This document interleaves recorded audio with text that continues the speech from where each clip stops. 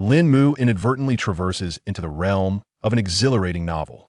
However, the soul he inhabits is neither the protagonist of the story nor the antagonist. Rather, he embodies an utterly unremarkable bystander. Initially intending to lead a carefree existence, he unexpectedly binds to the melon-eating system. Ding dong, congratulations to the host on a successful binding. The melon melody system will continuously serve you.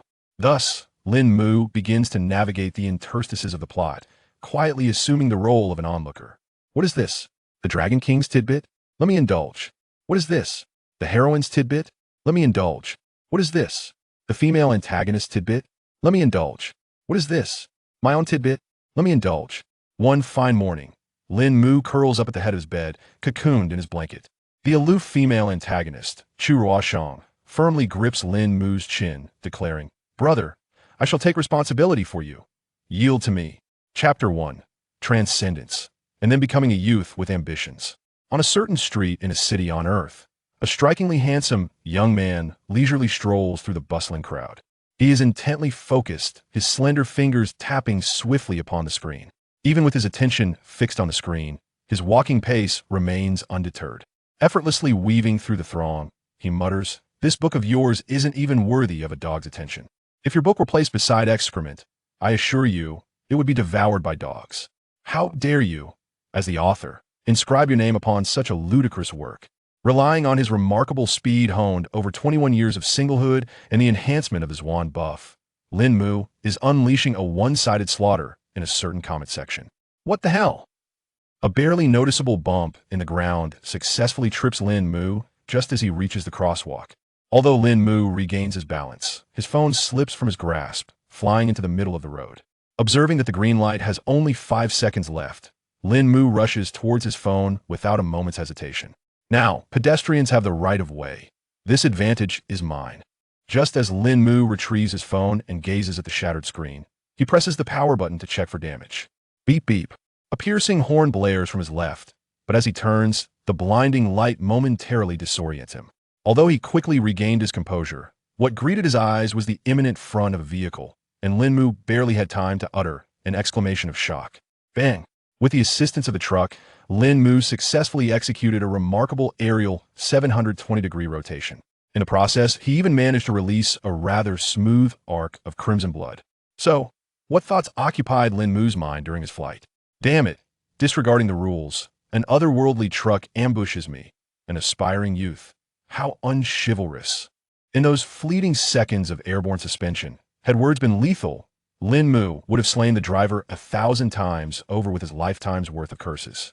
Moments later, he made a close acquaintance with the ground, landing supine and treating the concrete as a springboard for a bounce. Ultimately, he hit the ground with his back and skidded 3 meters, leaving behind a crimson streak that would lead onlookers to mistake it for a red tire mark, as if someone were drifting in a racing game.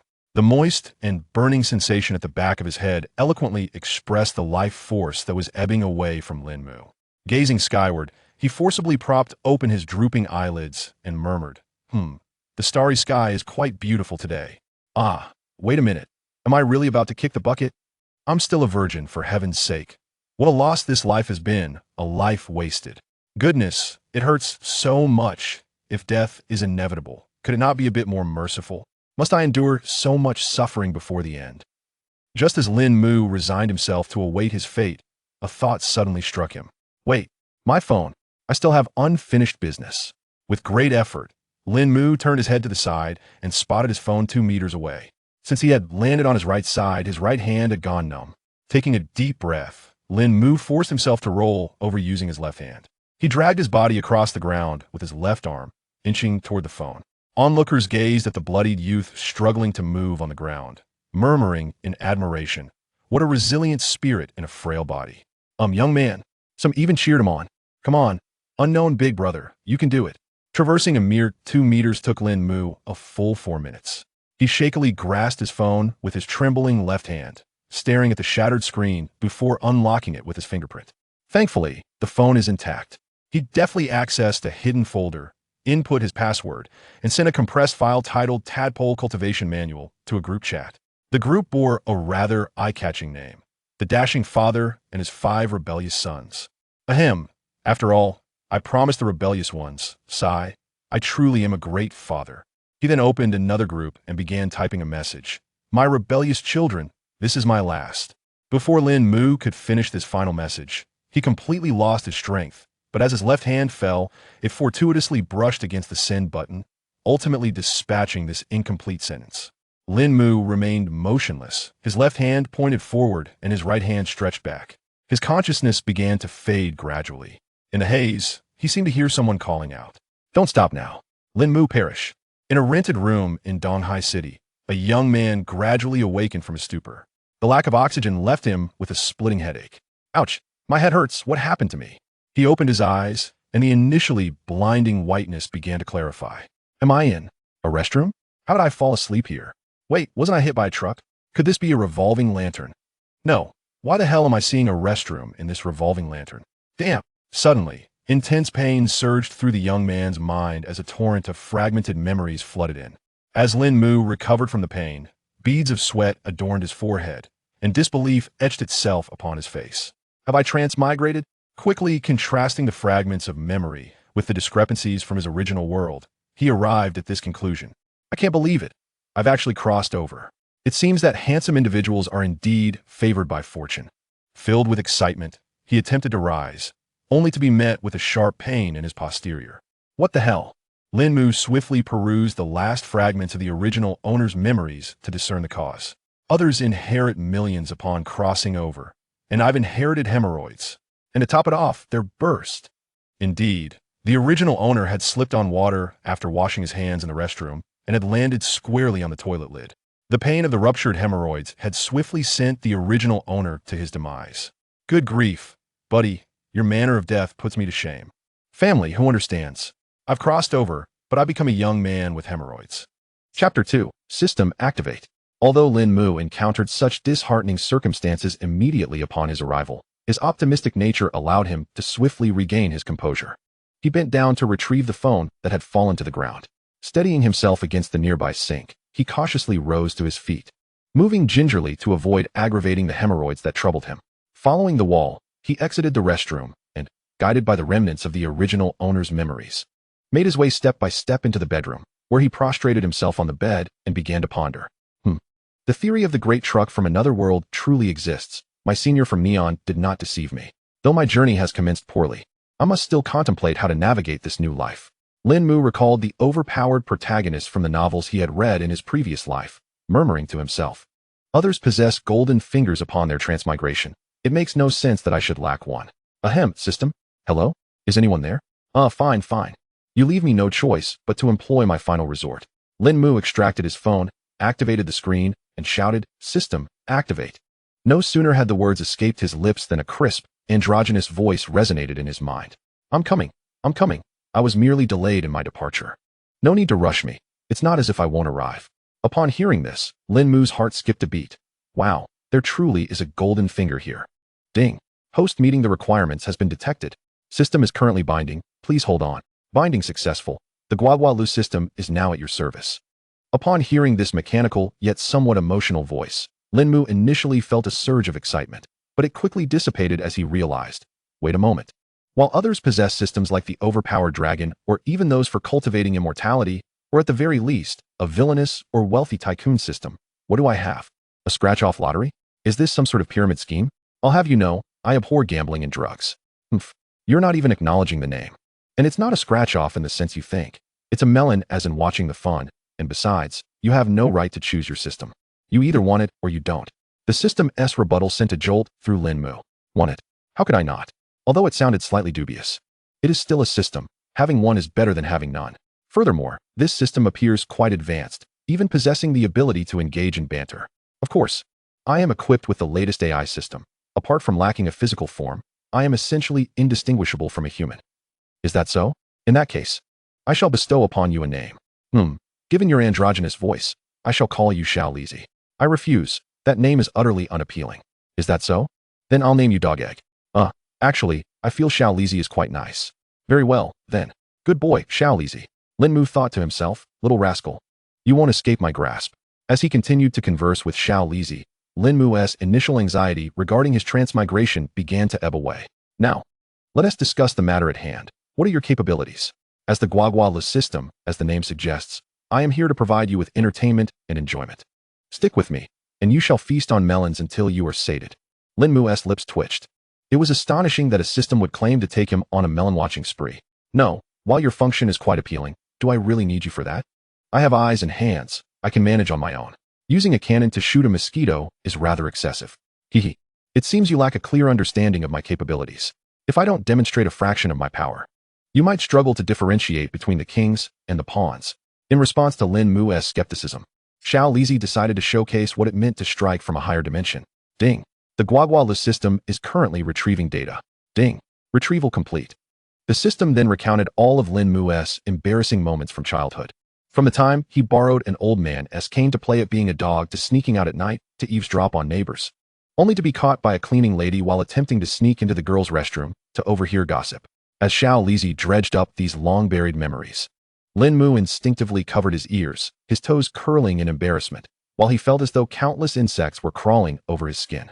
Had he been standing on the ground rather than lying on the bed, he would have surely clawed out a 1,000-square-meter villa without a care for where he might reside in his next life. Xiao Lizi, I beg you spare me.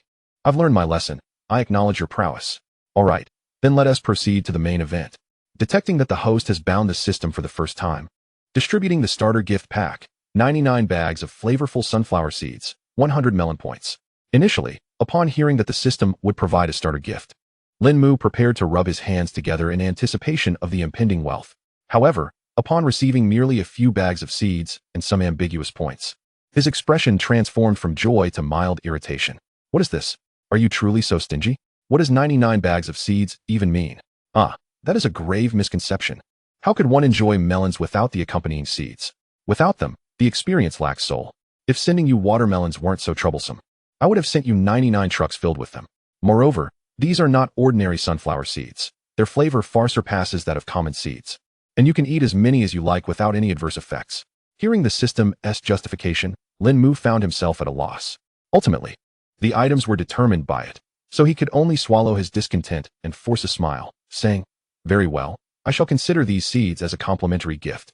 What, then, is the purpose of these melon points?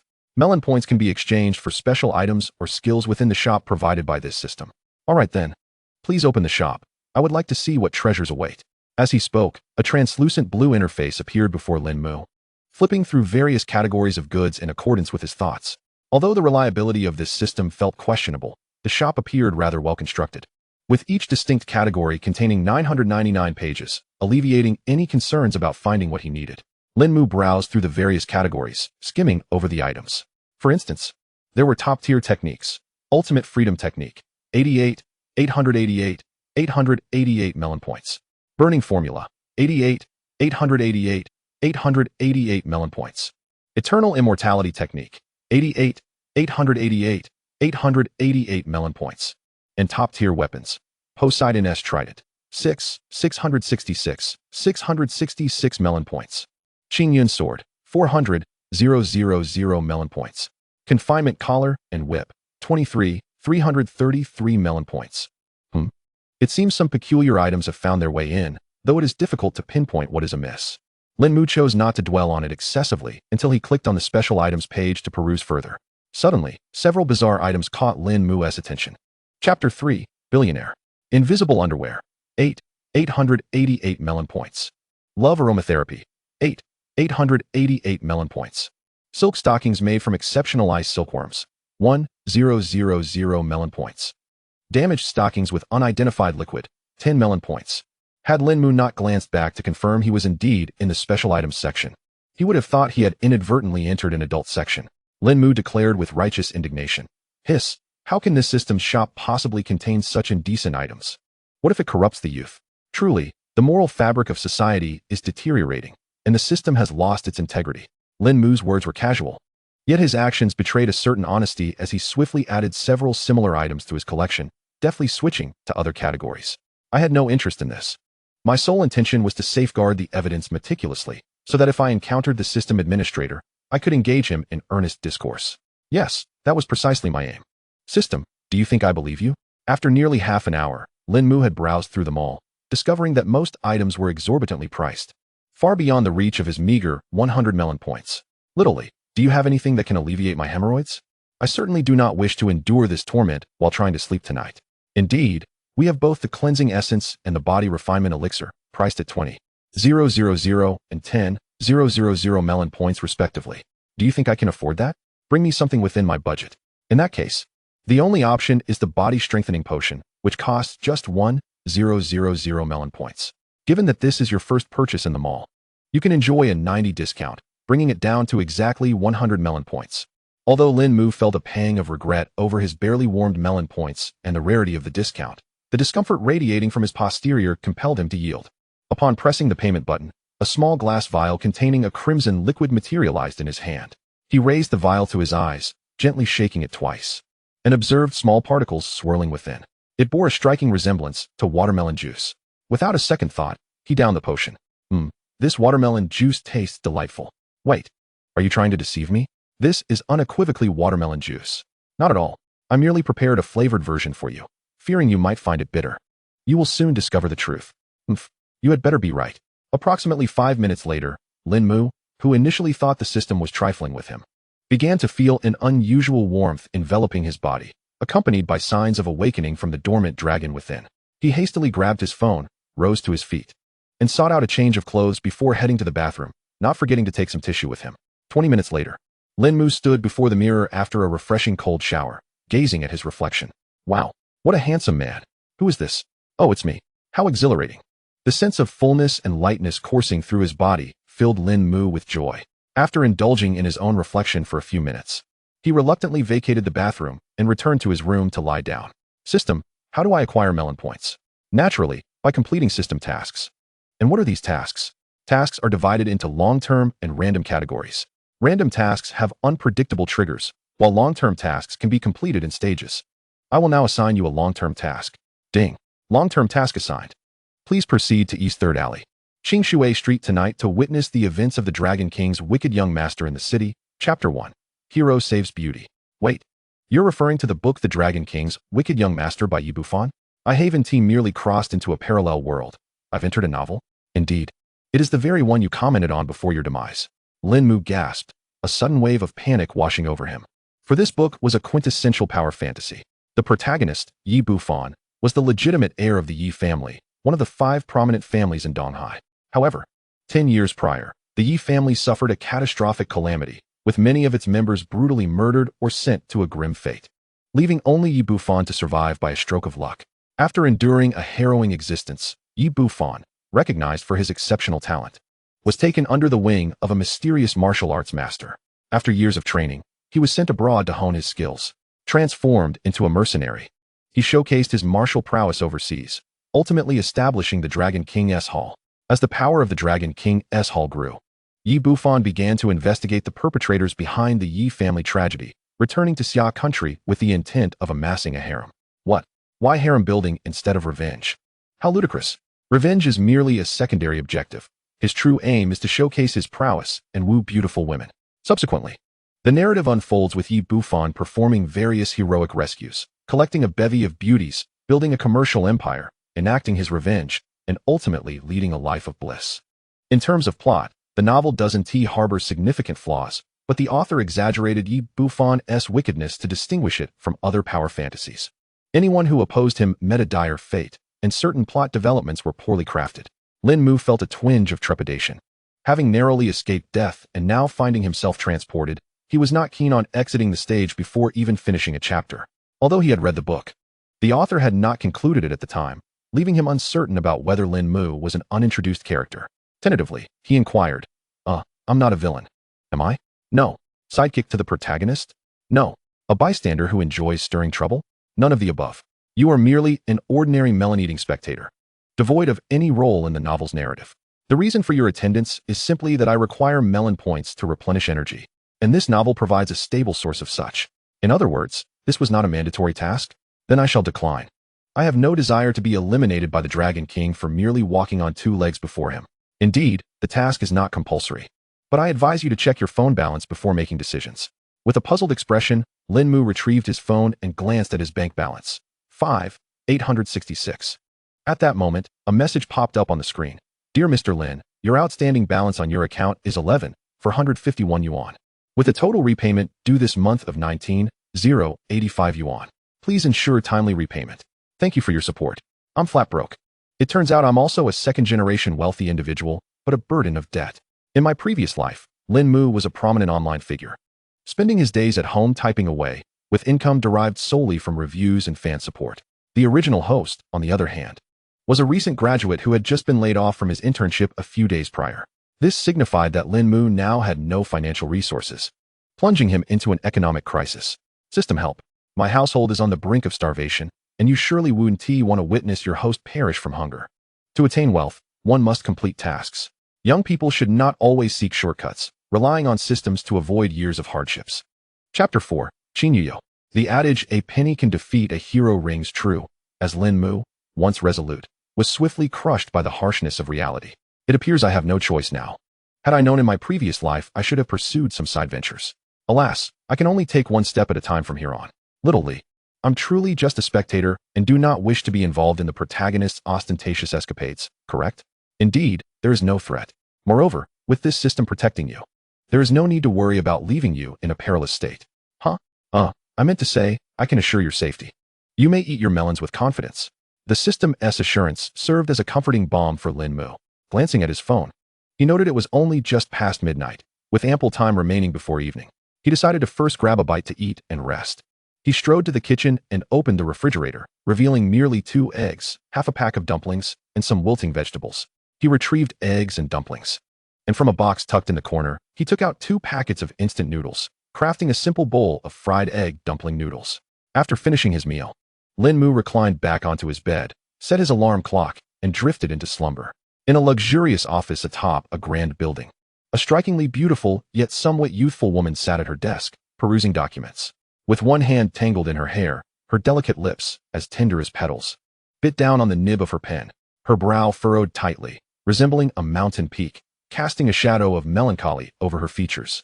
Her gaze was intensely focused, evidently deep in contemplation over something of great importance. After a prolonged silence, she set her pen down and turned to gaze through the floor-to-ceiling windows at the bustling district below, letting out a long sigh. With a hint of resentment, she murmured, "Alas, I am indeed not cut out for business. The company appears resplendent on the surface, yet is riddled with hidden troubles. So many are eager to see me ousted from this position. What am I to do?" Suddenly, a series of urgent knocks echoed from the door. "Come in." As she spoke, a secretary wearing black-rimmed glasses entered, clutching a document and a piece of paper, hurrying to the desk. Noticing the secretary's flustered demeanor, Qin Yuhong felt an unsettling premonition and, with a cold tone, inquired, "What is it?" The secretary hesitated momentarily before nervously responding, "President Qin, there has been a problem with the construction project on Qin Shui Commercial Street. The residents who had originally signed the housing transfer contracts have suddenly backtracked, claiming they will not sell. They accuse us of attempting to swindle their properties, asserting that we are fraudsters. I explained that since they had signed the contract, they should adhere to it, yet they refused to listen and threatened to sue us. They even resorted to violence against our planning designer who went to the site for inspection. What? How could they suddenly change their minds after we had already negotiated and signed contracts? Have we not clarified the situation?" It appeared that someone had informed them about the economic benefits the renovation of Qin Shui Commercial Street would bring, inciting them to breach the contract and extort us. I inquired about their demands. They insisted on either 2 million per household or that you personally negotiate with them. This is their joint letter. The secretary pushed the documents and paper across the desk to Qin Yuhong. Qin Yuhong picked up the paper, which bore an array of scrawled signatures, and quickly scanned it. Although she knew she ought to remain calm and suppress her emotions, a flicker of anger surfaced upon reading the petition. 2 million. How absurd. This group of people is truly delusional, dissatisfied with the 20,000 in relocation fees and a second-tier home, and they dare to raise the stakes. I must uncover the source of their audacity. Xiao Wu, prepare the car and summon a few bodyguards. We shall visit them in half an hour. Understood, President Qin. With that, Secretary Wu exited to make the arrangements. The Qin group was already facing significant challenges. Previous key projects had failed to deliver anticipated returns, and murmurs of discontent had begun to circulate within the boardroom, with several members frequently meeting in private. The Qin Shui Commercial Street Development Project was crucial for Qin Yuhong. Securing it would not only compensate for past losses, but also silence the old foxes. Who would have thought that just when success was within reach, such a predicament would arise? Leaning back in her chair, her complexion pale, Qin Yuhong rubbed her temples with her slender fingers, pondering, what a cruel twist of fate. Who is targeting the Qin family? Or is it me they seek to undermine? On a flight to Donghai City, a strikingly attractive flight attendant, her face adorned with meticulous makeup, shielded her swollen lips with her hand as she peeked down the aisle. Confirming that no one was watching, she quietly slipped out and hurried away. Moments later, a man who was not particularly handsome, yet exuded an air of sinister charm, emerged from the restroom. Oh, relieving myself certainly feels much better. That woman had a fine figure and skills, but such a pity about her looks. Her makeup was almost as thick as my shoe sole. Had I not been preoccupied with pressing matters, I might have engaged in a more profound exchange tonight. With that, the man licked his lips, wearing a lecherous grin, before leisurely returning to his seat. Once seated, he gazed out the window at the city below, cradling its panorama in his palm, and proclaimed arrogantly, "Donghai City, Yi Bufan has returned. Just wait, I will exact vengeance upon my enemies and avenge the Yi family. Before long, this city will be mine." His boisterous laughter drew wary glances from nearby passengers, who instinctively shifted away, fearful of being entangled with this maniac. The crisp sound of an alarm clock resonated in the bedroom, prompting Lin Mu to deftly reach for his phone on the bedside table. After silencing the alarm, he cocooned himself back under the covers. Approximately 5 minutes later, having shaken off his morning grogginess, Lin Mu blinked awake and mumbled, "Why are there little black ones everywhere?" This original owner was a shrimp-headed man, yet he isn't afraid of missing out on the eggs laid by pigeons. After rising, Lin Mu headed directly to the bathroom to freshen up, deliberately changing into a different outfit. Masking his face, he stepped outside, intending to arrive early to scout for a safe vantage point to observe the unfolding drama, lest he be inadvertently caught in the crossfire of the male protagonist. On the other side, having organized her tasks, Qin Yuhong set out with her bodyguards towards Qing Shui District. Chapter 5. Negotiation and Crisis. At Donghai Airport, Yi Bufan exited the terminal carrying a bag of urea, hailing a taxi without a clear reason for his choice of luggage. Such was the original author's intent. The taxi's front seat was occupied by a disheveled middle-aged man with an unshaven stubble. While he appeared somewhat scruffy, his demeanor was surprisingly upbeat. As soon as Yi Bufan entered the car, the driver inquired, "Young man, where to?" Yi Bufan pondered briefly. With the Yi family's downfall, there was nowhere to return to. "Are there any well-known bars around here, preferably not the uptight kind?" The driver, slightly miffed by Yi Bufan's tone, bit back his displeasure for the sake of his livelihood. "I can't say what's uptight, but the biggest bar in Donghai City is undoubtedly the Night Passion bar." "Then let us head to Night Passion." The driver started the car and drove towards the bar, refraining from further conversation, as few enjoy chatting with an impolite passenger. After a short while, as Yi Bufan leaned against the window, eyeing the passing women, he caught sight of a luxurious business vehicle. Though the car itself was not particularly captivating, it was the woman inside, resting with her eyes closed, that drew his attention. Despite the distance and the barrier of glass, his keen eyesight allowed him to discern Qin Yuhong's exquisite sleeping visage. What a stunning woman. Truly, there are treasures in Xia country. To find such beauty so swiftly is far superior to those abroad. If I could just have her in bed. Ha ha ha. As he entertained these thoughts, a lewd smile crept across his face, prompting the driver to quickly avert his gaze through the rearview mirror. For the sight of his grin resembled that of a deranged killer from a television drama. Yi Bufan had already regarded Qin Yu as his own forbidden fruit. Contemplating how to seize her as soon as possible, he remarked, "Hey, let us not head to the bar. Do you see that business vehicle ahead? Follow it." Upon hearing Yi Bufan's words, the driver furrowed his brow slightly, taking a second glance at Yi Bufan's attire. Clad in a yellowed white shirt and floral shorts, with flip-flops adorning his feet and a urea bag serving as his carry-all, he hardly resembled someone connected to the affluent, which only deepened the driver's suspicion that he might be a deranged stalker or a killer. Tentatively, he inquired, "Young man, do you know the people in that car?" "Not at all." "Why?" Yi Bufan replied curtly. "Ah, if you don't know them, why are you following them?" Having grown accustomed to dictating terms abroad as a dictator, Yi Bufan felt his authority challenged by the driver's repeated questioning, his eyes flashing with a hint of menace. In a frigid tone, he stated, "Why are you asking so many questions? Just take me where I say, don't ask what you shouldn't." After hearing his threat, the driver broke into a cold sweat, thinking, "This guy is definitely a murderer. What terrible luck I have today." Reluctant to comply, but mindful of Yi Bufan's potential danger, he quickly reassured himself, "Sorry, brother, a dead friend is better than a dead monk. Given how wealthy you all seem, surely you must have bodyguards. Don't blame me for whatever happens." He then drove in silence, following the vehicle. About half an hour later, the car stopped at the Qingshui residential area, where Qin Yu and her companions entered directly.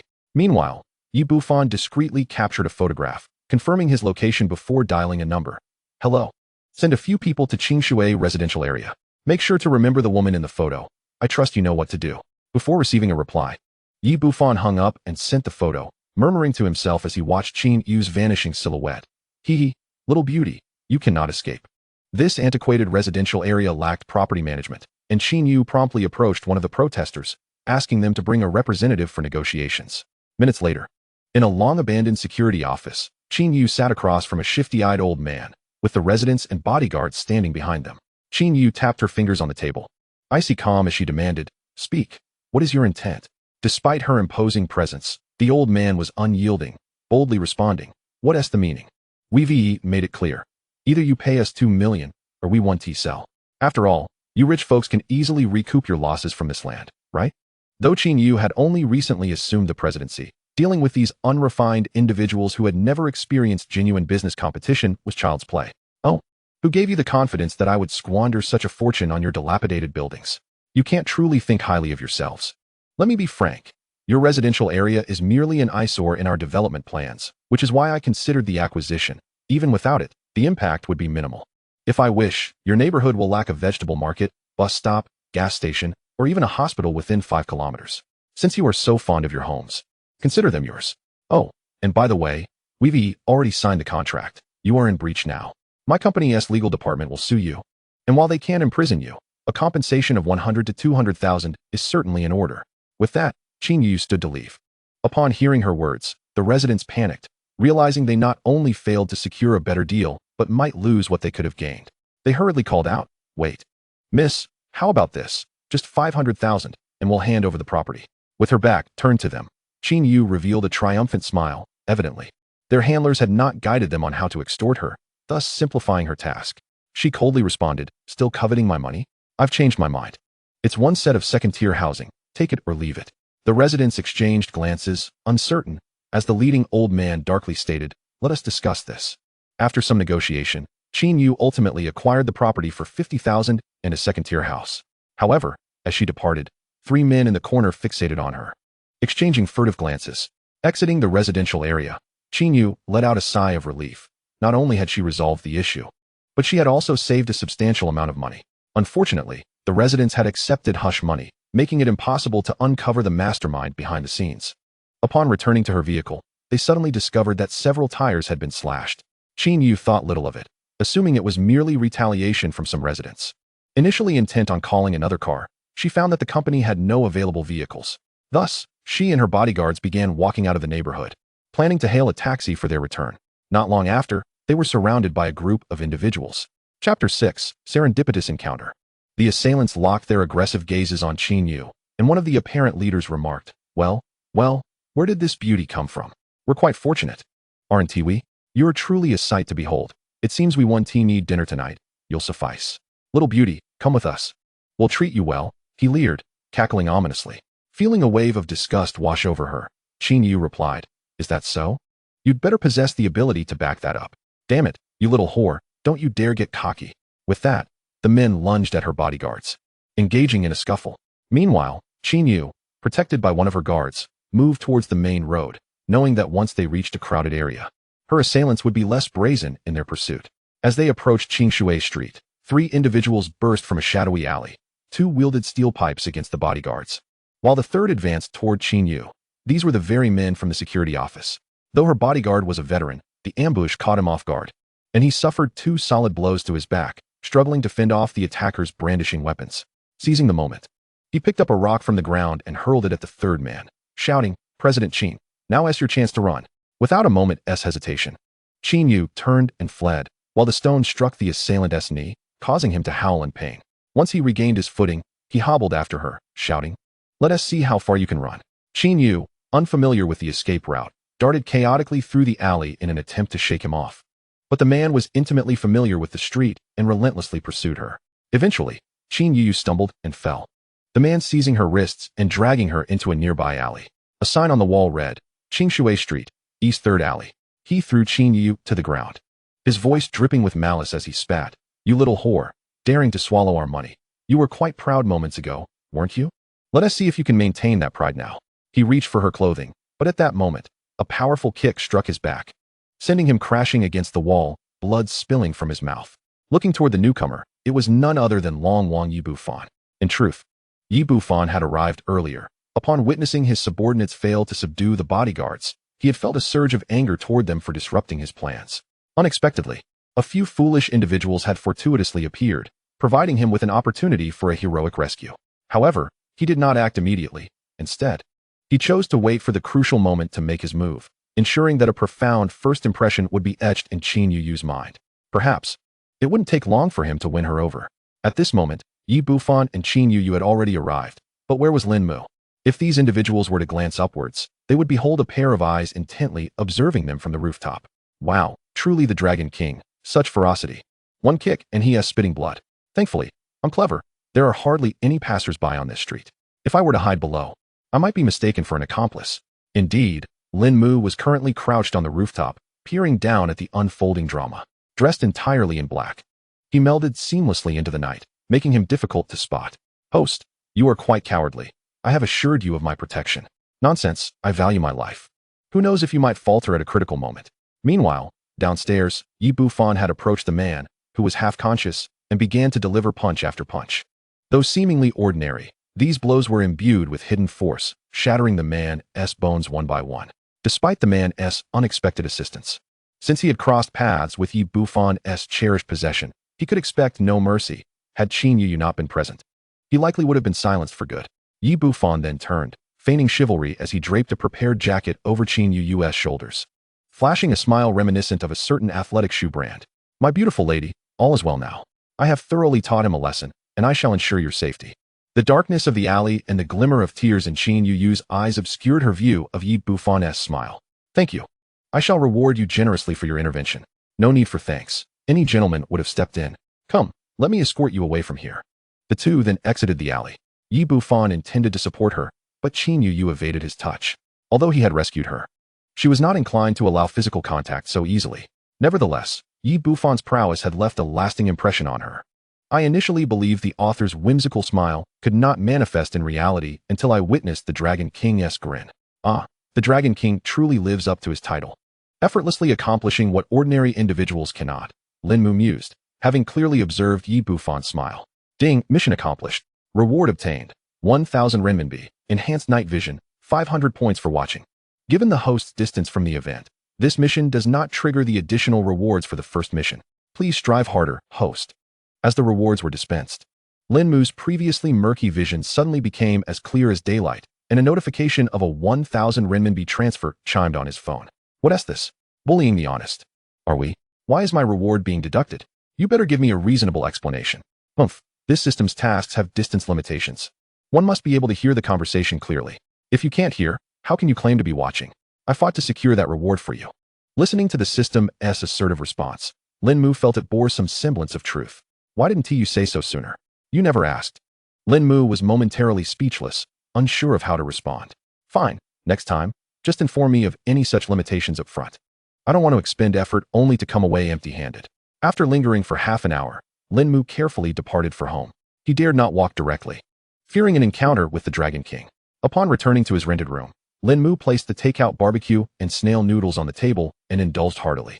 After a quick shower, he donned his pajamas and lay on the bed, staring at the ceiling, somewhat lost in thought. Though it had been merely half a day, Lin Mu had experienced a whirlwind of events, a car accident, transmigration, a watching system, and witnessing the Dragon King's heroic rescue. Reflecting on the day's surreal occurrences, Lin Mu resolved to persevere in life, regardless of the strangeness of his new reality. System, where is the next mission? Tomorrow morning at 9 o'clock, East Sea University Playground. Oh, it seems to be the scene of the white school flower being confessed to. All right, I understand. See you tomorrow. After a brief confirmation, Lin Mu retired for the night, needing a good rest to digest the day's events and to replenish his energy. Eat and sleep, truly a pig. Chapter 7. The Innocent Boy. A lecture. The following morning, Lin Mu awoke early, not succumbing to his usual morning grumpiness. Perhaps he was gradually influenced by the original owner's habits, or perhaps yesterday's exhaustion had rendered him deeply asleep and content. Gazing blankly at the unchanged ceiling, he mused. Well, it seems this is no dream. I have truly transmigrated. Lin Mu changed into a more ordinary outfit and spent a few minutes admiring himself in the mirror before finally stepping outside. He held a cup of soybean milk in one hand and a fried dough stick in the other, munching as he made his way to East Sea University. Today, Lin Mu arrived at East Sea University well ahead of time, not merely to scout the area, but also because the original owner was a graduate of the university. Having inherited his memories, he wished to stroll the campus and relish the long-lost beauty of his alma mater. Are you sure you're not just going to admire the beauties? How dare you slander me? What kind of virtuous gentleman would rush off to gaze at beauties first thing in the morning? That's defamation. I'll be seeking my lawyer. Then why were you secretly perusing the campus forum for selfies of beautiful girls early this morning? Lin Mu, feigning innocence, retorted, what is secretive about it? Is it a crime for a young man to appreciate beauty? I was merely recognizing faces to avoid these beauties, lest the Dragon King become distracted by them and fixate on them. It's called emergency avoidance. Do you understand? As long as you're happy. Lost in banter with the system, Lin Mu unwittingly arrived at East Sea University. After revealing his identity as a graduate to the security guard, he smoothly entered the campus. Following the path from his memories, Lin Mu walked through the campus, where several girls with early classes paused to admire his handsome, sunny visage. Look, what a handsome guy. The current campus heartthrob doesn't he hold a candle to him? Is he a student here? I really want to ask for his number. Indeed, but he looks a bit familiar. Oh, I remember now. He asked Lin Mu, who just graduated this year. And he was voted campus heartthrob for 4 consecutive years. He asked the dream lover of many sisters. Oh, if only Senior could be my boyfriend. I'd be willing to drive a sports car and live in a mansion. Let us get a few sisters to scratch her. How dare she covet Senior? He is our unattainable white moonlight. Haha, stop scratching. I'll never dare again. Hearing the excited chatter and praises from the surrounding girls, Lin Mu couldn't help but blush.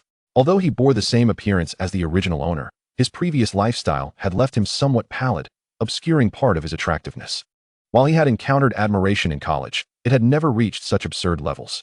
The current Lin Mu was receiving admiration not only for his regular exercise and healthy lifestyle, but also due to the vitality bestowed upon him by the fitness elixir, resulting in a robust and vibrant demeanor. Lin Mu shyly smiled and greeted the girls, inciting another wave of excited shrieks. After exchanging pleasantries, he hurriedly departed, fearing that if he lingered any longer, these bold girls might drag him into their web. Lin Mu strolled towards the playground when suddenly a familiar voice echoed from behind. Lin Mu? Turning around, he spotted a tall young man, approximately 6 feet tall with a darker complexion. After a quick mental jog, Lin Mu recognized him as Lu Zheng, his roommate from university. Being the last to arrive during their orientation, he was humorously dubbed Old Six by his peers due to his placement as the 6th in both age and arrival. Lin Mu greeted him casually. Oh, Old Six, what a coincidence. It truly is you. Long time no see, Lao Lin. You've become quite handsome. To the point where I didn't dare recognize you at first. By the way, what brings you here? I suddenly felt a pang of nostalgia for school. So I thought I'd come back for a visit, Lin Mu replied, scratching his face unconvincingly. This was a mere ruse to appease his friend. After all, who would genuinely miss school just 3 months post-graduation? Back then, someone was always clamoring to graduate. However, it was apparent that in this short span, Lin Mu had adopted a more cheerful demeanor. Let's not dwell on that. What about you?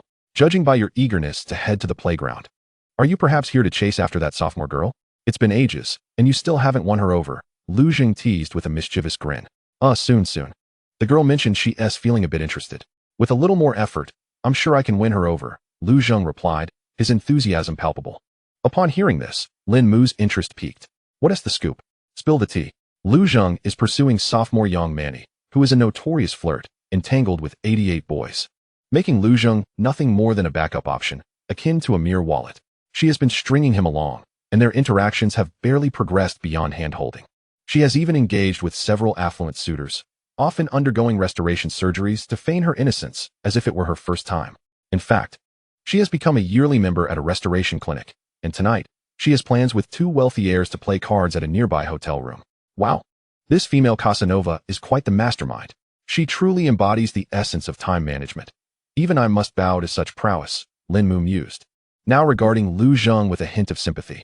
Enough about me. What about you? Excluding your nostalgic feelings for school, judging by your direction towards the playground. You're not there to chase girls, are you?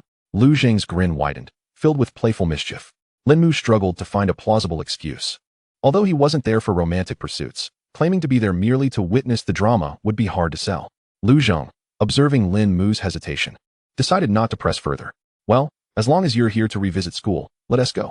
Let us enjoy the view of some lovely ladies while we're at it.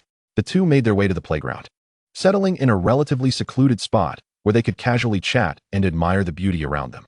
I'd rate that beauty a solid 95. What do you think, Lin? I'd give her an 82. While her face may not be striking, her figure is well proportioned, and her fair skin complements her white dress beautifully, giving off a delicate, feminine charm. Especially her long legs clad in black stockings, which appear smooth and silky, exuding an aura of elegance and grace. The subtle allure beneath her attire is tantalizing. I'd award her the remaining 18 points just for that, Lin Mu replied, his critique laced with a newfound confidence. Wait, hold on. What happened to your shy persona? You were once the quintessential bashful boy. Have you turned into a closet flirt? Lu Zheng questioned, his confusion evident. Despite his bewilderment, Lu Zheng chose not to confront the change directly. After all, Lin Mu had been the leader of their group throughout their university years, often taking on the more challenging responsibilities, so a modicum of respect was due. As their banter continued, the atmosphere around the playground grew lively, signaling that the drama was about to unfold. Old Six, let us move. It seems something intriguing is about to happen. We should secure a front row spot, Lin Mu exclaimed, pulling Lu Zheng toward the commotion. Upon arrival, they found themselves before two well-dressed young men, flanked by their peers eager to curry favor. These were Han Donghui from the Han family and Zhao Qian from the Zhao family, both vying for the affections of the campus belle, Bai Yue. Despite her consistent rejections, they remained undeterred and were poised to confess their feelings today, with the loser agreeing to withdraw from her affections permanently.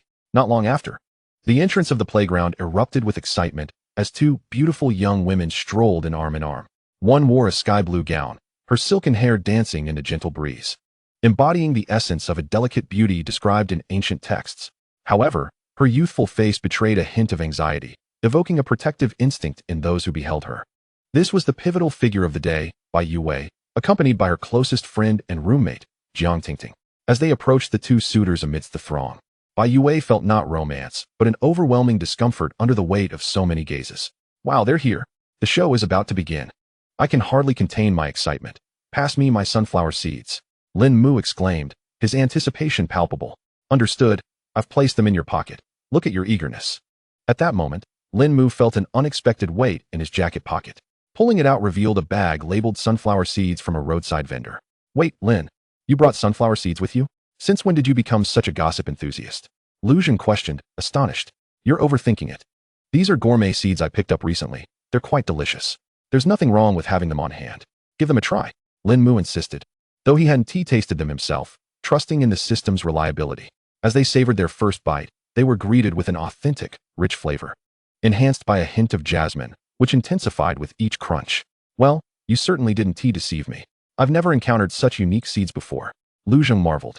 Meanwhile, Bai Yue stood puzzled, as whispers echoed in her mind the moment she stepped into the center of attention. Did you hear that? She turned to her friend, Jiang Tingting, her expression bewildered. What do you mean? What did you hear? Jiang Tingting inquired, concerned. Nothing. I must be imagining things, Bai Yue replied, shaking off the strange sensation. Bai Yue found herself unable to voice her thoughts, thus she could only explain, indeed, you have been under considerable stress lately, compounded by the incessant entanglements with these two gentlemen. It would be best to resolve this matter swiftly and then return to take a well-deserved rest. She nodded slightly in agreement. Just as they finished their whispered conversation, the two young men across from them commenced their performances. Han Donghui was the first to act. Kneeling on one knee in his tailored suit, holding aloft a bouquet of 99 roses. With genuine sincerity, he proclaimed, Yue, I am enamored with you. Will you be my girlfriend? I shall protect you, and for the rest of your days, I vow that you shall not weep again. You shall become a noble and blissful princess.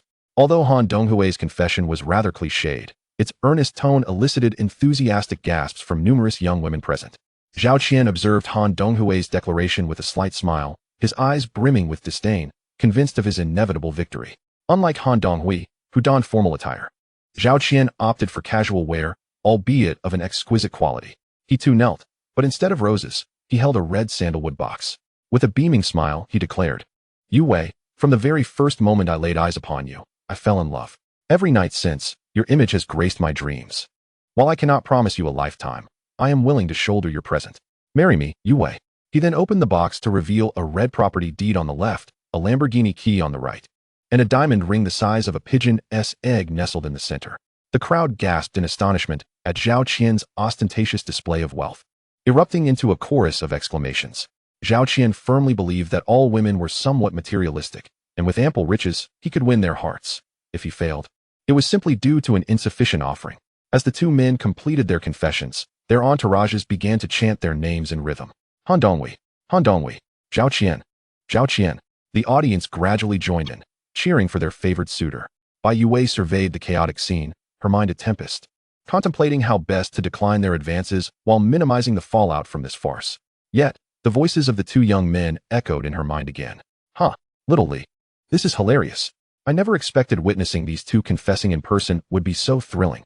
I D-rate their confessions a 1 out of 10. I wouldn't give them a 0 for fear of crushing their spirits. On one side, we have a cliched confession, and on the other, a blatant display of wealth. With such caliber, they dare to hope for a beautiful maiden? Truly a pipe dream.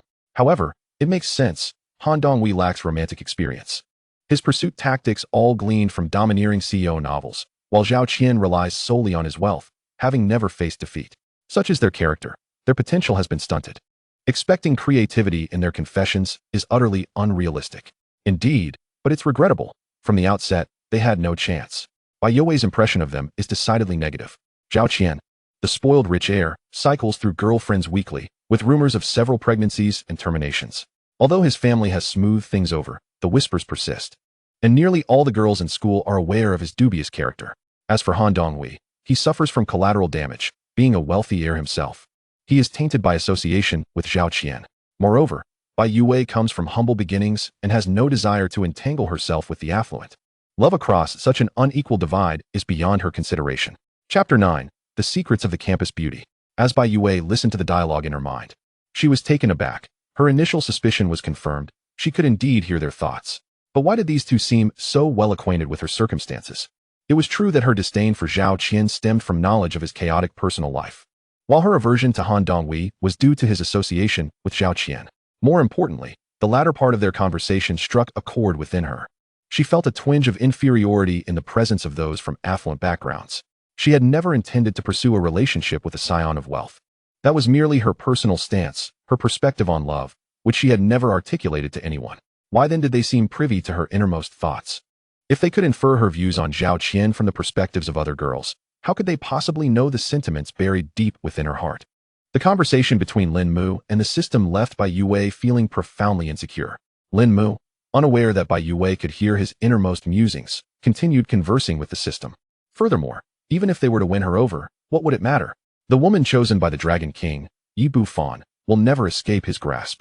In the end, she would merely find herself in the embrace of the Dragon King, while they, competing for her affections, would meet their demise, becoming pitiful pawns in the Dragon King's harem. According to the storyline, Bai Yue is likely now in a frenzy, pondering how to reject these two hapless suitors. Bai Yue thought, indeed, I am in a state of disarray, but it is due to you. Yes, according to the original plot, Bai Yue is currently racking her brain for a solution. Yet before she can devise a plan, Yi Bufan is poised to make his entrance. This just irritates me. What utter nonsense the original author has bestowed upon Bai Yue. Yi Bufan, clad in cheap, market-bought attire, barges in to disrupt another's confession, boldly declaring himself her boyfriend, and drags Bai Yue away.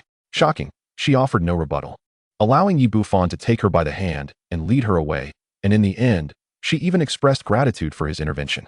Then, the following day, rumors spread of the campus beauty and the poor boy pledging eternal love, the beauty deigning to associate with a beggar, and her refusal of the wealthy heir's advances due to pregnancy, among various other scandalous tales. Bai Yue found herself powerless to halt the rampant gossip. Meanwhile, Yi Bufan confidently asserted that he would assist her in resolving her issues, yet his method was simply to solidify their relationship as a couple, and shockingly, Bai Yue acquiesced, completely forgetting that it was Yi Bufan who had tarnished her reputation in the first place. The audacity of such a ludicrous plot is astounding. A case of love at first sight, and then, bam, romantic brain engaged. Indeed, Bai Yue's character and storyline are intertwined with the author's aspirations, as she shares the same name, representing the author's idealized narrative of love and self-image, infused with personal sentiment. No wonder, it appears the author is a typical woman, preoccupied with fantasies rather than striving for self-improvement or confronting reality, lost in daydreams to numb herself. Upon hearing this, Bai Yue's complexion paled. The words, author, character, plot, harem, Dragon King, pierced her heart like daggers. This world is but a book? Am I merely a character within its pages? Will I be destined to serve another man alongside other women? My life, my future, has already been predetermined. Am I but a puppet to be manipulated? Could it be that I have been so fatigued lately that I am succumbing to such bizarre delusions? It must be so, since it is my fantasy. I can comprehend my own views on love. Enduring an onslaught of emotional turmoil, Bai Yue activated her self-preservation instincts, attributing it all to psychological effects. Yue, what is wrong? Your face is so pale. Are you unwell? If it's too much, I can take you away, and we can ignore these two insufferable men. Jiang Tingting exclaimed with urgent concern, observing Bai Yue's wan complexion. I'm fine, perhaps it's just low blood sugar from not eating enough last night. Bai Yue forced a smile as she consoled Jiang Tingting. Regardless of the truth behind her words, she wished for nothing more than to spare her dearest friend from worry. Meanwhile, Lin Mu continued his conversation with the system. This ridiculous plot is infuriating. It's nearly driving me to despair. Would you like to indulge in some gossip about the white school beauty? I've already seen all the plot lines concerning her. Is there anything I'm unaware of? Of course, while the book provides a general outline of her future, it lacks details about her daily life and personal interests. The world will automatically compensate for these gaps, rendering the character more vibrant and authentic. No way, they're SDLC? Xiao Li, do elaborate. I can hardly wait to uncover Bai Yue's little secrets. Mind your language, you lecher. Bai Yue, 19, a sophomore at Donghai University, hails from a modest background, having lost both parents, and is left caring for a sick grandmother. Yet, unbeknownst to anyone, she possesses a hidden identity as Ms. YW, a renowned BL artist in the fandom. Though she has only been in this field for 2 years, she has become a force to be reckoned with. Her works are considered essential viewing within the community, with many willing to pay handsomely for limited editions as collectibles. Goodness, a heavyweight contender. The pure school beauty harbors such a secret. If her suitors were to discover this, it would surely cause an uproar. Wait, that can't be right. Her persona is that of an innocent schoolgirl, completely oblivious to matters of romance. How could she possibly create BL comics? This highlights her remarkable talent. The catalyst for her venture into this realm stems from a conversation with a roommate who was an avid BL fan. One day, while purchasing BL works in their dorm, she lamented the high prices of some authors, suggesting they must be quite profitable. Bai Yue, who was seeking part-time work and had a passion for drawing, overheard this and decided to explore the industry. Shy about explicit themes, she opted to study milder works for reference. Subsequently, leveraging her academic prowess, she absorbed knowledge and crafted her first piece. Her unique style, capable of evoking profound emotions with just a couple of bashful expressions, led to her instant fame. Upon hearing this, Bai Yue's cheeks flushed crimson, and her delicate toes instinctively clenched the shoe's sole, a sensation akin to being thoroughly exposed. This was her most closely guarded secret. Despite being hailed as a goddess by the boys at school, she secretly created such risque comics. She hadn't even confided in her closest friend and had declined to publish a limited signed edition to prevent any identity leaks. Listening to the two discuss her secret as if it were mere gossip, Bai Yue could no longer avoid the truth. They might not be mere figments of her imagination. However, she needed to verify the so-called future. If what they said held true, she would not allow fate to dictate her path. Since it was suggested that her foray into BL was a result of the world's compensatory mechanisms, she pondered whether actively altering her future would prompt the universe to intervene or create a new reality altogether. Chapter 10. Tell Bruce Wayne I have found Jack Napier. Contemplating the system's words, Lin Mu mused, but wait, if she is so famous, she should be earning a fortune. Why then? Does the plot depict her struggling to afford her grandmother's medical expenses? Her grandmother suffers from uremia. Although Bai Yue's income is sufficient, her grandmother's advanced age complicates treatment, necessitating more expensive conservative care. So she'd rather exhaust herself than ensure her grandmother receives the best treatment? What a devoted granddaughter. Though it's unfortunate she is caught in a romantic quandary with such a dreadful person, being harmed by Yi Buffan's notoriety, and then having him pay a portion of her medical fees, leading her to develop feelings for him. Wait, didn't the plot say Yi Buffan exposed and reprimanded the doctor who was taking kickbacks? It never mentioned him covering her medical bills. Shally, it can't be as I suspect, right? Indeed, Bai Yue's income could cover her medical expenses, but the attending physician, upon noticing her increased earnings, became unscrupulous, exploiting her naivety regarding the treatment process to inflate charges for personal gain. Yi Buffan merely intervened. TSK, what a couple of hypocrites. Bai Yue, who had just started to trust Lin Mu's insights, felt a surge of unprecedented anger. That scoundrel dared to deceive her grandmother of her life-saving funds. And now she found herself entangled with that vile Dragon King. Upon returning, she resolved to investigate thoroughly. If it proved true, she would ensure he faced the consequences he deserved. Lin Mu and the system's conversation lasted only a brief 4 or 5 minutes. While the noise around them began to subside, Lu Zheng nudged the distracted Lin Mu with his elbow, inquiring, "Old Lin, who do you think Bai Yue will choose? I feel Han Donghui has a greater chance. No scandals, decent looks, and he seems quite sincere." Lin Mu chuckled. "I wager she won't choose either." "Impossible. With such a grand display, how could she remain unmoved by either suitor? I simply refuse to believe it." "Is that so? How about a little wager? Not only do I bet she won't choose, but I also wager that someone will disrupt the proceedings." "Huh, no way. With the stature of these two young masters, even if both were rejected, no one would dare create a disturbance. I'll take that bet, if you lose. I want 20 bags of those sunflower seeds you had earlier." "Deal, just as long as you win." "If you lose, however." Lin Mu cast a mischievous smile at Lu Zheng, who was still unaware of Lin Mu's intentions to reveal Yang Mani's true nature. This was all for Lu Zheng's benefit. Whether he could handle the aftermath was no longer Lin Mu's concern. "If you lose, book room 416 at the hotel closest to the school by 9 tonight, and keep an eye on room 415 across the way." Lu Zheng, oblivious to Lin Mu's reasoning behind such a peculiar condition, felt confident he would not lose, and thus paid it little mind. As time wore on, Zhao Qian, who had yet to receive a response, began to lose patience. He addressed Bai Yue directly. "Yue, you needn't hesitate any longer. Choose boldly without fear." To bystanders, this sounded like concern, yet in reality, it urged Bai Yue to abandon her excuses and make a decision promptly. "Aye." Bai Yue snapped back to reality, about to speak when she heard Lin Mu's thoughts. "Here he comes. Yi Bufan has arrived, and this plot is about to reach its climax." Lin Mu's gaze remained fixed on the entrance of the playground until a figure exuding an air of desperation appeared. "Move aside. Don't block my way," Yi Bufan barked. Some people hurriedly cleared the path, while others, caught off guard, were knocked to the ground by Yi Bufan's forceful advance. The sudden pain in their shoulders ignited their tempers. As they looked up, ready to curse, they were met with Yi Bufan's menacing glare, prompting them to clamp their mouths shut and swallow their words. Yi Bufan brazenly pushed through the crowd, arriving at the center with an air of unwavering confidence. He smugly addressed the two individuals. "I apologize, but Yue cannot accept your confessions, for she is already my girlfriend. I regret not informing you in advance, which has led to your unnecessary expenditure today. Perhaps you should find someone else to confess to." Haha.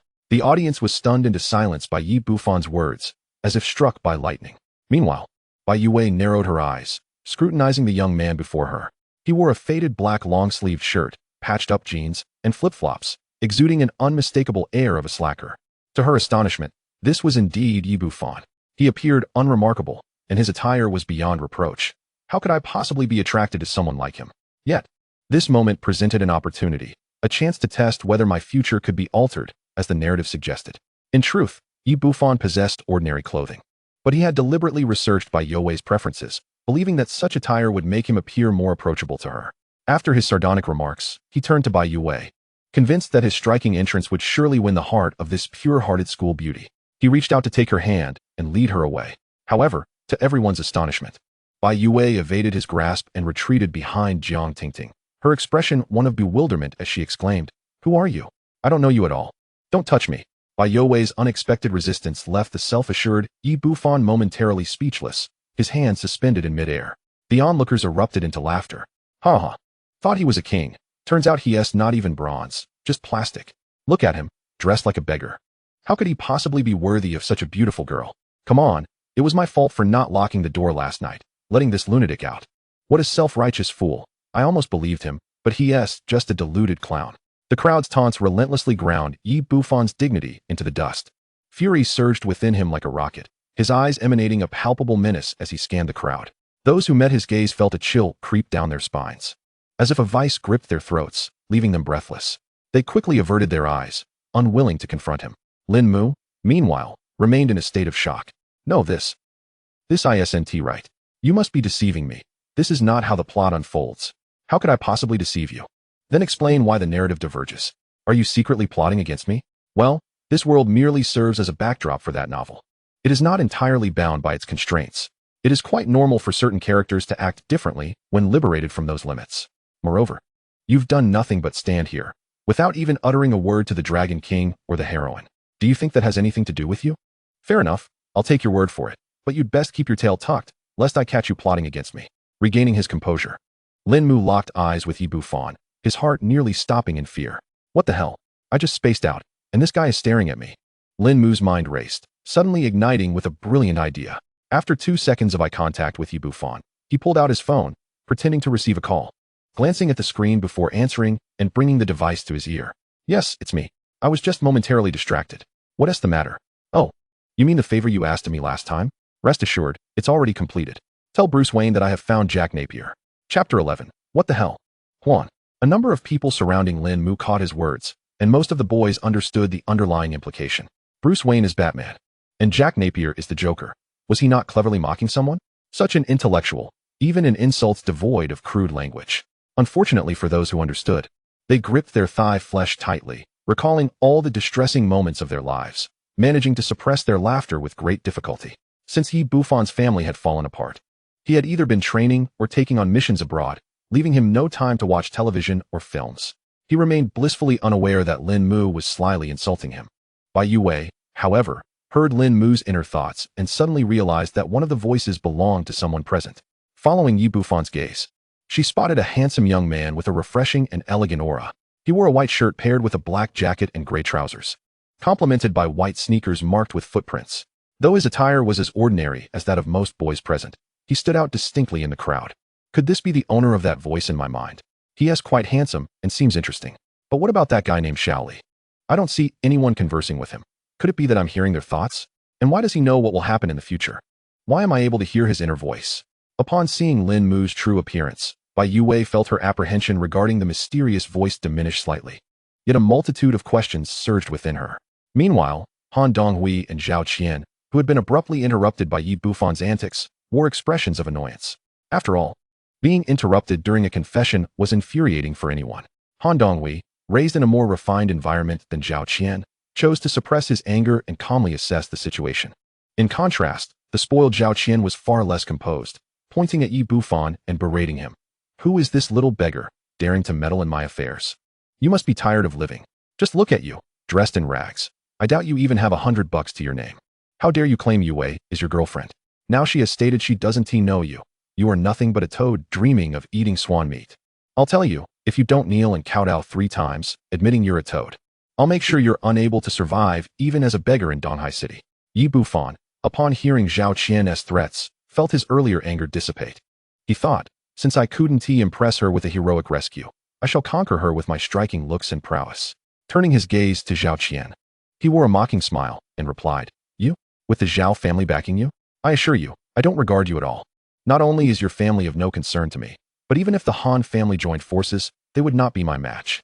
In fact, I fear no family in all of Donghai City. If I wished, I could easily obliterate the Zhao family with a mere snap of my fingers. Even if the entire world stood against Yue, I would protect her and ensure her happiness. He then gazed at Bai Yue with a blend of confidence, tenderness, strength, and anticipation. Bai Yue felt a chill run down her spine at his penetrating gaze, goosebumps prickling her skin. The audience, witnessing his audacious declaration, began to murmur amongst themselves. Who is this guy, so arrogant, daring to challenge the Zhao family? Indeed, could he possibly be the scion of some illustrious family from the capital? Huh, a scion? Have you ever seen a young master dressed in such a manner? He is merely a frog at the bottom of a well, with a perspective so limited that he remains oblivious to the formidable power of these prominent families. Exactly. Even the most insignificant of clans is not one we can easily provoke. His words have offended every family in Donghai City. He has essentially reached the end of his life. To the majority, Yi Bufan is merely an arrogant youth, bewitched by the beauty of Bai Xiaohua, leading him to utter such presumptuous remarks. Meanwhile, a small contingent of envious girls, resentful of Bai Yue, have been influenced by Yi Bufan's naivete and begun to speak on his behalf. Humph, you men only know how to engage in idle chatter. At least he has the audacity to confront the world in pursuit of his love. You are simply envious of his courage. Indeed, if someone were to make such a romantic confession to me, I would have long since leapt into his embrace. I don't think he is being insincere. Perhaps there is some hidden truth behind this. I suspect Bai Yue is enamored with wealth and status, wanting to distance herself from the 2 young masters pursuing her, aiming to secure a marriage into a wealthy family. Although they tried to lower their voices, Bai Yue still overheard their increasingly outrageous conversation. Furrowing her brows, she retorted angrily, Stop spouting nonsense. I don't even know this person. It is utterly absurd for him to claim to be my boyfriend. This is severely damaging my reputation. If you continue to speak like this, I will sue you. Moreover, you don't seem to be a student of our school, do you? How did you even get in here? The onlookers finally realized. Indeed, He does not resemble a student from our school at all. Our school's financial aid policies are quite comprehensive. There would be no students dressed in such tattered clothes. Some even discreetly dialed the campus police, hoping to have Yi Bufan removed. Bai Yue's words plunged Yi Bufan into profound self-doubt. Why? Why does this differ so greatly from what I envisioned? Not only did she not throw herself into my arms, but she is also trying to expel me. Wait a moment, expel me? I understand now. She must be concerned that I would offend these two useless rich heirs and face retaliation, which is why she hesitates to walk with me. She is truly too kind-hearted. He feigned enlightenment, saying, Yu Wei, in truth, my strength and background far surpass theirs. You need not worry about me facing their vengeance. Upon witnessing his astounding capacity for self-delusion, Bai Yue felt her composure teetering on the brink of collapse. She believed that a more radical approach was necessary to resolve this troublesome situation. However, they provided her no time to contemplate. Even Han Donghui joined in, the three of them engaging in a verbal fracas, repeatedly calling her name. Yue, Yue, Yue. At last, Bai Yue reached her breaking point, a wild idea flashing through her mind. She turned to Jiang Tingting, her gaze imbued with determination, shyness, tenderness, and a touch of guilt. Jiang Tingting, taken aback by this unprecedented look in her best friend's eyes, suddenly felt a pang of unease. Then, Bai Yue leaned forward, wrapped her delicate arms around Jiang Tingting's neck, tilted her head slightly, and pressed her lips against Jiang Tingting's. Zhao Qian and Han Donghui, holy crap. Lin Mu and Lu Zhong, holy crap. The onlookers, holy crap. Yi Bufan, no. Chapter 12, the purest love episode. Bai Yue's actions completely caught Jiang Tingting off guard, her eyes widening as she gazed at Bai Yue. Bai Yue, eyes tightly shut, felt her cheeks and ears flush with warmth, clearly embarrassed by this bold gesture. As her closest confidant, Jiang Tingting quickly grasped that Bai Yue intended to resolve this farce through such a means. Though she could not fathom why her friend chose a method so contrary to her usual demeanor, she resolved to support her in this endeavor. Most importantly, this was also her first kiss. If she dared to forcefully kiss her, she must be prepared to face the consequences. She wrapped her left arm around Bai Yue's slender waist and pressed her right hand against her head, effectively blocking all avenues of escape for the unsuspecting little rabbit that had presented itself. Then, with fervor, she launched an assault on Bai Yue's defenses. As Bai Yue felt the gentle caress at her waist, she quivered slightly but quickly regained her composure. She understood her friend was cooperating with her. It was only when Jiang Tingting began to breach her defenses that she realized something was amiss, and when she attempted to retreat, she found herself with no means of escape. Opening her eyes, she met Jiang Tingting's mischievous gaze. Under Jiang Tingting's relentless advance, Bai Yue gradually faltered, ultimately unable to maintain her defenses. Once Jiang Tingting breached her citadel, she ravaged the territory within, commanding her forces with abandon. As Bai Yue felt Jiang Tingting's movements, her eyes began to glaze over, and she even began to regroup, launching a counteroffensive. Minutes later, they parted due to a lack of oxygen, sunlight glistening off the droplets that lingered between them. The onlookers watched in stunned silence, not daring to utter a word until the two finally separated. Holy crap. This is huge news. The school bell kissed the department bell. Why is it that in this day and age, beautiful girls are so hard to find? And now one dares to indulge in such internal affairs? Oh, sister, I want that too. Can I join in? I can do it too. Is this the love equation of the school bell? It's just so pure, so enviable. The crowd gazed at Jiang Tingting with a mix of admiration and envy, astounded that she had claimed the first kiss of the school belle, who was also her roommate. As Bai Yue quickly lowered her head, unable to meet Jiang Tingting's gaze, adrenaline surged through her, igniting a fiery sensation within. She took a deep breath, mustering the courage to look up at Jiang Tingting, only to find her smiling nonchalantly. Seeing her friend's demeanor, and recalling her earlier self-doubt, Bai Yue felt a wave of irritation wash over her. She puffed her cheeks like a little hamster and huffed at Jiang Tingting before turning away to focus on more pressing matters. Yet, to the audience, this small gesture appeared as a display of playful affection between a loving couple. Bai Yue composed herself, regaining her cold demeanor as she addressed the three young men. Did you see that? This is my answer. I do not like boys at all, so please stop pursuing me. She then took Jiang Tingting's hand and left the playground, the onlookers wisely parting to make way for them, with a few girls even offering words of well wishes for their happiness. As their figures disappeared from the playground, the previously stifled crowd erupted in excitement. Holy crap, Bai Xiaohua actually admitted it. Is this an official announcement? I can't believe I witnessed such a pure love episode. It was worth it. Oh no, my darling has been whisked away.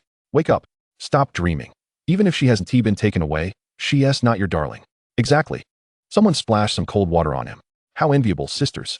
I wonder if Bai Xiaohua would consider a three-way relationship. It's all right, sister. If that doesn't work out, you still have us. Yes, you're so kind. Unbeknownst to them, the focus of the conversation had shifted from Bai Yue herself to the prospect of courtship among those present. The other three male protagonists exchanged glances, utterly at a loss. Ultimately, it was Han Donghui who broke the silence, declaring, "I give up," before silently departing from the scene. As the heir of the Han family, recognizing when to cut losses is an essential lesson for him, applicable both in the business realm and in matters of the heart. In stark contrast, Zhao Qian was evidently not so easily placated. Given his character, he should have decisively relinquished his pursuit and exited with grace. After all, for a dandy like him, physical allure was merely a supplementary advantage. If he could not attain it, he could simply shift his focus to a new target. However, the Dragon King's ability to incite animosity was formidable, directly impairing Zhao Qian's judgment and darkening his demeanor. He pointed an accusatory finger at Yi Bufan, furiously exclaiming, "You little wretch, you interrupted my confession and thwarted my plans. I assure you, this is far from over. I will make your life a living hell, and you shall learn the consequences of crossing Zhao Qian." Yi Bufan, already incensed by the earlier spectacle, was further infuriated to find Zhao Qian daring to point at him. As the Dragon King commanding respect abroad, even his adversaries would not dare to point him out in such a manner. "Very well, you mere dandy. You have chosen your own demise." Just as he contemplated delivering a lesson to Zhao Qian, the campus police, previously alerted, arrived on the scene. Yi Bufan, wishing to avoid escalating the situation, had no choice but to retreat in disgrace. Meanwhile, Lin Mu remained in a state of shock. The sunflower seeds he had been holding now scattered across the ground. Had he been oblivious to the plot, he would have recovered quickly, just like the others. However, being aware of the storyline, the divergence from expected events shattered his comprehension, leading him to question whether the system was deceiving him and if this world was indeed a mere fabrication of that novel. Lu Zheng, who had regained his composure before Lin Mu, waved his hand in front of him, saying, "Hey, old Lin, snap out of it. This melon may be a bit large, but surely it hasn't left you dumbfounded." Hearing Lu Zheng's words, Lin Mu had no choice but to suppress his urgent inquiries about the system, replying, "Not at all. It is you who seems dazed. I was simply taken aback. After all, I have only witnessed such scenarios in novels, and witnessing it in person is quite the visual shock." "That's good to hear. I was genuinely worried you might be too stunned to function, leaving me with no one to hold accountable.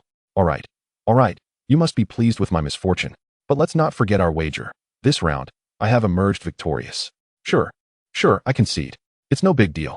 But why do you want me to go to a hotel tonight and keep an eye on the other side? You're not suggesting I eavesdrop and describe it to you, are you?" Lin Mu's expression darkened as he retorted fiercely, "Are you so willing to slander your benefactor? There is a reason for my request. Why ask so many questions? Spoilers ruin the fun. I simply fear you might be too excited tonight to shed a tear." Lu Zheng pondered for a moment, but could not fathom, as a grown man, what could possibly move me to tears. Best still. Lin Mu wrapped his arm around Lu Zheng's shoulder and said, "Enough pondering, let's go. It's rare for us to meet up at noon. Let's grab a meal together. I'll treat, you cover the bill." Lu Zheng offered no rebuttal. Having known Lin Mu's financial situation throughout their 4 years in college, he often helped him out, and treating was a common occurrence. Thus, the two departed, arm in arm, exchanging laughter and banter. Chapter 13. The Versatile Identity Card. Initially, Lin Mu intended to return home after lunch, but Lu Zheng insisted on strengthening their brotherly bond since they hadn't seen each other for months, dragging Lin Mu around for the entire afternoon. Eventually, Lin Mu could no longer endure the shopping and told Lu Zheng, "All right, no more wandering. At this rate, we won't just miss dinner. I fear you'll drag me to a foot massage instead." Lu Zheng scratched his head, indeed contemplating taking Lin Mu for a foot massage that evening to broaden his horizons. Otherwise, he wouldn't have clung to Lin Mu for the entire afternoon. It was understandable, as aside from Lu Zheng, whose lack of grooming resulted in a less appealing appearance, the other 5 in their dorm were either campus heartthrobs or the pride of their departments. As the leader of the dorm, Lin Mu tirelessly cared for his adopted sons, yet he remained oblivious to matters of the heart. After 4 years of university, he hadn't even managed to find a girlfriend. Just being looked at by girls would leave him exceedingly nervous. Such a stunning visage wasted. Thus, the 5 of them privately conspired to assist Lin Mu, even covertly forming a group chat named the Scoundrel Lin Mu Cultivation Strategy. "Lin Mu, I would truly appreciate it." Regrettably, graduation arrived soon after, and with the rare chance of encountering Lin Mu today, they felt compelled to do something. Hence, Lu Zheng clung to him all afternoon, hoping to ply him with drinks that night and take him to a foot massage parlor to engage with some lovely ladies. However, it seemed that opportunity would not arise. "Very well, let us plan for another time. Next time, let us see if the others are free for a gathering in our dorm. Sure, just call me then. And don't forget our wager. I know. You know me well enough by now. Yet, I am indeed curious to see what could evoke such emotion in me. Just remember, until next time. Ultimately, the two bid each other farewell and parted ways. As Lin Mu observed the dusk settling in, he chose to stroll near his rental apartment, dining at a bustling establishment before heading home. Upon arrival, he swiftly kicked off his sneakers and collapsed onto the sofa, ready to interrogate the system. Little Li, come forth. Hey, what with the hostility? How dare you speak? Explain to me why today's events diverged entirely from the plot. Did I not mention it? It's a normal occurrence. Is it normal for someone to be kissing in such a manner, altering their sexual orientation? Who told you there was a change? Bai Yue kissed her friend merely to escape those three. In that situation, what other method could you suggest? Lin Mu fell silent, pondering the horror of being surrounded by three women demanding a resolution. Yikes. Though he would not resort to the same-sex escape tactic, he recognized there was truly no more straightforward solution. Well, you do present a valid point. Today a spectacle was indeed unexpected. For you, who has been spoiled with spoilers. Isn't the divergence between reality and the storyline even more compelling? Surely, you wouldn't prefer to watch a story you already know the ending to? Indeed, it is much more intriguing. System, what a suspicious yet easily deceived host. By the way, in all the shock, I forgot to reward you. Hurry and give it to me. Currently assessing task progress. Ding, task completed. Reward acquired. 10,000 RMB. Cognitive enhancement. 5,000 gossip points. This task has successfully triggered an additional reward for the first task, a surprise gift package. Would you like to open it? Yes, please. Opening gift package. Congratulations, host. You have received the following rewards. Attribute panel unlocked. 1 versatile identity card. 20,000 RMB. And 10,000 gossip points. Oh wow. Let us take off.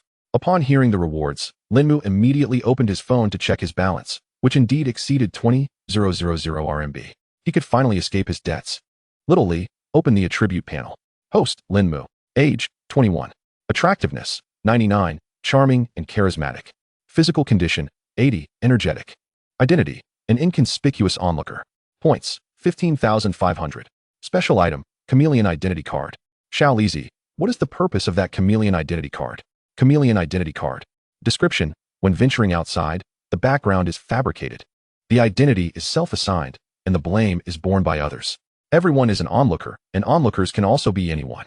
Function, it fabricates or substitutes identities for the host, simultaneously granting corresponding temporary abilities. Usage count, unlimited. Lin Mu squinted as he observed the effects section. This chameleon identity card appears rather appealing. Although the abilities are temporary, they come at no cost and can be used an infinite number of times. The chameleon identity card is designed to be used in conjunction with missions. After all, given the host's current identity, it would be impossible to be present at most plot events. The card fabricates or substitutes an appropriate identity when the host accepts a mission, allowing the host to reasonably appear at the scene of the plot. Lin Mu stroked his chin, suddenly enlightened. So that's how it works. However, even if I assume a different identity, wouldn't I be exposed the moment I encounter someone I know? Not at all. The characters drawn from the identity card come with a cognitive obstruction effect, making you appear as the original person to the untrained eye, and your actions will be attributed to the substituted individual. Oh, splendid. If I were to take on someone else's identity and slap the Dragon King, wouldn't I be free from repercussions, as the blame lies with another?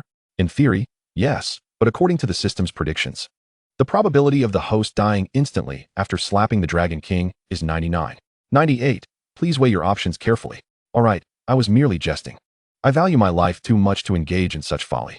Subsequently, Lin Mu accessed the system shop and purchased several items he had previously set his sights on. Feeling liberated with his newfound points and no longer constrained by financial limitations. After gathering his purchases, he headed for a shower. Having spent the day running around with Lu Zheng, he was drenched in sweat and felt particularly uncomfortable. Just as he finished his shower, Lu Zheng called. Glancing at the screen displaying Lu Zheng's name, Lin Mu thought to himself how swiftly he had reached out. He answered the call, only to be met with a series of sobs. Lin Mu refrained from provoking him, understanding that few could remain composed upon discovering that the person they pursued was a heartbreaker and a player. Thus, they maintained a relatively silent exchange for about 5 minutes until Lu Zheng's sobs subsided. Observing that his friend appeared to have regained his composure, Lin Mu inquired, feeling better? Lu Zheng, still with a quavering voice, replied, yes, thank you, Lin Mu. If it weren't for you, I would still be in the dark. It's just a trivial matter, She's merely a scandalous woman. There's no need to torment yourself over her. Later, give Lao Er a call. He's an expert in matters of the heart and far more suited to comfort you. In the future, when pursuing someone, let Lao Er vet your prospects. His romantic experience and connections with past girlfriends are quite reliable. Lin Mu consoled Lu Zheng for over half an hour, only hanging up once he was certain his friend had genuinely moved on. Chapter 14. As long as you are happy, I don't mind enduring a bit of discomfort. In a female dormitory at Donghai University, Bai Yue dragged Jiang Tingting back to their room, not uttering a single word, and immediately climbed into bed, covering her head with a blanket like a timid lizard. Whether it was the inexplicable heart-to-heart she had overheard during the day or the fervent kiss exchanged with her best friend, she needed time to recuperate. She remained in this state for the entire afternoon, even skipping lunch. It was only when her stomach growled in protest that she reluctantly ordered takeout. Unwilling to face the dining hall after the commotion earlier that day, watching Jiang Tingting munching on chips and watching dramas as usual, she felt a wave of relief wash over her. She was worried that the day's events might create a rift between her and her friend. At that moment, she began to recall Lin Mu, whom she had seen on the playground earlier, and realized she needed to take precautions and ascertain his identity. After all, while she was now aware of certain future events, she could not guarantee that she wouldn't intersect with that scoundrel Dragon King in the more distant future. Ascertaining Lin Mu's identity would enable her to approach him when necessary and attempt to extract the information she needed. She glanced at Jiang Tingting and, after a moment's hesitation, spoke. Tingting, I'd like to ask you something. Do you remember Lu Zhang, the senior who's been pursuing Manny? Jiang Tingting turned her head, pondering for a moment before replying. I don't recall him much. That young Manny only appears in class or at upscale hotel entrances. And with so many boys surrounding her, I hardly have the time to remember their names. But why do you suddenly inquire about him? Do you need something from him? Bai Yue did not withhold her thoughts from Jiang Tingting. No, I just want to know who the senior standing beside him today was. Upon hearing this, Jiang Tingting perked up, teasingly responding. Oh, our by-campus beauty is inquiring about a boy. Could it be love at first sight? No, it's not what you think. Ugh, why are you asking so much? Noticing Bai Yue's flustered demeanor, Jiang Tingting was even more inclined to tease her. Ah, you're so fierce. You stole someone's first kiss today, and now want to ask me about another boy? I'm sorry, it's all my fault for being there. He might misunderstand because of what happened today. Should I go explain to him? As long as you are happy, I don't mind enduring a bit of discomfort. Jiang Tingting continued her playful banter, pretending to dab her eyes with a handkerchief. Bai Yue quickly recognized the teasing and retorted, Humph, Tingting, if you keep this up, I'll ignore you. Seeing Bai Yue's slightly irritated expression, Jiang Tingting promptly ceased her jesting. All right, I won't tease you anymore. However, I was paying attention to you two today, and I'm not sure which person you mean. Given the commotion, there are likely photos circulating on the campus forum. Let us check to see if any captured him. Jiang Tingting adeptly logged into the forum using her alternate account. Why an alternate account? Well, who doesn't keep a few under-the-radar accounts handy? After all, should one engage in any indiscretions, it would be catastrophic if someone familiar caught wind of it. Since Jiang Tingting often surfed the campus forum, her alternate account had garnered quite a reputation. She swiftly posted a thread requesting photos from those who hadn't been present at the scene earlier. Within minutes, the thread had amassed over 100 replies. Jiang Tingting guided Bai Yue through a series of photos, and before long, they found the one they were looking for. She pointed at the picture, exclaiming, That's him. Jiang Tingting recognized him at first glance. Oh, it seems our Lin Mu senior has caught your eye. Unfortunately, he is graduating this year. So you won't have many opportunities to interact with him. Bai Yue rested her chin on her hand, gazing at the photo of Lin Mu, murmuring, Lin Mu senior.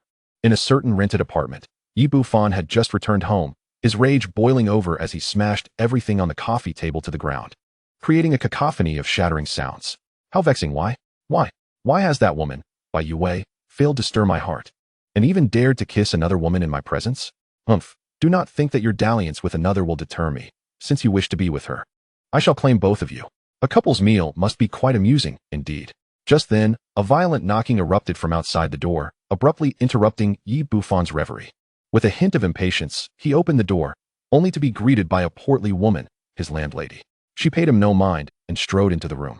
Upon seeing the shards of broken glass scattered across the floor, she erupted in fury. You little beast. I let you move in because you look decent. And I even gave you a grace period for your rent. And this is how you repay me? You've shattered my furniture without paying a single cent. If you do not compensate me today, I shall not only evict you, but also ensure you spend a couple of nights in jail for free. Yi Bufan had just returned to the country. His illicit assets abroad required time to be transferred, leaving him with only the meager funds he had acquired from a few muggers on the road. With an expression as cold as ice, he replied, "I have no money." Upon hearing his response, the landlady's eyes sparkled with a hint of delight. "No money, you say? Don't think I'm not giving you a chance. Those with money pay in cash, while those without can find other means." As she spoke, she scrutinized him with an aggressive gaze. "I want to make it difficult for you. Spend a couple of nights with me, treat me well, and I shall overlook this matter. I'll even let you stay here for an additional 10 days. Surely, you wouldn't want to end up in jail over this trivial sum?" Yi Bufan regarded the corpulent woman before him, her body overflowing with excess, her skin oily and glistening, and her face lined with wrinkles akin to tree bark. He couldn't help but stifle a laugh within. "Humph, how foolish. I am the one who usually coerces others into submission. You shall be the first and the last." Without a word, Yi Bufan turned to shut the door. The landlady, mistaking his actions for submission, called out once more, "Don't think you're the only one suffering here. Many men yearn for a chance to share my bed, and you shouldn't be ungrateful. Treat me well, and I might even introduce you to a few wealthy patrons." As the door closed, Yi Bufan shed his pretense, his eyes glinting with murderous intent as he turned to face her. Realizing the peril she was in, the landlady stammered, "What do you want? Don't come any closer. I warn you, if you harm me, I will ensure you spend a lifetime in prison." Before she could finish, Yi Bufan struck her acupuncture point, rendering her speechless. He then picked up a shard of glass and pressed it against her fearful face, coldly declaring, "Tonight, I shall serve you well." From that day forth, the landlady was never seen again. In a luxurious private room of a hotel under the Zhao family's banner, Zhao Qian was practicing his equestrian skills. As he exerted himself, the horse beneath him emitted pained yet euphoric whinnies. Zhao Qian's mind was consumed with thoughts of Yi Bufan's arrogance from earlier in the day, his anger escalating with each passing moment. Suddenly, a glint of malice flickered in his eyes. He reached for a personal phone and dialed the top number, stating, "I wish to speak with Wang Laohu. Inform him I have a business proposition." Chapter 15. Heh, man, I have you now. After witnessing Bai Youwei's dramatic confession, Lin Mu had taken to lounging at home for the past 2 days. This was not due to a special leave granted by the system, but rather because Yi Bufan's storyline had essentially unfolded in a linear fashion, with little interaction between him and the female leads. The system was not the type to force the host into observing the entangled love and hatred between a man and another man. It allowed the host to witness significant events between the male and female leads to some extent. After receiving the rewards from his last mission, Lin Mu had come to appreciate the system's capabilities, deepening his trust in it. More importantly, he realized that the protagonists in reality might not necessarily follow the scripted path, which piqued his interest considerably. After all, who would not relish a twist in a story when forewarned? "Shaoli, isn't it time for work today?" "Yes. There is an important plot point today. Would you like to accept the mission?" "Indeed, I shall accept the mission." Ding. Mission accepted successfully. Please proceed to the mission location, Tang Family Manor. New identity extracted. Disciple of the mystic physician, Xiao He. Temporary skills acquired. Medical knowledge, pharmacology, acupuncture, acting. As the system activated and bestowed him with skills, Lin Mu's mind flooded with a wealth of knowledge regarding medicine and acupuncture. However, this time it was not as painful as when he first traversed and inherited the memories. It merely felt like a slight pressure in his head. How reliable. With so many skills learned in an instant, my mother need no longer worry about my studies. Though these were only temporary skills, Lin Mu felt quite satisfied, especially with the advanced acting ability. Paired with the social nuances of the character Xiao He, even his mother would likely not discern him as an imposter. Heh. Do feel free to flatter me. I do enjoy it. Lin Mu observed the system's proud demeanor and refrained from further praise, lest he genuinely gratify it. After a brief preparation, he departed. For Xiao He was known for his punctuality and never arriving late. In today's plot, he was to accompany his master, Lin Xiangyi, to the Tang residence to attend to the ailing elder Tang. He hailed a taxi and set off towards the city center. Approximately half an hour later, the taxi came to a halt before a courtyard. In the bustling Donghai city, traditional courtyards were a rarity, but after Lin Xiangyi's retirement, he had constructed one here as a serene abode for his twilight years. Though he had achieved great success and could easily rest on his laurels, he chose to take on a few disciples to ensure his medical expertise did not perish with him. Lin Mu gazed at the newly built courtyard, infused with a sense of antiquity, feeling a pang of envy for the lifestyle of the affluent. He skillfully pushed open the wooden door and stepped inside, where a spacious courtyard greeted him. In the center stood several transplanted old trees, their lush foliage casting a cool shade over the entire area. Beneath the trees were stone tables and benches for leisurely tea gatherings, allowing one to savor tranquil moments. The corners of the courtyard featured charming rockeries and fish ponds, adding an air of elegance. At that moment, An elderly man with graying hair reclined in a rocking chair beneath the trees. Hearing the door open, he did not open his eyes but simply remarked, "Ah, you've arrived, Xiaohe?" Lin Mu mimicked Xiaohe's tone, replying, "Yes, master, I'm here." "Very well. Have a seat. In a while, accompany this old man to the Tang residence. It seems Elder Tang's condition has worsened, and I need to take a look." "Understood." With that, the two fell into a comfortable silence. Lin Mu settled onto the stone bench, basking in the warmth of the dappled sunlight filtering through the leaves, while a gentle breeze caressed his cheeks, bringing with it a refreshing coolness. The rustling of leaves in the wind added to the serene ambience, and Lin Mu felt an exquisite sense of relaxation, as if he were already in the twilight of his years. Before long, a knock resounded at the door. Lin Mu opened it to find several bodyguards clad in black, led by a middle-aged man in his 40s. His sun-kissed skin and well-defined muscles were faintly visible through his attire, and though he wore a friendly expression, it could not conceal the aura of intimidation that surrounded him. This man was Tang Jinya, the son of the esteemed elder, Tang Zhenghua. He bowed respectfully to Lin Xiangyi and said, "Dr. Lin, I kindly ask you to accompany me back to see the elder." "Very well," Lin Xiangyi replied softly, rising to instruct Lin Mu to gather the medical kit before they all boarded the vehicle. After more than half an hour, they finally arrived at the Tang family estate. Lin Mu gazed in awe at the sprawling, luxurious grounds, swallowing hard as he mused. These affluent individuals truly live in extravagance, such a vast residence. Do they not fear losing their way? The driver navigated expertly to a villa where everyone disembarked and entered, immediately arriving at the elder's room. The interior was remarkably austere, furnished only with a bed, a desk, and a bookshelf, while the remaining space was occupied by various medical apparatuses. Upon the bed lay an elderly man in a state of unconsciousness. Lin Mu peered into the room, noticing a short figure observing the patient while inquiring about the elder's lifestyle habits, clearly another physician summoned to attend to the elder. The assembled individuals greeted Lin Xiangyi with immediate respect, to which he responded briefly before beginning his examination of the elder's condition. Upon entering, Lin Mu's gaze remained fixed on the diminutive figure. "Is this Qin Xiaoxin? She truly is as short as described in the texts. She must need to tiptoe just to reach my chest." Upon hearing Lin Mu's thoughts, Qin Xiaoxin swiftly turned her head, searching for the source of the disparaging words, particularly irked by anyone who dared to comment on her height, especially in her presence. However, noticing that those around her displayed no reaction, she was left puzzled, while Lin Mu's voice echoed in his mind once more. "Ah, is this the legendary youthful beauty with ample bosom? Her figure is undeniably striking, surely an E-cup. How does she manage to maintain her balance while walking? And what of that delicate, rosy visage? A single punch would surely leave her in tears for quite some time. Never mind, never mind.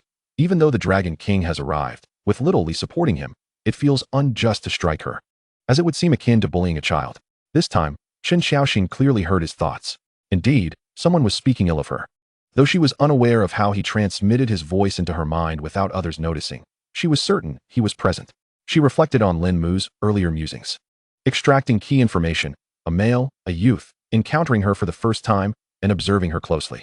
After scanning the room, her gaze fortuitously locked with Lin Mu's, causing him to immediately avert his eyes, feigning deep contemplation. Qin Xiaoxin noted his reaction. "Ah, a male, a youth, a first-time encounter, and that telltale gesture of embarrassment. Hee. I have you now." Chapter 16. Interrupting treatment. Goodness, why is that little one looking at me so suddenly? Surely she hasn't discovered that I was staring at her all along? I merely glanced at her, and if caught, surely there would be no severe repercussions? Qin Xiaoxin seemed to have discerned something. It appeared she could hear his thoughts, and intriguingly, he seemed oblivious to this fact. How curious indeed. Why does this girl continue to gaze at me? Has she realized my attention? Or perhaps she is smitten.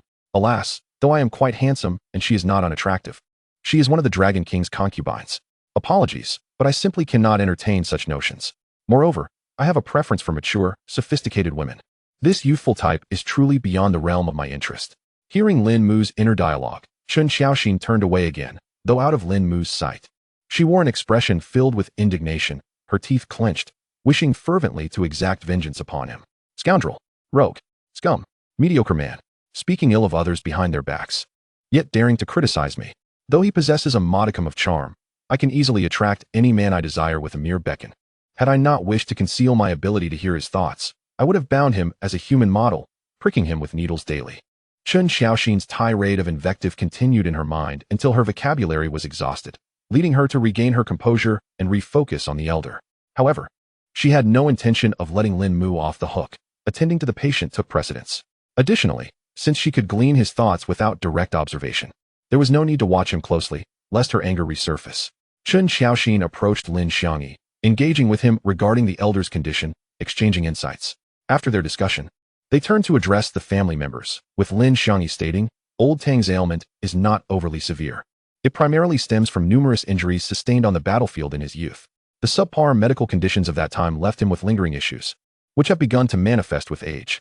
However, while his current state is both treatable and challenging, treatable due to his relatively robust constitution requiring only targeted medication, yet challenging because of the multitude of underlying issues that necessitate substantial tonics, which he cannot tolerate in his comatose condition. Tang Jingye and the others, hearing this, expressed their anxiety, asking, what then? Is there truly no hope for his recovery? This time, Chu Ruoshuang interjected before Lin Xiangyi could respond. Given the elder's current state, he can only receive conservative treatment. We will first attempt acupuncture to rouse him, after which we can consider medicinal remedies for his recuperation. However, the efficacy of acupuncture cannot guarantee when he will awaken. Although my family's ancestral technique offers a greater likelihood of success, the procedure is more invasive than others. Therefore, I shall refrain from intervening unless the situation becomes dire, to avoid unforeseen complications.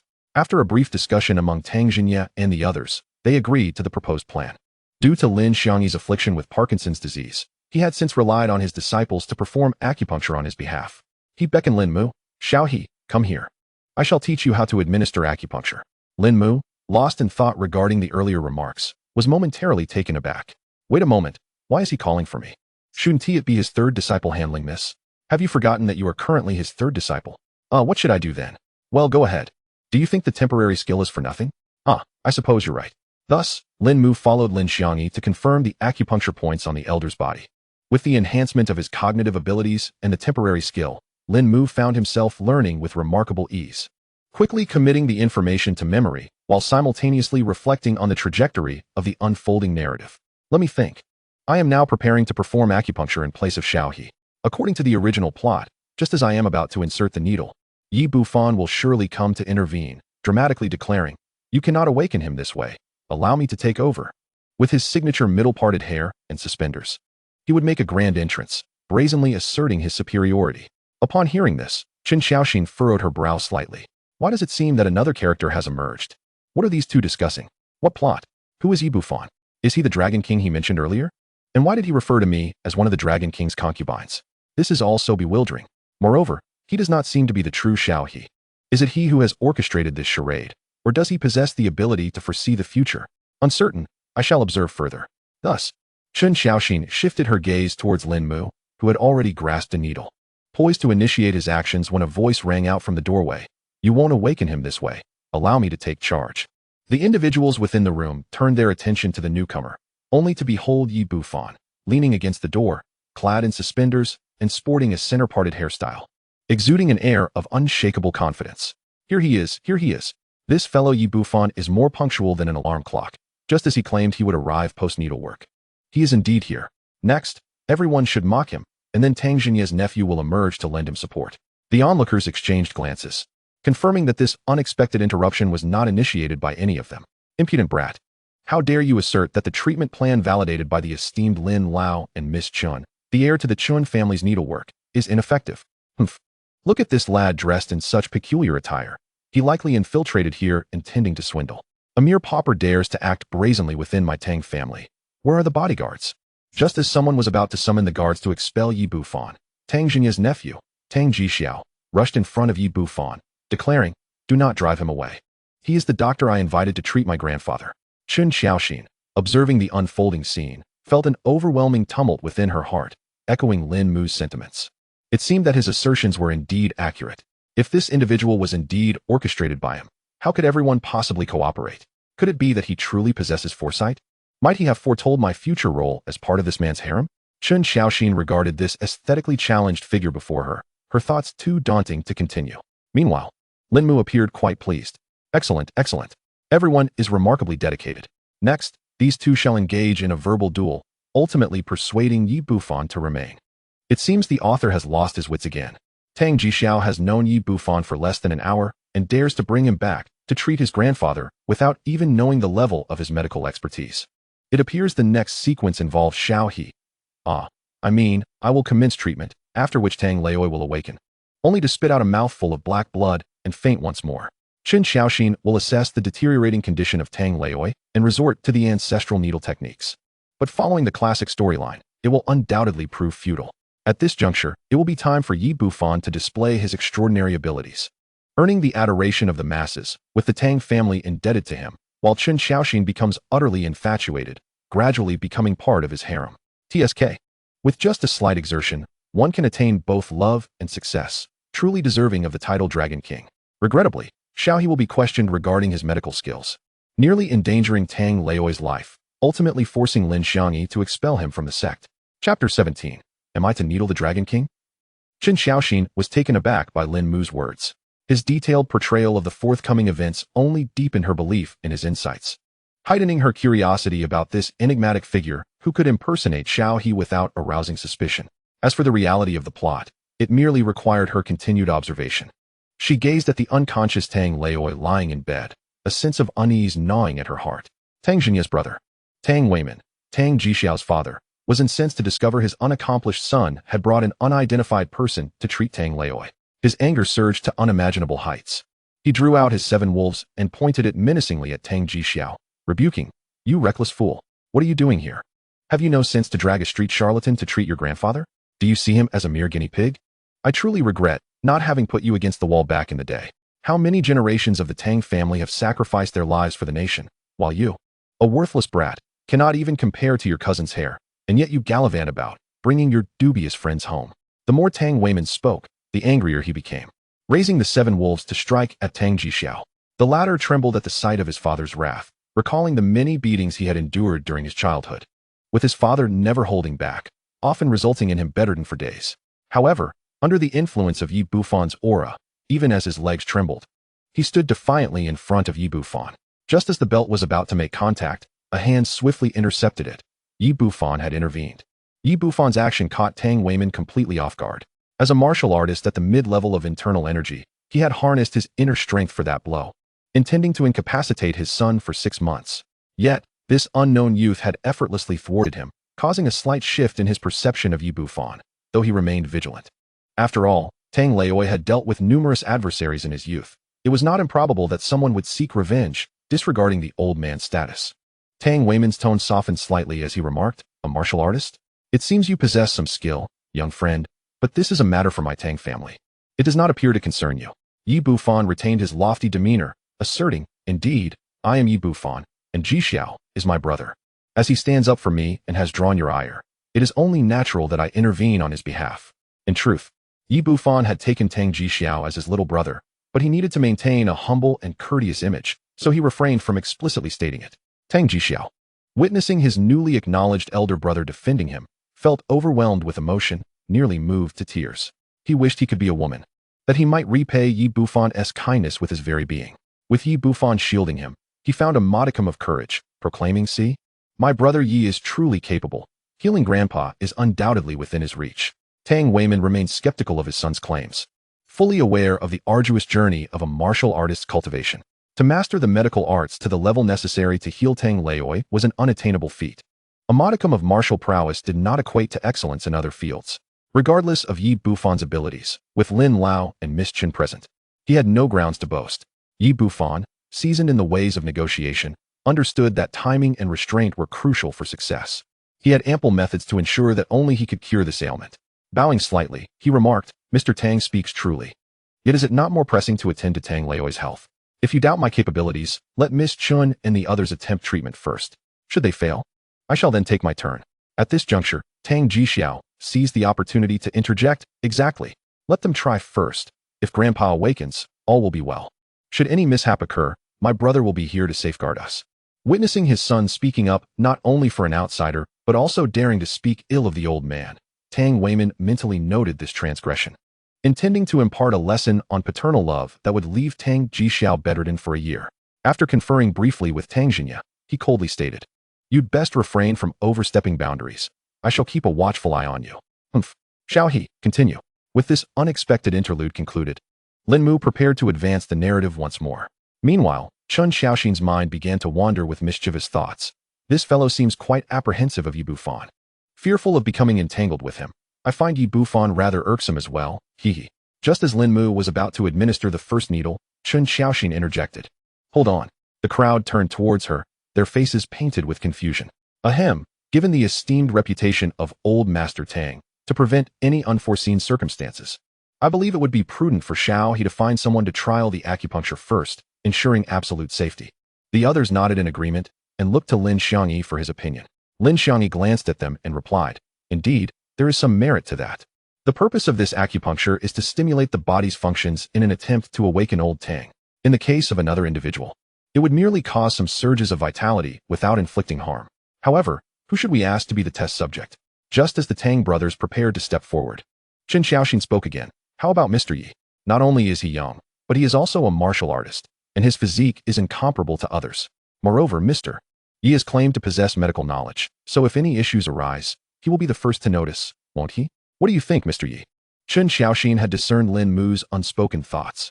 Yi Bufan was indeed capable, but exceedingly arrogant. Such individuals are often very concerned about their pride. And as long as one capitalizes on that, they can be easily manipulated. While this was indeed the case, Yi Bufan misinterpreted her intentions as an expression of affection, believing she was creating an opportunity for him to showcase his abilities. She likes me. I am in her thoughts, he mused, unable to conceal his smile as he cast a flirtatious glance at Chu Ruoshuang. Of course, Miss Chun, regardless of the outcome. It would be my honor to contribute to Old Master Tang's recovery. Observing the rapid exchanges among the individuals present as they made decisions, Lin Mu felt a wave of frustration wash over him. Wait, Xiao Li, what does this little fellow mean? Am I still half asleep? What did they just say? They said you should needle the Dragon King. What? No way did I hear that right. I am supposed to needle the Dragon King? Additional context. The hierarchy of martial artists is categorized as external strength, internal strength, master, and celestial being. The 5 prominent families of Zhonghai are Qin, Chun, Tang, Chu, and the long-expired Yi family. Chapter 18. The Ecstasy of Acupuncture. Lin Mu was genuinely perplexed. Although the system had previously mentioned that reality might deviate from the plot, this was a rather absurd twist, compelling him to needle the Dragon King. Xiao Li, tell me straight, what is this little fellow scheming? How could I, or even someone like Xiao He, possibly needle the Dragon King? If I proceed today, I fear I may never leave the Tang family estate. Chu Ruoshuang, on the other hand, was immensely pleased with herself. You cheeky rogue, calling me a little fellow and belittling me. You're scared of him, aren't you? Then I shall ensure you engage with him thoroughly. She wasted no time allowing Lin Mu to find excuses to back out and urged, Xiao He, they have agreed. So hurry up. Old Master Tang is waiting, don't dawdle. Chu Ruoshuang's relentless pressure left Lin Mu exasperated. Is this little fellow a messenger from Yama, eager to escort me to the underworld? And even if nothing happens to me today, when Yi Bufan comes to settle scores, Xiao He will be unjustly implicated. Xiao Li, what am I to do? What to do? Of course, you should just proceed without hesitation. Don't panic. If anything goes awry, I'll take the blame. Such an excellent opportunity. I cannot believe you would hesitate. Moreover, Yi Bufan currently believes Chu Ruoshuang has taken a liking to him and is eager to impress. You can needle him without fear. He wouldn't dare act out in front of her. Perhaps if something goes awry, he may even delight in it. After we leave the Tang family, I'll help adjust his perceptions to protect Xiao He. Is that for real? Absolutely, without a doubt. More genuine than genuine. Upon hearing the system's reassuring words, Lin Mu's spirits soared. He had harbored a deep-seated disdain for Yi Bufan while reading the novel, wishing fervently to beat him senseless. Now, with the system assuring him of protection as long as he did not overstep, he could unleash his frustrations. He felt an overwhelming urge to express his joy, though he restrained himself, considering the presence of others. Yet, despite his elation, he felt compelled to voice a semblance of caution. Mr. Yi, wouldn't this be somewhat inappropriate? After all, it is my first time needling someone who isn't a patient. If I were to misapply my technique and something were to go awry, it wouldn't be good. Yi Bufan, however, was quite pleased by this. If Lin Mu were to err, it would provide him an opportunity to demonstrate his magnanimity and charm, thereby captivating Chu Ruoshuang. With a rare moment of sincerity, he responded, It's perfectly fine. I have great confidence in both my body and your medical skills. Please proceed with assurance. If anything goes wrong, I won't hold you accountable. Lin Mu displayed a conflicted expression before ultimately conceding, Well, if you insist. Chu Ruoshuang, observing her plan seemingly fulfilling Lin Mu's desires, suddenly began to doubt whether she had been outmaneuvered. Yi Bufan reclined on the adjacent hospital bed, and with his consent, Lin Mu seized the needle and began to administer it. I am about to needle you. I truly am. This feels rather exhilarating. Continue. suddenly reminded of a certain Lady Rome. My flair for theatrics is becoming uncontrollable. Will you speak or not? Will you speak or not? Not speaking? Don't think that your silence renders you immune to my tactics. Will you speak or not? Chen Xiaoxin watched as Lin Mu feigned concern. His brow furrowed and his face etched with worry, while internally reveling in his dramatic display. She began to suspect his mental state was somewhat peculiar, perhaps even indicative of a split personality. As Lin Mu continued to needle, he suddenly sensed a lack of vigor. Despite his efforts, Yi Bufan appeared unaffected. Yet, the system intervened once more, stoking the flames. Feeling a bit bored, are we? Indeed, witnessing him remain unscathed has dampened my spirits. Would you like to give him a little extra? Lin Mu's eyes lit up instantly.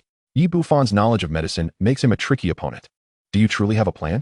For just 5,000 points, I can imbue the needle with a special energy that will induce minor ailments in him. This energy is distinct from internal strength, and he will never detect it. What do you say? Yes, yes, yes. I want to take him down. Thank you for your patronage. The stage is now yours. No sooner had the system spoken than a blue light, visible only to Lin Mu, appeared on the needle in his hand. Had it not been for his advanced acting skills, he would have been unable to suppress the triumphant grin spreading across his face. As he administered another needle, Yi Bufan suddenly felt his vital energy surge chaotically, a warmth filling his nostrils. Upon touching his nose, he was astonished to find he was bleeding. The dramatic Lin Mu quickly feigned urgency. What is happening? I shouldn't have missed my mark. Why am I suddenly bleeding? Teacher, could you come and take a look at this? Lin Xiangyi examined the needle's placement, his expression one of confusion. The needle was correctly placed. How could he be bleeding? Yi Bufan, fully aware that the needle was accurately placed, feigned ignorance. I suppose I've been a bit stressed lately. It coincidentally flared up now. I feel no discomfort. Please continue. As Lin Mu continued his acupuncture, Yi Bufan found himself beset by an increasing array of ailments. Dizziness, pervasive itching, an overwhelming sense of hunger, tinnitus, and blurred vision, among others. Each time Lin Mu inserted a needle, he would feign concern and inquire about any discomfort. Observing the correctly placed needles and Lin Mu's ostensibly caring demeanor, Yi Bufan was utterly perplexed as to where the problem lay. Lin Mu mused, the fault lies with me. Half an hour later, as the final needle was inserted, Yi Bufan was finally liberated from his agonizing ordeal. In a discreet corner, he used the needle to numb his senses, temporarily alleviating some of his pain. Ah, this feels so good, he exclaimed. This 5,000 is well spent. It's rare to witness the once mighty Dragon King rendered helpless, thanks to you, little Li. Of course, do you not know who I am? Chen Xiaoxin, having overheard Lin Mu's inner thoughts throughout, was taken aback. Is this fellow truly so capable? I initially hoped to see him falter, yet unexpectedly, he has managed to bring him relief. However, it is still satisfactory to see Yi Bufan in discomfort. Once the acupuncture was completed, the onlookers approached Yi Bufan, eager to inquire about his condition. Yi Bufan, ever the performer, opened his eyes and fabricated a response. I can feel the energy within me surging. I feel invigorated. So there should be no issue. His words served as a reassurance to the gathered crowd. Though Yi Bufan was indeed suffering, he felt a sense of joy. For perhaps this affliction would also befall old Master Tang, thus granting him the opportunity to showcase his prowess without needing to intervene personally. After a half-hour respite, Lin Mu commenced the treatment of old Master Tang. Chapter 19, Chen Xiaoxin's Gamble.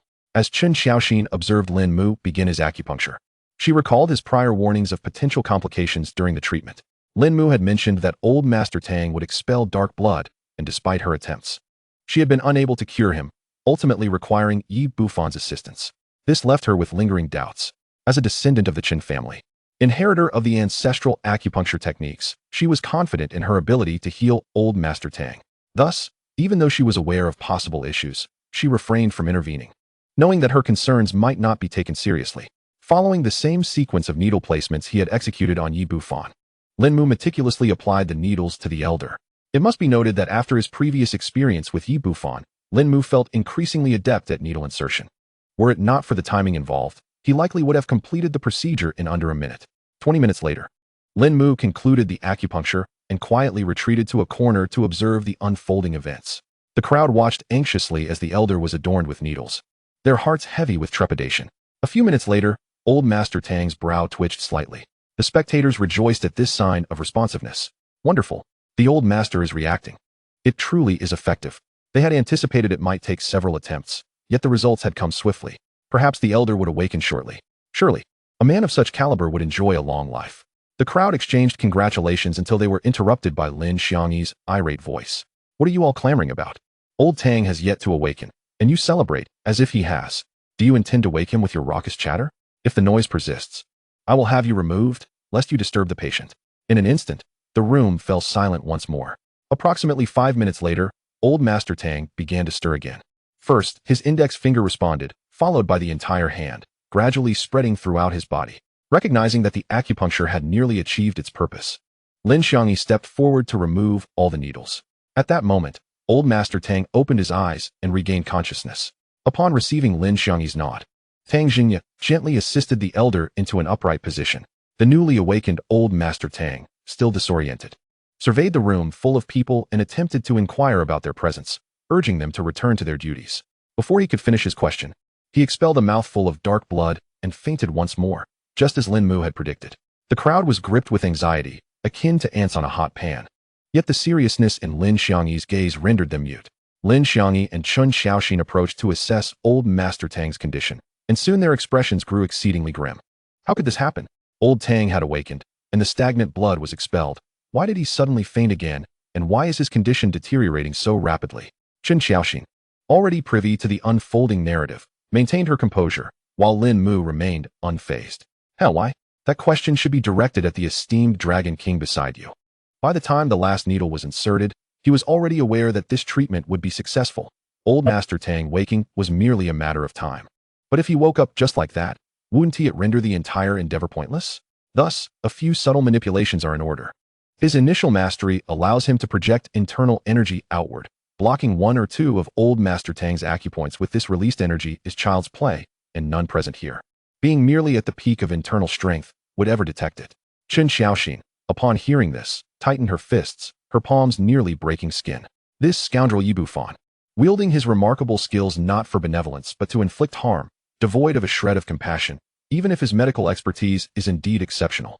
He is unworthy of the title of healer. She took several deep breaths, striving to quell her rising fury and refocus her attention on old Master Tang. His current condition was precarious. If left unchecked, dire consequences loomed. The most prudent course of action was for her to intervene, though the prospect of failure weighed heavily on her mind. Even without her articulating her thoughts, the gravity of the situation was understood by all present. None dared to speak, for whoever voiced a concern would undoubtedly shoulder the blame should anything go awry. Ultimately, it was Tang Xingye who sighed and said, "Miss Chun, please proceed. If anything untoward occurs, I shall bear the consequences alone, and you will not be implicated." Granted permission, Chu Ruoshuang produced a medicine pouch she always carried, from which she retrieved an ancient needle case. Upon opening it, one could see exquisitely crafted silver needles etched with dragon motifs, an heirloom passed down alongside the Chun family's acupuncture techniques. After skillfully sterilizing the needles, Chu Ruoshuang took a deep breath, her eyes resolute as she began to insert the needles methodically. With each needle, the deterioration of old Master Tang's condition gradually slowed. After completing a total of 49 needles, the decline finally ceased. Witnessing the improvement in old Master Tang's complexion, the onlookers dared to speak once more. Truly, the Chun family's ancestral technique combined with these silver dragon needles will surely restore the elder to health. Just as Chu Ruoshuang, drenched in perspiration, prepared to take a moment's respite, Lin Mu's voice broke through again. It appears we are nearing the conclusion. While this little one revels in her momentary success, it would be prudent to strike now, thereby undermining her confidence, followed by a display of superior medical skills that will inspire her admiration and, over time, transform this regard into affection. One must admit, Yi Bufan, while abroad, has an unparalleled talent for navigating the intricacies of a woman's emotions. Upon hearing this, Chu Ruoshuang hastily checked old Master Tang's pulse, only to discover, as Lin Mu had predicted, that his condition had begun to deteriorate once more, and at an accelerated pace. After a moment's hesitation, she resolved to employ the secret technique from the Chun family's acupuncture repertoire, the 9 soul-collecting needles. In truth, she had not yet fully mastered this technique. But given the urgency of the situation, she had no other choice. Moreover, she was unwilling to allow someone as despicable as Yi Bufan to find satisfaction. Hence she decided to take a gamble, wagering on the variable that was Lin Mu. With a small knife, she made a delicate incision on the tip of her left finger, allowing her blood to flow forth. She meticulously dipped the tips of 9 silver needles into her blood, imbuing them with its essence: the Danzhong point, the Ju Ke point, the Qi Hai point, the Zhongmen point, the Xianyu point, the Mingmen point, the Taiyuan point, and the Yongquan point. As the silver needles descended, her countenance grew pale. Lin Xiangyi, observing her, felt a surge of trepidation. For each point she targeted was a lethal one. A moment's carelessness could lead to instant death. Chen Xiaoxin paused at the final needle, needing to choose between the Baihui point and the Taiyang point. If Lin Mu's words held truth, the Taiyang point would undoubtedly lead to failure. Conversely, a miscalculation at the Baihui point would spell doom for old Master Tang. That little imp is likely still hesitating, but she will ultimately choose the Taiyang point. Yi Bufan has long been aware that the final needle of the 9 needles of soul gathering landing on the Baihui point could lead to death. And Chen Xiaoxin would surely not dare to choose it. All he needs to do is obstruct the Taiyang point to ensure this endeavor fails. The voice of Lin Mu resonated in her mind, bringing a relieved smile to Chen Xiaoxin's pale face. Chapter 20. Chen Xiaoxin's Secrets. As she lifted her hand to administer the last needle, Yi Bufan in the corner revealed a triumphant smile. He envisioned the incredulous expression on Chen Xiaoxin's face upon her failure. At that moment, a mere flick of his hand could make her heart flutter. Lost in his self-satisfied reverie, he paid no heed to the placement of Chen Xiaoxin's needle. After she completed the final insertion, a sigh of relief escaped her lips. Her expression one of contentment. Approximately a minute later, Yi Bufan sensed the timing was ripe and spoke. It seems Miss Chen has failed. This is hardly surprising. Old Master Tang's ailment is indeed beyond your capabilities. Allow me to demonstrate my skills. Just as he prepared to step forward and showcase his prowess, Old Master Tang stirred once more on the bed. He not only opened his eyes, but also managed to prop himself up. Tang Xingya, witnessing this, hurried to assist him, while Lin Xiangyi took his pulse. The pulse is stable, and his vital energy is ample. He is no longer in serious danger. After following our prescribed regimen for recuperation, living another decade poses no issue. Upon hearing this, everyone erupted in joy, rushing forward to offer congratulations. Yi Bufan, however, stood there dumbfounded. Why? How could this happen? How did she dare to strike the Baihui point? This is impossible. Regaining his composure, Old Master Tang spotted Yi Bufan by the bedside and inquired, "Young man, are you the one who saved this old body of mine?" As the words left his lips, the others recalled that this individual had claimed Miss Chen had failed. Clearly, he was nothing more than a charlatan. "Old Master, it was not he who saved you, but rather Miss Chen Xiaoxin of the Chen family." Indeed, this man was merely a fraud, unable to recognize that Miss Chen had healed him. Yet he audaciously claimed superiority in medical skill. Miss Chen employed the 9 needles of soul gathering to save you. Just look at her pallid complexion now. Upon observing Chen Xiaoxin's wan visage, Old Master Tang grasped the situation. He turned to Yi Bufan and admonished sternly, "Young man, considering your youth, there are ample opportunities outside suitable for you. Why resort to deception, especially masquerading as a doctor? Do you understand the grave impact your delay could have on a patient's life? If a patient were to die due to your actions, could you bear the responsibility?" Having faced failure and now this scolding, Yi Bufan felt as if he had swallowed a truckload of defeat. With no means to compel the Tang family into his debt, he resolved to retreat and salvage his dignity. "You have a point, but I assure you I possess some skill. I simply became distracted and misjudged the positioning of Miss Chen's final needle." As he spoke, he produced a needle case adorned with a dragon pattern from his belongings. Inside lay a series of seemingly ordinary golden needles. He extracted one, channeling his internal energy into it, causing the carved dragon pattern to gradually emerge. Old Master Tang, well versed in such matters, immediately recognized the origin of the golden needle. "The resurrection needle? Are you a descendant of the Ghost King's 13 needles?" Yi Bufan replied nonchalantly. "Indeed, I am the current heir to the Ghost King's 13 needles. How surprising that my old eyes were deceived." To receive the recognition of the golden needle at such a young age, it seems heroes truly emerge from youth. The others, upon learning of Yi Bufan's lineage, began to flatter him profusely. "Indeed, from the moment I met Brother Yi, I sensed you must be a true dragon among men, and it appears my intuition was correct. Young Brother Yi, mastering both martial and medical arts, truly a prodigy. I see a bond between us. Let us become sworn brothers of different surnames today. Young Brother Yi, are you already betrothed? Finding a good woman is challenging these days. Perhaps I could introduce you to someone?" Old Master Tang, just having regained consciousness, was disinclined to entertain such trivial matters with his frivolous descendants and turned to Chen Xiaoxin with gratitude. "I never imagined it was you, little Exine, who saved me. The last time I saw you was 2 years ago at my granddaughter's birthday celebration. At such a tender age, you have already acquired such remarkable skills. It seems the Chen family has no need to worry about the lineage's continuity." Chen Xiaoxin maintained a humble demeanor as a junior. "Old Master, your praise is unwarranted. I have merely been fortunate, a blind cat stumbling upon a dead mouse. If you are feeling well, please rest more. Your body must be cherished. And I shall take my leave now."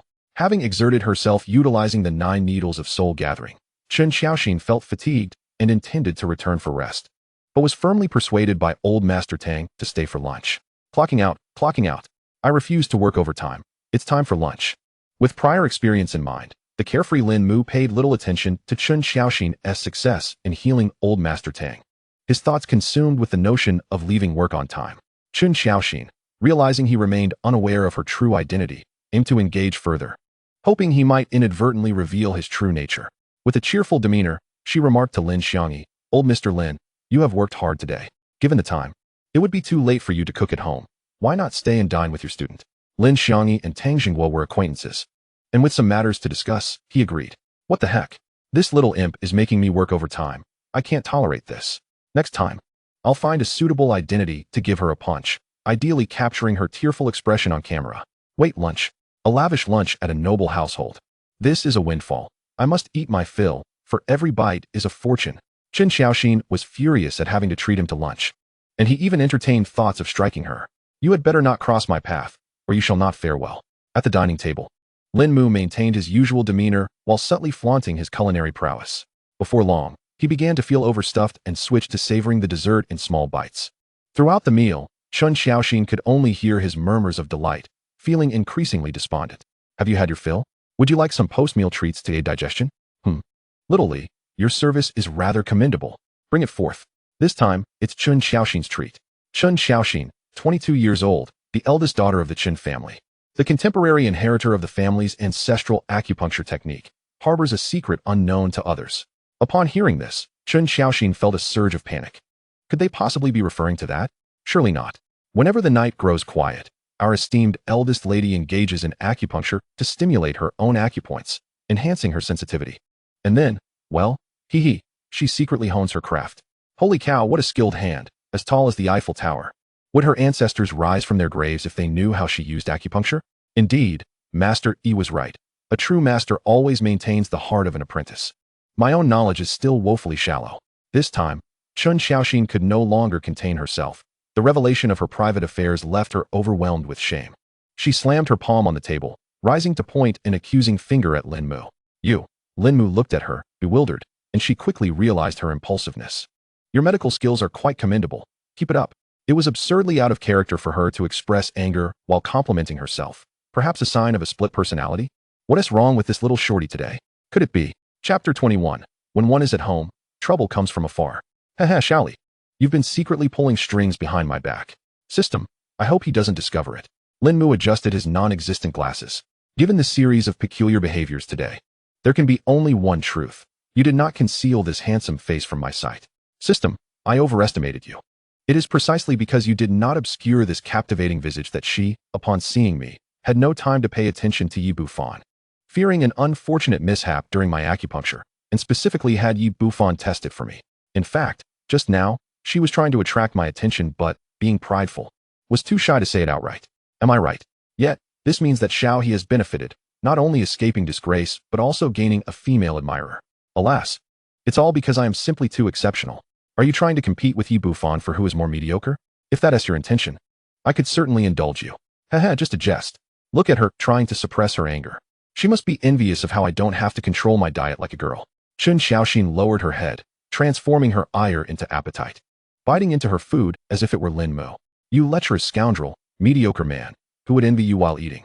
You'd better hope I don't uncover your identity. Otherwise, I shall surely turn you into a beehive. After some banter with the system, he returned to the main topic. Casually glancing at Chen Xiaoxin's fingers, he quickly averted his gaze after confirming something. TSK. This little shorty has no nails on her left index and middle fingers, and they seem freshly cut. It appears she has been practicing her craft quite a bit lately. If she also possesses a stubborn disposition, she is undoubtedly a youthful beauty with ample bosom. Chen Xiaoxin buried her head deeper, nearly making intimate contact with the table. You're the one practicing your craft. You're the one with the stubborn disposition. Your words are slanderous, blatant slander. I was merely conducting personal research for the sake of medical advancement. She repeatedly reassured herself, almost convincing herself of her own words. Soon, lunch concluded, and Lin Xiangyi did not linger, preferring the comfort of his own courtyard, with Lin Mu naturally following suit. Chen Xiaoxin, having failed to extract more information, departed as well. She needed to return and rest, to recuperate her body, for employing the 9 needles of soul gathering was taxing on one's vitality. As for Yi Bufan, he had intended to seize the opportunity of lunch to sit beside Chen Xiaoxing, enhancing their relationship through medical discourse. Unfortunately, the dim-witted admirers, influenced by his aura of charm, clung to him, making it difficult for him to dismiss them without tarnishing his image. However, upon reflection, he deemed it prudent to maintain a semblance of distance. The display of his abilities had surely captivated her heart, and all that was required was a bit of patience. Unlike Lin Mu and Chen Xiaoxing, he did not leave directly. To curry favor with the Tang family and lay the groundwork for his grand ambitions, he dedicated the afternoon to treating the Tang family members. He did not leave until 9 o'clock in the evening. As he walked along the road, Yi Bufan became lost in his own fantasies. Although he failed to garner a favor from the Tang family today, they were now aware of his skills. It was only a matter of time before they would require his assistance. And Chen Xiaoxing, the ample-bosomed lowly, had yet to be explored. That should be quite entertaining. Wouldn't he? Ha. A nearby child pointed at him and asked their mother, "Mommy, why is that uncle suddenly laughing so happily?" The mother quickly shielded the child's gaze, whispering, "Don't look at him. That uncle has a mental illness, and looking too much might infect you." Yet Yi Bufan remained immersed in his own world. "Help! Someone save me!" A faint cry for help drifted from a nearby alley. The melodious, alluring voice immediately snapped Yi Bufan back to reality. A beautiful woman. Following the sound, he swiftly located the source. Hiding in the shadows, he observed a man and a woman. The man appeared menacing, while the woman sat on the ground, her face streaked with tears, utterly pitiful. "Keep screaming, go ahead. Even if you shout until your throat is raw, no one will come to save you. Just obediently return home to serve me. Stop dreaming of escape, or next time, I'll break your legs." The woman sobbed, unable to utter a word. As Yi Bufan caught sight of her face, a grin spread across his lips. "What splendid fortune today. It seems I shall have a delightful evening." He sprang into action, delivering a kick to the man's chest, sending him flying over 3 meters, landing with a mouthful of blood. In broad daylight, you dare to abduct a woman? Encountering me today is your karmic retribution. Yi Bufan turned, anticipating the woman's gaze filled with admiration, only to find fear and panic instead. "Brother." The woman rushed to the injured man's side, checking for his breath before turning to Yi Bufan, furious. "You murderer! How dare you harm my brother? He is my only family. If he dies, I will not let you go. Someone help. Murder." The sudden twist left Yi Bufan frozen in place. In an instant, hurried footsteps echoed around him, and the alley was surrounded by police officers. Leading them was a voluptuous female officer with her hair tied in a ponytail. "We received reports from residents that someone is attempting to abduct a woman here." She surveyed the scene, leveling her gun at Yi Bufan. Yi Bufan naturally explained that he had acted upon hearing the cries for help. However, the woman adamantly insisted that Yi Bufan intended to assault her, and her brother was injured while trying to protect her. With no surveillance cameras in the alley, the circumstances presented were the best evidence. At this moment, Yi Bufan comprehended that he had been set up. Nevertheless, he complied and allowed himself to be handcuffed. It wasn't that he couldn't escape. Rather, doing so would only invite more trouble, and besides, he found the female officer quite attractive. Subsequently, the brother and sister were taken to the hospital, while Yi Bufan was escorted to the police station. Not far away, atop a high building, a man observed the departing police car through binoculars before dialing a number. "Hey, inform Boss Wang that the matter has been resolved."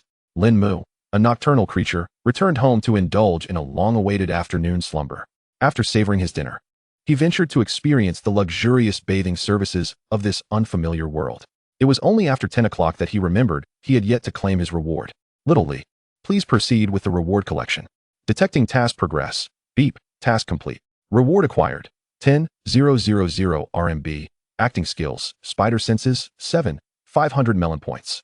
Spider senses. Passive skill, allowing one to sense impending danger. Spider senses? Am I destined for the superhero path? I hope I won't end up with the ability to shoot webs next. It merely sounds grander. If you prefer, I can revert it to danger perception. Of course, if you desire the ability to shoot webs, that can be arranged, but it will require additional payment. Paying for rewards, is that your grand scheme? Besides the rewards, the achievement system has also been unlocked. Beep. The host has skillfully deceived the Dragon King, defecating atop his head. Unlocking the title doesn't seem like acting. Wearing effect. 100 realism while performing. How splendid. Another feature for free rewards. Are there any conditions to unlock this achievement? Please explore on your own. TSK. Miser. I curse you to experience electric shocks while charging. Let me accept the next task while I'm at it. I wish to see where it leads. Beep. Task accepted. Extracting identity. Before Lin Mu could confirm his new identity, a knock echoed from the door. Upon opening it, he was met by two police officers. "Good evening. You are suspected of involvement in a drug transaction. Please cooperate with us for an investigation." 2 minutes later, Lin Mu found himself seated in the back of a police car, the evening breeze tousling his bangs. Sitting at home, and trouble comes knocking at my door. Chapter 22. If the public does not abandon me, I shall gladly serve as your loyal subject. Hold on, little Lee, what is happening? How am I a suspect? Beep. Task accepted. Please proceed to the task location, Donghai City Central Police Station. New identity extracted, drug dealer Wang Ergu. Temporary skill acquired, flattery. So it is you who has transformed me into a criminal. What nonsense. This was your chosen task. It has nothing to do with me.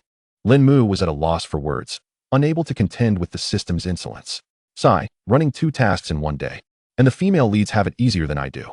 Before long, resigned to his fate, Lin Mu was escorted to the police station. Following a series of identity verifications, he was temporarily placed in a cell, awaiting further interrogation. Gazing at the blue uniform in his hands, Lin Mu felt an absurd sense of disbelief. Who would have thought that a well-behaved citizen like him, devoted to eating, sleeping, and indulging in pleasures, would one day don the same attire as Fan Fan? Well, since I'm here, I might as well embrace the experience. Perhaps this is a novel form of lodging. After swiftly changing into the uniform, Lin Mu followed a guard to his cell. Upon surveying the cell's layout, a bunk bed, 2 folding tables affixed to the wall, a wash basin, and a toilet, he mused. Is this what they call a cell? It appears quite decent, even surpassing some of the accommodations outside. Taking a seat on the lower bunk, Lin Mu patiently awaited the unfolding of the narrative. Thank goodness I'm a night owl. I'm not particularly tired and need to sleep here. I'll rest once this plot concludes. Suddenly, the sound of a door opening interrupted his thoughts. As he turned to look, a familiar face emerged. Holy moly, Yi Bufan. What a coincidence, my Dragon King cellmate. Lin Mu had presumed he would merely draw the identity of a common criminal, never anticipating he would become the roommate of the Dragon King. This was hardly his fault. The original author had been rather indiscriminate in naming minor characters, and Lin Mu had completely overlooked the name Wang Ergu. In that moment, Lin Mu comprehended why he had been granted the temporary skill of flattery. Please enter and behave. Do not cause me any trouble. We will interrogate you both once Sister Tang returns. The guard shoved Yi Bufan into the cell, locked the door behind him, and departed. This was Lin Mu's first encounter with Yi Bufan in a one-on-one scenario, and he felt a twinge of nervousness. Fortunately, bolstered by his advanced acting skills, he adopted a sycophantic demeanor to greet him. Hey, brother, what brings you here? Theft, assault, or perhaps murder? Yi Bufan regarded Lin Mu, who appeared both timid and respectful, and his mood lightened. It was rare for him to engage in conversation. I was framed by those 2 wretches. Once I'm out, I'll make them wish they had never been born. Really? But this police station is known for its rigorous standards. Typically, those detained here are criminals with substantial evidence against them. Do you genuinely have a way to seek revenge? Faced with skepticism, Yi Bufan felt a surge of indignation. Humph. There is no place in this world that Yi Bufan cannot enter or exit. I will be free by noon tomorrow at the latest. Lin Mu maintained his obsequious demeanor, nodding eagerly. Brother, is that truly the case? From the moment I laid eyes on you, I sensed your extraordinary lineage, truly a dragon among men. This mere police station cannot hold you. You are destined to soar above Donghai, nay, the skies of Xia country, looking down upon the world. Since returning to the country, Yi Bufan had not heard such polished flattery and felt a slight increase in goodwill towards Lin Mu, who was merely Wang Ergu in his eyes. Lin Mu pretended to wipe away tears and continued his performance. Alas, I too have a modicum of influence in Donghai's underground scene, but someone betrayed my trust, framing me and casting me into this torment. I fear I may never escape, nor witness you in your majestic splendor. Yi Bufan finally scrutinized Lin Mu, taking note of his sharp features and sly eyes, which were emblematic of a petty individual. He was pleased with Lin Mu's discerning eye and flattery skills. More importantly, his underground connections were just what he needed to expand his influence. Although Lin Mu's appearance was somewhat unappealing and might detract from his own image, he could always dispose of him later once his power was solidified. Your insight is commendable. I could use someone to assist me. However, Lin Mu understood precisely what was being implied, an oath of loyalty, a gesture of submission. Yet, kneeling was out of the question for him. With a dramatic flourish, Lin Mu let tears flow freely. I offer my deepest respect. If you do not abandon me, I pledge my loyalty to you, willing to serve you henceforth. Regrettably, I recently underwent surgery for hemorrhoids, making it difficult for me to kneel today. However, I assure you, I shall make amends in the future. With the title of "Doesn't Seem Like Acting" enhancing his performance, anyone would struggle to discern Lin Mu's deceit, except for the lingering truth of his recent surgery. Yi Bufan narrowed his eyes, scrutinizing Lin Mu's face. Although he felt an inkling of displeasure, he was forced to tolerate it, intending to make Lin Mu suffer when the time came. He waved dismissively, no matter. From that point on, Lin Mu continued to lavish Yi Bufan with compliments. Was Lin Mu feeling frustrated? Undoubtedly. But in the world of survival, one must eventually repay their debts. He merely awaited the opportune moment. After a little over 10 minutes, footsteps echoed from outside once more.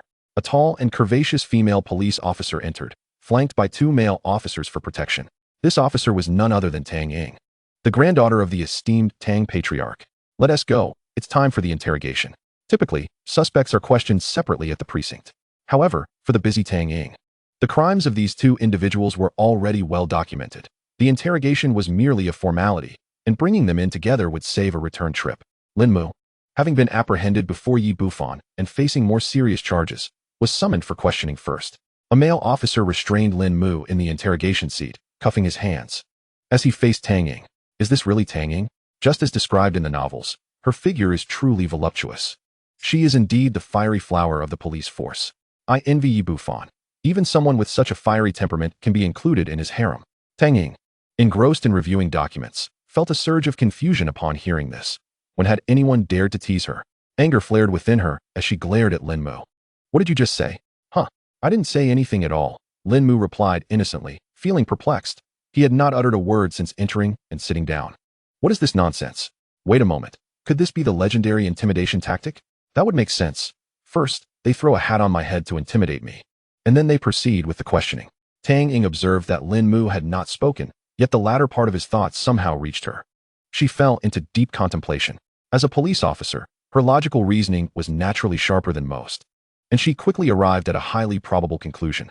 Could it be that I am hearing this person's innermost thoughts?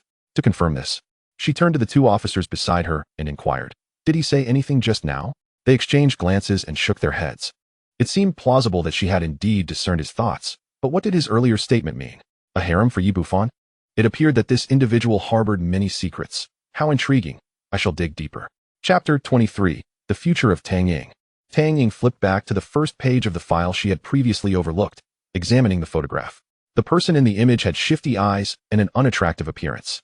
In stark contrast, the individual before her was strikingly handsome and exuded an air of dignity. There was no way the officers, even if visually impaired, could confuse these 2 individuals, let alone the several who had participated in the apprehension. Coupled with the supernatural phenomenon of hearing his thoughts, it was evident that this person was likely not the real Wang Ergu. Who, then, was he, and why had he assumed Wang Ergu's identity? To proceed with caution, Tang Ying resolved to test whether this person was indeed the authentic Wang Ergu. She set the file aside, her gaze sharpening and her demeanor turning cold as she mockingly retorted, "So you are Wang Ergu, huh?"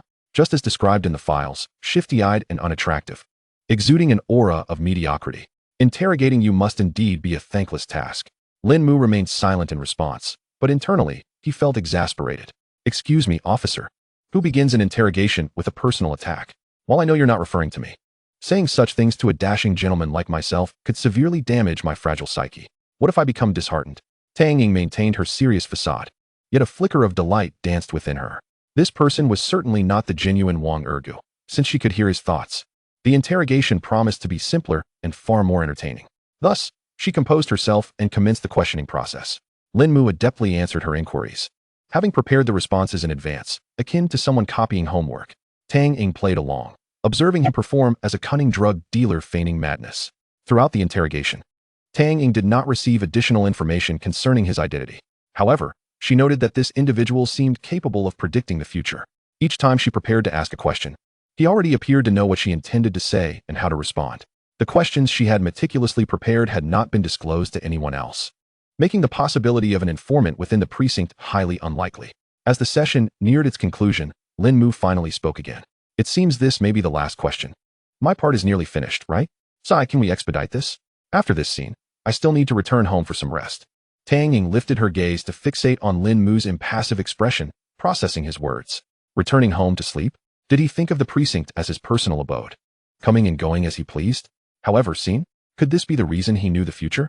In an effort to elicit more information, Tang Ying feigned organization, not immediately releasing Lin Mu. "Wait a moment. I recall that after I finish with him, it should be Yi Bufan's turn. What is this girl doing? Can't she complete his questioning before tidying up?" These handcuffs are rather uncomfortable, quite bothersome. Yet she is indeed dedicated. Today, while the Tang patriarch is receiving treatment, the entire family is present, yet she remains on duty interrogating criminals. What a pity. A police flower devoted solely to justice ultimately becomes a part of the harem of a lawless fiend, forsaking her unwavering principles. The once noble champion of justice has been reduced to a mere pawn of evil, truly lamentable. I recall the scene where she discovers Yi Bufan is the Dragon King, nestled in his embrace, gazing at him with affection, saying, "I don't care about these things. If you are a devil from hell, then let me be your eternal devotee." Ugh, how utterly cheesy. Upon hearing this, Tang Ying clenched her fists, her palms slick with a mix of sweat and blood. How could this be? The future me could never be that kind of person. Would I truly abandon the justice I have upheld for 24 years for a merciless assassin? To utter such despicable words? No, I refuse to accept it. Now that I have glimpsed the potential future, I shall never accept such a fate. Yi Bufan, the Dragon King, is it? Then let him remain here for eternity. With her accomplishments and capabilities, Tang Ying was more than qualified to serve as the precinct chief. Yet she had always felt that it was merely due to her family's influence, which led her to persist in her role as a captain. Even so, she was privy to certain confidential information, including the rapid ascent of the Dragon King's Hall, notorious for its slaughter of rival mercenary organizations. Regrettably, information regarding their Dragon King was almost non-existent. All that was known was his extraordinary combat prowess and ruthless methods.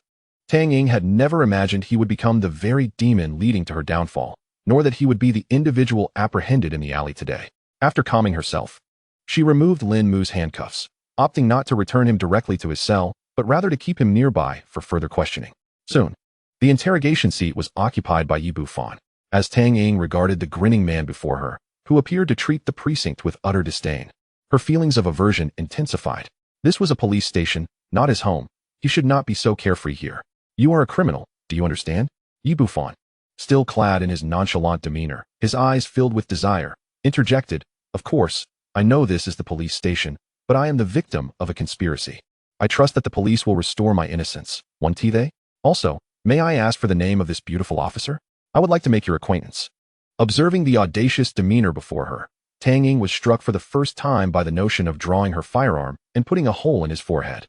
Lin Mu, meanwhile, watched the unfolding drama with a mixture of amusement and intrigue, although the narrative seemed to veer slightly off course. He found the spectacle far more engaging than returning to the confines of his cell. Indeed, he is a Dragon King impervious to reason. While being interrogated, he flirts instead. Though he has been wronged, the fact remains that he brutally assaulted someone. This cannot be overlooked. Even if he is exonerated, he must still bear responsibility. Regrettably, his connections are formidable, and by tomorrow morning, he will be released. Not only unscathed, but likely to silence those two siblings by casting them into the depths of the river. I truly wonder what nonsense occupies the minds of those in power. They dare to employ an organization that is oblivious to the actions of its own leaders, only to find themselves ensnared by Yi Bufan, who has them dancing to his tune. The realization of Yi Bufan's profound influence left Tang Ying with a sense of helplessness akin to drowning. Could she genuinely defeat this man and compel him to face the justice he deserved? Suppressing her indignation, she retorted through gritted teeth, "Tang family, Tang Ying, I will undoubtedly conduct a thorough investigation, provided that you are indeed innocent." To Yi Bufan's eyes, her restrained demeanor appeared as that of a bashful maiden struggling against her burgeoning affection. Yi Bufan mused, "She has already developed feelings for me." Seizing the moment, Yi Bufan revealed his ties to the Tang family, seeking to bridge the gap between them. "Ah, so you are Miss Tang. This morning, I visited the Tang residence to attend to old Master Tang's ailments. Although circumstances did not permit me to intervene, I did assist others with minor ailments. Miss Tang truly embodies the spirit of old Master Tang. Even in the face of family illness, she steadfastly remains at her post." His words caused Tang Ying to furrow her brows. "He visited my family this morning? Is he attempting to forge a connection with the Tang family to drag us into his mess?" Chapter 24. Why are you drenched in sweat, jail chief? How audacious of Yi Bufan to suggest such a thing. He visits their home, intent on incurring a favor, even going so far as to exacerbate old Master Tang's condition to create an opportunity for himself. Had the little imp failed to heal the old master, he would have achieved his goal, just like in the narrative. Frankly, hypocrite seems a far more fitting title for him.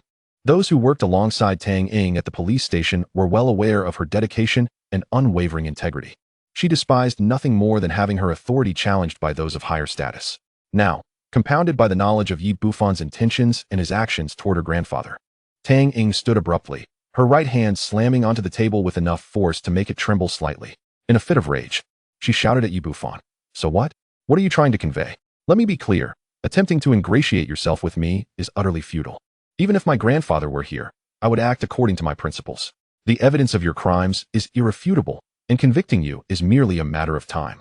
I will personally ensure that scum like you is incarcerated. Without lingering further, Tang Ying stormed out, leaving the two male officers exchanging bewildered glances, uncertain of how to proceed. Lin Mu, too, appeared astonished, as Tang Ying's current demeanor was starkly different from the Tang Ying he anticipated in the future.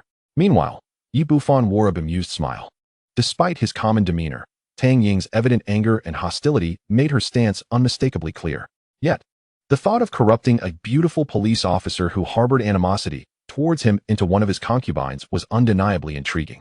Tang Ying could not have anticipated that her resolute stance would not deter Yi Bufan, but rather ignite his desire for conquest. After she departed, the two officers continued with the interrogation process, escorting the suspects back to their cell. Jail Chief, you are remarkable. You faced that she-tiger without flinching, even daring to tease her.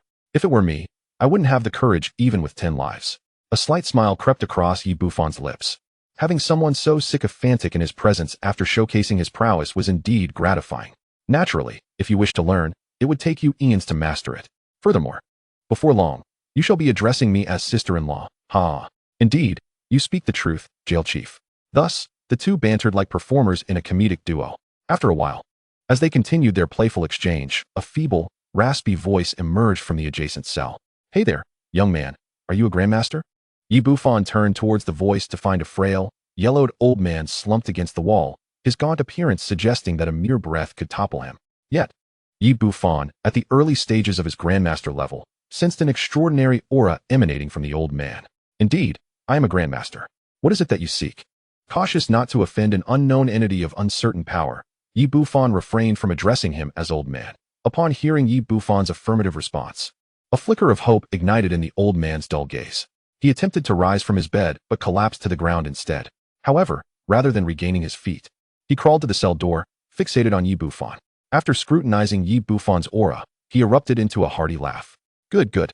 Heaven does not forsake those in despair. Yet, as Yi Bufan appraised the old man closely, his expression soured. He had expected a peerless master, only to discover a decrepit figure whose tendons had been severed.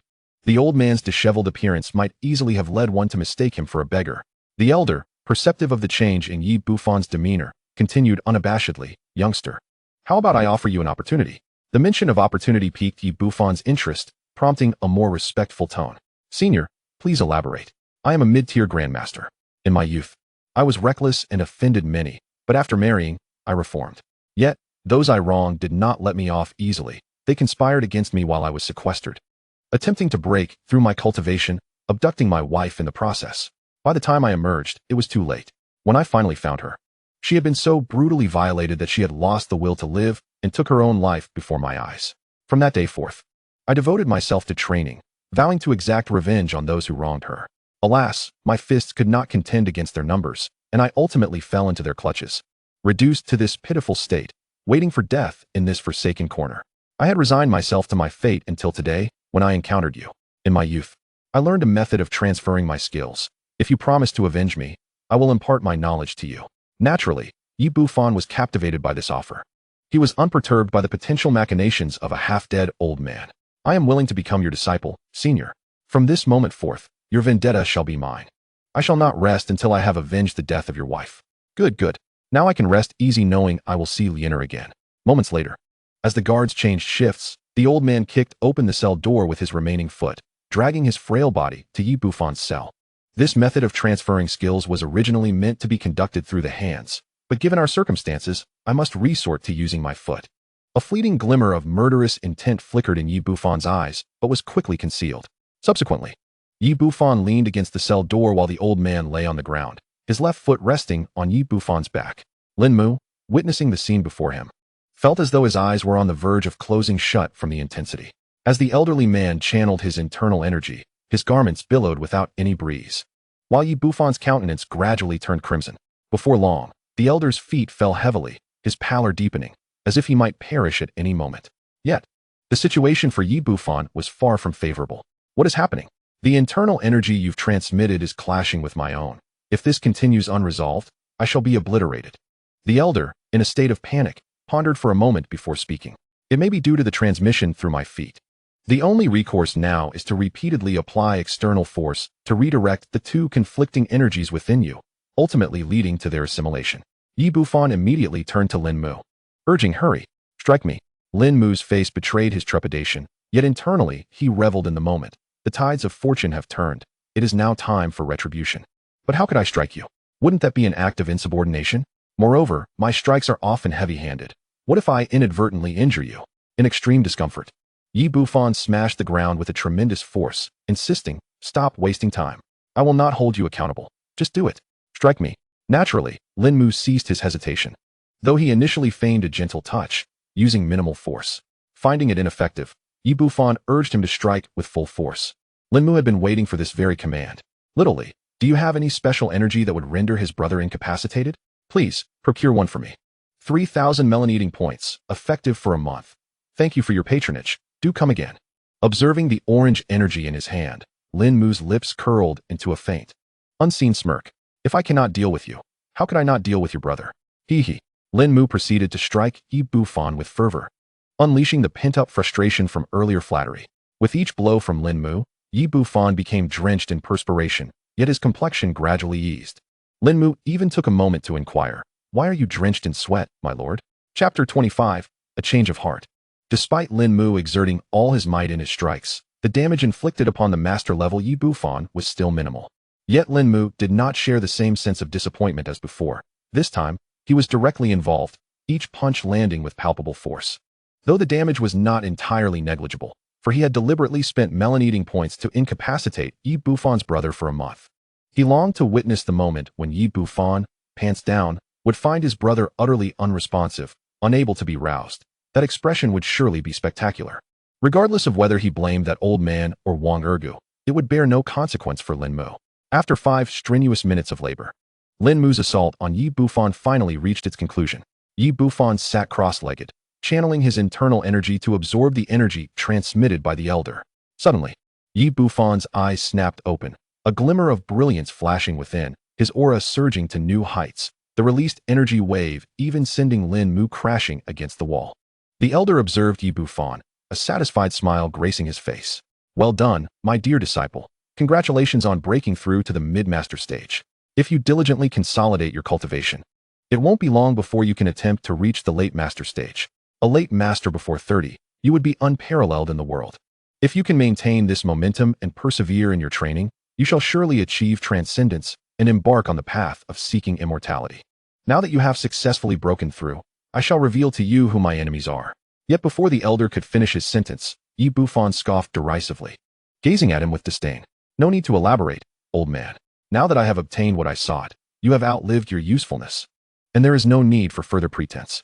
Hearing Yi Bufan's words, the elder was struck with disbelief, his expression one of utter shock. You had agreed to assist me in avenging my enemies, and you even vowed to be my disciple.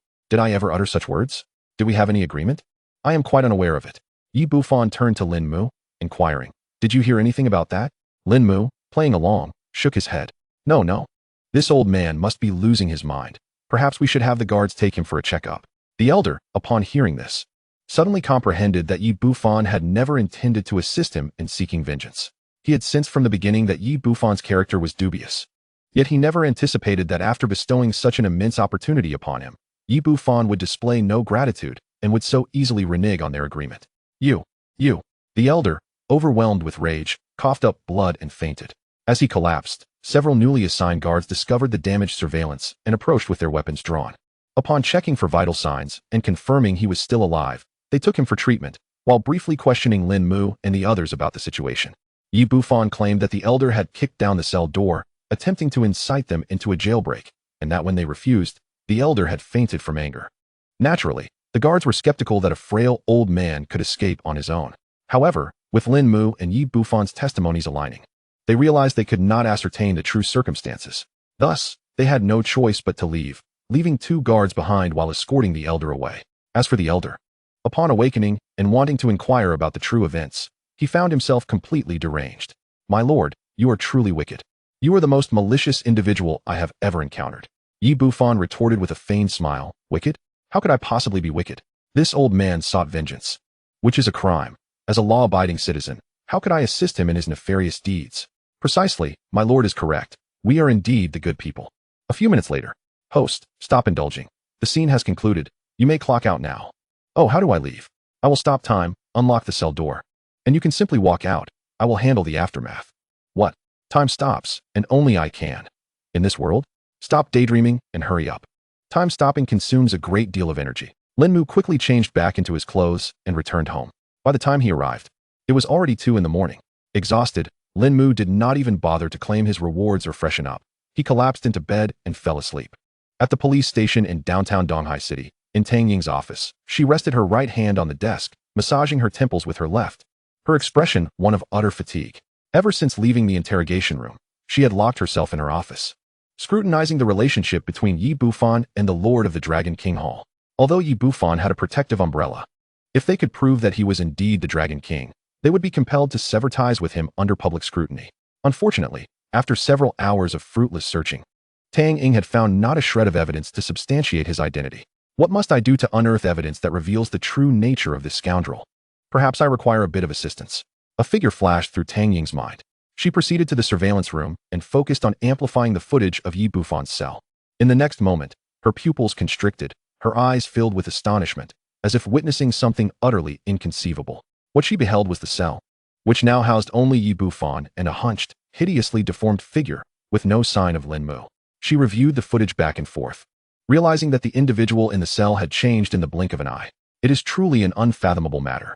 She painstakingly slowed the footage down to 16 times its normal speed, repeatedly scrutinizing the instant a person vanished, only to discover that a frame was inexplicably missing. In the span of a single frame, had the individual not only departed but also been replaced? Indeed, this was a person shrouded in mystery. It was imperative to locate him. Even if he was disinclined to assist me, I must at least procure some valuable information. Subsequently, Tang Ying deliberately visited the detention facility, enduring Yi Bufan's nauseating gaze as she conducted a brief interrogation of Wang Ergu. To her astonishment, he seemed to possess memories from the previous questioning. This enigmatic ability further solidified her resolve to find Lin Mu. The following day, as noon approached, Lin Mu languidly opened his eyes. Lying in bed and gazing at the ceiling, he began to reflect on the rewards of the previous day. Literally, please retrieve yesterday's task rewards. Checking task progress. Ding. Task completed. Rewards received. 30,000 RMB. Hearing enhancement. Perfect block. 10,000 melon points. Perfect block. When the host is about to incur damage, the attack will be blocked in the most suitable manner. If unable to intercept the attack, damage will be minimized. Ding. The host pretended to be a subordinate of the Dragon King, rendering Yi Bufan powerless to retaliate, resulting in a month of physiological incapacity.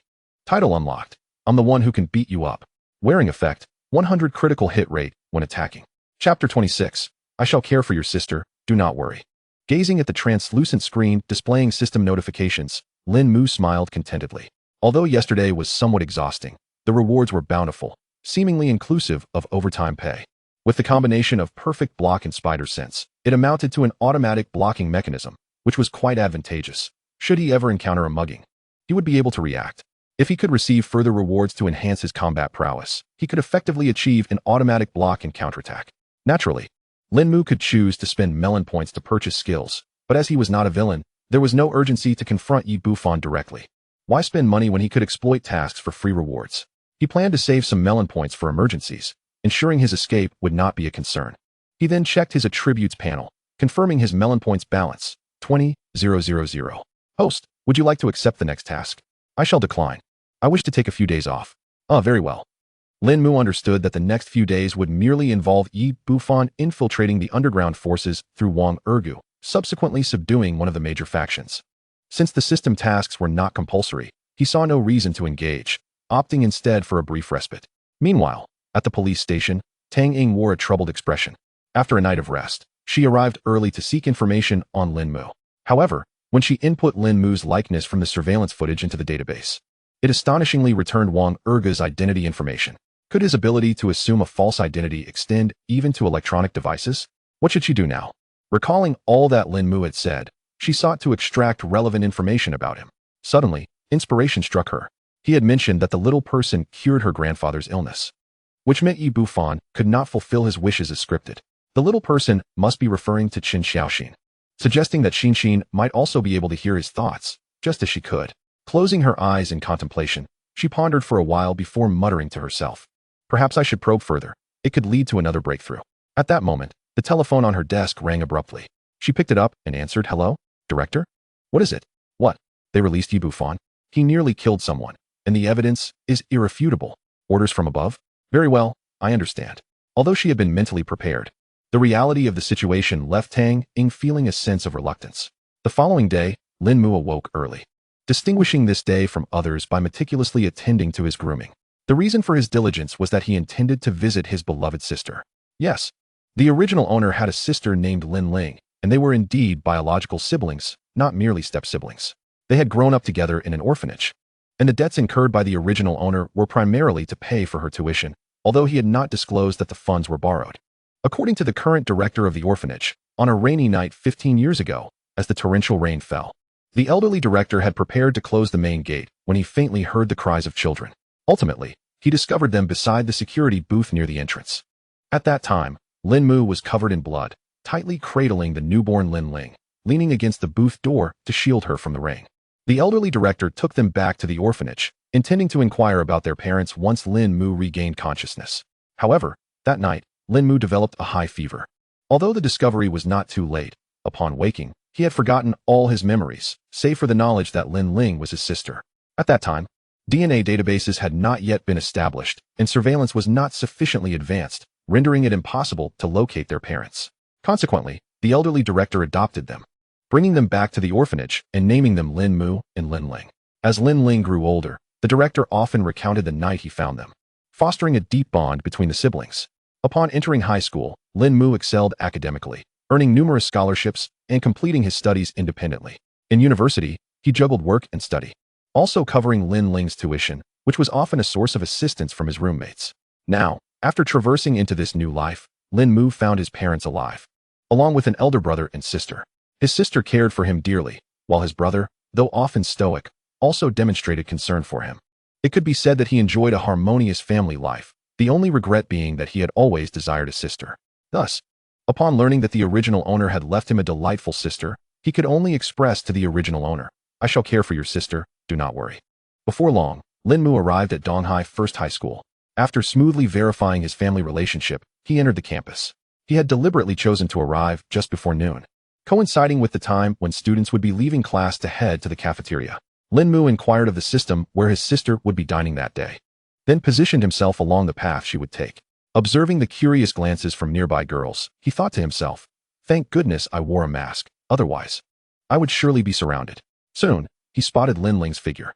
She was clad in a primarily white jacket adorned with subtle black stripes, paired with black knee-length skirts and white stockings, her hair styled in two playful buns, exuding a youthful and vibrant aura. She was engaged in conversation with her close friend. Lin Mu hastened towards them, and with his enhanced hearing, he caught snippets of their dialogue from a distance. "Ling Ling, hasn't Jinjian penned another love letter to you?" "Yes, he had someone slip it into my drawer again. I truly cannot comprehend that guy. He is not particularly good-looking, nor does he excel academically. Yet he seems to believe that his family's wealth will win him a girlfriend. Now he is even fixated on you. It's all your fault for being so attractive. Wah, Chi-Chi, your words hurt my feelings. I shall ignore you. All right, enough with the pretense. Tell me, do you have a crush on any boys, or perhaps certain expectations for a partner?" Let me think. I don't have a crush per se, but at the very least, he must be as handsome as my brother. Is your brother really that handsome? By the way, I've known you for 2 years and have yet to meet him. When will you bring him out for me to see? Stop hiding him away. Nonsense. What do you mean by hiding? My brother was busy with university classes, and now he has to work. He can't possibly accompany me all the time. All right. The two continued their conversation as they strolled toward the cafeteria.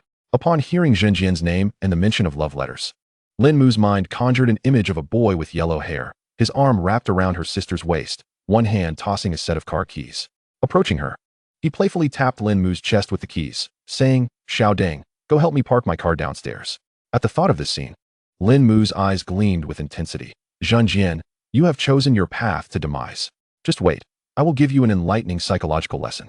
For context, Lin Mu's siblings are both highly successful, and she herself is prudent with her expenditures. Before her traversal, She had over $1 million in savings. Although she knew her parents would be saddened by her situation, with her siblings looking after her and over $1 million for her retirement, Lin Mu felt reassured and let go of her worries. This detail is mentioned separately and does not necessarily tie into the plot. Chapter 27, Lin Mu's Gift. Lin Mu silently inscribed Zheng Jian's name onto her covert education list, and after calming her emotions, she continued on her way. He stealthily approached Lin Ling from behind, grasping her twin buns with both hands, lowering his voice to a tender whisper. My dear little sister, would you care to join your brother for some delightful activities this afternoon? Zhao Fengqi, observing this handsome man, even with a mask concealing most of his features, who dared to ruffle her friend's hair and utter such frivolous words, felt her anger surge. You lecher. Let go of Ling Ling. Just as she was about to confront Lin Mu, Lin Ling turned and leapt into his embrace. Brother. Lin Ling clung tightly to Lin Mu, nuzzling her head against his chest, resembling a spoiled little kitten.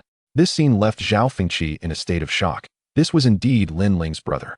What a timely arrival.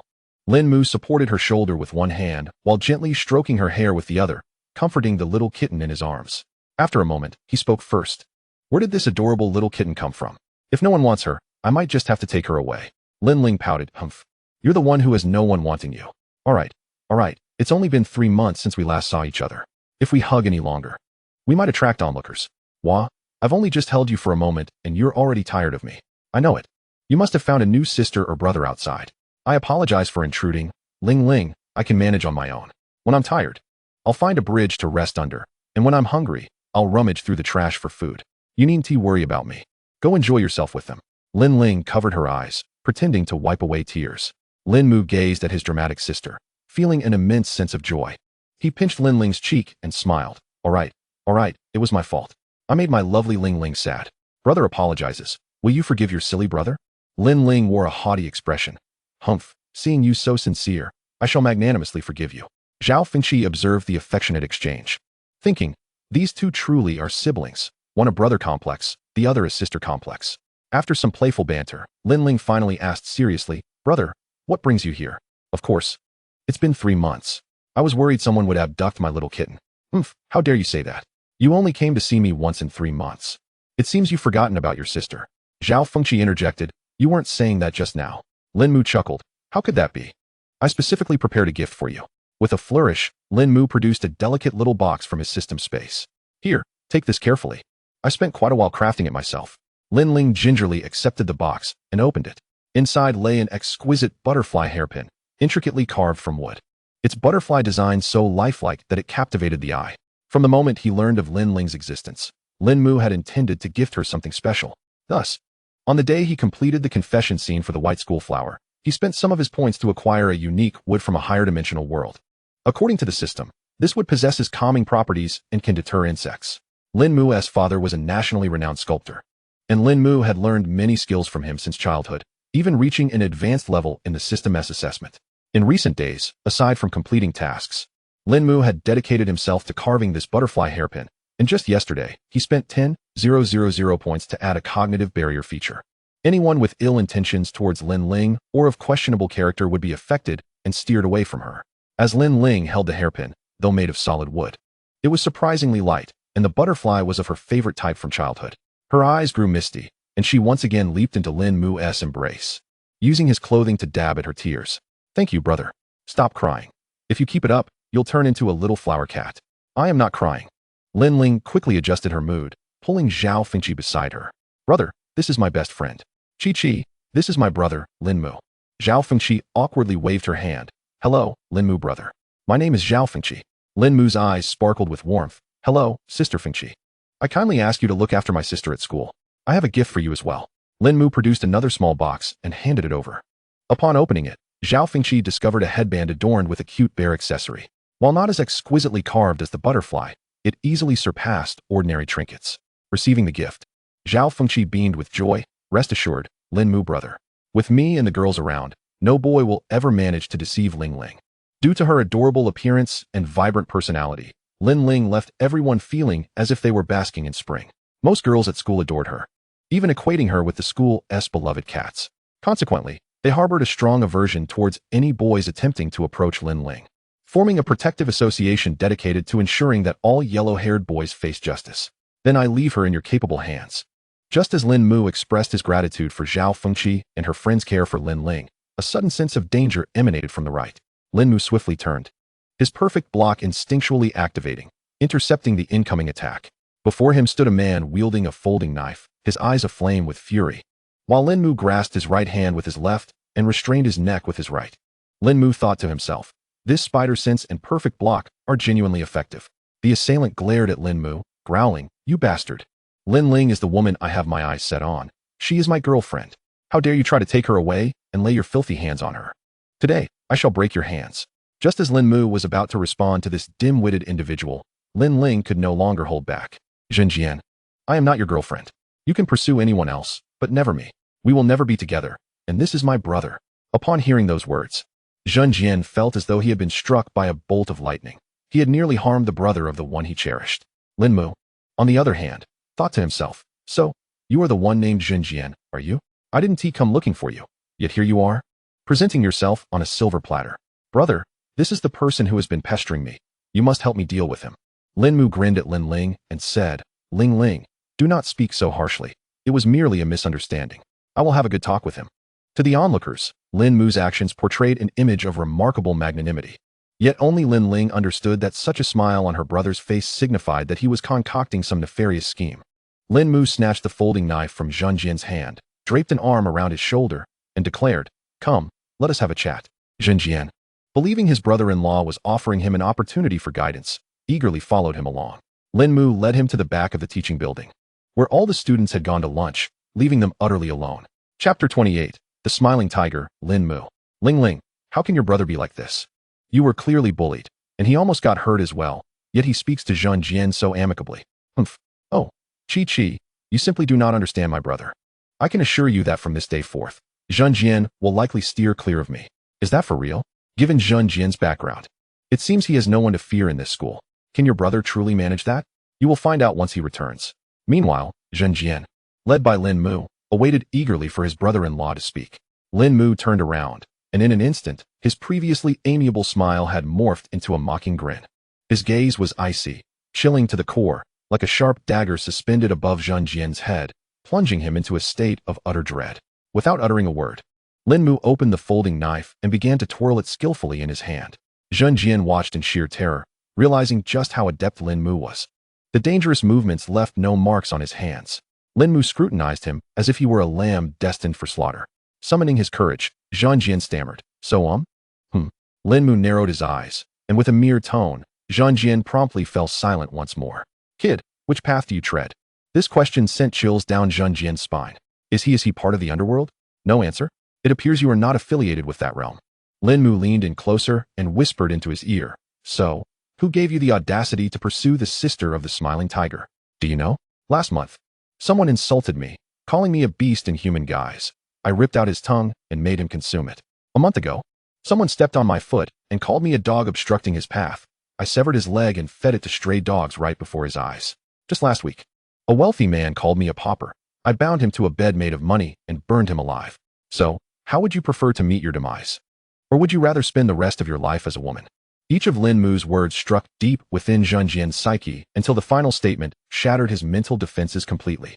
He fell to his knees, weeping profusely, repeatedly slapping his own face, while a foul odor emanated from his lower body. I am sorry. I'm so sorry, big brother. It was me, a toad desiring to feast on a swan. I'm a beast. I'm despicable. I beg you, spare me. I shall never dare again. Seeing that the desired effect had been achieved, Lin Mu crouched before him, pinching his chin while gently tapping his face with the cold blade. Since you are still but a child, I shall give you a chance. Remember the words spoken today, and also, students should focus on their studies, understand? Zhenjian nodded fervently. I understand. I shall devote myself to my studies. If I fail to attain a doctorate, I will never seek women. You know what to do after you leave, correct? If anyone discovers my identity, how I know. Today, I have seen no one, nor do I know anyone. Get lost. Thank you, big brother. Zhenjian fled in a panic, tripping along the way and losing one of his shoes. Observing Zhenjian's retreating figure, Lin Mu felt an overwhelming sense of accomplishment. Today, he had rescued yet another misguided flower of the nation. Truly, I am magnificent. 6. If he doesn't develop a psychological shadow, consider yourself fortunate. Lin Mu rubbed his nose. Oh, is that so? I suppose I wasn't that excessive, was I? You truly lack self-awareness. Lin Mu's actions had indeed reached an apex. Initially, he had merely intended to utilize advanced acting skills to feign intimidation as a member of the underworld.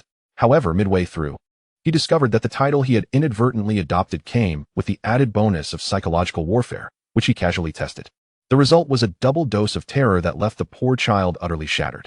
No matter, after all, it was the smiling tiger who did it.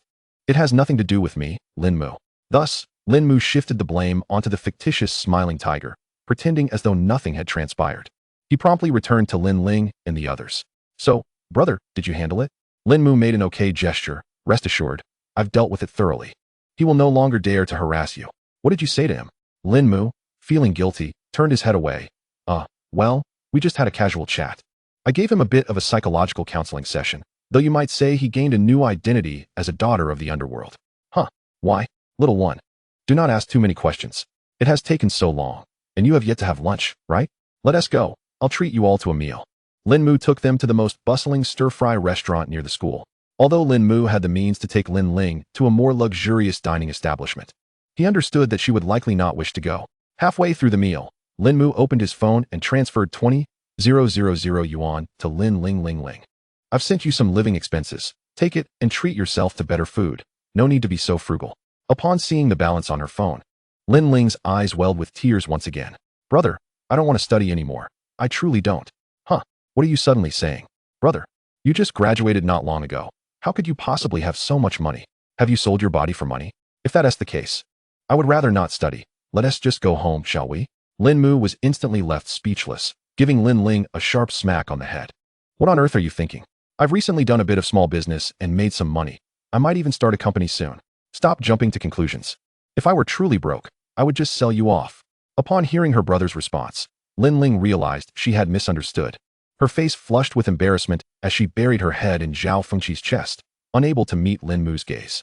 She maintained that position for a while to collect herself before releasing it. Lin Mu then retrieved several packets of sunflower seeds from the system space and offered them to her and the others. Brother, these sunflower seeds taste particularly good. They are richer in flavor than those sold outside, and they even have a sweet aftertaste. Indeed, I mentioned I have been engaged in a small business lately. Once my company is up and running, those selling sunflower seeds will find themselves unemployed, and you shall be the little boss of the company, responsible for counting the money. Lin Mu indeed planned to start a company. He knew the main storyline tasks would eventually reach completion, while the conditions for random tasks remained unclear.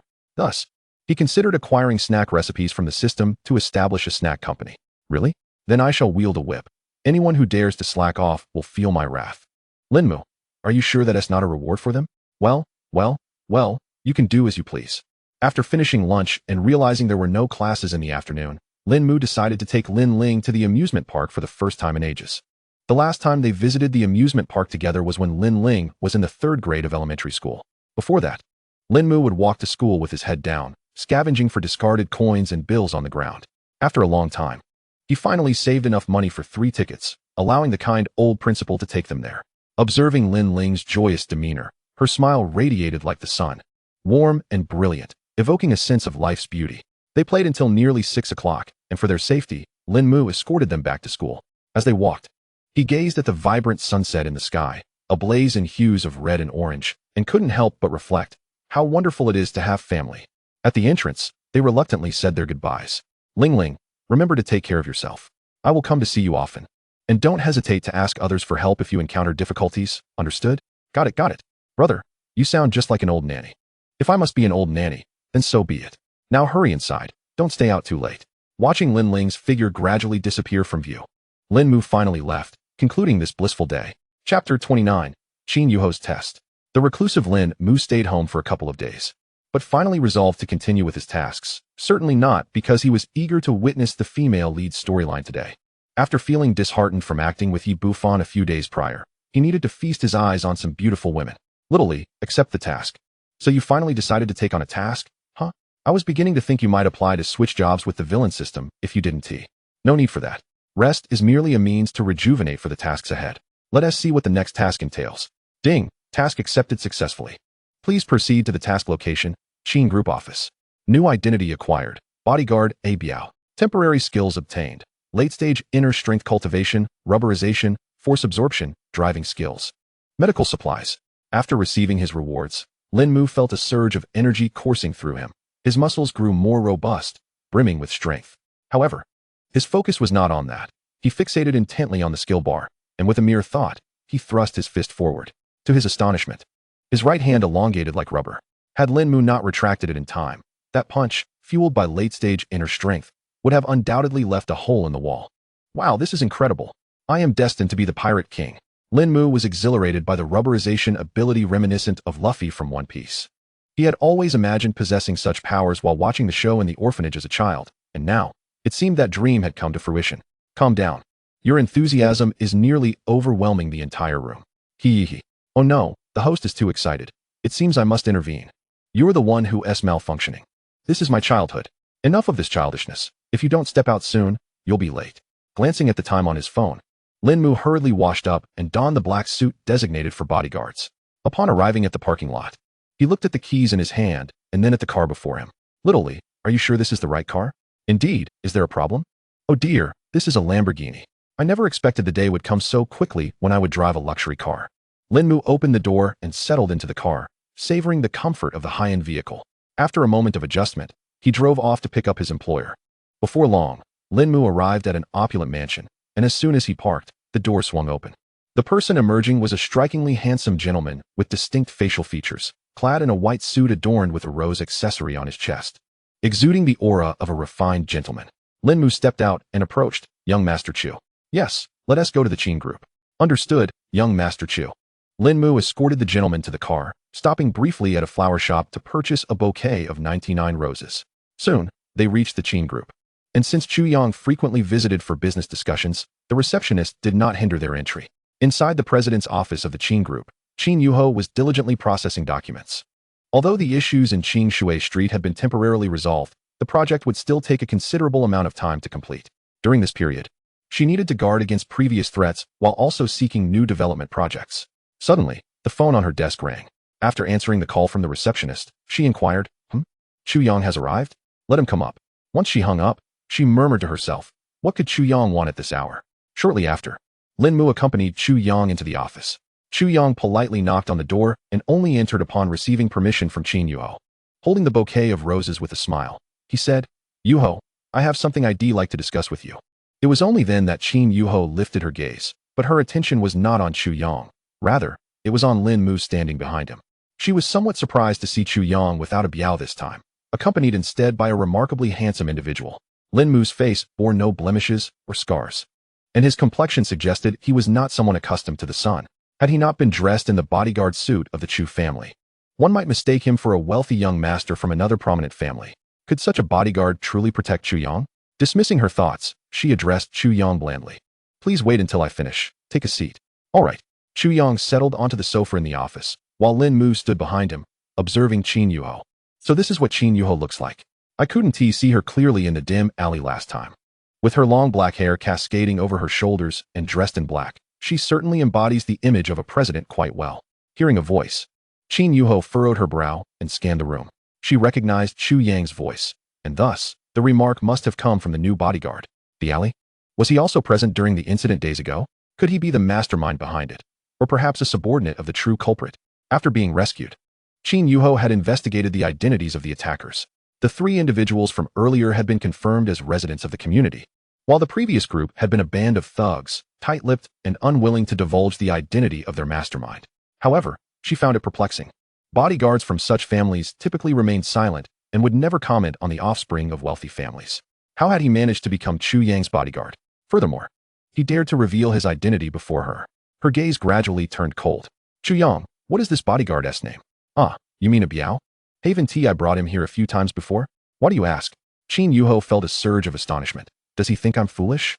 A biao stands at nearly 2 meters tall, with bronze skin and a muscular build. How could he possibly resemble the handsome young man before me? At this moment, she suspected Chu Yang was either the mastermind or an accomplice, deliberately coming to flaunt his power in front of her, even teasing her. Initially intending to inquire amicably, her anger flared, and she confronted him directly. She slammed her hand on the table, pointing at Lin Mu. You were present during the attack on me a few days ago, weren't you? Lin Mu, taken aback, looked at Qin Yuho's furious expression and then at Chu Yang, who wore a puzzled look. That day, I was accompanying the young master at a banquet and never left. Chu Yang suddenly realized, right, I was attending the banquet with a Biao that day. I even invited you. How did Qin Yuyo know I was present at the scene? Wait, wasn't she too preoccupied at that moment? When did she glance up at the rooftop? How come I was oblivious to it? Qin Yuyo stared at the suspect before her, whose lips remained still while his voice resonated in her mind, leaving her momentarily stunned. Could it be that I am hearing his innermost thoughts? Surely, such a preposterous notion cannot be true. Observing the apparent ignorance on the suspect's face, Qin Yuyo resolved to probe further. Oh, is that so? Perhaps I mistook him. His physique bears a resemblance to one of the assailants from that day. Lin Mu felt a sense of relief wash over her. Ah, I see, you nearly frightened me. I thought she truly recognized me back then. Qin Yuyo reconfirmed that the man before her had not uttered a word. Indeed, she was privy to his silent musings. Chapter 30. Chu Yang's Confession. While she comprehended that she was likely privy to his thoughts, her suspicions regarding Lin Mu remained unabated. She continued her probing. Maybe I've been overthinking lately. The individuals who attacked me the other day have yet to be identified, which has left me somewhat distressed. Of course, how could Yi Bufon's subordinates possibly reveal anything? If they dared to utter a single word, Yi Bufon would take their life in a torturous manner, came the reply. By the way, Yi Bufon should have already secured a position as a security guard, but does Qin Yuyo truly remain oblivious to the circumstances of her subordinates? Ever since he donned the security uniform that day, he hasn't shown up for work. Were it not for his role today, we probably wouldn't have seen him at all. What a foolish girl. Yi Bufon does not seek compensation because, as the illustrious Dragon King, he is not in want of money. His reason for taking the security job is not to pilfer company secrets, but to win her over, for in the narrative, she is his first harem member, and seemingly the most proactive and passionate one at that. How absurd. She lowers her guard simply because he saved her once and demands no payment, only a job. It's no wonder the Qin Corporation is destined to become part of the Dragon King group. A thunderous realization struck Qin Yuyo like a bolt from the blue. Although she had harbored doubts about Yi Bufon, after he saved her that day, he had not acted inappropriately. When she later intended to offer him a reward, he had politely declined, asking only for employment. To ensure he wasn't the mastermind or an accomplice, she had deliberately assigned him a security position, which he accepted. Consequently, she had let her guard down. Could it truly be him? Is it not for money or the company, but rather for me? And this narrative, this harem, this future, what nonsensical concepts are these? Did the establishment of the nation not prohibit such fantastical occurrences? Is he truly speaking nonsense? Or does he genuinely possess knowledge of the future? To ascertain the truth, she slowly seated herself and took out her phone, sending a message to Secretary Wu to inquire whether a certain Yi Bufon from the security department had reported for duty recently. 2 minutes later, a message arrived on her phone, confirming Lin Mu's assertions. Since that day, Yi Bufon had not shown up for work. It wasn't that the security department was unwilling to report. Rather, Yi Bufon had been a newcomer, and Secretary Wu had personally made the call. The personnel in the security department were astute enough not to concern themselves with his connections. After all, they were not dependent on him for their livelihoods. There was no reason to risk reporting him, lest they jeopardize their own positions. At that moment, Qin Yuyo felt a wave of confusion wash over her. No matter how relaxed she had been, it was unlike her to neglect checking on his status for several days. What was happening to her? Is it true what he said? Am I, the esteemed heiress of the Qin family, destined to become a mere harem member of a security guard? To relinquish the family's legacy so easily? Just as Qin Yuyo grappled with her self-doubt, Lin Mu's voice continued to echo in her mind. Today seems to be the battlefield of this foolish girl's betrothed, the current fiancé and the former fiancé competing on the same stage. I truly cannot fathom what Qin Yuyo is thinking. She has such a wonderful current fiancé, yet she believes Yi Bufon, who calls himself her former fiancé, and even uses him as a shield against Chu Yang. If she dislikes Chu Yang, she could simply reject him. Why resort to a security guard as a former fiancé to turn him down? Does that make him less than a mere security guard? Truly, she has reached new heights of foolishness. Hearing Lin Mu repeatedly call her foolish set Qin Yuyo's temper aflame. Where did she even acquire a former fiancé? However, in that moment, a distant memory surfaced. Hadn't her grandfather once mentioned an arranged marriage during her childhood? Yet, when she had grown curious and wished to inquire further, her grandfather had already passed away, and her father had dismissed it as nonsense.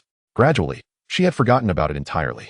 In truth, Chu Yang was a marriage prospect arranged by her mother, who sought to secure the Qin family's interests amidst the turmoil following her father's disappearance. To stabilize her daughter's position as CEO, her mother had negotiated this alliance with the Chu family, hoping to leverage the Chu group's influence. Her mother had never consulted Qin Yuyo on the matter, which made her feel as though she had been sold to the Chu family, thus nurturing a negative perception of Chu Yang as a potential match. Now, Discovering that Yi Bufan was indeed her former fiancé left Qin Yuyo utterly bewildered, especially upon realizing the ambition lurking beneath his seemingly sincere facade, which sent a chill down her spine. She was merely an ordinary heiress, thrust into her current role due to her father's disappearance. Her inner strength was far from the confident exterior she portrayed, and the more she pondered these matters, the more suffocated she felt. Wait, now that I am aware of Yi Bufan's identity and intentions, does that not mean I have stepped into an alternate future? Since he claims I will use him as a shield, if I were to refrain from doing so, would that not prevent the subsequent future from unfolding? With this thought, Qin Yuyo's spirits lifted slightly. Rather than dwelling on such unrealistic future scenarios, she preferred to focus on the present. Just then, Lin Mu ceased transmitting any further messages about the future, allowing her to redirect her attention to her current tasks.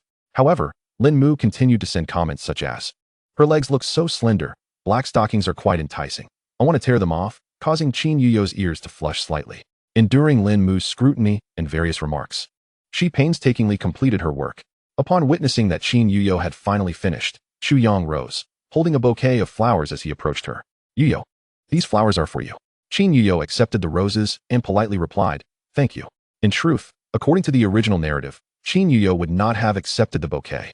But after hearing Lin Mu's comments, she had channeled much of her aversion toward Yi Bufan, thereby becoming less resistant to Chu Yang. Observing that Qin Yuyo did not refuse, Chu Yang felt a surge of joy and continued, "I understand that our marriage was orchestrated by your mother, yet for me, it presents an opportunity. Among the many daughters of affluent families, you alone meet my expectations for a future partner. You are gentle, beautiful, strong, and courageous, unyielding in the face of adversity. Therefore, if possible, I wish for you to be my other half." Hearing Chu Yang's confession, Qin Yuyo furrowed her brow. She was currently overwhelmed with the demands of running the company, and Chu Yang chose this moment to profess his feelings, as if he were pressuring her, which only served to irritate her further. Tut, Qin Yuyo is truly a fool. Such a splendid man is as rare as a lantern in the dark. Yet she perceives his words as contrived, believing his confession fails to consider her current predicament. It's as if her mind has been kicked by a mule. A sincere confession is deemed pretentious, while a casual one is regarded as lacking in sincerity. Perhaps you should take the plunge and confess yourself. Moreover, if he hadn't considered your situation, would he have dared to propose now? If you accept, a betrothal feast could be arranged, and I wager the myriad of scoundrels at the company won't dare to utter a word. Her intellect is already questionable, and should she fall for Yi Bufan, she would become utterly love-struck, further diminishing her capacity for reason. Upon hearing Lin Mu's words, Qin Yuyo suddenly found clarity. He seemed to speak truthfully. Indeed, Chu Yang had not coerced her. In fact, this was a subtle form of assistance. Why had she felt such disdain moments ago? Was it because she had used Yi Bufan as a shield? Lin Mu's words compelled Qin Yuyo to reassess Chu Yang, stripping away personal sentiments. In the realm of their affluent families, Chu Yang truly stood out as a commendable match.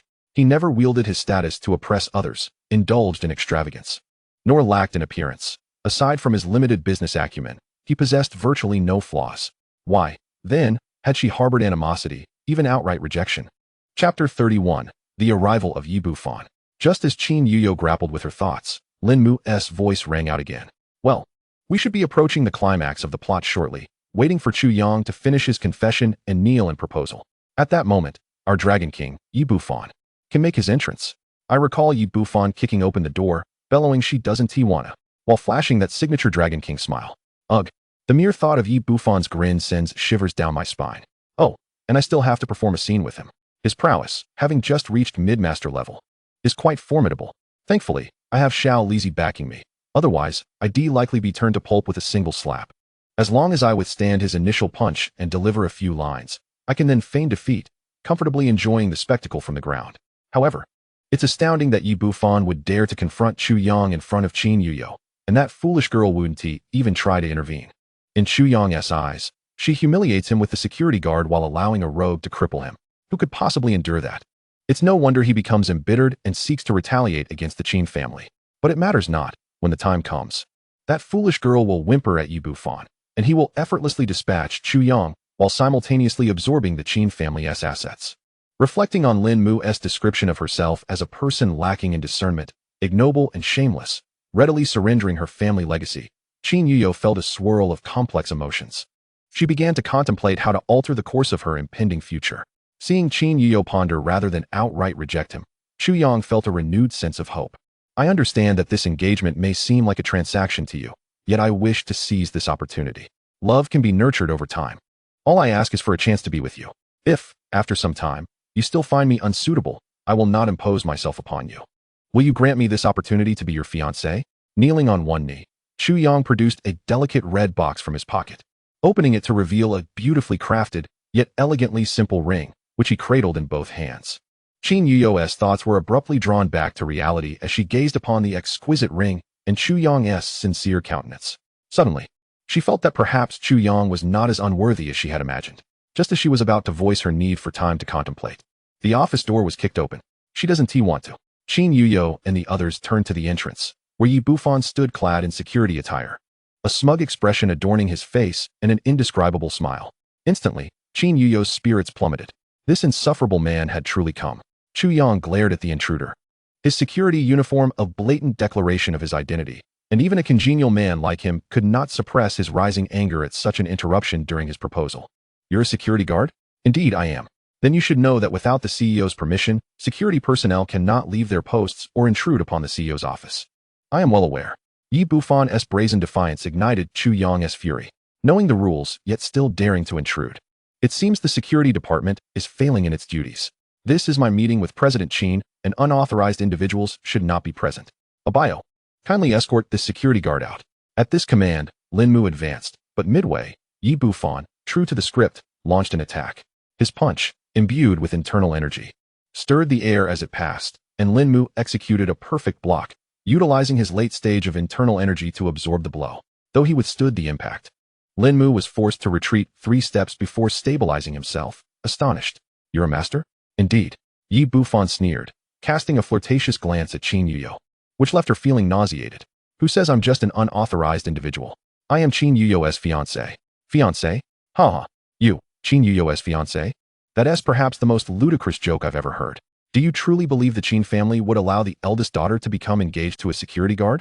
Come, Yuyo, you tell him whether or not you are my fiancé. Qin Yuyo understood that she must not allow Yi Bufan to associate with her in any capacity. Enraged, she retorted, I have no fiancé. I only allowed you to work as a security guard at the company out of gratitude for saving my life. How dare you disregard the rules and intrude here, spouting such nonsense? Did you hear that? Yuyo has stated that you have no relation to her. Now you can leave, or we will have to call the police to escort you out. Upon hearing Qin Yuyo's denial, Chu Yang breathed a sigh of relief. For if Yi Bufan truly were her fiancé, he would find it difficult to accept being overshadowed by a mere security guard.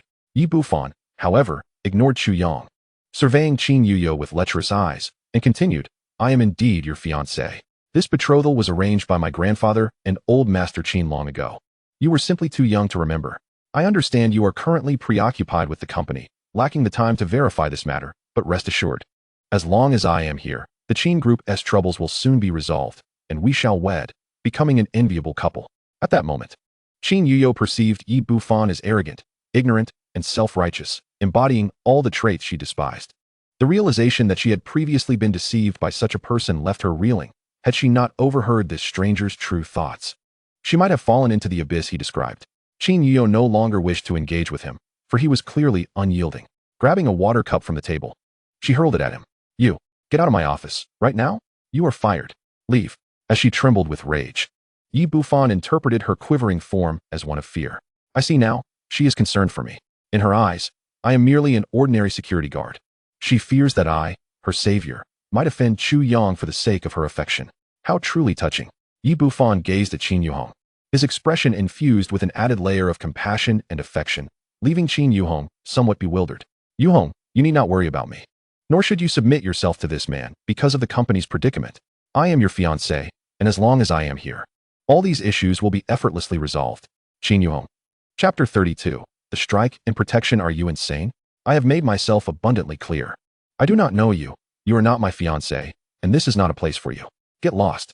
Qin Yuhong, already seething with anger, was once again taken aback by Yi Bufan's words, and she exploded in fury. Yi Bufan chose to disregard her retorts, turning instead to Chu Yang with a menacing glare. You, brat, Qin Yuhong is my woman. How dare you threaten her with the safety of the company in order to coerce Huama into marrying you? You have crossed my line. From now on, you shall know what it means to be a woman, according to Yi Bufan's temperament. Anyone daring to touch his woman would typically find themselves facing immediate death. However, after recently advancing to the master level, he discovered that his younger brother was incapacitated. Although he firmly believed that recovery would come soon, the sight of his woman in peril while he was unable to act tormented him greatly, compelling him to make Chu Yang experience similar suffering. Yi Bufan lunged forward with a punch infused with 80% of his strength, creating not only a gust of wind but also a thunderous roar. Are you serious?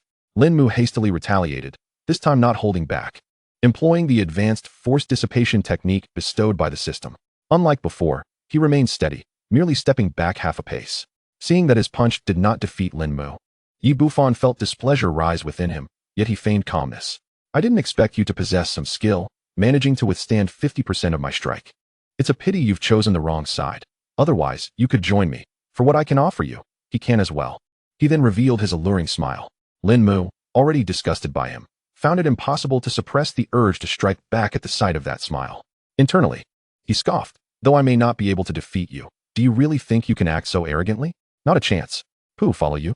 A destitute security guard who looks like a monkey, with a face so muddied it takes countless defenses to obscure your own reality? And 50% strength? I didn't even use 1%. The humiliation stung Yi Bufan, darkening his expression. Dare to insult me? You have sealed your own fate. Yi Bufan ceased holding back, unleashing every punch with full force. Yet Lin Mu adeptly countered with his force dissipation and rubberization techniques, all the while mocking him. Oh, so you think you can seal my fate? I'm terrified. Whatever shall I do? How am I still alive? Your full force can't even touch me. Your punches feel as light as if they were landing on cotton. Yi Bufan was deeply perplexed. This individual appeared to possess late inner strength cultivation. Yet every exchange seemed to yield no advantage for him. While his earlier 50% strike had pushed Lin Mu back several steps, why was it different now? As Lin Mu continued his taunts, Yi Bufan abandoned his pretense, resorting to various underhanded tactics. Sensing the moment was ripe, Lin Mu deliberately left an opening, allowing Yi Bufan to land a punch on his chest. The blow inflicted no damage, but he was propelled backward, leaving an imprint on the wall. As he fell from the wall, he bit into a hidden blood packet, pointing at Yi Bufan. You. After spewing a mouthful of blood, Lin Mu found a comfortable position to feign death. Truly, I am remarkable. This is the self-cultivation of a leading actor. Not only have I disgusted Yi Bufan, but I've also advanced the plot. Nice. Lying motionless on the ground, Lin Mu felt quite satisfied with his performance. Ultimately a waste. After dispatching Lin Mu, Yi Bufan turned to Qin Yuhong and proclaimed, See Yuhong, I have the capability to protect you. Qin Yuhong dared not speak. Witnessing Yi Bufan's loss of reason in the face of Lin Mu's mockery, the murderous intent that flickered in his eyes did not escape her notice. This revelation confirmed her suspicion that he was indeed a ruthless demon. Yi Bufan, observing Qin Yuhong's silence, assumed she was entranced by his dashing figure. He gently stated, Yuhong, once I deal with this Chu Yang, I will assist you in resolving the company's issues, and then we can focus on our engagement. He then turned to Chu Yang. Your bodyguard has been dealt with. Now it's your turn. As Yi Bufan approached, Chu Yang did not react with the impotent rage typical of villains in novels. As a member of the Chu family, he had been taught to face failure with composure, to learn from it, and to seek retribution later. He shook his head. Today, I concede defeat. Should you choose to strike me, I will accept it. But I will not let this matter rest. One day, I will come for my revenge. Yi Bufan scoffed. You? Seek revenge? I look forward to it. He lifted his leg, preparing to attack Chu Yang's lower region. Qin Yuhong glanced at Chu Yang, then at Lin Mu, who was watching the scene with half-closed eyes. And she yearned to pull Lin Mu up. However, doing so would reveal her ability to hear his thoughts, and he might not intervene regardless. Her hands clenched tightly, beads of sweat forming at her temples, and suddenly, she gritted her teeth, her eyes shining with determination. While she might not particularly like Chu Yang, she would not allow him to be harmed because of her. Just as Yi Bufan was about to strike Chu Yang, Qin Yuhong swiftly stepped in front of him, raising her hands as if a hen shielding its chicks, protecting Chu Yang behind her. Stop. Qin Yuhong's actions completely took Yi Bufan by surprise, prompting him to retract his leg. However, due to his earlier exertions, his left foot slipped, and he fell unceremoniously to the ground. Watching this comical scene unfold, Lin Mu nearly burst into laughter. Yuhong, why did you stop me? Be quiet. Qin Yuhong turned to Chu Yang. Chu Yang, I genuinely do not know if he is my fiancé, but I will never accept such a ludicrous arranged marriage. Now, I understand your feelings. If you are willing to trust me, I am prepared to give you this opportunity. So what is your answer? Qin Yuhong extended her right hand, the meaning clear. Chu Yang opened the box in his hand, contemplating the ring within for a moment before shaking his head and closing it again. I know you agree because this person is pressing you, but if I concede under such circumstances, would that not be taking advantage of a situation? I hope our relationship can be one of equality, not coercion or unilateral compromise. Chu Yang's response surprised Qin Yuhong. She had not expected him to reject her. In that moment, her previous negative impression of him dissipated. Meanwhile, Yi Bufan, observing the exchange between the two, lost his temper and raised his fist to strike Chu Yang. At that moment, several police officers burst through the door, their guns trained on Yi Bufan. Stop. We are the police. Yi Bufan's fist hung in the air. And after a moment, he reluctantly lowered it. Officers, you have finally arrived. This thug is yours to deal with. He trespassed into my office, assaulted people, and threatened our lives. I hope you will handle him appropriately. Rest assured, Miss Qin, we will enforce the law impartially. With that, Yi Bufan was escorted away by the police, his eyes fixed on Chu Yang, burning with a fury that seemed capable of tearing him apart. It is all because of him. He is the one who has caused me to lose Yunyu's affection. I will not rest until I have my revenge. Let him await his fate with a clean neck. As I watched the police finally escort Yefyufan away, my anxious heart began to relax, and my body suddenly went limp. Just as I was about to collapse, Chu Yang caught me. Observing the concern on Chu Yang's face, I thought to myself, Chu Yang truly seems to be a decent person. Chapter 33, The Whereabouts of Father Qin. Chu Yang gentlemanly assisted me back onto the sofa. Thank you. It's nothing. I just didn't expect such an incident today. Yes, I didn't foresee it either. Just a few days ago, I thought he was a person of integrity for saving me, but it turns out one cannot truly know a person's heart by their appearance. His strength is formidable. Given your current security level, it would be difficult to stop him if he intended to harm you. I will see if I can find any idle martial artists to protect you. Chu Yang, I truly appreciate your help. Of course, had it been the former version of me, I might have misconstrued Chu Yang's suggestion as an attempt to monitor me, but now I clearly understood that he genuinely cared for my well-being. With the negative filter removed from my perception of Chu Yang, I found myself secretly pleased by his meticulous concern. Ever since my father went missing, I had been preoccupied with stabilizing the Qin family, living in a state of constant tension. Chu Yang's kindness felt like a refreshing rain after a long drought. As we exchanged silent glances, I suddenly sensed a hint of ambiguity in the atmosphere. Shyly, I turned my head and stammered, "Could you help me tidy up the room?" Immediately regretting my words, I thought, as a scion of a prominent family, was it not an imposition to ask Chu Yang to clean? Yet, contrary to my expectations, he exhibited no reluctance. Sure, but where are the cleaning supplies? I pointed towards the small partition in the office, stammering, "Oh, it's over there." Watching Chu Yang turn to retrieve the supplies, I began to reflect on his behavior today. My thoughts were abruptly interrupted by Lin Mu's inner voice. I never anticipated that this plot would take such a turn. Yet, upon reflection, if Yunyu didn't have that filter regarding Yefyufan, the current situation would indeed be much more reasonable. But what should I do now? Should I awaken or continue feigning unconsciousness? These two seem to be on the verge of something romantic. Never mind, I shall not intrude. I might as well lie here a bit longer and enjoy the spectacle. Literally, does Yunyu have any secrets to reveal? Let me see. Indeed, there is. Qin Yu, 22 years old, the eldest daughter of the Qin family, currently the president of the Qin Corporation. A year ago, her father, Qin Shihai, went missing while abroad managing the family's business. Her uncle and third uncle attempted a coup, forcing Yunyu to step forward and assume the presidency. To deter others, she has been playing the role of a cold and decisive leader. However, prior to this, she had quite a few peculiar habits. Oh, peculiar habits? Now you have piqued my curiosity. Yeah, you must have seen Yunyu's legs today. Yes, they are long and slender, and even through stockings, they appear delicate and supple. Wearing thigh-high stockings must feel quite exhilarating, right? Is there an urge to tear them? You could say that. This is just one of her little quirks. She adores wearing stockings, especially thigh-highs. More importantly, she enjoys, at night, wearing a black mask and a lace nightgown, recording videos of herself tearing stockings in front of a full-length mirror, reveling in the pleasure it brings her. Is she trying to prove that tearing stockings isn't solely a man's domain? But that's not unusual. It's quite normal as a means of relieving stress. But what if I told you she uploads those videos online? After each recording, she posts the footage of herself tearing stockings and stepping on the camera. And her account, Yuxi, now boasts 500,000 followers. 666, a true philanthropist. Such a benevolent soul, using herself to benefit countless men. I am moved to tears. Yunyu's cheeks flushed crimson. Although she had anticipated the possibility of her identity being exposed when creating this account, concealing her identity was still relatively easy given the Qin family's influence. However, the revelation of her secret by someone else left her feeling utterly embarrassed. Chu Yang, noticing the rosy hue on her cheeks, walked over to the water dispenser, filled a cup, and presented it to her. "Here, Your complexion seems a bit flushed. I wonder if you have a fever. Drink some warm water. Ah, I'm not feverish. Perhaps I was just startled earlier, Yunyu replied politely, lowering her head as she accepted the cup. These two might truly have something brewing between them. The atmosphere is quite charged. But it's a pity that even if there is something, it's futile. After all, Yefyufin has set his sights on her, and no matter how formidable you are, Chuyang, protecting her is merely a matter of time before you face peril, given that he is the master of the Dragon King Hall. Lin Mu's words alleviated some of Yunyu's embarrassment. The Dragon King Hall? What is that? Is it an organization founded by Yefyufin? Though Yunyu belonged to the prominent Qin family of Donghai, their intelligence system had never been well developed, and with her father's disappearance, the entire information network of the Qin family had essentially collapsed. Thus, compared to Tang Ying, Yunyu knew very little about the existence of the Dragon King Hall.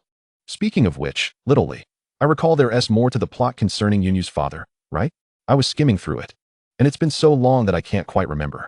Can you give me a recap? Yes, Qin Shihai went missing a year ago while abroad handling business. Although it is termed missing, he was actually imprisoned by an international assassin organization known as the Hall of Slaughter. Shortly after he arrived abroad, he stabilized the business situation, with only one final client left to negotiate. Unfortunately, this last client offended someone, prompting enemies to hire assassins from the Hall of Slaughter to eliminate him. Qin Shihai inadvertently witnessed this scene. Fortunately, the Hall of Slaughter operates on a principle of monetary compensation. They do not directly kill individuals unrelated to their tasks unless provoked first. Though he wouldn't die, anyone who stumbled upon their operations would be imprisoned and forced into servitude. If fortunate, they might possess martial arts talent and be brainwashed into becoming junior members of the Hall. If unfortunate, they would remain there for life until death.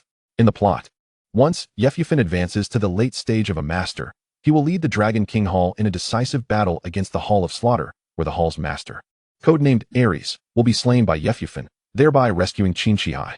However, upon discovering the relationship between Yefyufin and Yunyu, Qin Shihai vehemently opposed their union, infuriating Yefyufin, who then killed him and framed the deceased Ares for the act.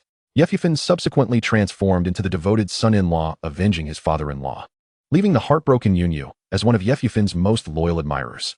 Chapter 34. The more beautiful a woman, the darker her heart. Such filial piety.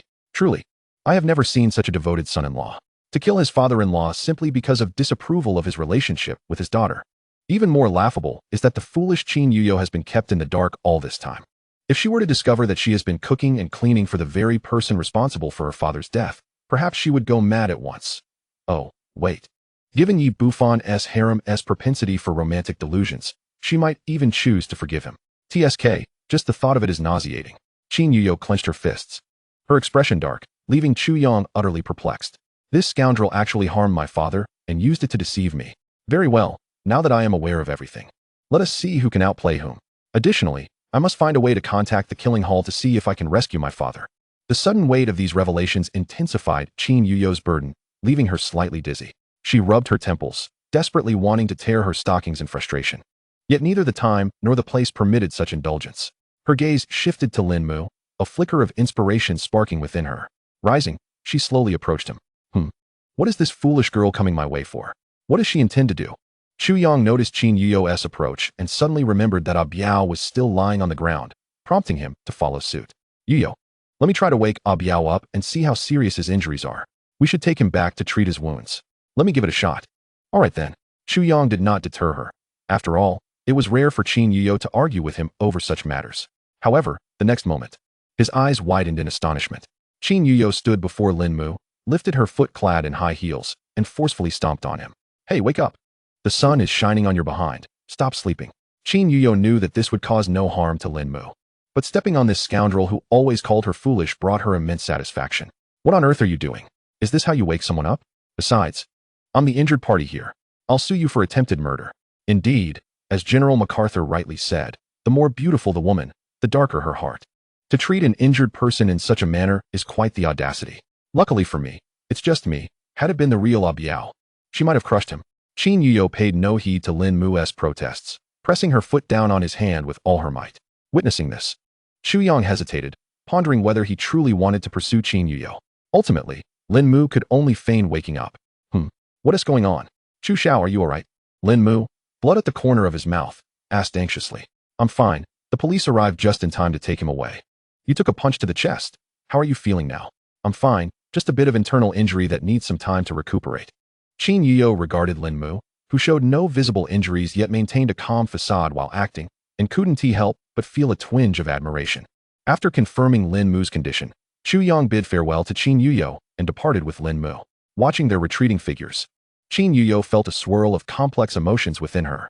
At the police station in downtown Donghai City, Tang Ying was in her office organizing materials related to a recent drug trafficking case. It appeared that a considerable force was covertly acting as a protective umbrella behind the perpetrators, facilitating the drug trade in Donghai City. For the past few days, her focus had been solely on this matter, leaving her no time to investigate Yi Bufan, let alone probe Chen Xiaoxing. Suddenly, there was a knock on the door, and a female police officer entered. "Sister Tang, we have another suspect. It seems you were in charge of interrogating him last time as well. Would you like to handle this one too?" Tang Ying's eyes remained glued to the documents as she scanned for discrepancies, scribbling notes with her pen without looking up. "What is his name? I believe it's Yi Bufan." "What? Say that again." Tang Ying shot up, her eyes blazing with anger and a hint of murderous intent. "Yes, it's Yi Bufan." Tang Ying swiftly donned her coat and headed out. "Which interrogation room?" "Room 66. Tang Ying quickly arrived at room 66 and, peering through the glass, spotted that familiar face within. Taking a moment to steady her emotions, she entered the interrogation room and mockingly addressed Yi Bufan. "Well, if it isn't Mr. Yi, I didn't expect to see you so soon again. Last time you claimed it was an accident. Surely, you can't say the same this time. Coming in twice in a week, it seems your legal awareness is rather lacking." Yi Bufan maintained his characteristic smirk. "Officer Tang, you are truly astute. I am indeed innocent. As a security guard, I must protect my employer from threats. My employer, fearing for my safety, sent me in here for my own protection." Tang Ying responded with nothing but a cold laugh, taking the file from a nearby officer and perusing its contents. "Qin Yuyo? Chu Yang? This man is certainly no good. He spends his days chasing after women. First Chen Xiaoxing, then myself, and now it seems he has turned his attention to Qin Yuyo as well. He dares to target the scions of the four great families of Donghai, even committing his misdeeds in broad daylight." Having grasped the situation, Tang Ying's impression of Yi Bufan plummeted further. "The evidence is irrefutable. Lock this lawless scoundrel away."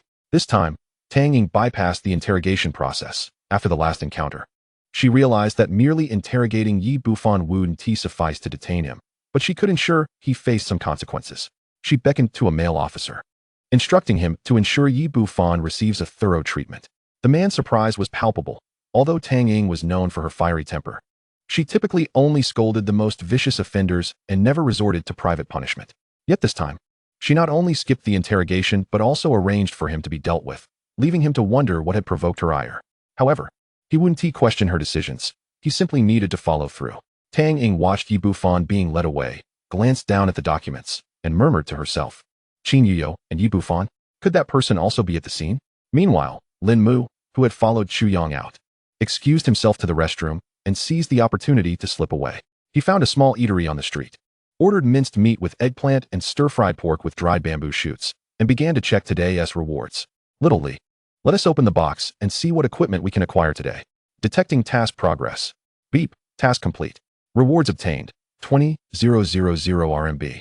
Enhanced sense of smell, investigative skills, 7,000 gossip points. As a torrent of information flooded his mind, Lin Mu felt as if he had transformed into a seasoned detective, capable of noticing even the minutest details. He also casually purchased a recipe for a special type of melon seeds from the marketplace, intending to try making them himself in preparation for starting a business later on. Having completed these tasks, his meal arrived just in time. Lin Mu savored his food while critiquing the beauty around him. Suddenly, a phone call interrupted him. Chapter 35, Moving and House Hunting. Lin Mu glanced at the caller ID, which displayed landlord Sister Wang, and then answered the call. "Hello, is this Xiaolin?" "Yes, it's me." "What's the matter, Sister Wang?"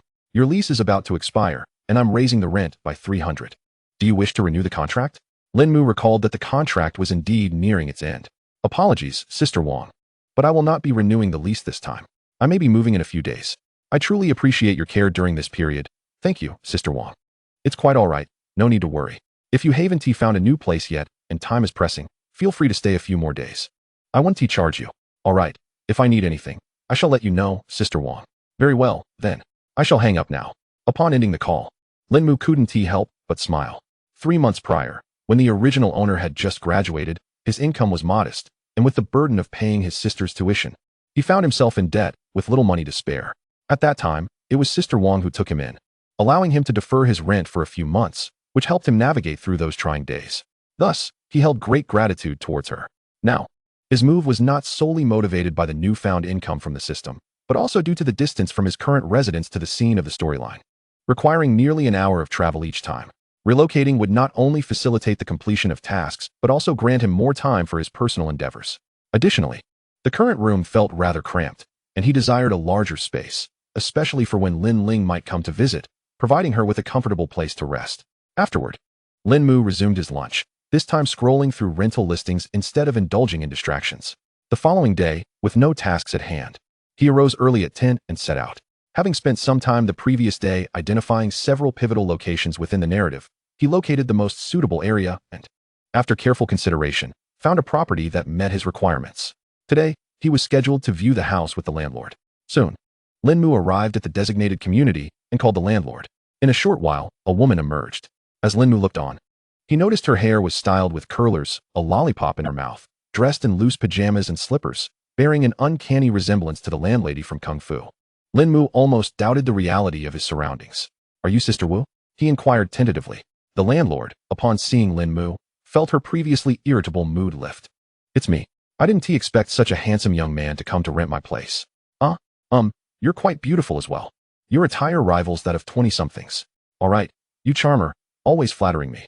I was just at home doing my hair, and I was a bit annoyed to be interrupted. But your good looks have earned you my forgiveness. Come on, let me show you the house."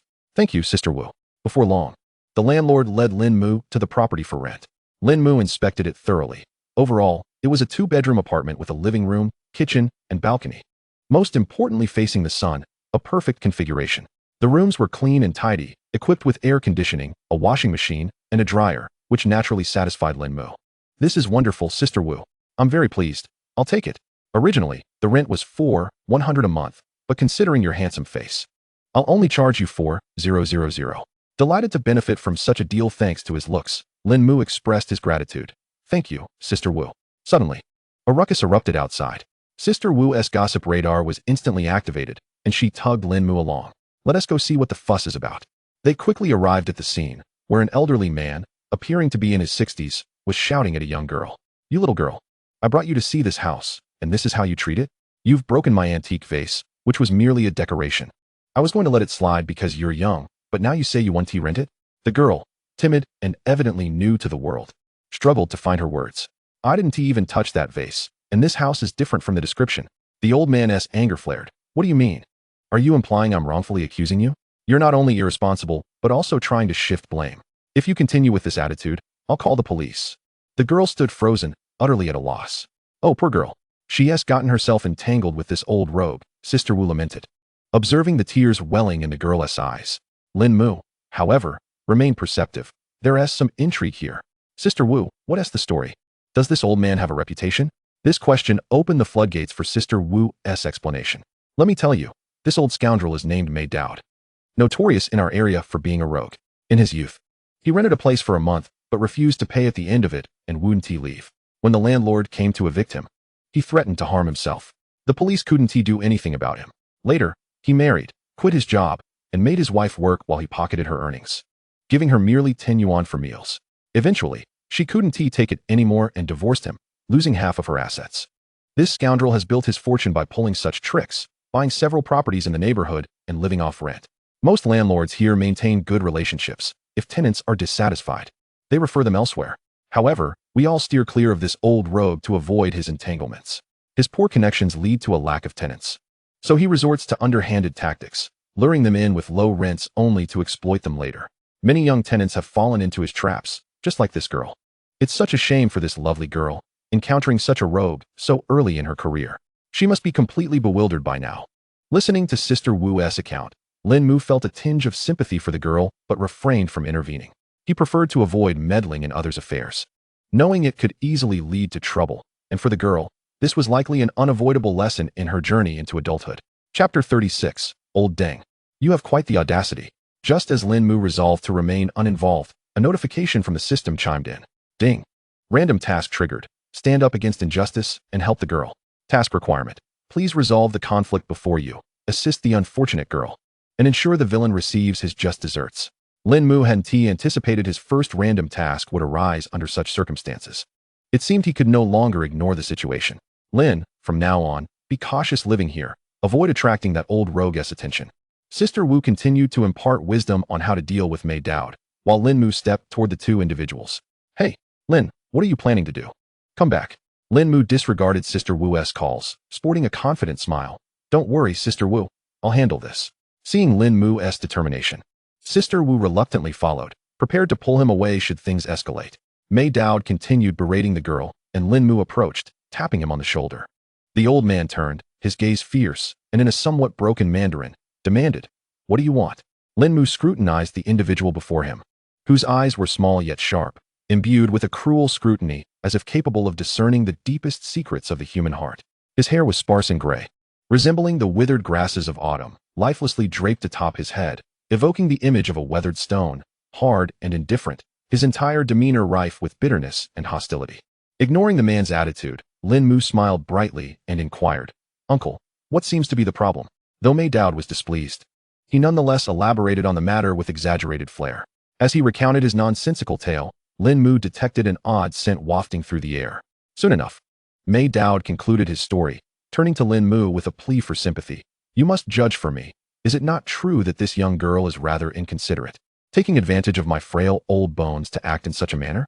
His words were delivered with palpable emotion, even squeezing out a couple of tears.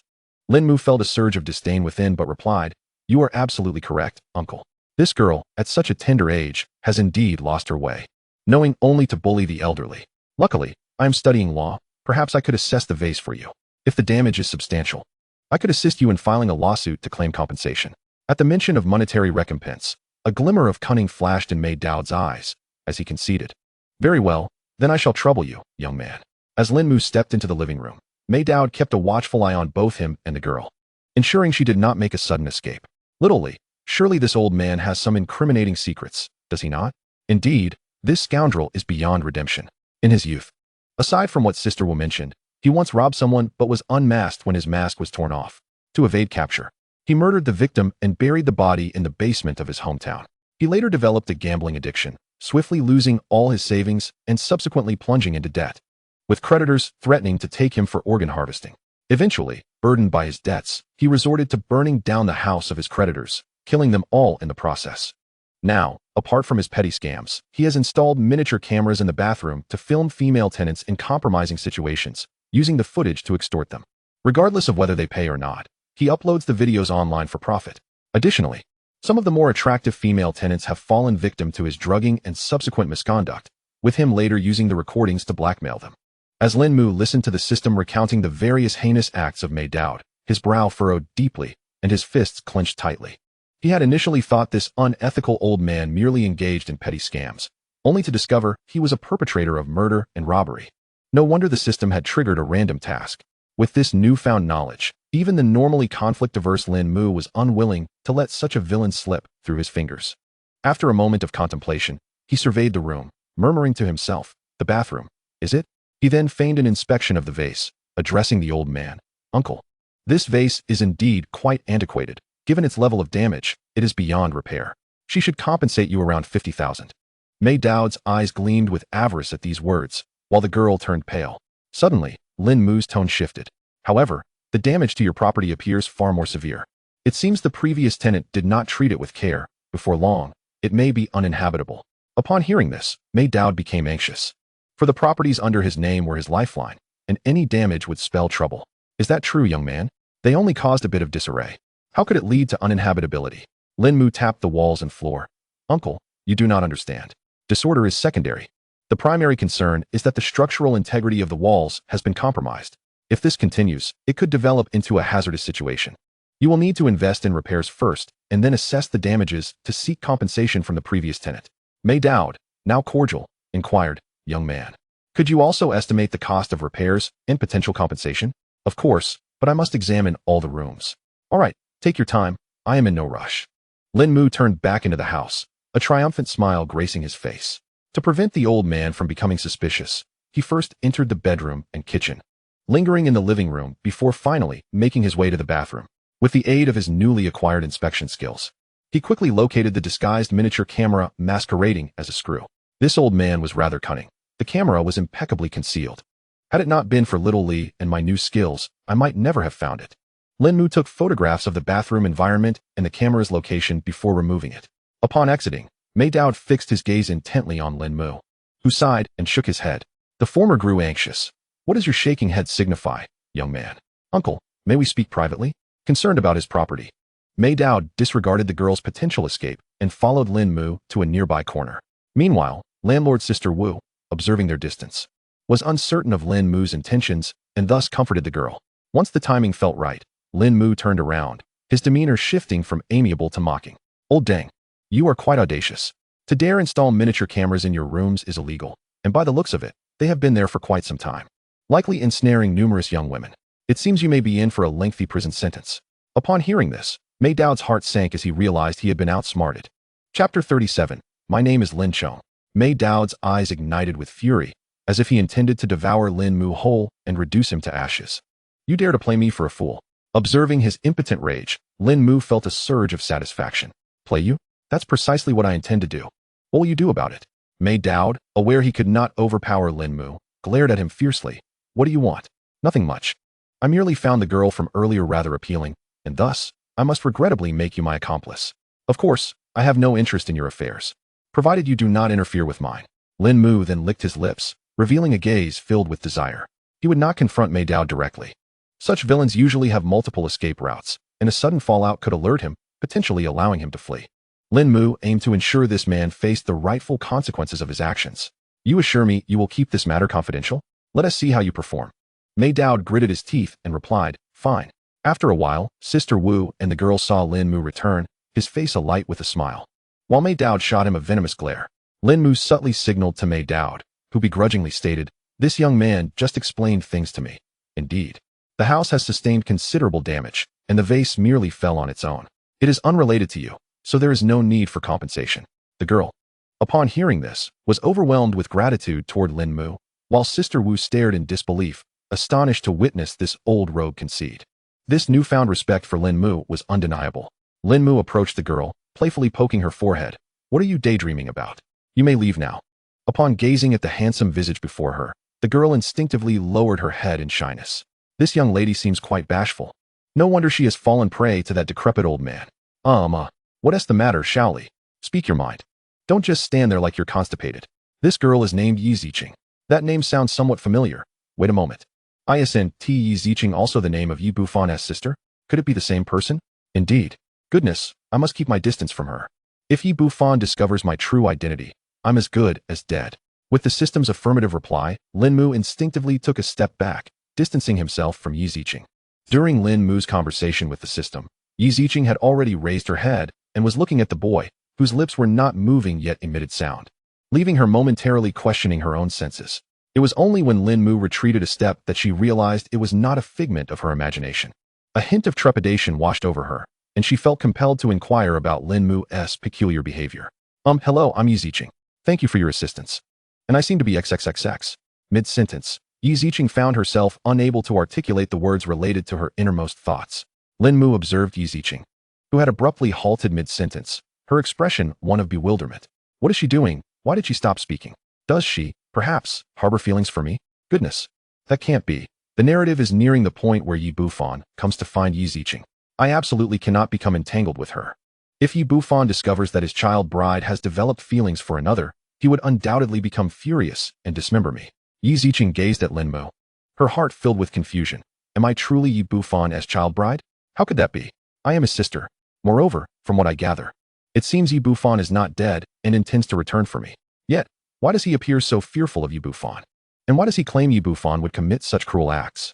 Just as Yi Ziqing was about to ask Lin Mu what he meant, he deftly shifted the conversation. I am Lin Chong. It appears you are searching for accommodation. This is Sister Wu, who has several properties in this neighborhood. You might inquire with her about suitable options. Lin Mu thought to himself, my real name must remain undisclosed. Sister Wu, being aware that Lin Mu had not disclosed his true name, chose not to expose him, considering he might simply be performing a good deed anonymously. Yes, dear sister. Please do let me know what kind of place you are looking for. If I do not have anything suitable, I have many friends in the area with properties to recommend. Seizing the opportunity while Yi Ziqing was engaged with Sister Wu, Lin Mu hastily bid farewell and departed.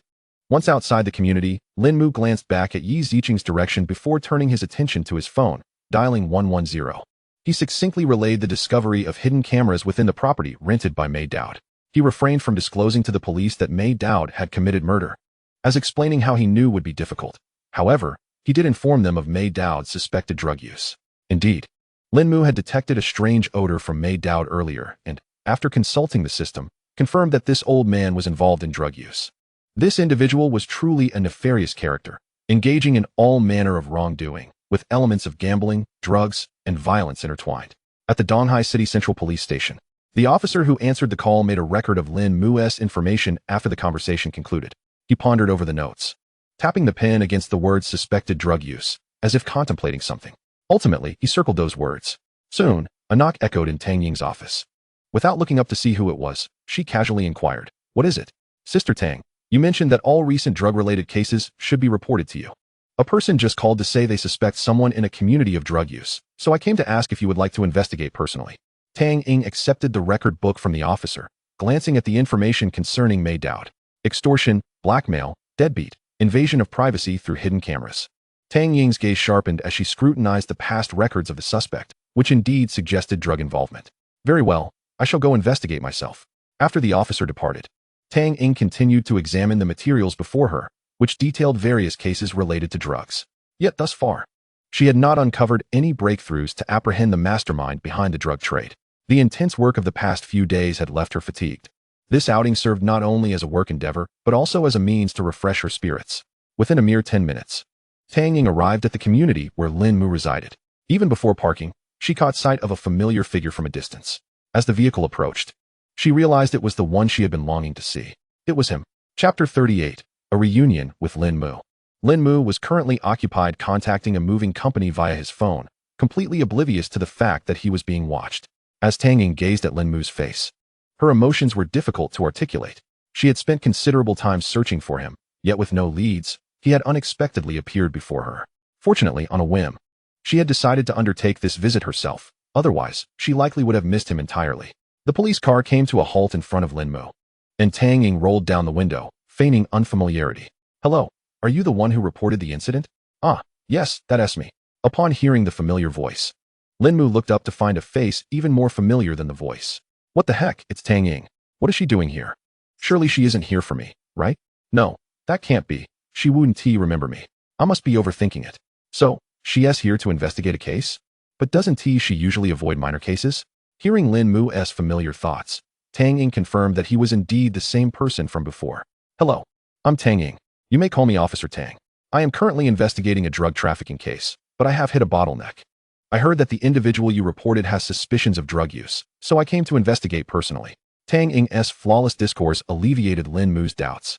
Drug trafficking? There seems to be a segment in the narrative regarding this. It appears she is genuinely not here for me.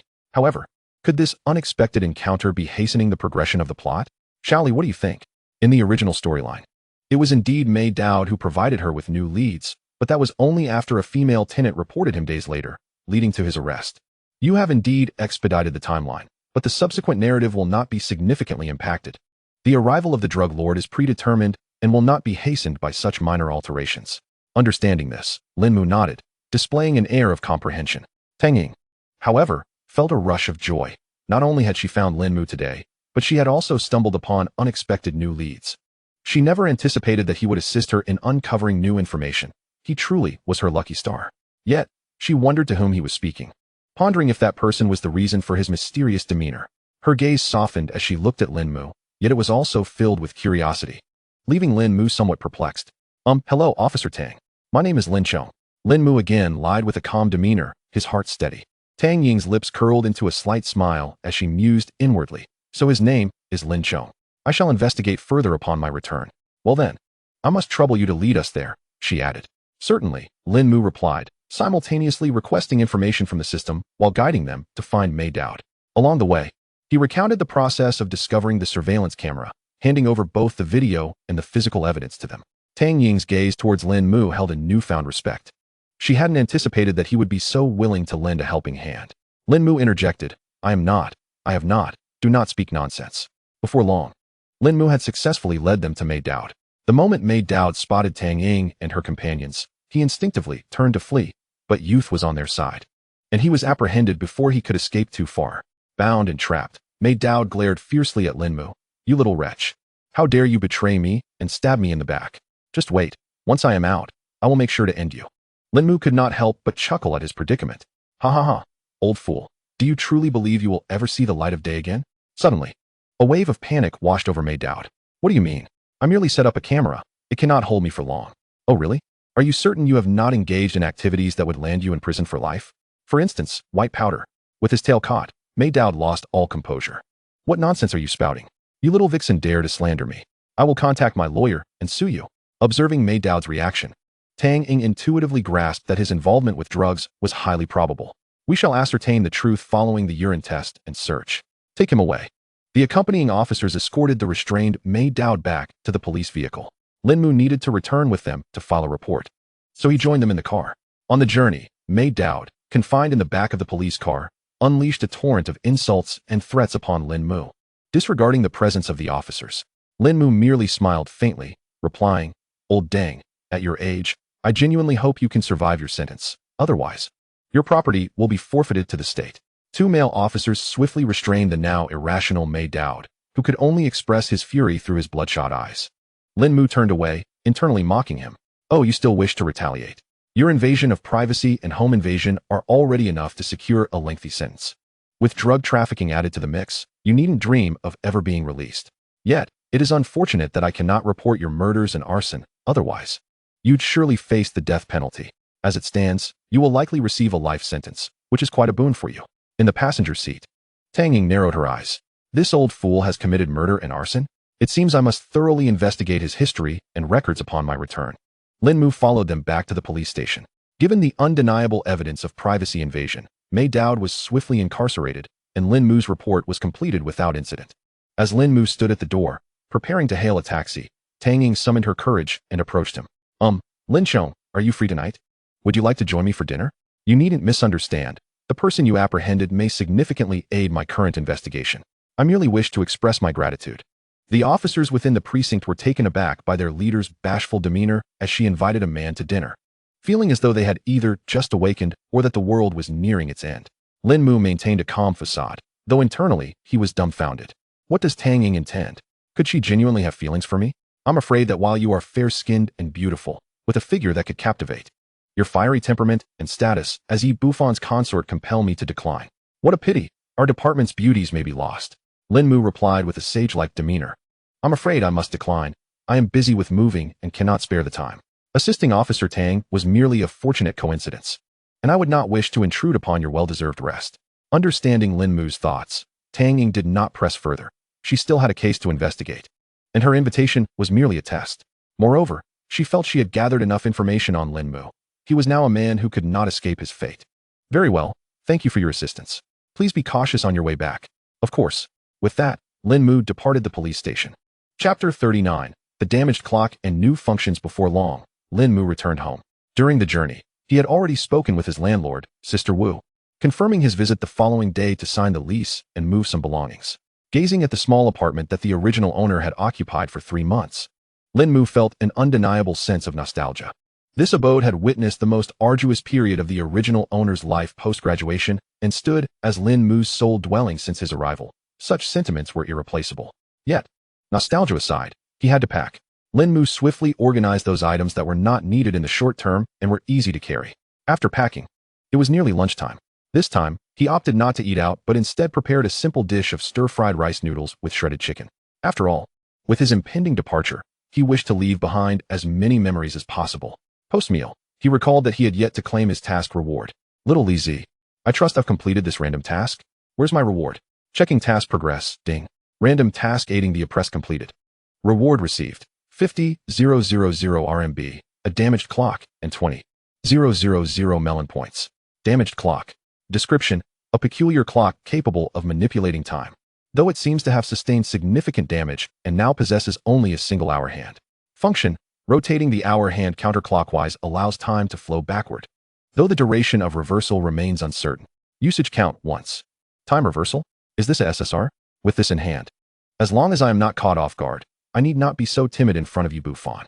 Speaking of which, Since there were bonus rewards for the first task, surely the first random task also has additional rewards? Of course it does. Ding. Upon first completion of a random task, received bonus reward. Shape-shifting identity card. Late-stage external power cultivation. Detected duplicate acquisition of shape-shifting identity card. The item has been upgraded. An additional function acquired. Identity specification. Identity specification. The host can use melon points to draw identities during non-task periods, charged by time. The more complex the identity, the greater the melon point consumption. Each use incurs a cooldown of 10 days. After the rewards were dispensed, a powerful surge of energy coursed through Lin Mu's body, filling his bones and muscles with boundless strength. After a moment of meditative breathing, he managed to stabilize the newfound vigor. Upon opening his eyes, Lin Mu moved his body, feeling remarkably relaxed. So this is the late-stage external power? Having a cheat is splendid. While others train for years, I only require minutes. Suddenly, a foul odor wafted from his body. Rushing to the bathroom, he looked in the mirror and discovered that his previously flawless skin had developed numerous dark blemishes. Lin Mu wiped a small amount with his index finger and rubbed it with his thumb, experiencing a sticky texture. So this is what novels refer to as internal impurities? I never thought it to be true, but the smell is indeed horrendous. Reluctantly, Lin Mu took a shower, one that lasted nearly half an hour longer than usual, desperate to rid himself of any lingering filth. After taking a shower, Lin Mu, clad in his pajamas, reclined on his bed. At this moment, he felt a profound sense of security from the cultivation reward he had just received. Previously, while undertaking missions, he had been apprehensive that Yi Bufan might suddenly strike, leaving him with no time to utilize his system items. Now, with his cultivation reaching the later stages of outer strength, although he still could not fully withstand Yi Bufan's attacks, at least he would have the time to react and employ his enhancements. As for the additional function of identity specification, well, little Leo, is there any limitation on the identity when using this new feature? None. You can choose any identity you desire, as long as you can afford it. What about Thanos, Venom, Deadpool, Sailor Moon? If you dare to ask, I dare to provide. Hearing the system's reply, Lin Mu felt a sense of reassurance and had already begun to contemplate the most suitable identity for his protection. Subsequently, Lin Mu paid little mind to it, rising to resume his sculpting, preparing a farewell gift for Sister Wang and a housewarming present for Sister Wu. Meanwhile, Tang Ying, leveraging her advantageous identity, swiftly acquired a search warrant. Upon entering Mei Dao's current residence, she quickly gathered evidence amidst the chaos of his disordered room: extortion, blackmail, invasion of privacy, distribution and sale of obscene videos, home invasion, and drug use. Tang Ying seethed with rage as she observed the litany of crimes. Coupled with the already existing leads on a murder case and the ongoing investigation into drug trafficking, Mei Dao was nothing short of a societal scourge, a disgrace to humanity. She yearned to expedite his death sentence. Unfortunately, whether proving his identity as a murderer or extracting information about the drug lord from him would require time. However, due to Lin Mu's unexpected assistance, her case had made significant progress, granting her more time to rest. At that moment, she sat before her computer, perusing all individuals named Lin Chong in Donghai City, quickly finishing her review. Yet, since Lin Mu had originally reported a false identity, it was unsurprising that she found no leads. Unable to find any records, it appeared that, like last time, Lin Chong was not his true identity. What a pity. I should have followed him this morning to ascertain his true residence. Tang Ying prematurely concluded that Lin Chong was merely an alias for Lin Mu, neglecting to utilize the video recordings taken during the questioning for facial recognition. Little did she know that Lin Chong was simply a name Lin Mu had fabricated. Had she conducted a search with the recordings, she would have uncovered Lin Mu's true information. It was indeed a case of a perfect miss. As night fell, Yi Bufan was once again extricated from the police station. Shortly after his release, he received a phone call. A cold, synthesized voice came through the line. Hello, Dragon King Yi Bufan. It's me. What do you want? You truly have a knack for trouble. In just a few days, you've landed in the station twice. I don't need you to dictate my actions. You are merely my lapdog. I have no time for your bickering. I'm merely here to inform you that you should refrain from causing any more disturbances. My repeated interventions have raised suspicions. If you stir up trouble again, I will not assist you, as being caught would not bode well for either of us, given your murderous tendencies. TSK, useless fool. I understand. I will be more cautious. The other party made no further response and abruptly ended the call. Yi Bufan, witnessing such disrespect, tightened his grip, causing cracks to form on his phone's tempered glass. You are just my lapdog. Once I strengthen my own influence, I shall no longer require you. By then, I hope you can maintain such bravado. Chapter 40. Lin Mu's time of internet melancholy. Yi Bufan, simmering with anger, picked up a few stones from the ground and crushed them into powder. using it as a means to vent his emotions. He then strolled to a nearby park and took a seat on a stone bench. As the umbrella corporation was temporarily of no use, even the skilled Yi Bufan had to lay low and restrain himself somewhat. He needed to carefully organize his recent gains and determine his next steps. Upon returning to the country, he had first rescued Qin Yuyo, then intervened to assist by Yu Wei. Establishing a connection with the Tang family. Wrongfully imprisoned, he had turned misfortune into fortune, significantly enhancing his cultivation while also recruiting Wang Ergu, infiltrating the underground forces to subdue the Black Widow, and ultimately, today, he found himself back in custody for defending Qin Yuyo. Truly, I am the son of fortune. In a mere few days, I've experienced more than others do in a lifetime. Every setback and adversary will serve as a stepping stone for my future dominance. Ha! Since recent circumstances did not favor any significant actions, plans to consolidate underground forces would need to be set aside. It seemed that foreign assets were nearing transfer. Thus, I should focus on establishing domestic enterprises. Regrettably, it was not an opportune time for murder. Zhao Qian, daring to scheme against me, you have unwittingly sealed your fate. That wretched pair has already met their end. As for you, let us allow you to linger for a few more days. Next, having visited the beauties of 3 families, I cannot neglect the Chu family. I have heard that the lady from the Chu family is an ice queen. However, she has met me, and I shall melt her cold exterior. But I must carefully contemplate how to approach her. Just as Yi Bufan was ruminating with his small brain, another call came in. Upon answering, a sultry and alluring voice teased, "Bufan, why haven't you come to see me? I'm feeling rather lonely." The woman's voice ignited a fire within Yi Bufan, who longed to pin her down and engage in a contest of skills that would leave her begging for mercy. Alas, his second brother had been physically subdued by Lin Mu for a month, leaving him with the desire but no means to act. Had it not been for his quick wit last time, claiming his recent cultivation breakthrough rendered him unfit for romantic entanglements, he would have been discovered. Speak, venomous spider. Didn't you ask me to keep an eye out for opportunities to infiltrate the Chu group? Well, there's an opportunity for a nocturnal rendezvous. Are you coming? All right. I understand. I'll be there shortly. Hanging up, Yi Bufan's eyes betrayed an uncontrollable lust. It seems fortune smiles upon me. Chu Ruoshuang. Soon you shall kneel at my feet. In the following 2 days, Lin Mu continued to have no tasks, allowing him to focus on the logistics of moving. After signing the rental contract with Sister Wu, he promptly relocated to his new residence. Before leaving, he tidied up his former home as a gesture of gratitude for Sister Wang's care over the past few months. Additionally, he treated Sister Wang to a meal, gifting her a jade Buddha he had spent 2 days sculpting. As a devout Buddhist, Sister Wang cherished the jade Buddha, and upon learning it was crafted by Lin Mu himself, she insisted on placing it on an altar, leaving Lin Mu quite flustered. After their meal, Lin Mu bid a heartfelt farewell to Sister Wang, promising to return when possible, though whether it was mere pleasantry, only Lin Mu knew. That same evening, Lin Mu treated Sister Wu to dinner, presenting her with a jade bracelet as a housewarming gift, which nearly led her to offer him free accommodation. Fortunately, Lin Mu firmly declined, averting that situation. At night, Lin Mu embraced his arms on the balcony, gazing at the twinkling stars above, and couldn't help but reminisce about the starry sky he had seen just before his death in his past life. Even though the world has transformed, the starry sky remains unchanged. Little Leo, where's the next mission? At the Chu Corporation. Lin Mu reminisced about the initial storyline of the Chu Corporation. Is it related to Chu Ruoshuang's arc? Lin Mu hesitated, torn between desire and fear. Chu Ruoshuang was the sole character he cherished in this mediocre novel. Yet she was a female antagonist in the early stages, ultimately concluding her narrative with a tragic suicide. Lin Mu yearned to witness the Chu Ruoshuang that this world had birthed, but he dreaded the inevitable association with her dismal fate. Are you in doubt? Indeed. Little Leo, do you perceive this world as real? For me, I have always regarded this world as a mere novel, distancing myself from its fabric. This world is an extension of that very novel, akin to Schrodinger's cat. As long as you truly perceive it and believe it to be real, it becomes a genuinely independent realm. Is that so? Lin Mu mulled over the system's words, gently patting his face to reorient his mindset, ultimately mustering the resolve. Let us accept the mission. Ding, mission accepted successfully. Please proceed to the mission location, Chu Corporation. New identity acquired. Shareholder Yin Tao. Temporary skills obtained. Investment, asset management, persuasion.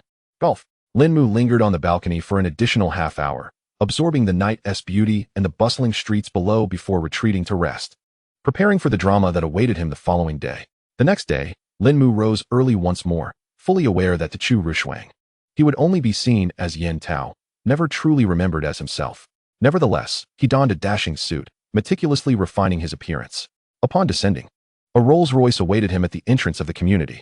A bodyguard clad in a white shirt and black jacket approached the car, opening the door for Lin Mu. "Mr. Yan, please step inside." "Very well. Let us depart for the Chu Corporation." Previously, Lin Mu had driven a Lamborghini as Chu Yang's chauffeur, and now, just days later, he found himself experiencing the life of the affluent. Observing the subservient demeanor of the driver and bodyguard, Lin Mu felt an exhilarating rush. Soon, the car halted before the towering edifice of the Chu Corporation.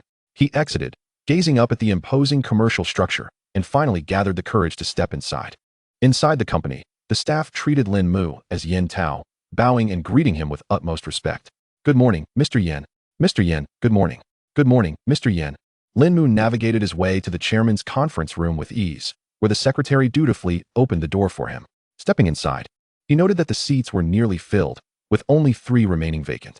Occupying the main seat was the chairwoman and president, Chu Ruoshuang.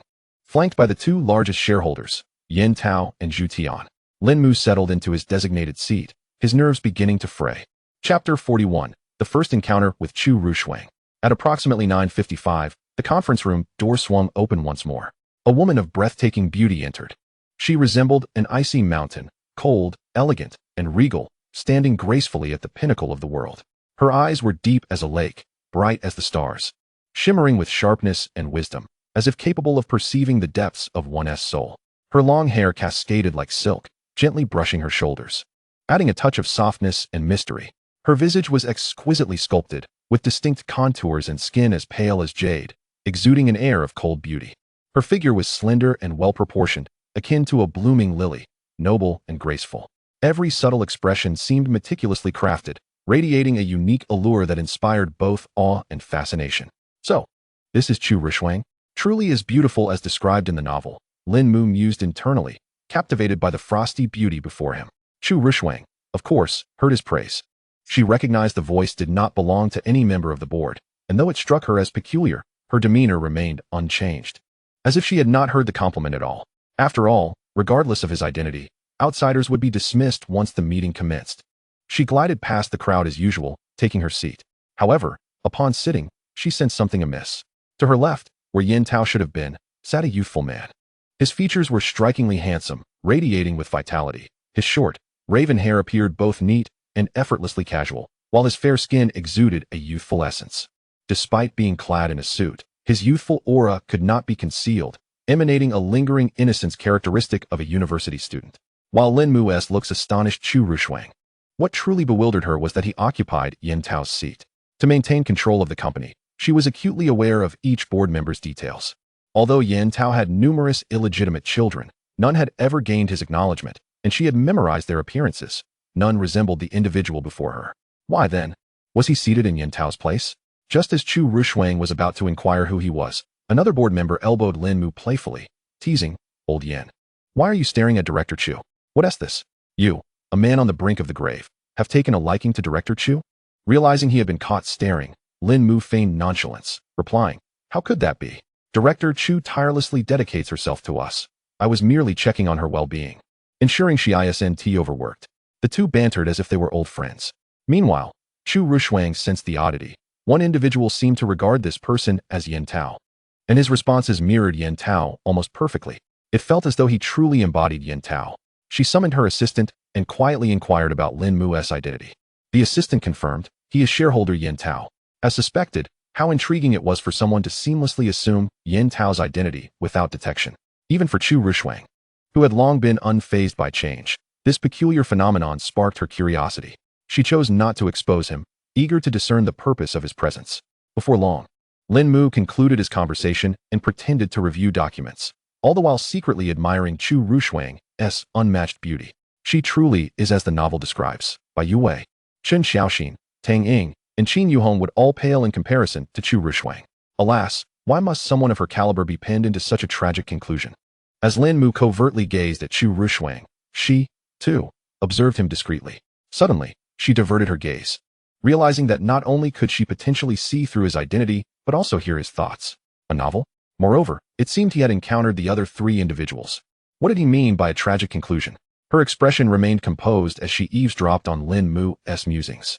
"Do you believe you understand Chu Ruoshuang?" Upon hearing Lin Mu's reflections, the system felt compelled to share some insights. I am well aware. Chu Ruoshuang, at the tender age of 27, is the sole daughter of the Chu family.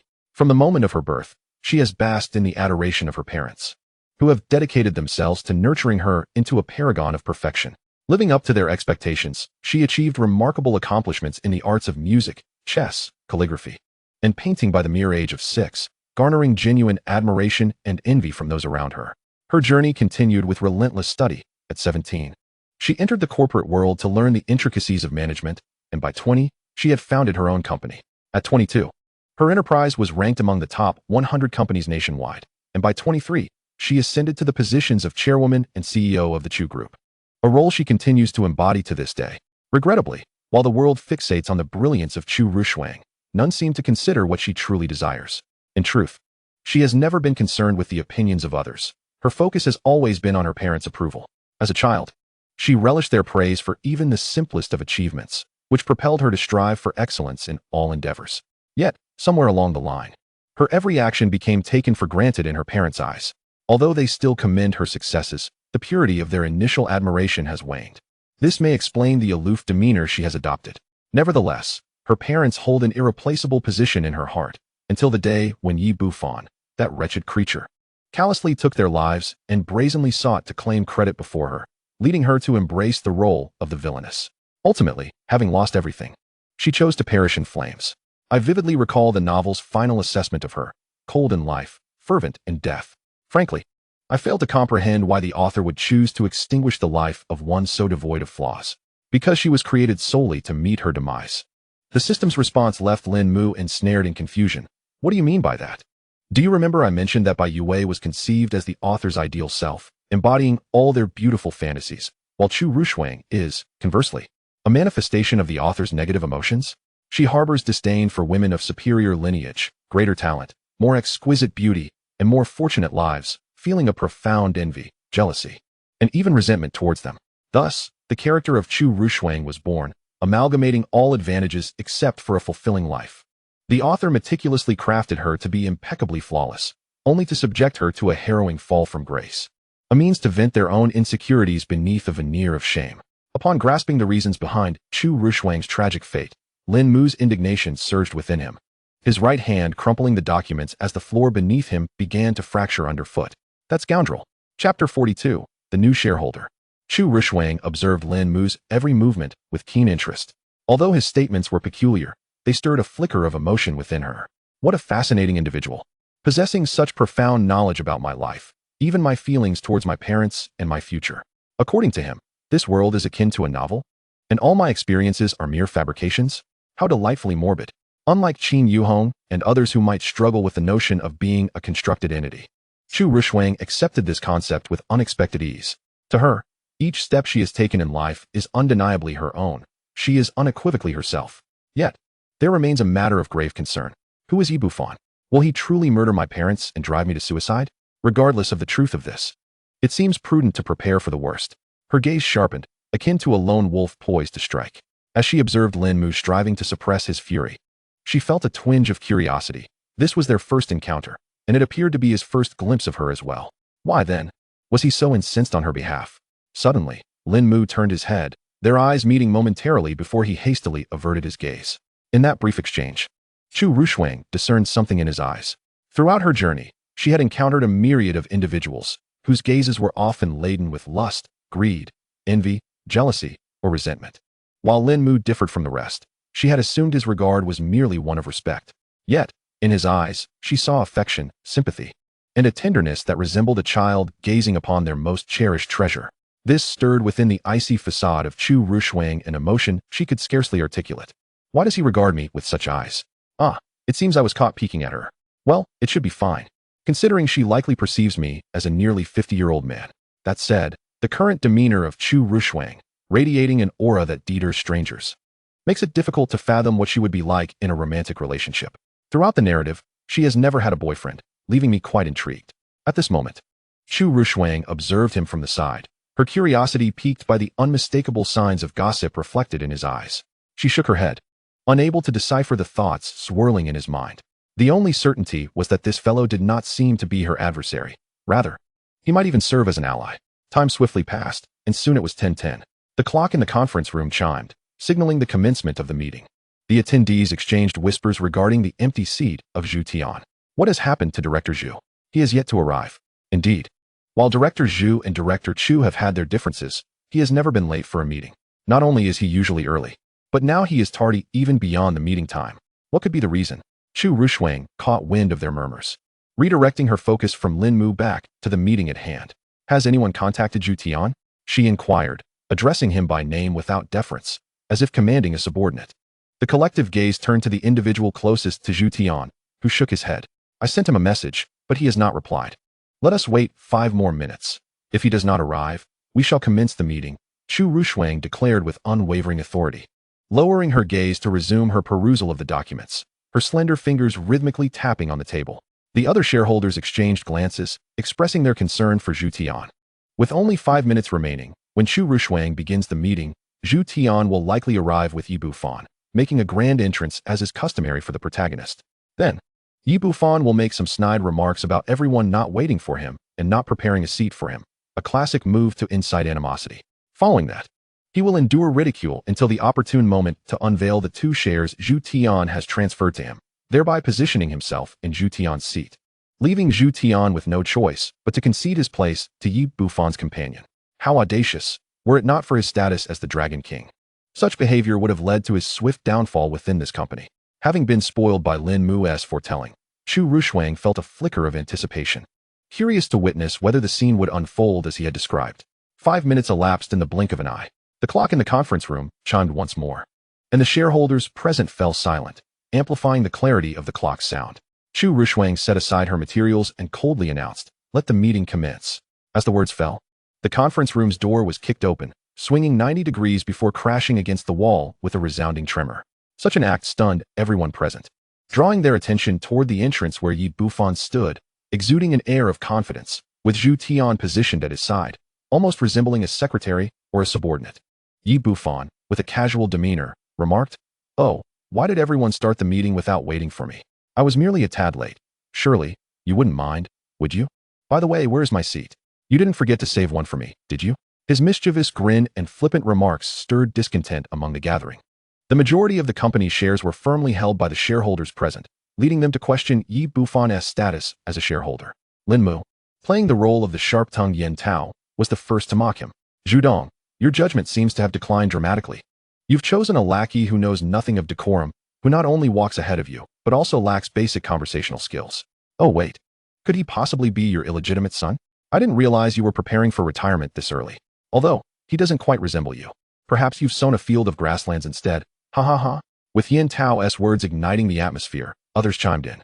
"Indeed, bringing such a person into the conference room tarnishes our reputation. He has no manners. It seems his upbringing is rather lacking." Another remarked, "Perhaps he was born of a mother who bore him but did not raise him. If so, his lack of decorum is hardly surprising." These words struck a nerve with Yi Bufan, as his family had been annihilated, leaving him devoid of guidance. The audacity of the speaker to utter such words in his presence ignited a palpable fury within him. His eyes brimmed with lethal intent, locking onto the individual who had spoken, channeling a formidable inner strength that weighed heavily upon the man. The latter, meeting his gaze, felt an icy dread engulf him, as if his neck were about to be snapped at any moment. He hastily averted his eyes from Yi Bufan, but the oppressive aura lingered, causing him to gasp for breath, sweat beading at his temples. Yi Bufan had initially intended to exert enough pressure to render the man unconscious.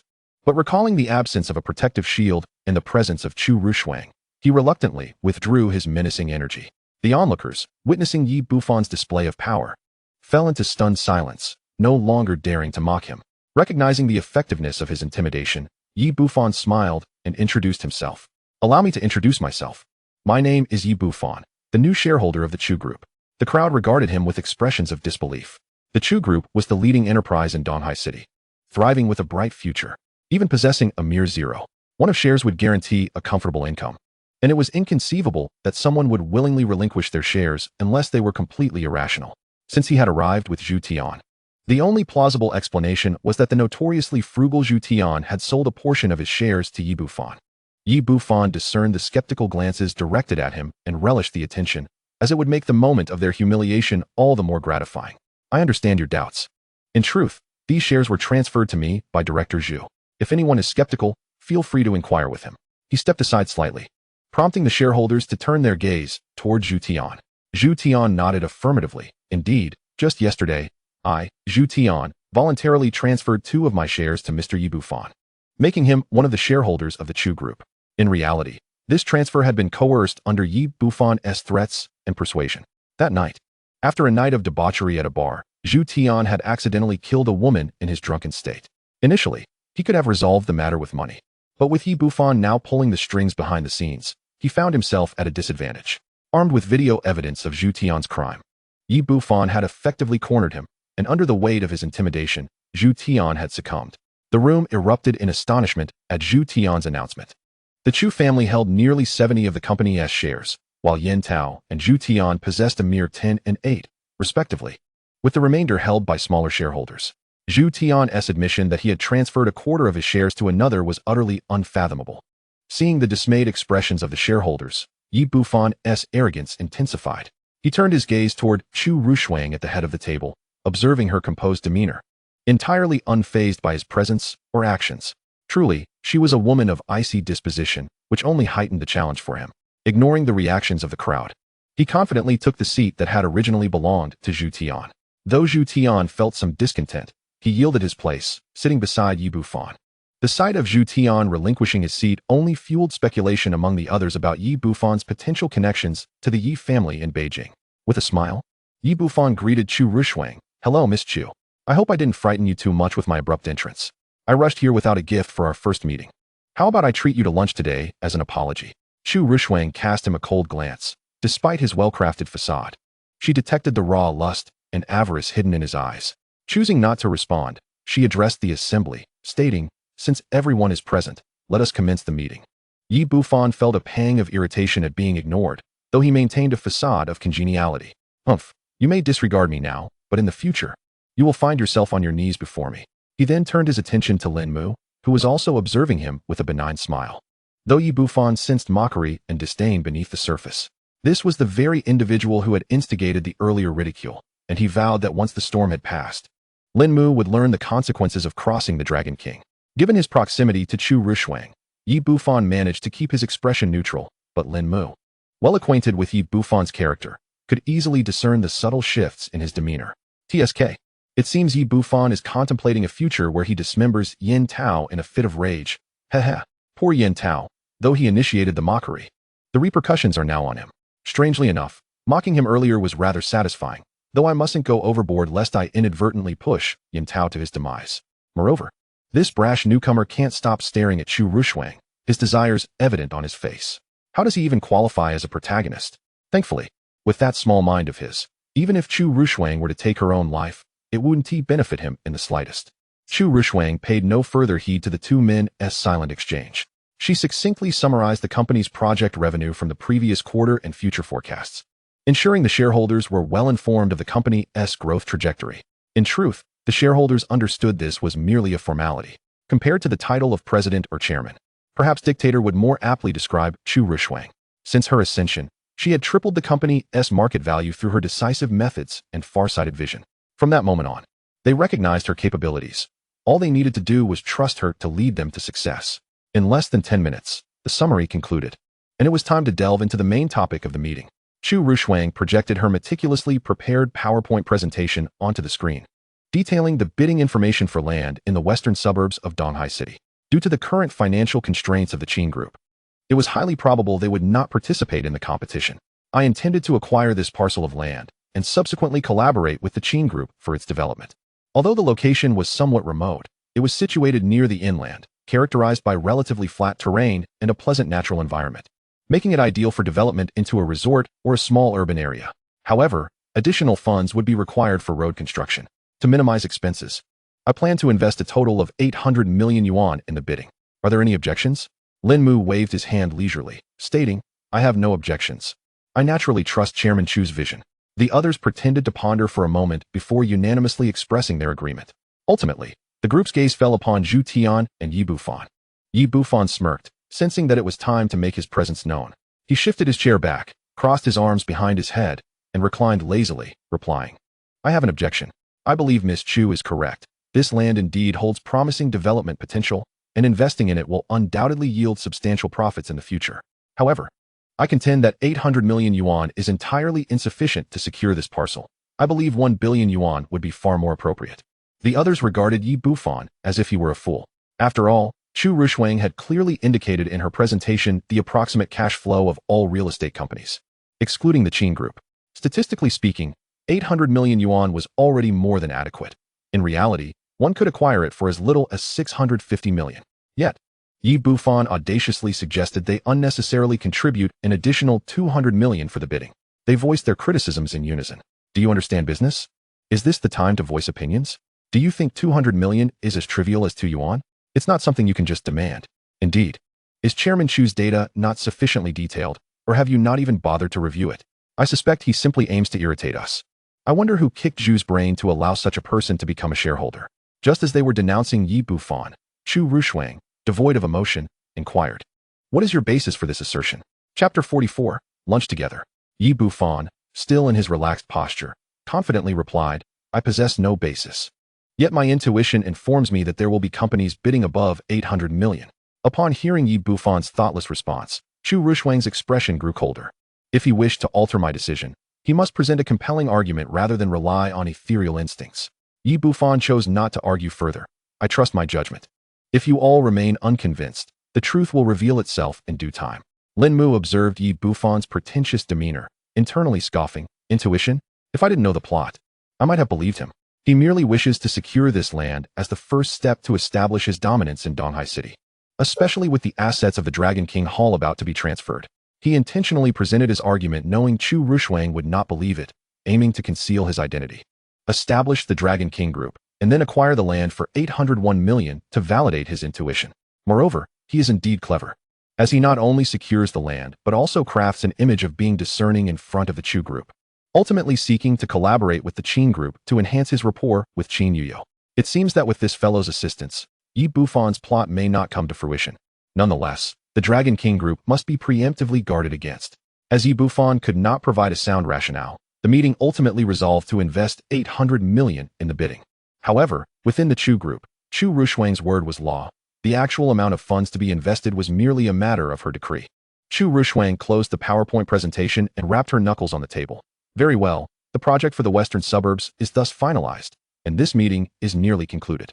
Thank you all for your efforts. The other shareholders responded with expressions of concern for Chu Ruoshuang, and then departed individually. Just as Lin Mu prepared to leave, Chu Ruoshuang called out to him, "Mr. Yin, please hold on." Yes? Is there something you need, Chairman Chu? I have a few matters to discuss with you. Would you be available to join me for lunch? Lin Mu glanced at Yin Tao's schedule. The upcoming agenda was golf, and more golf. Naturally, he had time. With the beauty of Chu Ruoshuang's caliber inviting him, he would make time even if he had none. Lin Mu had no intention of declining such a fortuitous opportunity. Not only could he enjoy a complimentary meal, but he could also steal a few glances at Chu Ruoshuang for some eye candy. On the other hand, Yi Bufan was incensed. He had invited Chu Ruoshuang to lunch, only to be ignored, while she personally invited an aging gentleman. How could a handsome man like him be outshone by an old man? This was intolerable. Yi Bufan silently added Yin Tao to his hit list. By the way, it seems the plot doesn't mention anything about Chu Ruoshuang dining with Yin Tao. I wonder what she needs with him. Regardless, being able to see her captivating face up close is undoubtedly a win for me. Lin Mu, completely oblivious to the implications of Chu Ruoshuang's unexpected invitation, was preoccupied with thoughts of what she might order for lunch. Meanwhile, Chu Ruoshuang tidied her materials before returning to her office to continue her duties.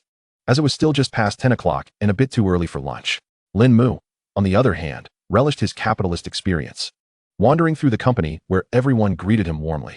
He particularly enjoyed stealthily entering the office area and whispering devilish remarks behind the backs of those slacking off while admiring the legs of female colleagues. Looks rather nice.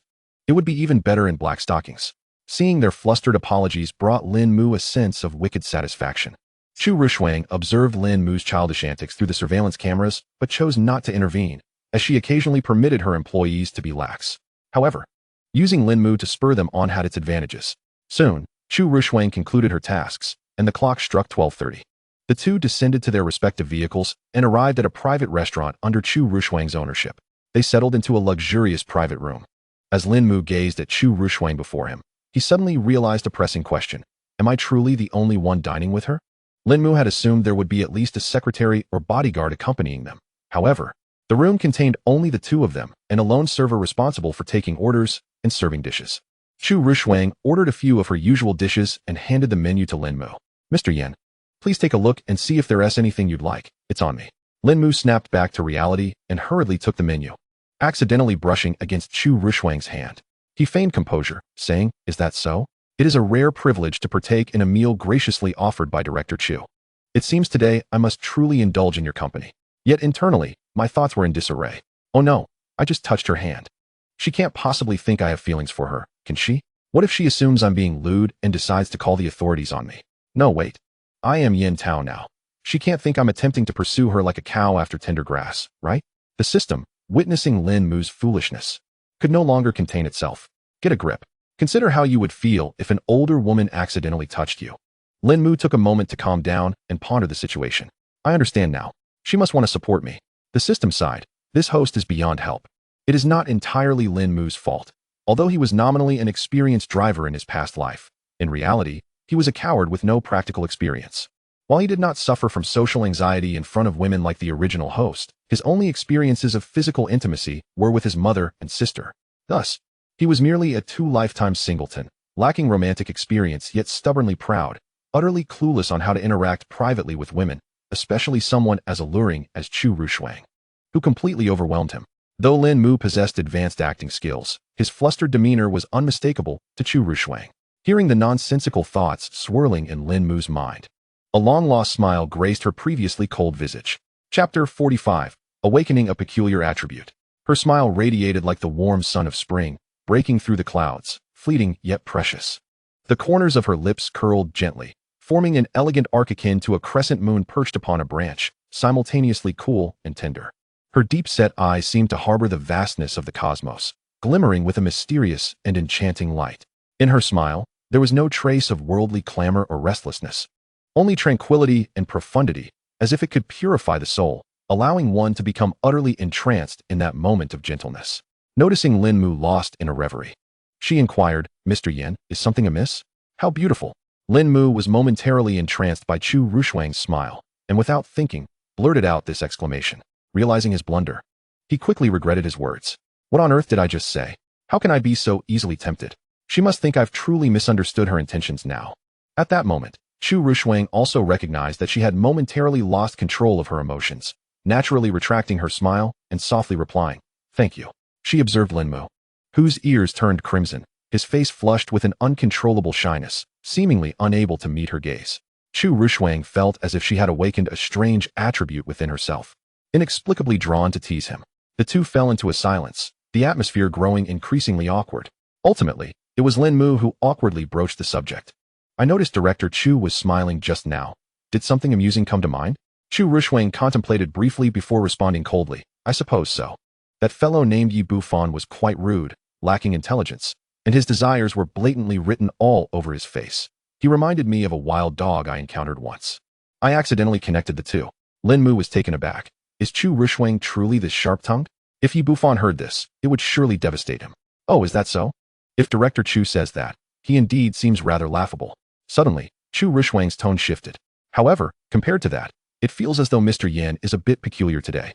Lin Mu's heart raced, and cold sweat trickled down his back. Huh? What do you mean? How should I put it? It seems today, Mr. Yan is brimming with vitality. Almost like a young man in his 20s.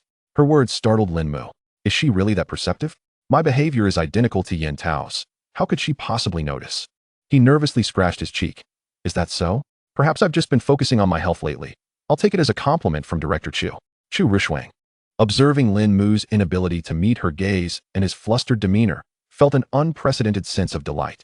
She refrained from teasing him too much to avoid revealing her ability to see through his disguise. Oh, is that so? It seems Mr. Yan's health regimen is quite effective. Perhaps in the future, I might seek your guidance on the matter. Absolutely. Following that, Chu Ruoshuang casually engaged in some less significant business topics with Lin Mu, as she needed to justify inviting him out. More so, she interspersed her conversation with subtle suggestions to tease him. The two savored their meal thoroughly. Lin Mu's appetite soared with the enchanting beauty seated across from him, while Chu Ruoshuang, buoyed by her playful banter, also indulged a bit more than usual. Time passed swiftly in their joyful company, and soon the lunch came to an end. As they parted at the restaurant's entrance, Chu Ruoshuang extended her hand, saying, "I thoroughly enjoyed today's meal with you, Mr. Yan. I hope we will have many more collaborative opportunities in the future, and that they will be just as delightful." Lin Mu, steeling himself, grasped her delicate, pale hand suspended in the air. Chu Ruoshuang's hand was soft and supple, reminiscent of peach blossoms unfurling in spring. Warm and full of life. It felt as though he held a wisp of gentle breeze or cradled a crystal-clear spring. Lin Mu couldn't help but marvel inwardly. So soft. So white. I could just devour it. Meeting Chu Ruoshuang's clear, untainted gaze, he suddenly felt a wave of embarrassment wash over him. How shameless of me. She regards me as a collaborator, yet my mind is filled with such lewd thoughts. He quickly released her hand, fearing he might succumb to further inappropriate thoughts. Yes, I also had a wonderful time. I look forward to fruitful collaborations with Director Chu in the future. Meanwhile, in a corner unseen by Lin Mu, the tips of Chu Ruoshuang's ears glowed a faint pink. Thus, the two said their goodbyes and departed. Back in her office, Chu Ruoshuang reflected on the events of the morning. Upon recalling Lin Mu's bashful demeanor, a smile unconsciously graced her lips. Suddenly, it dawned on her that Lin Mu was impersonating Yan Tao, and she was completely unaware of his true identity. This sparked within her a desire to uncover Lin Mu's real self. After some contemplation, she accessed the surveillance footage from the conference room, where Lin Mu's visage appeared prominently. Summoning her secretary, she displayed the screen for her to see. "Do you recognize this person?" The secretary, puzzled, examined the screen. "Isn't that Mr. Yan Tao?" Upon receiving the answer, Chu Ruoshuang dismissed her secretary and began to ponder deeply, tapping her fingers on the desk. Minutes later, she leaned down to unlock the lowest drawer of her desk, retrieving A4 paper and a sketch pencil. She began to draw, capturing Lin Mu's likeness from the screen. Impressed by Lin Mu's striking appearance, Chu Ruoshuang completed the sketch swiftly. The portrait, though not intricately detailed, effectively conveyed Lin Mu's features and essence. She then called her secretary back and handed her the A4 paper. "How is it? Do you recognize him?" The secretary, somewhat perplexed, picked up the painting and gazed at the strikingly handsome young man depicted within, feeling her heart flutter involuntarily. "So handsome. What? I mean, I don't recognize this gentleman." "All right then, you may leave." Reluctantly, the secretary returned Lin Mu's portrait, glancing back 3 times as she left the office. Once outside, she suddenly recalled Chu Ruoshuang's peculiar behavior that day. First, she had asked if she recognized the surveillance footage of Mr. Yan, and then she followed up with a portrait of a dashing young man. Could it be that the president intends to keep Mr. Yan's illegitimate son? Indeed, the wealthy elite certainly engage in extravagant affairs. It was unexpected, however, that the president, who always maintained a cool and aloof demeanor, would partake in such indulgences in private. Chu Ruoshuang had never imagined that her simple inquiry regarding Lin Mu would lead the secretary's mind to concoct such elaborate speculations. After the secretary departed, Chu Ruoshuang picked up the portrait once more. After observing it for a while, she took up a sketching pencil and began to enhance the portrait, infusing it with greater clarity and vibrancy. Chapter 46. Quite impressive? Approximately half an hour later, Chu Ruoshuang set down her pencil. Upon examining the artwork again, Lin Mu's likeness was now strikingly similar to his true self. Satisfied, she nodded and promptly sent a photograph of it to the intelligence department of the Chu family. "Please expedite the investigation into this individual's identity and background." After securely locking away the portrait and sketching tools, she redirected her focus to company affairs. Meanwhile, Lin Mu did not immediately revert to his original identity after leaving, as he had acquired skills in investment and asset management by assuming Yan Tao's identity. Embracing the philosophy of making the most of every opportunity, he utilized Yan Tao as persona to thoroughly familiarize himself with various aspects of running a company, how to register a business, manage operations, and attract investors. With the temporary skills still at his disposal, he diligently noted down all these details to avoid the need to repurchase skills later. Ultimately, he returned to his rented accommodation, content with his notebook brimming with insights. "System, claim my rewards," Lin Mu lazily announced while reclining in his newly purchased massage chair. Detecting task progress. Ding. Task completed. Reward acquired. 50,000 RMB. Fox's ever-changing mask. 20,000 experience points. Fox's ever-changing mask. Description: a mask that bears a striking resemblance to a fox, radiating an enigmatic aura that renders it elusive. Function: confuses others' perceptions, preventing them from discerning one's identity through stature and voice, and can transform into other types of masks. Usage: unlimited.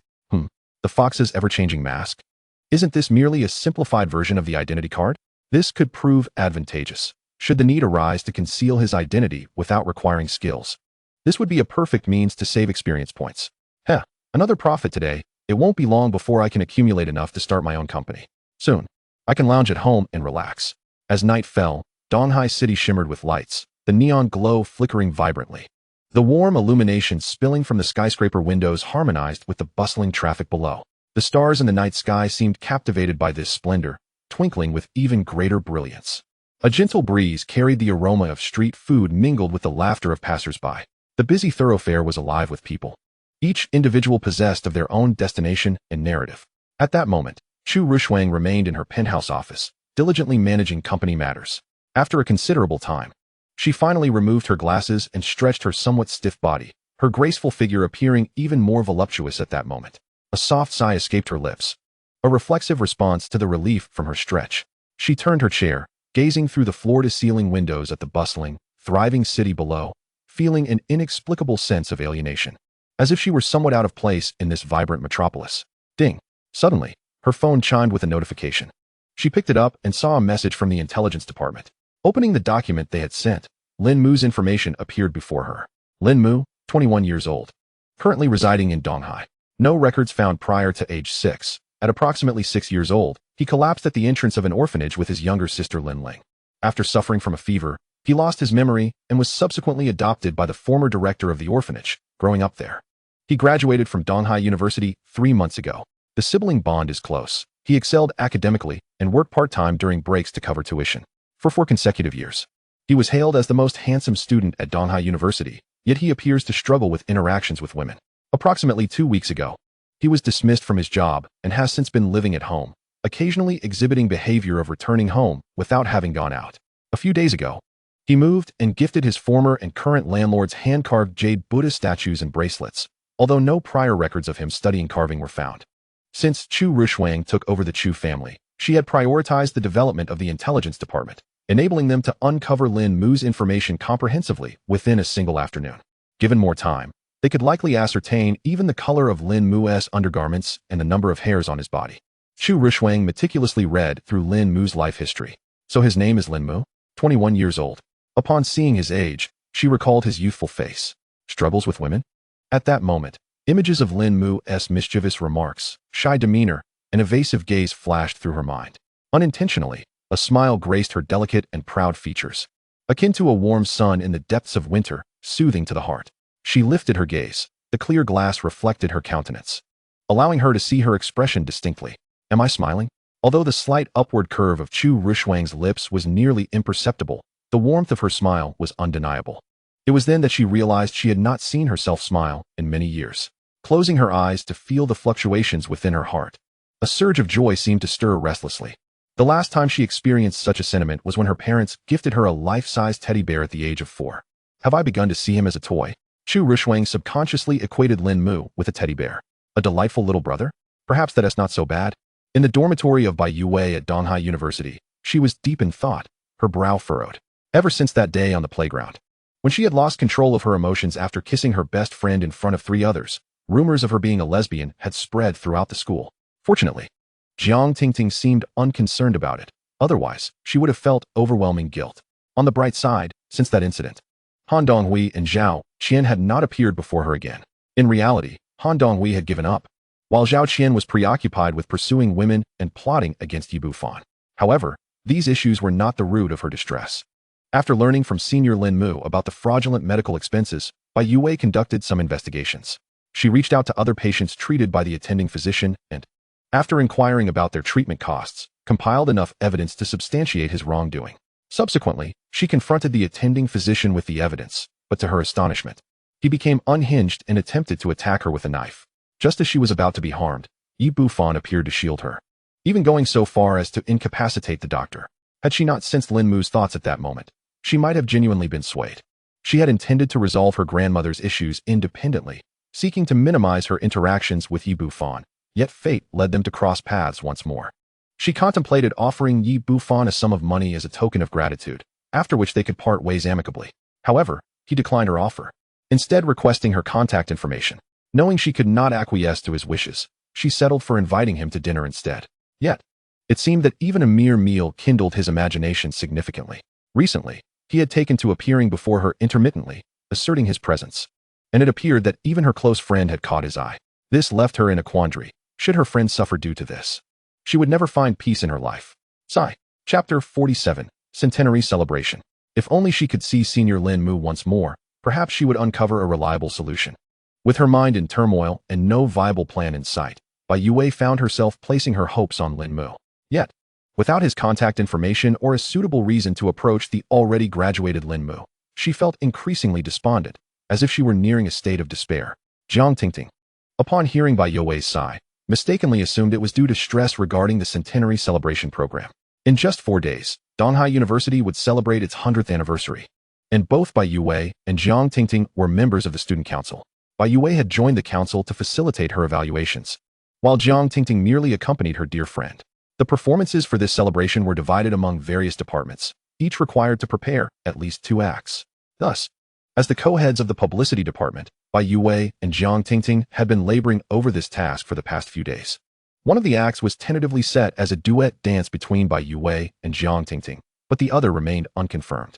Most of the submissions were driven by the desire for close contact with Bai Yue or to support her pairing with Jiang Tingting, resulting in a plethora of submissions of poor quality, making it difficult to find a suitable act. Noticing Bai Yue's gloomy expression, Jiang Tingting, misunderstanding the cause, thought to distract her and lighten her mood. What's the matter, our beautiful Yue? Are you daydreaming about your beloved Senior Lin Mu again? Sigh.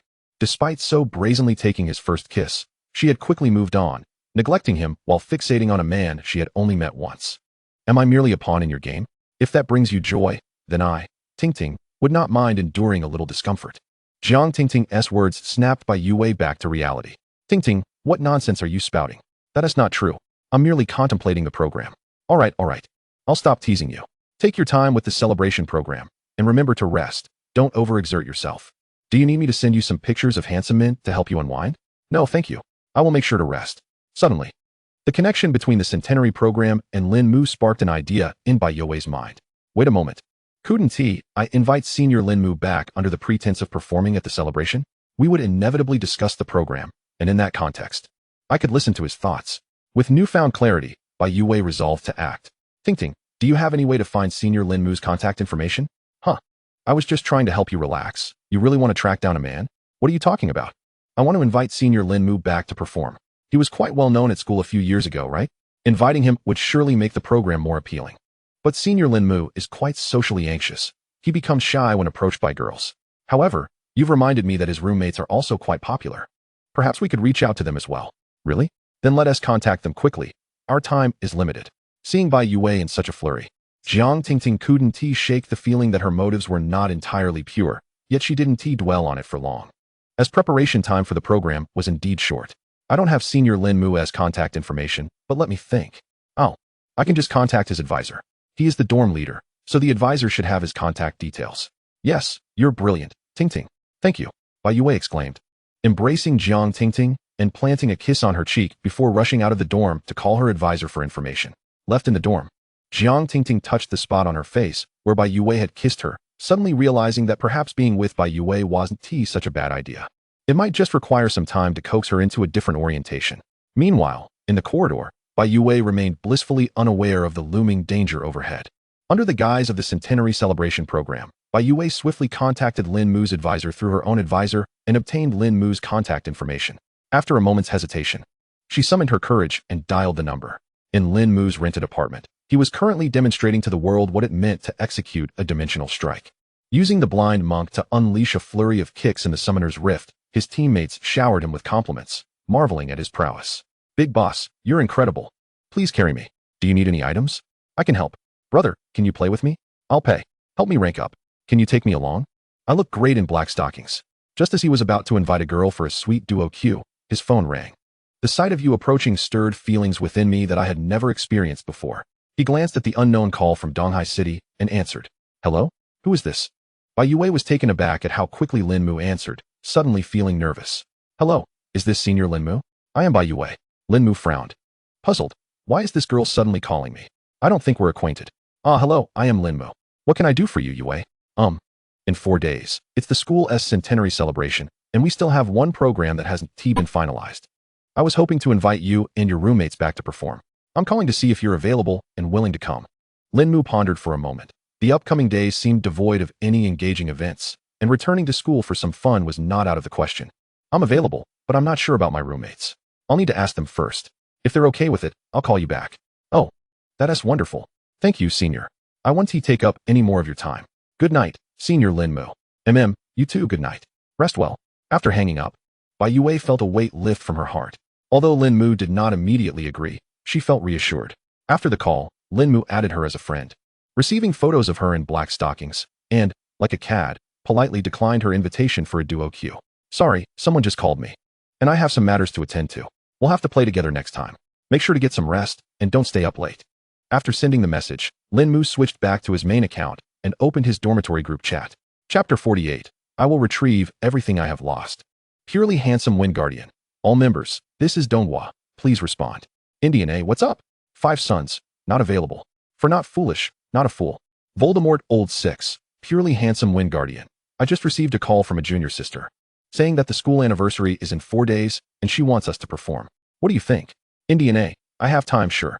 5 sons, I'm slacking at work, sure. For not foolish, I'm just lying at home, sure. Voldemort Old 6, I can make time. Purely handsome Wind Guardian. Good. We're just missing Old 2. Where is he? Indian A, deeply affectionate Old 2. Heisey is speaking. 5 sons, deeply affectionate Old 2. Heisey is speaking. For not foolish, deeply affectionate Old 2. Heisey is speaking. Voldemort Old 6. He should be busy. Last time we talked, he mentioned encountering a formidable rival while pursuing girls. The other party seems to be a master of romance as well, someone named Lu Ruyan. I suspect he is still engaged in a battle of wits. I will speak with him privately later. Upon hearing Lu Ruyan's name, Lin Mu couldn't help but comment. Wow, if even Old 2 can't win her over. The Emperor of the Red Dust is indeed terrifying. Purely handsome Wind Guardian. All right, Old 6, make sure to talk to him later. As for what we will perform, I will send that to you. Purely handsome Wind Guardian. By the way, Old 6, how are you doing now? Have you moved on from your heartbreak? Voldemort Old 6. Old 2 is right. Deep feelings are never retained. Only scoundrels gain both body and soul. I have embraced my darker side. I shall become a rogue. Purely handsome Wind Guardian. Haha. Indian A, haha. 5 sons, haha. For not foolish, haha. Thus, Lin Mu spent the entire evening conversing with this group of absurd roommates. 3 days later, in the evening, in Chu Ruoshuang's office, she was wearing glasses, leaning over to review documents, her cool demeanor filled with focus. Suddenly, her phone chimed with a message alert. Once again, it was information from the intelligence department. In the previous intelligence report, Chu Ruoshuang noticed that Lin Mu had returned home without ever leaving, coupled with his case of assuming Yin Tao's identity. She suspected Lin Mu had adopted someone else's identity to go out undetected. Since Lin Mu had not yet acquired a versatile identity card during his previous outings to Qingshui Street and Donghai University, it was easy for Chu Ruoshuang to connect the dots. He seemed to frequently appear at the scene where Yi Bufan was flirting with girls. Therefore, she shifted her strategy and instructed them to investigate Yi Bufan's interactions with the other 3 heiresses, seeking to find videos and recordings of those encounters. Before long, she had watched all 3 videos sent to her. She rested her chin on her left hand, tapping the table with her right, deep in thought. Lin Xiangyi's 3rd disciple. Xiao He, drug dealer Wang Ergo, Chu Yang's bodyguard, a Biao. This little brother certainly enjoys gallivanting about, appearing to have quite a bit of fun.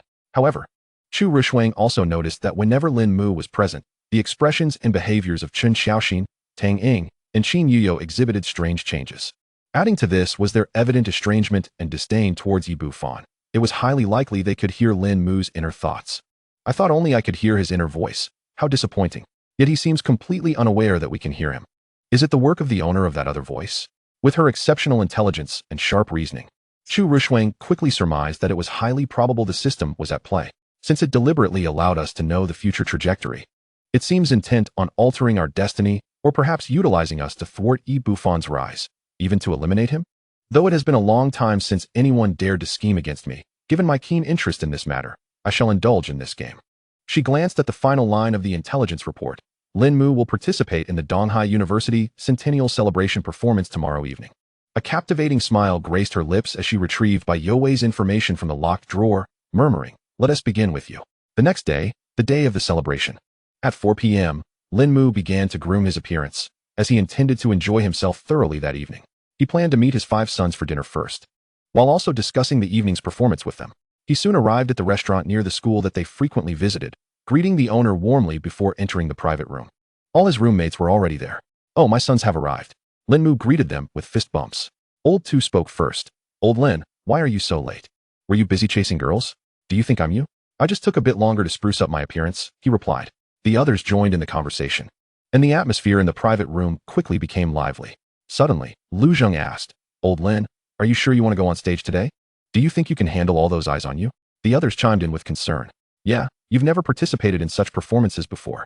Will you be too nervous? If it's too much, you can just go up as a decoration. We'll back you up." "Indeed. Especially with the pressure of being center stage, I worry you might falter.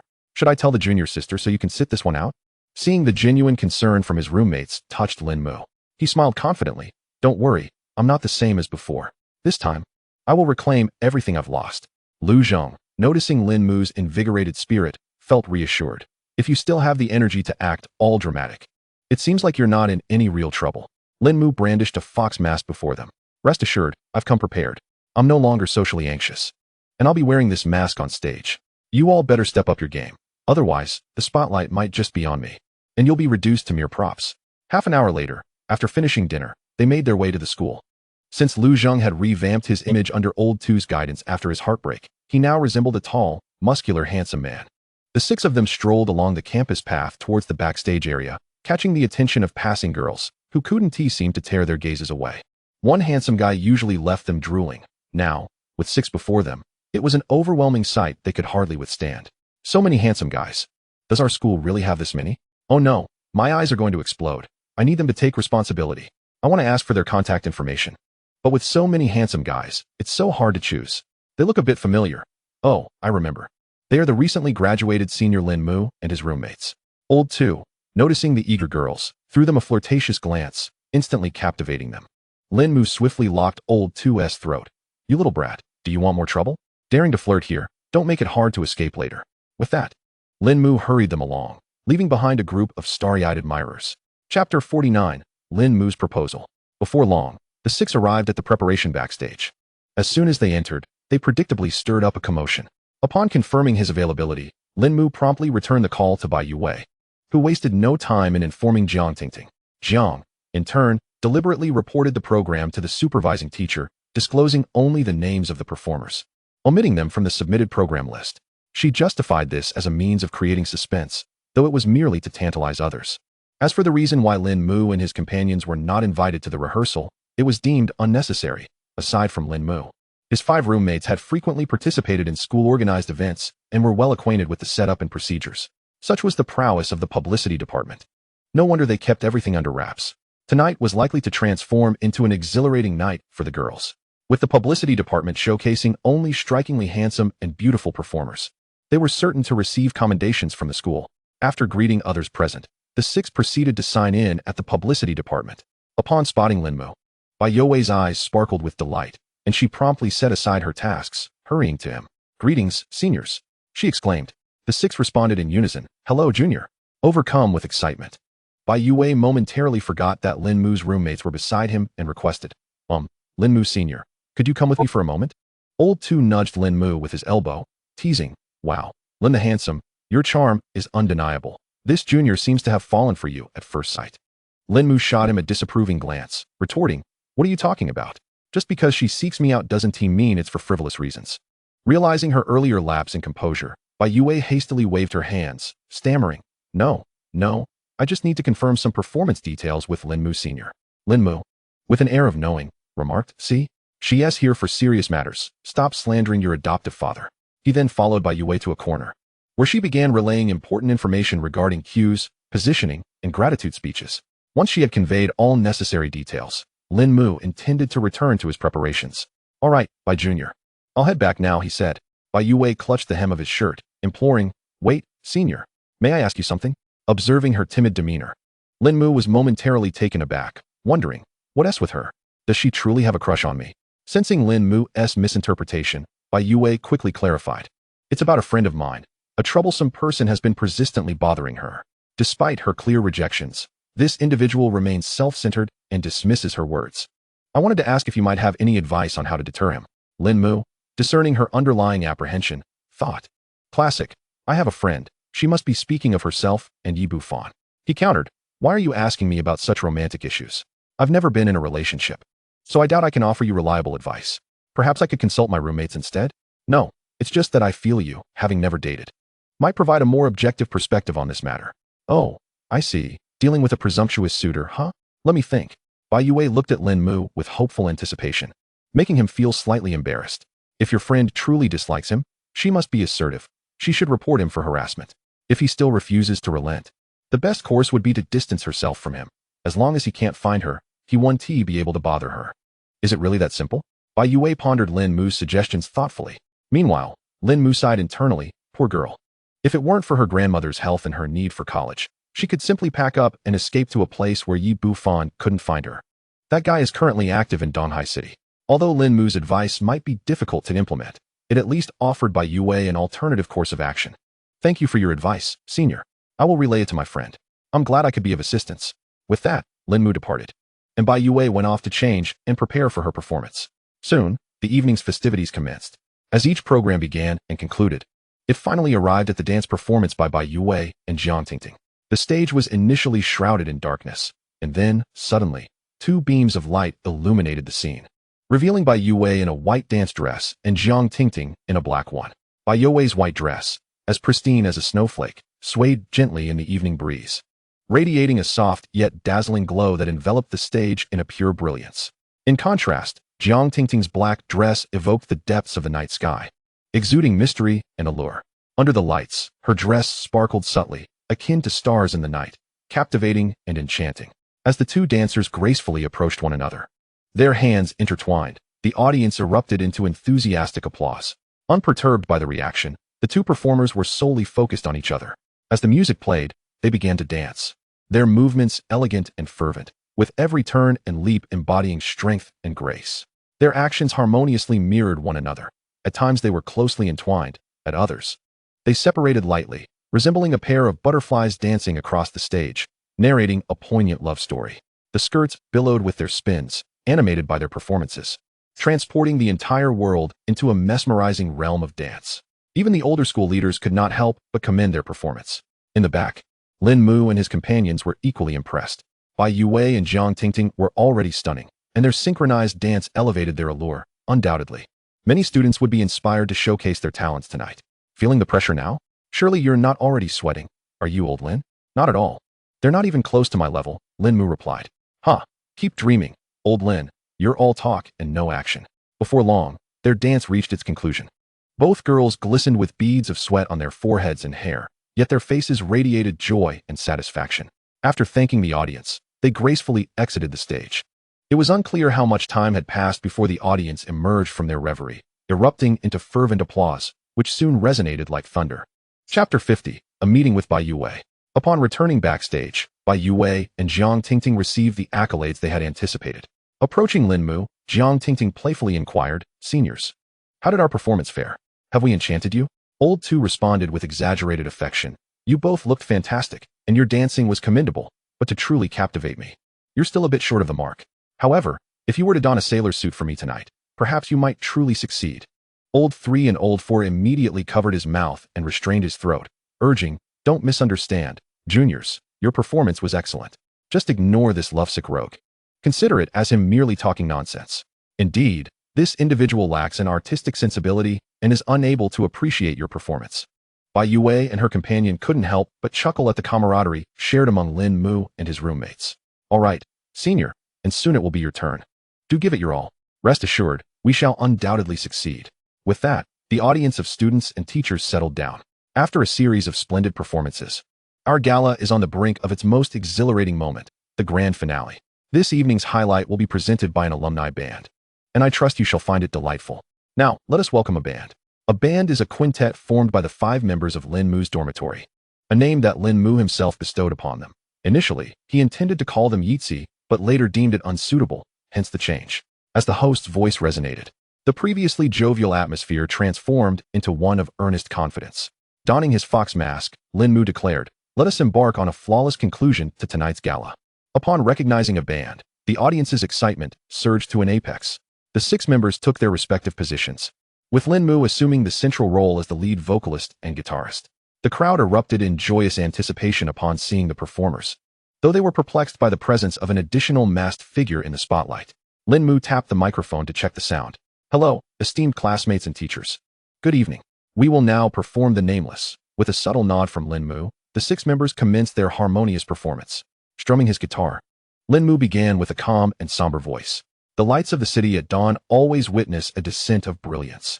Imitators rise one after another, while the unnoticed roles linger in silence. Who do you choose to idolize? Who do you harbor resentment towards?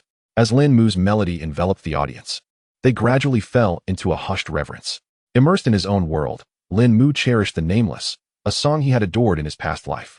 This piece encapsulates the struggles of those who toil quietly in life, often invisible and unrecognized. Despite lacking prestigious status, their efforts warrant utmost respect and admiration. He had long yearned for the opportunity to sing a song he loved, never expecting that this desire would manifest after his reincarnation. The song soon reached its crescendo. The Nameless, who am I? Forgotten by whom, yet it matters not.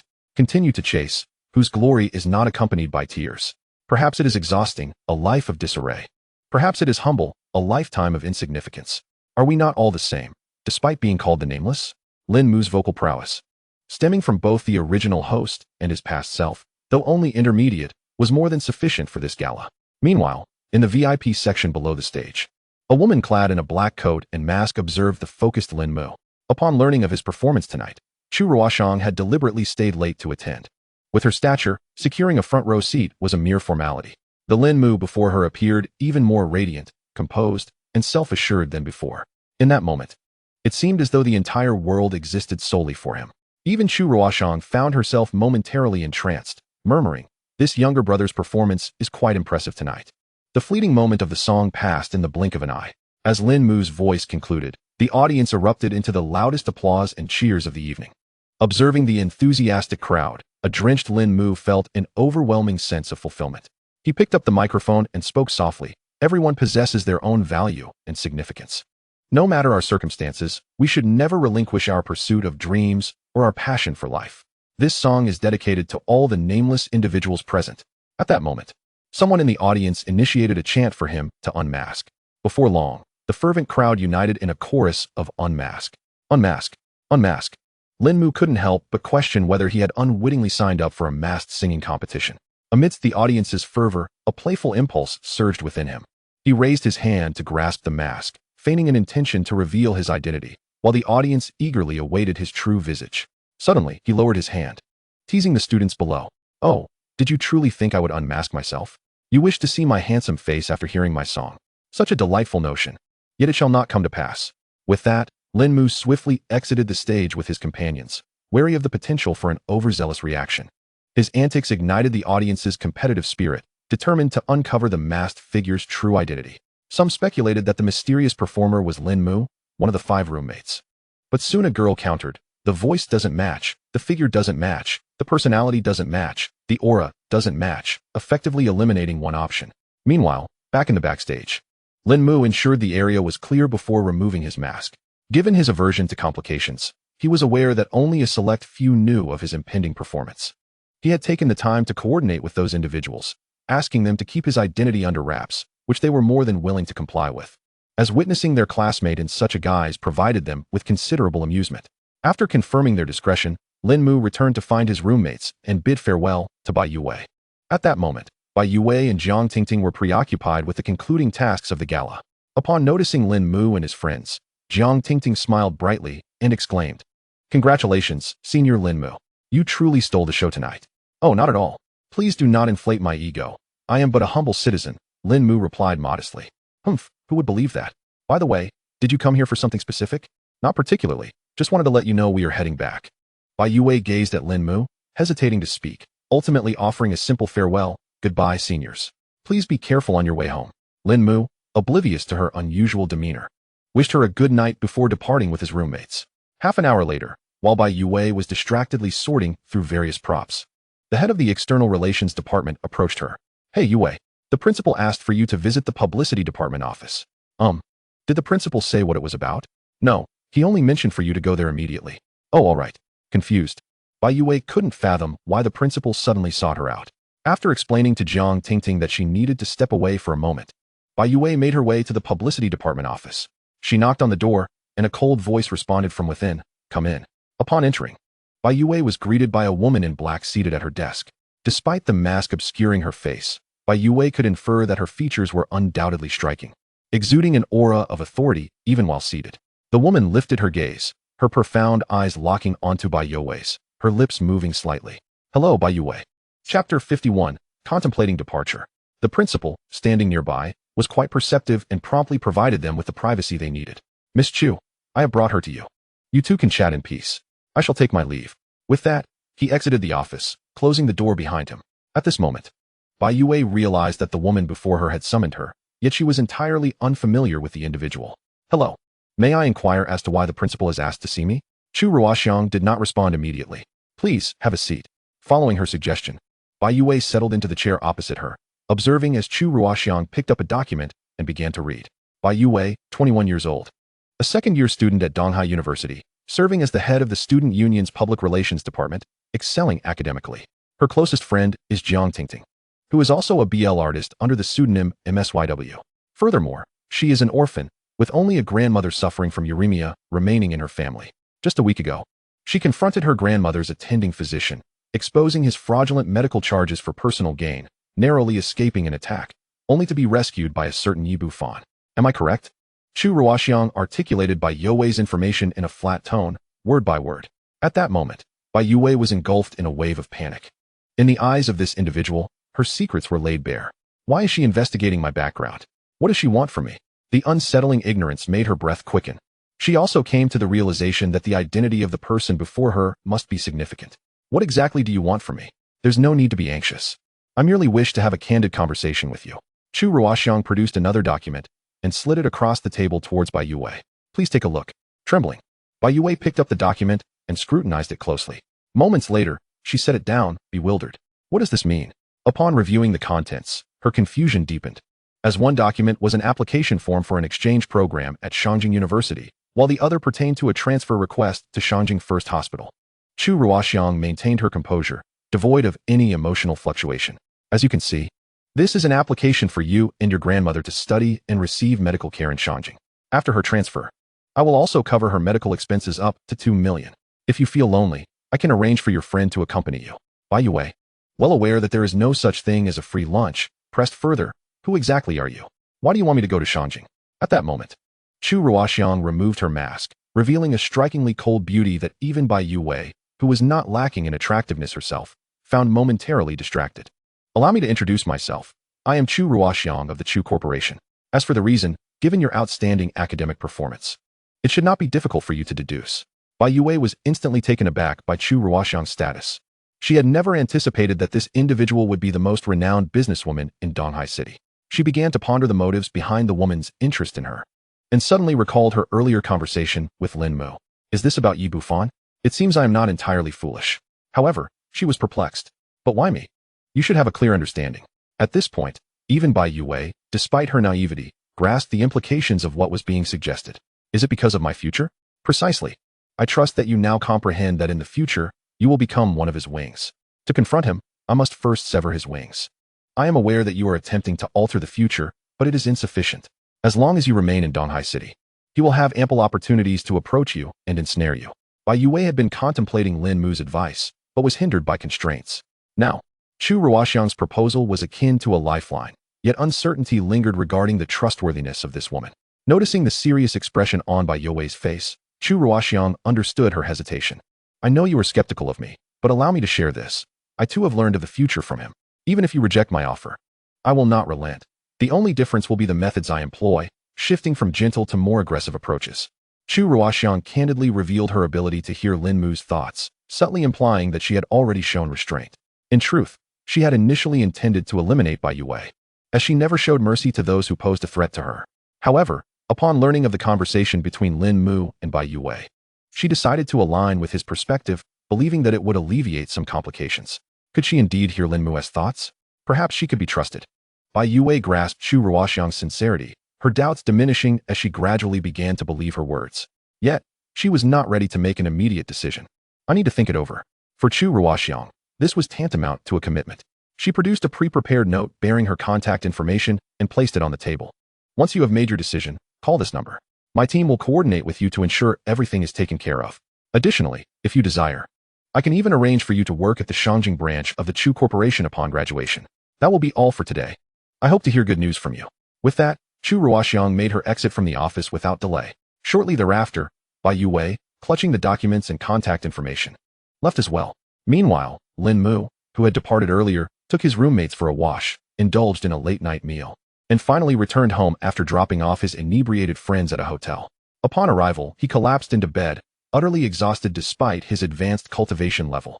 The next day, he awoke around noon, prepared a glass of honey water to rejuvenate himself, and ordered takeout. After several days of inactivity, it was time to return to work. "Shall we accept the mission?" Beep. Mission accepted successfully. Please proceed to the mission location, Chun Family Manor. New identity forged. Server. Acquired temporary skills. Observational acumen. Service skills. Tray carrying. Is this the celebration for the Elder Chin's 80th birthday? How intriguing. This marks the first gathering of the 4 female leads. Lin Mu's interest was piqued. By 7 o'clock that evening, numerous guests had already arrived at Chin Family Manor. Lin Mu, donned in his server attire, began to await the unfolding of events. Before long, several luxury cars pulled up at the manor's entrance. Chapter 52. The 4 maidens assemble.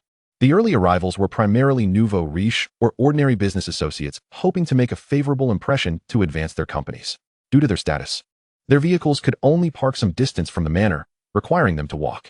Only those who could park directly at the entrance were considered true guests. The first to arrive were families of lesser standing, among them Zhao Qian. Even he, typically carefree and indulgent, was dressed in formal attire. Understanding that while one could blend in, leaving a poor impression was unacceptable. Following these families, the prestigious Qin, Tang, and Chu families would make their grand entrance. The guests present awaited their arrival with eager anticipation. Soon, the caravan of the Qin family appeared. As the car door swung open, out stepped Qin Yuyo, adorned in a flowing black gown, resembling a radiant star against the night sky. The dress, impeccably tailored, accentuated her graceful figure, with the hem swaying gently, tracing elegant arcs through the air with each step she took. Her skin, accentuated by the black evening gown, appeared even more porcelain-like, delicate as if kissed by moonlight. A pair of bright eyes sparkled like the brightest stars in the night sky, radiating wisdom and brilliance. After handing the prepared gift to the responsible host, she entered the banquet hall with a polite, gentle smile. This time, she had come alone, deliberately persuading her mother to stay home, fearing she might stir up some trouble. Given her strained relationships with her uncles, it was only natural that she would not attend with them. Upon her arrival, many approached her, eager to ingratiate themselves by introducing their company projects, hoping to gain her favor. Although the Qin family had seen better days for them, it represented an opportunity to ascend by associating with the Qins. After all, even a starving camel is larger than a horse. Qin's father was merely missing, and one could never tell when the Qin family might rise to prominence once more. As Qin Yuhong grew weary of their flattery, a commotion erupted near the entrance. The Tang family's entourage had arrived. As the vehicles came to a halt, Tang Jinya and Tang Weiman exited first. Approaching the car that was protected in the center to open the door, Tang Ying extended her leg, clad in high heels, stabilizing herself before leaning out. In contrast to Qin Yuhong, Tang Ying wore a purple gown, resembling a blooming violet. The gown's deep and mysterious hue shimmered enticingly. At that moment, her face appeared softer against the backdrop of the purple dress, in stark contrast to her usual serious demeanor at work. She moved to the other side of the vehicle to assist the somewhat frail Elder Tang, entering the banquet hall with the support of Tang Jinya and others. This time, far fewer individuals approached to greet them, primarily those familiar with Elder Tang. Given the Tang family's military heritage, anyone involved in corruption within the company dared not approach, fearing they might lose more than they gained. Soon after, members of the Chu family arrived in succession, with Chu Ruoshuang accompanying her parents, and her cousin Chu Yang closely following. Today, Chu Ruoshuang also donned a black gown, yet the impression she imparted was entirely different from that of Qin Yuhong. Her gown was simple yet elegant, perfectly aligning with her cool demeanor, rendering her both graceful and noble. Her cold gaze resembled stars in the frigid night, shining with a detached yet resolute brilliance. A subtle smile, both mocking and enigmatic, lingered at the corners of her lips, as if she were ridiculing the world's hypocrisy and superficiality. Qin Yuhong and Chu Ruoshuang approached Elder Tang to pay their respects. Before long, Elder Chen finally made his appearance. Chun Xiaoxin, dressed in a pink short dress, linked arms with Elder Chun, escorting him to the stage. It wasn't that Chun Xiaoxin favored pink dresses. Rather, Elder Chen believed it made her appear more youthful. Furthermore, Since today was his birthday celebration, Chu Ruoshuang had to acquiesce. Despite being 80 years old, Elder Chen still exuded vitality. I extend my heartfelt gratitude to all the guests for attending my 80th birthday celebration. Your presence and blessings have made this day even more splendid. I have no desire for further pleasantries. I hope everyone enjoys themselves tonight. Let us raise our glasses. To friendship, to family, to a bright future. Cheers. The guests joyfully raised their glasses in unison. Tang Ying assisted Tang Zhenghua to Elder Chen. Old Chen, you still look as sprightly as ever. You seem to be aging in reverse. And you, with your robust constitution, could easily live another 10 or 20 years. The two elder gentlemen began to exchange playful banter. Qin Yuhong, having greeted them, stepped back, allowing the two to catch up. Tang Ying pulled Chu Ruoshuang back to the center of the banquet hall, contemplating whether to probe her regarding Lin Mu or Yi Bufan. Ruoshuang, I truly appreciate your help last time. Without you, grandfather might have been in peril. There's no need for thanks, Tang Ying. We grew up together. And Tang grandfather is like my own. Of course, I would do my utmost. If my grandfather were in danger, wouldn't you also lend a hand? After exchanging pleasantries with Chu Ruoshuang, Tang Ying prepared to delve into the main topic. By the way, Ruoshuang, when you assisted my grandfather with his ailment, was there a fellow named Yi Bufan present? Chu Ruoshuang, caught off guard by the sudden inquiry, appeared puzzled. Yes, there was indeed someone by that name. Speaking of him irks me. He possesses some skill, yet always carries himself with an air of superiority, claiming he alone could cure Tang grandfather. Do you know anything unusual about him? Unusual? What do you mean? Just as Tang Ying was about to lay everything bare, Qin Yuhong approached. It's been a while, Ying. Ruoshuang. Upon hearing this, Chu Ruoshuang turned and leaped into Qin Yuhong's embrace, burying her head amidst her bosom for a moment of affectionate warmth. She tilted her head, concerned. Sister Yuhong, it's been ages since we last met. How have you been? Qin Yuhong felt a wave of emotion, playfully pinching Chu Ruoshuang's delicate cheek. I'm well. Just a bit weary. It's nothing serious. Tang Ying, observing their interaction, stifled the words she had intended to say.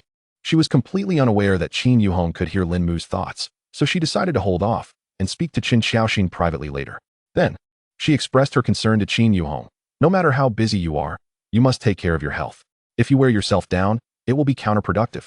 Chu Ruoshuang chimed in, pouting, and you dare lecture her? Aren't you the one who would rather stay up for 24 hours without sleep? If it weren't for Uncle Tang finding someone to keep an eye on you, you'd probably be living at the police station by now. Ah, is that so? Tang Ying, caught off guard by the retort, felt a twinge of guilt. The three of them gathered together, engaging in light conversation. Their strikingly distinct styles formed a picturesque scene that drew the attention of numerous guests present. Meanwhile, Chu Ruoshuang, holding a glass of red wine and gently swirling it, cast her gaze upon the trio. At that moment, she resembled a predator patiently waiting for its prey. Lin Mu, standing nearby, awaited their entrance, nearly dozing off from the idle chatter. Once the crowd finally dispersed around them, he raised 3 glasses of champagne and approached. It wasn't he that he was eager to chat with them. He merely needed to seize this opportunity to blend into the heart of the banquet. Otherwise, he might miss out on the unfolding drama. Dressed in a crisp white shirt, standing tall, he gently inquired, "Ladies, would you care for some champagne?" When the 3 women turned to see his face, they were taken aback. "It's him," exclaimed Qin Yuhong. "It's him," echoed Chu Ruoshuang. "It's him," reiterated Tang Ying. Even Chu Ruoshuang revealed a faint smile, murmuring to herself in a tone only she could hear, "Little brother, you truly have come." Chapter 53. I have a bold idea. Observing the 3 of them gazing at him in a daze, Lin Mu appeared bewildered. He touched his face with his other hand. Ladies, is there something on my face?" Only then did Qin Yuhong and the others snap back to reality, hastily offering explanations. "And no, nothing. You're just very handsome. You're very tall. You look great carrying the tray, Lin Mu. What on earth are these 3 up to?" "Ah, is that so?" It is indeed an honor to receive the praise of the 3 young ladies. Qin Yuyo was the first to regain her composure, gracefully taking a glass of champagne from the tray and softly expressing her gratitude. "Thank you." Chu Ruoshuang and Tang Ying also lifted the remaining 2 glasses. And having successfully infiltrated the inner circle, Lin Mu intended to make his discreet exit. "I must return to my duties. Please excuse me, ladies." As he turned to find a suitable spot to linger, Chu Ruoshuang called out to him, "Wait a moment. Don't leave just yet. Is there something you need, miss?" Lin Mu wore the smile emblematic of a server, politely inquiring, though internally, he felt a dissonance. Why is this little fellow so fussy? Qin Yuyo and Tang Ying also turned their gazes towards Chu Ruoshuang, eager to discern her intentions in halting Lin Mu, particularly Tang Ying, who could seize this opportunity to gauge Chu Ruoshuang's feelings towards Lin Mu. Having been addressed as little fellow on numerous occasions, Chu Ruoshuang had grown somewhat accustomed to it. Suppressing her slight annoyance, she feigned a congenial demeanor and stated, "It's nothing of great importance, just that your service and demeanor were commendable. So I inquired about your name to recommend a pay raise to the finance department." Upon hearing this, Lin Mu's smile broadened, and this time it was genuine. For a salary increase was indeed something to celebrate. Meanwhile, Qin Yuyo and Tang Ying perked up their ears, anticipating Lin Mu's response. "My name is Lin Dong. Thank you. Mississippi." This time, Lin Mu refrained from using the alias Lin Chong, as he had previously employed it to evade Tang Ying's scrutiny. Although Tang Ying might not recognize him now, he preferred to avoid any potential pitfalls. Moreover, having multiple aliases was not a burden. Lin Mu thought to himself, "Aha, I truly am quite the clever one." The responses from the three ladies varied slightly. Qin Yuyo and Chun Xiaoxin remarked, "So, his name is Lin Dong?" While Tang Ying muttered, "This guy is deceiving us again." "All right, continue with your duties," Chun Xiaoxin conceded, having been misled by the incorrect name. At that moment, she recalled Qin Yuyo's earlier reaction, which seemed somewhat peculiar. She had astonishingly complimented a server's looks. Fixing her gaze on Qin Yuyo, she noted the latter's discomfort. "Sister Yuyo, you seemed a bit off just now. Could it be that you have developed a fondness for him?" Qin Yuyo was taken aback by the question, lightly tapping her forehead in bewilderment. "What are you thinking? I have a fiancé, and it is you two who appeared somewhat strange just now." "Surely you aren't," the two responded in unison. "Not at all." This was no falsehood. Tang Ying, aware of her future, had temporarily dismissed any thoughts of romance, especially concerning Lin Mu, whose inner thoughts felt intrusive to her. For Chun Xiaoxin, Lin Mu was far from her type. She preferred the domineering CEO archetype. And the fact that Lin Mu had not been labeled a delicate pretty boy was already a matter of gratitude. Subsequently, the trio tactfully avoided this line of conversation to prevent any heated exchanges. They engaged in light banter while diverting a portion of their attention towards Lin Mu, for his presence signified that Yi Bufan would also be attending today. Oblivious to the scrutiny directed at him, Lin Mu mused, "Today is a splendid day, where all my wishes may come to fruition." Concealed in an inconspicuous corner, he relished the exquisite desserts, his spirits soaring. "With delectable treats and a chance to earn some money, I've claimed all the good fortune. All that remains is for a splendid performance to unfold." Little Li. How long until Yi Bufan arrives? Not long, just 2 minutes. Seizing this fleeting moment, Lin Mu scoured the selection once more, sampling cheesecake, millefeuille, egg tarts, macarons, donuts, croissants, caramel pudding, mousse cake, and cream puffs. Essentially a taste of every dessert available. 2 minutes passed swiftly, and as the doors to the banquet hall swung open, curious glances were cast. Guests invited to the elder Mr. Chen's birthday banquet were either punctual or sent gifts to express their apologies for their absence. It was unheard of for someone to arrive late and still dare to enter. Yet, there stood Tang Jixiao, accompanied by Yi Bufan, entering the banquet hall as if nothing were amiss. In the eyes of the attendees, Tang Jixiao was a member of the Tang family. Even if late, the elder Mr. Chen would likely not be overly displeased. However, the unfamiliar figure beside her suggested a lack of status, and it was deemed impolite for Tang Jixiao to bring such a person along. Yi Bufan, with a playful grin, addressed the elder Mr. Chun. "I apologize, Elder Chun. Tang brother was delayed in picking me up, so please do not hold it against him. I also wish you a happy 80th birthday. Hoping your fortune is as boundless as the eastern sea and your longevity as enduring as the southern mountain." Mr. Chen frowned. Not only was this individual late, but he also audaciously attempted to morally bind him with his words. To pursue this would make him seem petty, yet the young man's words bore no flaws. Observing his old friend's displeasure, Tang Zhonghua leaned in and whispered a few words, informing him of Yi Bufan's remarkable medical skills, which eased the elder's furrowed brow. "No worries, old friend. Today I am simply delighted, and everyone is here to congratulate me. How could I be troubled by such trivialities?" With the elder's acceptance, the crowd ceased their inquiries and praised Mr. Chen's magnanimity. "The actors are ready. Now we merely await the cue to begin." This segment seems to be where Zhao Qian's arrogance culminates. After this, he will meet his downfall. If I recall correctly, a server was enlisted to switch Yi Bufan's gift, leading to ridicule during the gifting stage, ultimately resulting in a public re-gifting to save face. One wonders which unfortunate soul Zhao Qian will target. Just as Lin Mu lamented on behalf of another, Zhao Qian approached him directly. "Hey, you over there, the server, come here." Lin Mu glanced around, pointing to himself with his fork. "Are you calling me? Who else would it be? You are the only server here. Sir, how may I assist you?" Zhao Qian did not respond directly. Instead, he pulled Lin Mu into a corner. "You need to swap out the gift that was sent by someone named Yi Bufan." But Lin Mu's attempt to protest was abruptly cut off. "You would do well to think carefully before you respond." "I, Zhao Qian." possess the means to ensure your entire family struggles to make a living in Donghai. And you wouldn't want anyone to discover that you were indulging in food on the job, would you? Lin Mu clenched his teeth. I understand. But what should I replace it with? That is your concern. Should I be dissatisfied with the outcome? You know the consequences. With that, Zhao Qian departed. Well, it seems the unfortunate soul is none other than myself. Literally, should I comply? Of course, it's not like you'll bear the blame later. Besides, if you don't do this, you'll miss out on the spectacle. Very well. Thus, under the watchful gaze of the four ladies, Lin Mu stealthily slipped away, merging into the temporary gift storage room. Shortly, he located Yi Bufon's gift. Oh, I just remembered, I didn't prepare a replacement gift. Welcome to the system store. Damn merchant. Soon, Lin Mu discovered the item generation function for 2,000 gossip points. As he pondered what prop to create, a sudden idea struck him. I have an audacious thought. Chapter 54. I will not support a wall that does not support me. Yi Bufon's meticulously prepared gift was a longevity turtle carved from a ginkgo tree, symbolizing longevity. Thoughtful Lin Mu decided to retain certain elements of the original design, ensuring that everyone would recognize it as a gift from Yi Bufon. Lin Mu spent 2,000 coins to have the system create a customized replacement gift according to his specifications. As he gazed upon the exquisitely crafted item, he felt a twinge of reluctance to part with it. How fortunate for that rascal Yi Bufon. I could easily fetch 80 to 90,000 for this piece. I let you unleash your creativity, and you exceed expectations, don't you? Well, the narrative is bound to humiliate him, so a little more embarrassment won't hurt. Lin Mu carefully packed the item, restoring the wrapping to its unopened state, before sneaking back to the banquet hall to report to Zhao Qian. Upon seeing Lin Mu return, Zhao Qian eagerly inquired, is everything settled? Lin Mu signaled an okay gesture, assuring him, everything is perfectly arranged. Lin Mu added, perfectly arranged to ensure Yi Bufon's demise. That's excellent. As long as I am satisfied, there will be no shortage of rewards for you. Zhao Qian sensed that Lin Mu was no longer as resistant as before and appeared somewhat exhilarated, though he chose not to dwell on it. The four women did not follow Lin Mu to spy on him.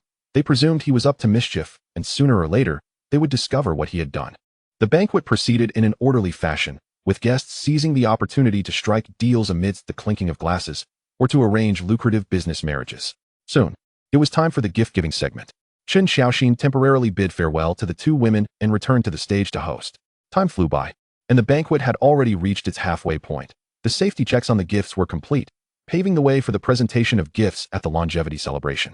Staff members brought the gifts to the venue, arranging them neatly. The process for gift-giving at this celebration involved a safety inspection, followed by the announcement of the gift giver, who would then introduce their gift before the unwrapping commenced. The guests were all attentively focused, hoping their gifts would outshine the rest. Chen Xiaoxin handed the microphone to the host, signaling him to begin the announcements. Initially, the ordinary guests presented their gifts, which consisted mainly of extravagant teas and wines, the finest being aged medicinal herbs. When it came to the second and third-tier families, the prestige of their gifts began to rise, showcasing antiques, paintings, and jade favored by old Master Chen. Before long, only the gifts from the Qin, Tang, and Chu families remained unopened. Qin Yuyo set down his wine glass and approached the stage to take the microphone. I extend my warmest wishes to Grandpa Chen on his 80th birthday. I apologize for not being able to prepare a grand gift due to my busy work schedule, knowing that Grandpa enjoys researching medicinal formulas. I have collected some rare folk prescriptions and medical texts, hoping you will find them to your liking. Old Master Chen's face lit up with joy, for such a gift was precisely what he cherished most. Haha, I truly appreciate it. Your heartfelt intention has been received, Yuyo, and you, despite your busy schedule, must take care of your health. I shall have Xiaoxin prepare some herbs for your well-being. Thank you, Grandpa. Following this, Tang Ying took the microphone from Qin Yuyo. I also wish Grandpa Chen a happy 80th birthday. Our Tang family has prepared 2 gifts for you. One is an antique blue and white porcelain piece from my father and grandfather, and the other is a genuine work by Mr. Jiang Baisher, titled 8 Cranes. As the gifts were unwrapped, everyone gasped in awe. The blue and white porcelain was flawless, its deep azure hue reminiscent of a profound night sky, imbued with mystery and tranquility. The white was pure and immaculate, akin to the first snowfall of winter, pristine and crystalline. The interplay of blue and white enhanced the harmony and unity of the porcelain. In the 8 Cranes painting, each crane was vibrant and lifelike, and notably, the number 8 corresponded perfectly with Old Master Chen's 80th birthday. Old Master Chen could not contain his praise. How thoughtful, truly thoughtful. I adore your gifts, Old Tang. Your surprise has genuinely astonished me. Tang Jinghua beamed with pride, of course. Just look at the discerning eye behind it. Just as the host prepared to announce the Chu family's gift, Tang Jixiao suddenly interjected, "Wait, my Tang family has one more gift." Guests turned their attention to the conspicuous package, while Old Master Chun cast an inquisitive glance at Tang Jinghua, who merely shook his head in response. The host glanced at the gift list, finding no other gifts marked from the Tang family. He inquired, "Mr. Tang, there appears to be no gift from the Tang family among the remaining items." Tang Jixiao, unabashed, replied, "I arrived late and forgot to mention this one. It is a gift prepared by my brother Yi. He is my dearest brother, so this also counts as a gift from me to Grandpa Chun." At this moment, Yi Bufan stepped forward. "Today marks Old Master Chen's 80th birthday, and thanks to Brother Tang's invitation, I stand here. I couldn't prepare anything extravagant, so I focused on the sentiment instead. I have carved a longevity turtle from a century-old ginkgo tree, wishing for Old Master Chen's long life." Upon hearing this, the crowd was filled with admiration. The individual they had previously looked down upon now revealed such thoughtful consideration and eloquence, making them feel somewhat inferior. Even Old Master Chen's impression of him shifted positively. The host quickly located Yi Bufan's gift among the remaining items. As he lifted the lid, his pupils widened in shock. He glanced at the gift, then at Yi Bufan, stammering, Mr. Yi, are you sure this is your gift?" Yi Bufan, observing the gift box he had prepared, replied, "Indeed, that is my gift. Is there a problem?" The host hesitated, internally critiquing Yi Bufan. "How can you even ask? Besides being made of ginkgo wood, what aspect aligns with what you just described?" Guests, witnessing the host's reaction, assumed that Yi Bufan's gift was simply too stunning. Tang Jixiao grew impatient, urging, "Stop dawdling. Hurry up and show everyone the gift my brother meticulously prepared." With a sigh, the host retrieved the contents and presented them in his hands. As the crowd beheld the item, they rubbed their eyes and looked again, confirming they had not misperceived. "Is this a soft-shelled turtle? With a barbershop on its back? Weren't we told it was a longevity turtle? What does this mean? Could he really confuse a turtle with a soft-shelled turtle? Even if he did, how could he add a barbershop on top?" Middle-aged attendees murmured among themselves, while the younger generation, currently savoring wine, erupted in laughter. "Goodness, a soft-shelled turtle carrying a barbershop? What audacity! I can't help but admire your boldness." They wondered how he could present such a gift. The three women stood in bewilderment until Chu Yang, stifling laughter, explained the situation to them, prompting them to burst into giggles. They had never anticipated Lin Mu would replace Yi Bufan's gift with such an item. Even Chu Ruoshuang revealed a hint of amusement at the corner of her eye. Upon hearing the younger generation's explanations, Old Master Chen's expression darkened. Meanwhile, Yi Bufan gradually realized that his gift had been swapped, and as the discussion swirled around him, his face flushed crimson. "Look, Shaoli, everyone is laughing so heartily." 6. Only Yi Bufan and Old Master Chen are hurt in this world. Chapter 55. You must have all encountered him. The playful Lin Mu would never concede that the issue lay with him. "Lin Mu, the gift was presented by Yi Bufan and exchanged by Lin Dong. It has nothing to do with me, Lin Mu." With but a single sentence, he deftly distanced himself from the matter. Zhao Qian, observing Yi Bufan's embarrassment, allowed a cold smirk to curl his lips. Even he had not anticipated that the waiter would deliver such a delightful surprise to him. "Yi Bufan, oh Yi Bufan, daring to offend me, Zhao Qian, though you may possess some connections, I can assure you that I will make it impossible for you to navigate the elite circles of Donghai." Sensing a gaze laden with malice, Yi Bufan turned to meet Zhao Qian's eyes, instantly grasping that Zhao Qian was plotting against him. "Once again, it is you, Zhao Qian. I had intended to let you linger a while longer, but it seems you are akin to an old man hanging from a noose, tired of life itself." Yi Bufan clenched his fists, resolving to exact vengeance on Zhao Qian once the banquet concluded. Despite Yi Bufan's exceptional medical skills, Old Master Chun was growing displeased. "Mr. Yi, what do you mean by this?" Yi Bufan calmly clarified, "This is not the gift I prepared. My gift has been swapped." He refrained from directly naming Zhao Qian, aware that doing so might lead to suspicion when he dealt with him later. The onlookers were incredulous of his explanation. Setting aside the fact that this gift was also made of ginkgo wood, both the turtle and the tortoise bore striking similarities, aligning closely with what he had just described. More importantly, who would dare to play tricks at Old Master Chen's birthday celebration? As the crowd's skepticism mounted, Yi Bufan felt a surge of anger rising within him. Just as he was about to erupt, clarity washed over him. He composed himself and spoke slowly. "Since everyone is unwilling to believe, and it is currently impossible to prove my innocence, I shall merely prepare another gift on the spot." With that, he approached the host, taking back the gift that Lin Mu had replaced. He then produced a set of golden needles, manipulating his internal energy to suspend them in the air. Utilizing the precise control of a master, he began to etch the needles, and in less than 5 minutes, the gift had diminished in size, transforming from a combination of tortoise and barbershop into a turtle and an evergreen tree. Tang Jinghua and Old Master Chun were both profoundly astonished. He is indeed a master at manipulating energy. Yi Bufan, satisfied, stowed the golden needles and presented the gift to the crowd. This is the gift I have newly prepared for Old Master Chun, with the longevity turtle and evergreen tree. He wished Old Master Chun boundless longevity and vitality in his old age. At this moment, Lin Mu was equally taken aback. This isn't right. Where is the scene of impotent rage, and why has he redone my magnificent creation? Is Yi Bufan truly this clever? He wasn't that clever originally. But after facing numerous setbacks recently, the will of the world has enhanced his intellect. It can be like this? Then Zhao Qian and those villains are in for even more trouble. TSK, just thinking about it makes me feel sorry for them. Lin Mu felt a wave of sympathy for the antagonists. The three women, upon hearing his thoughts, gradually darkened in expression. Yi Bufan's newfound intelligence signified he would be even more formidable. In contrast, Chu Ruoshuang viewed the situation differently. Has he become smarter? This seems to pose a greater challenge. The guests were momentarily rendered speechless by Yi Bufan's extraordinary display. Aware of Yi Bufan's strength, Old Master Chun could no longer impose difficulty upon him. Furthermore, the newly prepared gift held the same connotation of longevity, which greatly pleased him. Mr. Yi, I truly appreciate this gift you have re-prepared. It appears to be a misunderstanding. I shall investigate thoroughly and provide you with an explanation. Grateful to Old Master Chun, Yi Bufan managed to defuse the crisis. Soon, this incident was glossed over, and the host continued with the proceedings, unveiling the Chu family's gift. Chu Ruoshuang placed her wine glass down and gracefully took to the stage. Speaking in a gentle tone, congratulations to Grandfather Chun on his 80th birthday. I know that Grandfather Chun has long been collecting rare medicinal herbs. Yet there has been no word of the 1,000-year ginseng king. Hence, this is the gift I have prepared for Grandfather today. I hope he will find it to his liking. The host carefully retrieved the exquisite elongated gift box, passing it to Qin Xiaoxin, who presented it to Old Master Chun for him to personally unveil. Old Master Chun excitedly opened the gift box, revealing the coveted 1,000-year ginseng king, which he had longed for. Excellent. This is the finest gift I have received today. Thank you, little Chu, for preparing this for me. As long as Grandfather Chun was happy, that was all that mattered. Meanwhile, while the guest's attention fixated on the ginseng king, Yi Bufan's gaze remained fixed on Chu Ruoshuang, his desires simmering just beneath the surface.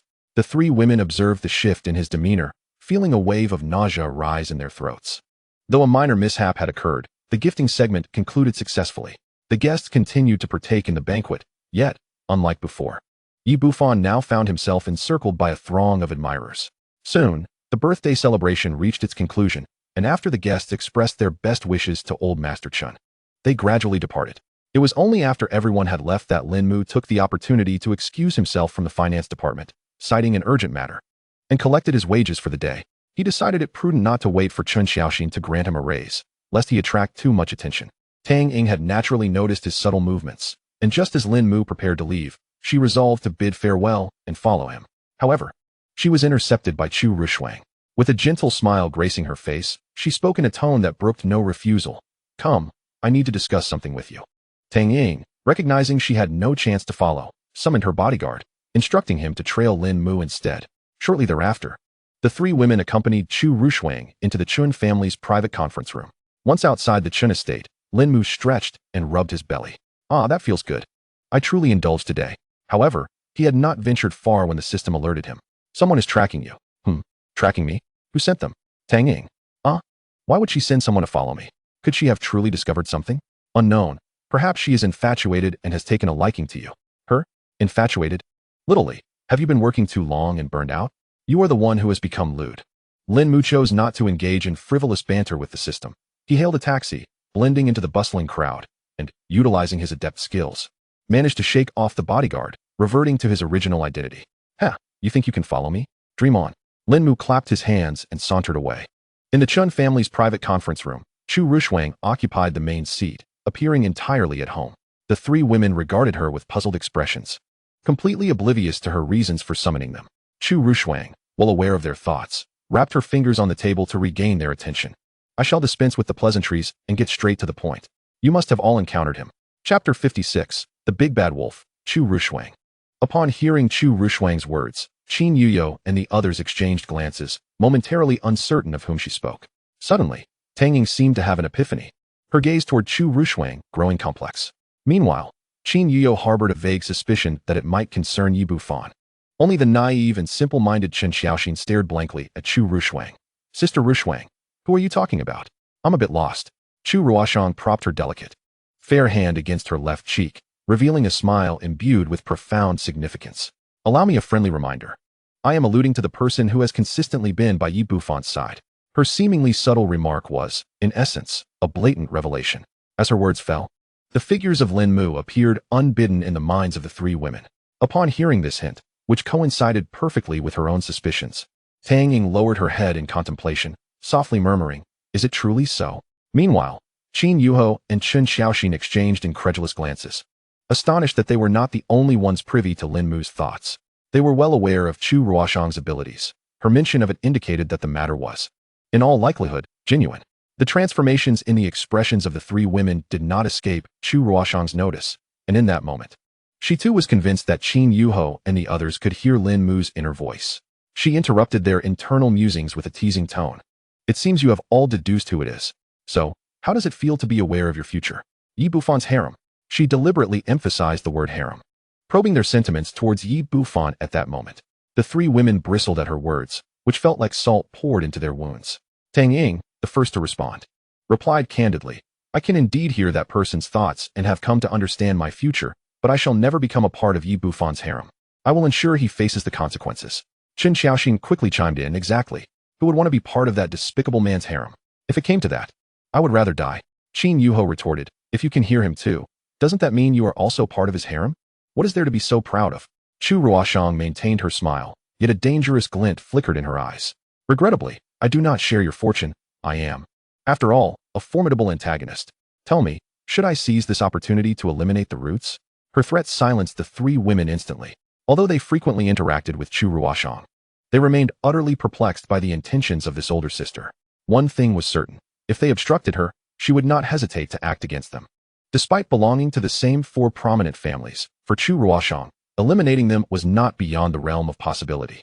Tang Ying, now serious, inquired, "What exactly do you want?" "It is not about what I desire, but rather what you intend to do," Chu Ruoshuang replied, fully in control of the meeting. Tang Ying asserted, "He is a ruthless outlaw. I am destined never to coexist peacefully with him." Qin Yuho added, "A vendetta for my father's death. It is an irreconcilable enmity." Chen Xiaoxin interjected, I don't seem to have any deep-seated grudge against him." The gaze of the three women fell upon Chen Xiaoxin, leaving her feeling uneasy. "I, too, am a partner of justice. Any evil shall be brought to justice." Chu Ruoshuang was quite satisfied with their responses, at least for the time being. "Let us discuss your futures." Thereafter, Qin Yuho and the others shared the information they had about the future. TSK, two useless individuals, she thought. As Tang Ying and Chen Xiaoxin's insights were trivial, while only Qin Yuho's mention of the Hall of Slaughter provided any valuable intelligence. "Very well, let us proceed as such. You may continue to interact amicably with Yi Bufon." Chu Ruoshuang resolved to adopt a strategy of inaction for the moment, but Tang Ying grew anxious, slamming her hand on the table. "What do you mean by interact amicably? Now that we are all aware of the future, we should unite the strength of the four families to nip him in the bud." Qin Yuho and Chen Xiaoxin nodded in agreement. Chu Ruoshuang regarded them as if they were deranged. "Do you comprehend Yi Bufon's capabilities? Are you aware of whether he has deeper connections? Are you certain that killing him will not provoke the wrath of the Dragon King's Hall? From today's situation, Yi Bufon possesses at least the strength of a grandmaster, while our four families peak at mid-grandmaster, and even that is with hired guests. If Yi Bufon currently holds mid-grandmaster power, do you believe they would risk their lives to oppose him? If you intend to act against him, you must ensure absolute certainty. A single misstep could lead to total failure. The deadliest strike always comes from behind, aimed at the heart.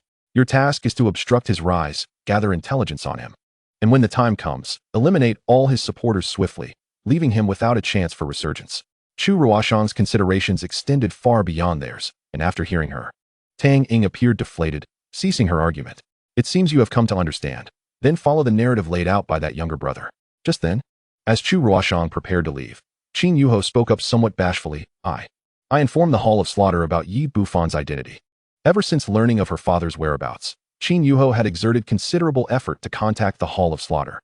However, they had declined her request for a ransom, and in a bid to retrieve her father, she had traded information about the Dragon King's location. They agreed to release her father once Yi Bufon's identity was confirmed. Chu Ruoshuang furrowed her brow for a moment before relaxing it. "Since you have already acted, we can only proceed step by step. Be vigilant about the people around him. The Hall of Slaughter will likely send someone to approach him, investigate his identity, and then assassinate him. If necessary, you may attempt to make contact with them. Chen Xiaoxin suddenly asked, Then what will you do, Ruoshuang? Me? Naturally, I shall do what a villain ought to do. As a villain, Chu Ruoshuang felt no need to adhere to the same constraints as the three women. Her only obligation was to strike Yi Bufan with utmost force. If there are no further questions, then let us conclude here for today. As Tang Ying watched Chu Ruoshuang gradually depart, she blurted out, Ruoshuang, with your abilities, you must have uncovered that person's identity. Chu Ruoshuang turned, her eyes emanating an even greater air of danger than before. You would do well to refrain from harboring any designs on him. He is my prey. Without waiting for Tang Ying's response, she departed on her own. Upon leaving the Chun family's estate and returning to her vehicle, Chu Ruoshuang received a message. Upon opening it, she discovered that Bai Yue had agreed to leave Donghai for the capital. Everything was under control. It was merely a matter of how long Yi Bufan could endure. She then accessed a confidential file on her phone, which contained Lin Mu's information and a peculiar plan. At that moment, her eyes sparkled with excitement and a tinge of possessiveness. Younger brother, I am about to make my move. Meanwhile, the unsuspecting Lin Mu remained blissfully unaware that he had caught the attention of the cunning wolf, Chu Ruoshuang. Chapter 57, Kidnapping. At the banquet, Yi Bufan had hoped to connect with the four women, enhance his image, and foster deeper relationships. However, his suddenly rational mind made it clear that he needed to engage with the other guests to build his business empire. After leaving the Chun family estate, Yi Bufan returned to the night affair bar. He navigated through the familiar surroundings to the backstage area, following the hidden staircase in the corner that led to a concealed lower level beneath the bar. This was the underground casino belonging to one of Donghai's three major underground forces, the Web. Yi Bufan approached the bar, and upon recognizing the newcomer, the bartender skillfully began to concoct the most expensive drink. Simultaneously, he signaled to a nearby lackey, who promptly departed.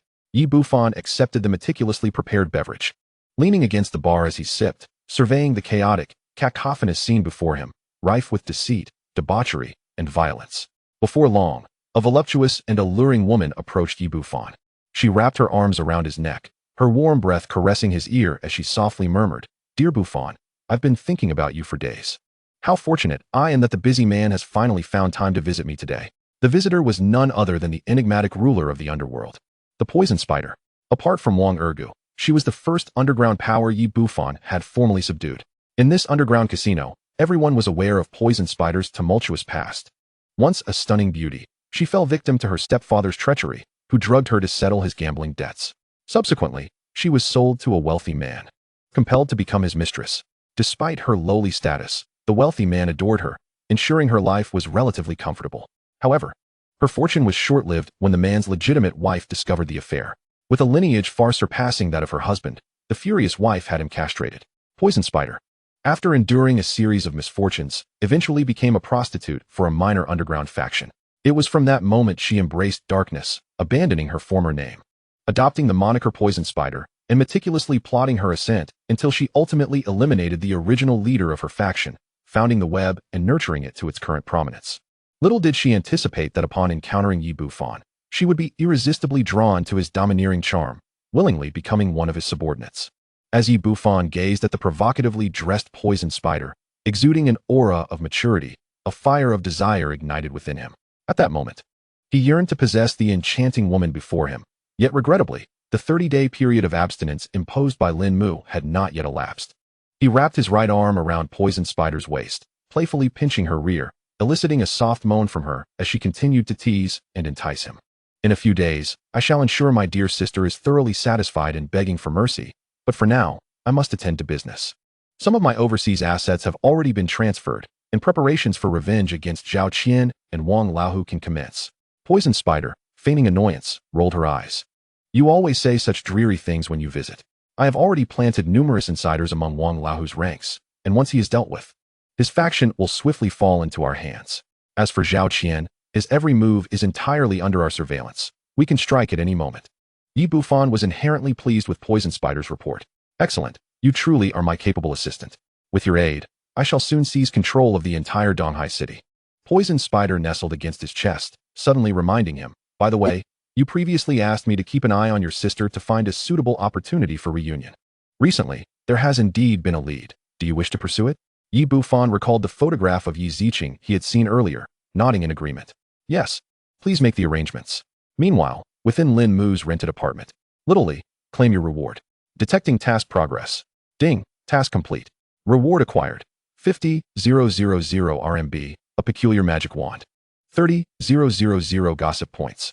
Peculiar magic wand. Description, a magic wand with an unusual appearance that does not affect its use. Function, by calling out magical girl. The activation of this item allows the host to transform into a charming magical girl for a duration of 24 hours, with the option to end the transformation early. Usable once. Upon reading the wand's peculiar capabilities and appearance, Lin Mu was filled with rage. You insufferable contraption. Can't you provide me with something genuinely useful? Other systems merely push the envelope of gender bending, while you seem intent on forcing me into a transformation. And this appearance, do you expect me to wield it at a pool party dressed as a sword princess? Which magic wand looks like this? The reward items are randomly distributed, and all explanations regarding appearance and other details are at the system's discretion. Moreover, how can you be certain that it won't prove useful one day? Me? Use this. Transform. Let me tell you, that is utterly impossible. You can forget it for the rest of my life. I'd rather leap from this 4th floor and perish outside than use this thing. Lin Mu tightly wrapped his arms around himself, embodying a figure of resolute defiance. Vowing to preserve his integrity. What do you find amusing? I now have reason to suspect you have ulterior motives. I shall remain vigilant to prevent being tricked into the bed of a wealthy woman one day. System, could he truly be a genius? You are overthinking it. If deception were to occur, it would be you being lured into the embrace of a wealthy individual. The system's final remarks left Lin Mu speechless with indignation. Alright, a new task awaits your attention. Ding, detecting the host's entrepreneurial aspirations, triggering a random task, a small step for entrepreneurship, a giant leap for wealth. Task requirement. The host must establish a company and secure the first investment. Accepting the task, Lin Mu had already envisioned launching a food company, rendering this random task a mere embellishment to his plans. The following morning at 10 o'clock, Lin Mu had just exited an office at the Industrial and Commercial Bureau. Seizing the rare opportunity of free time, he had risen early to address the preliminary preparations required for starting his company. He could not be bothered to think of a name, so he simply appropriated the system's name, calling it Guagualo. You are infringing on my rights. I demand payment for the patent. Claim denied. As Lin Mu exited the bureau with his documents, he was about to leave when faint, threatening voices drifted from a nearby alley. Had he not possessed any cultivation, he likely would not have heard them at all. He vaguely discerned words about kidnapping. We've been watching you for days. No one will discover you. A classic villainous utterance. Ding, detecting a kidnapping incident occurring nearby, triggering a random task, heroic rescue. Task requirement. The host must defeat the villains and rescue the abducted girl. I never anticipated that the archetypal hero's rescue would one day fall upon me. Accepting the task. With his current skills, Lin Mu was fully capable of handling these small fry, rendering the task a simple endeavor. After accepting the task, he stepped into the alley. Chapter 58. My name is Chu Ruoshuang. Following the source of the voices, Lin Mu navigated through the alley until he soon arrived at the scene of the kidnapping. He refrained from acting immediately, instead concealing himself in a nearby corner to assess the situation. He observed 3 muscular middle-aged men surrounding a woman who leaned against the wall, gazing at her captors with an expression devoid of fear. Miss Chu, our boss wishes to speak with you regarding business. You surely have the time, don't you? Of course, if you don't, we will ensure you have the time, so I advise you to come along quietly. Otherwise, we cannot guarantee your safety. Should you lose an arm or a leg, it would not hinder our boss's business discussions, though it may prove inconvenient for you in the future. The man standing at the forefront was evidently their leader, menacingly threatening the defenseless woman before him. Although it was still broad daylight, illuminated by the radiant sun, the alleyway cast in shadow felt oppressively dark. However, Lin Mu had acquired enhanced night vision during his very first mission, rendering the dim surroundings inconsequential to his sight. From a considerable distance, he discerned the woman's features. In that somber environment, she wore a flowing white dress, resembling a luminous moon in the tranquil night sky, radiating an elegant and pure glow. The delicate fabric of her dress swayed gently with her movements, as if it danced to its own melody amid the gloom.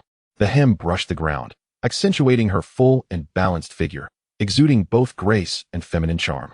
Her hair cascaded naturally, akin to a flowing black waterfall, starkly contrasting with her white dress.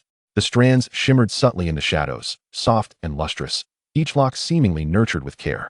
They fluttered gently in the breeze, complementing her voluptuous silhouette, adding an allure and elegance to her presence.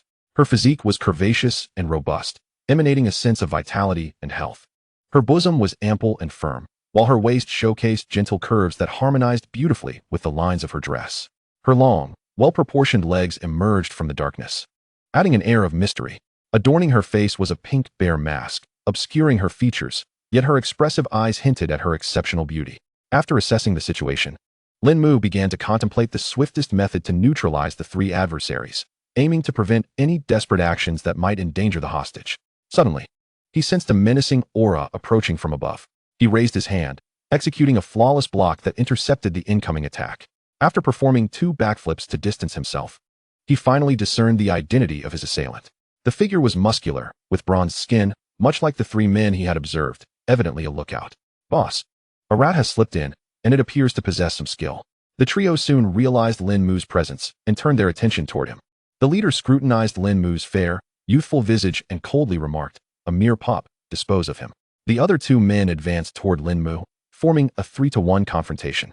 Lin Mu, however, sensed something amiss. His opponents were also martial artists, contrary to his initial belief that they were merely common thugs. Fortunately, their strength only reached the mid-tier of external energy practitioners, making them relatively easy for him to handle. Despite being outnumbered, he refused to succumb to intimidation. What initially seemed like a simple rescue had inadvertently led him into a den of trouble. "Let us see what you all are capable of," he thought. The 3 adversaries ceased their idle chatter and charged at Lin Mu simultaneously. Their coordinated attacks fell upon him like a torrential downpour. While a typical late-tier external energy practitioner might struggle to withstand such an onslaught, Lin Mu's perfect blocking technique allowed him to absorb their strikes with finesse. Observing the fight, the woman watched Lin Mu with a glimmer of concern in her eyes. As he engaged in combat, Lin Mu realized that his earlier assumptions had been overly naive. Despite his superior cultivation level, his lack of combat experience made it challenging to find openings for counterattacks. "Damn it, I thought I could earn some extra cash. Looks like I'll be working for free. Shall we? Buy me some combat techniques."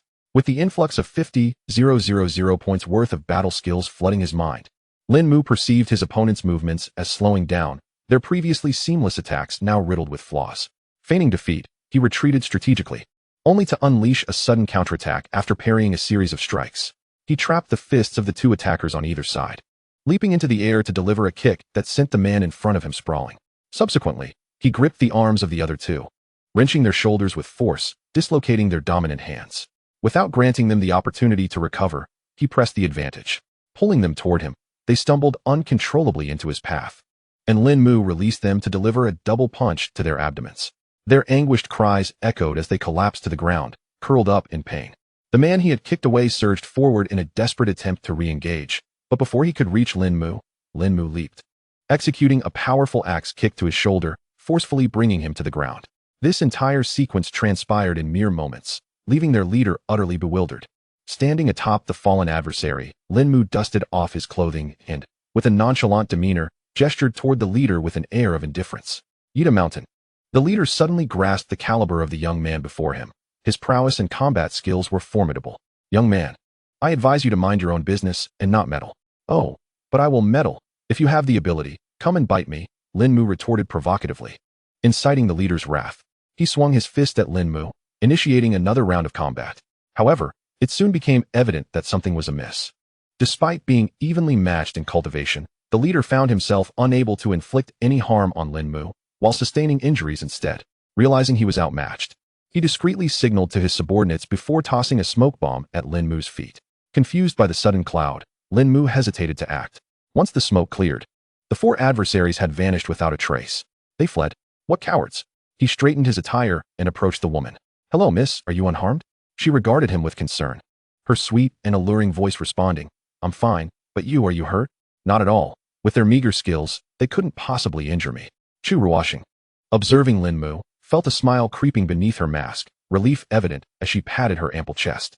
"That is good to hear. By the way, allow me to introduce myself. My name is Chu Ruoshuang." Chapter 59. Good, Lin Mu, my dear brother. Chu Ruoshuang had adopted a persona akin to Lin Mu's previous disguise, rendering it impossible for him to recognize her. After all, her appearance now was a stark departure from her usual self.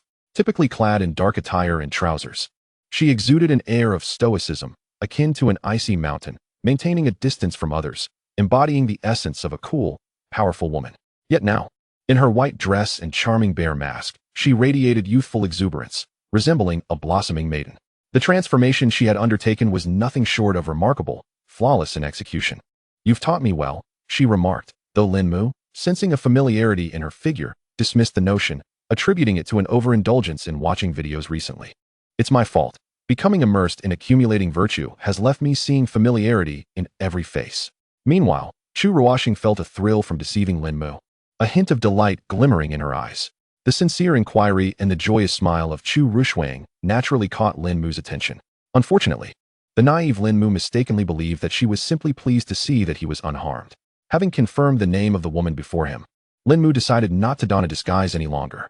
After all, her name was not listed among Yi Bufan's harem or the roster of antagonists, and he feared that if he continued to mask his identity, he might one day forget that he was called Lin Mu. "Hello, Miss Ran. My name is Lin Mu," he introduced himself. Chu Ruoshuang was quite pleased with Lin Mu's candor, as it indicated his trust in her at that moment. Yet, she couldn't help but feel a twinge of concern.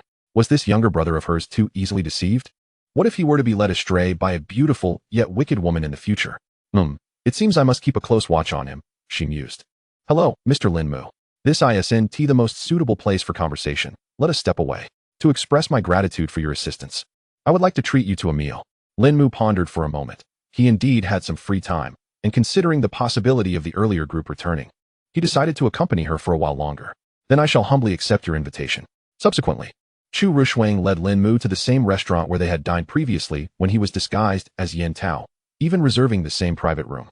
This was a strategic decision to ensure a more logical explanation when her true identity was revealed later, as well as a psychological tactic on her part. Chu Ruoshuang did not place an order, but instead handed the menu to Lin Mu. "Mr. Lin Mu, please feel free to order whatever you like. This meal is on me." After selecting several of his favorite dishes, Lin Mu returned the menu.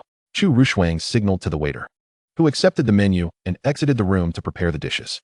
"Miss Ran, want you order something?" he inquired. "No, I was a bit startled earlier, and I don't have much of an appetite right now." Lin Mu felt this was indeed reasonable and did not press further. In an instant, the room fell silent, and an awkward atmosphere began to settle around them. "Why am I dining here again? Last time with Chu Ruoshuang, and now with another girl. And they're both treating me. I feel like a freeloader," he thought. A smile flickered in Chu Ruoshuang's heart, and she did not allow Lin Mu to feel uncomfortable for long, proactively steering the conversation. "I must sincerely thank you, Mr. Lin Mu, for coming to my rescue today. Miss Ran, you jest, it was but a trivial effort, and besides, you are treating me to dinner." "How old are you, Mr. Lin Mu?" I'm 21. "Oh, you're actually younger than I am. From now on, I shall call you Lin Mu younger brother, and you can call me Ran's sister." It sounds better without the Mississippi. Lin Mu looked at the woman before him, who was only slightly shorter than himself and radiated youthful exuberance. And he found himself questioning whether she was exaggerating her age to gain an advantage over him. "Older than me? I can't quite tell. How old are you?" Chu Ruoshuang placed her finger on her lips, her delicate brows arching slightly, as if to signal him to remain silent. Her captivating gaze left Lin Mu momentarily spellbound. "It is impolite to inquire about a lady's age, Mr. Lin Mu." Realizing his previous question was rather rude, Lin Mu quickly apologized. "I'm sorry, that was inappropriate." "No worries, but you must call me Ran's sister." "All right then, Ran's sister."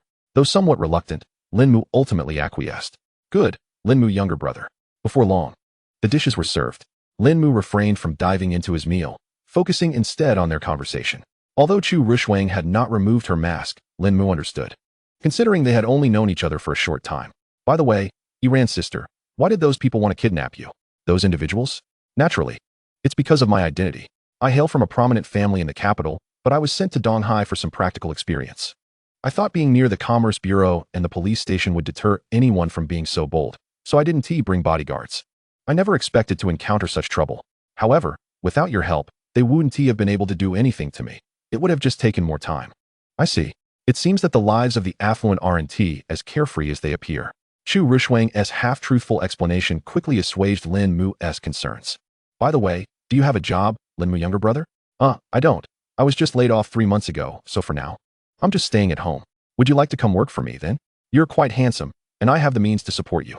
I wouldn't mind keeping you as a decorative piece." Chu Ruoshuang twirled her finger in circles, her gaze fixed intently on Lin Mu, which made him feel somewhat bashful. "No, thank you. I intend to start my own business and see how it goes." "I see, that is a pity. However, if your company is reliable, I would be willing to invest in it, and soon, I could be your silent partner. I would definitely consider that if the opportunity arises." Lin Mu did not decline. as the system had a task related to attracting investments, and he had no intention of taking advantage of her. Thus, they maintained a dynamic of one eating while the other watched, engaged in lively conversation. Chu Ruoshuang frequently teased Lin Mu with her words, especially when she called him Lin Mu younger brother, her tone always alluring. Lin Mu's ears remained flushed throughout the meal. Before long, the dinner came to an end. Lin Mu felt quite tormented, while Chu Ruoshuang experienced a rare sense of relaxation. He accompanied her downstairs, where a stretched Lincoln was already waiting at the entrance of the restaurant. As the two bodyguards at the car approached Chu Ruoshuang, they greeted her with utmost respect, Mississippi. After exchanging contact information with Lin Mu, she entered the vehicle, but not before leaning out to raise her phone and call out to him, Lin Mu younger brother. If you wish to talk to me, feel free to give me a call. Please, don't say that, Iran's sister. All right, until we meet again. Goodbye. Iran's sister. As Chu Ruoshuang closed the car window, Lin Mu let out a sigh of relief. Finally, he had bid farewell to this enchanting woman. Lingering with her any longer might have led to an overwhelming experience. After the window was shut, Chu Ruoshuang removed her mask, her expression shifting to a cold, austere demeanor. At that moment, 4 burly men occupied the back seat, and upon closer inspection, they were none other than the 4 kidnappers from earlier. Chapter 60. Another trap. The 4 men sat respectfully in the back seat, their arms, which had been dislocated, now reattached, and they bore only minor surface injuries. Mississippi. Chu Ruoshuang did not turn around, but responded coldly, yes, well done. Although it's not a serious injury, make sure to recuperate properly. However, should you act so recklessly again, you know the consequences. Her reprimand sent a shiver down the spines of the 4 men. Yes, thank you, Mississippi.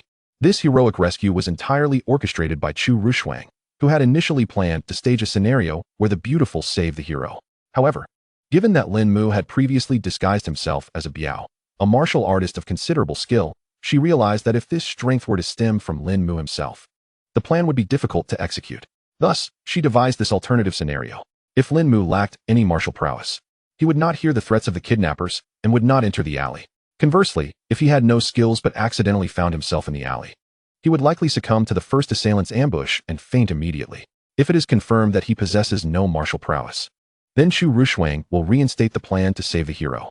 Conversely, should Lin Mu possess external energy or higher, this performance could continue unfolding. At this juncture, the initial ambush would transform into a test of Lin Mu's cultivation level, discerning whether he is of external or internal energy. Subsequently, these 4 individuals would calibrate their abilities to a similar level. Indeed, they are not practitioners of external energy, but rather of mid-level internal energy. Only by rendering this battle evenly matched can it appear more authentic.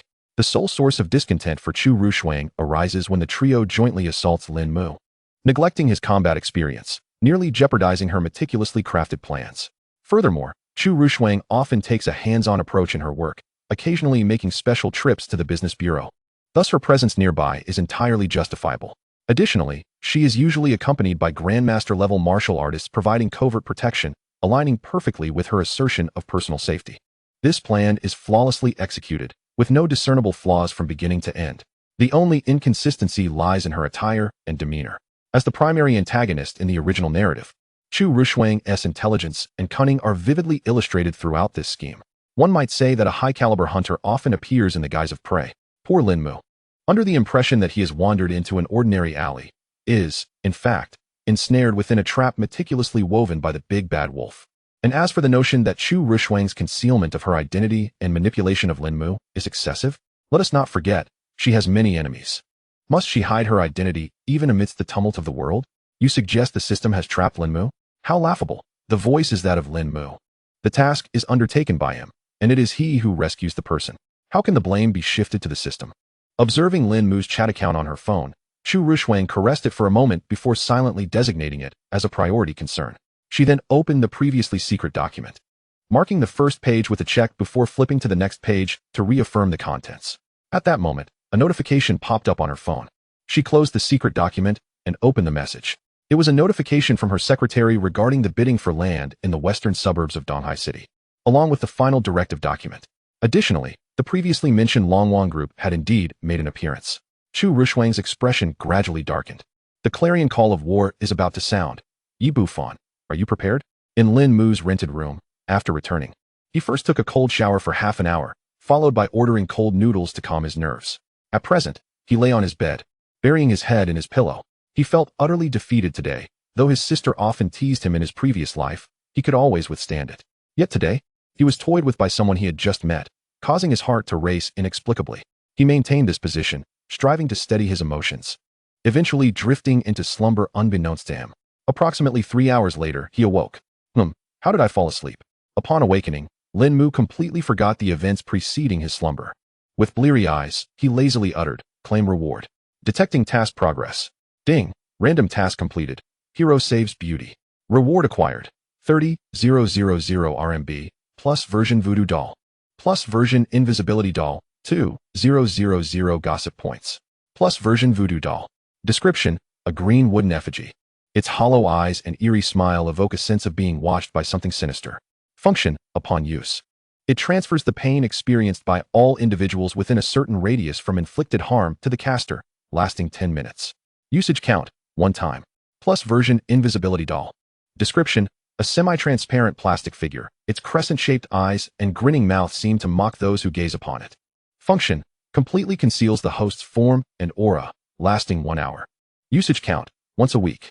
Ding, the host taunted an enemy and successfully repelled them, unlocking the title, Dare to Compare with Me. Equipped effect, taunting effect 100. Oh wow. Double yoke. Initially, Lin Mu felt he had been shortchanged in this task after exerting effort to accumulate 50,000 gossip points, yet unexpectedly received a double yoke reward. Well, I just hit the jackpot. Literally, I forgive you for that outrageous reward you sent me last time, as long as you're happy.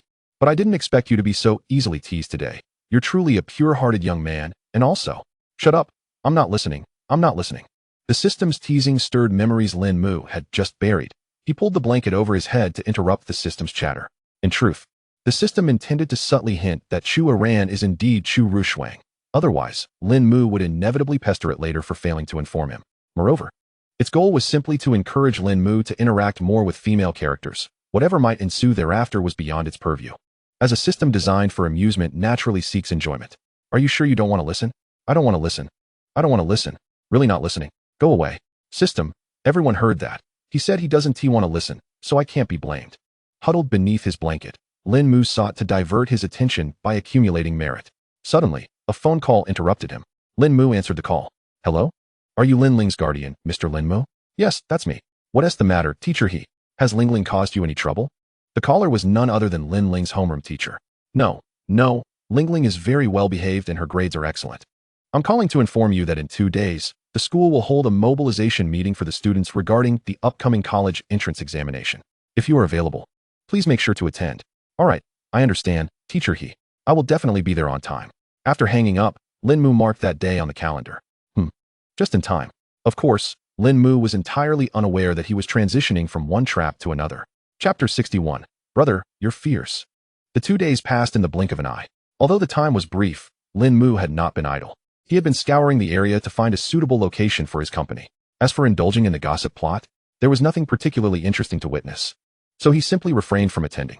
Moreover, he feared that excessive exposure to foolishness might lead him to become foolish himself. On the day of the mobilization meeting, Lin Mu woke up early. However, having stayed up too late the previous night, he felt groggy, nearly unable to open his eyes, and mechanically rose to wash up like a zombie. Given his current appearance, even Dave could likely take him down with a single punch. After completing his morning routine, he lingered in bed for a while longer before finally waking up completely. Glancing at the time, Lin Mu suddenly realized he was running late. Hastily dressing, he rushed out the door, having forgotten to wear a mask. Upon arriving at the school, he entered with familiarity. Since it was a weekday, not many parents were present, and most of those who did attend were mothers.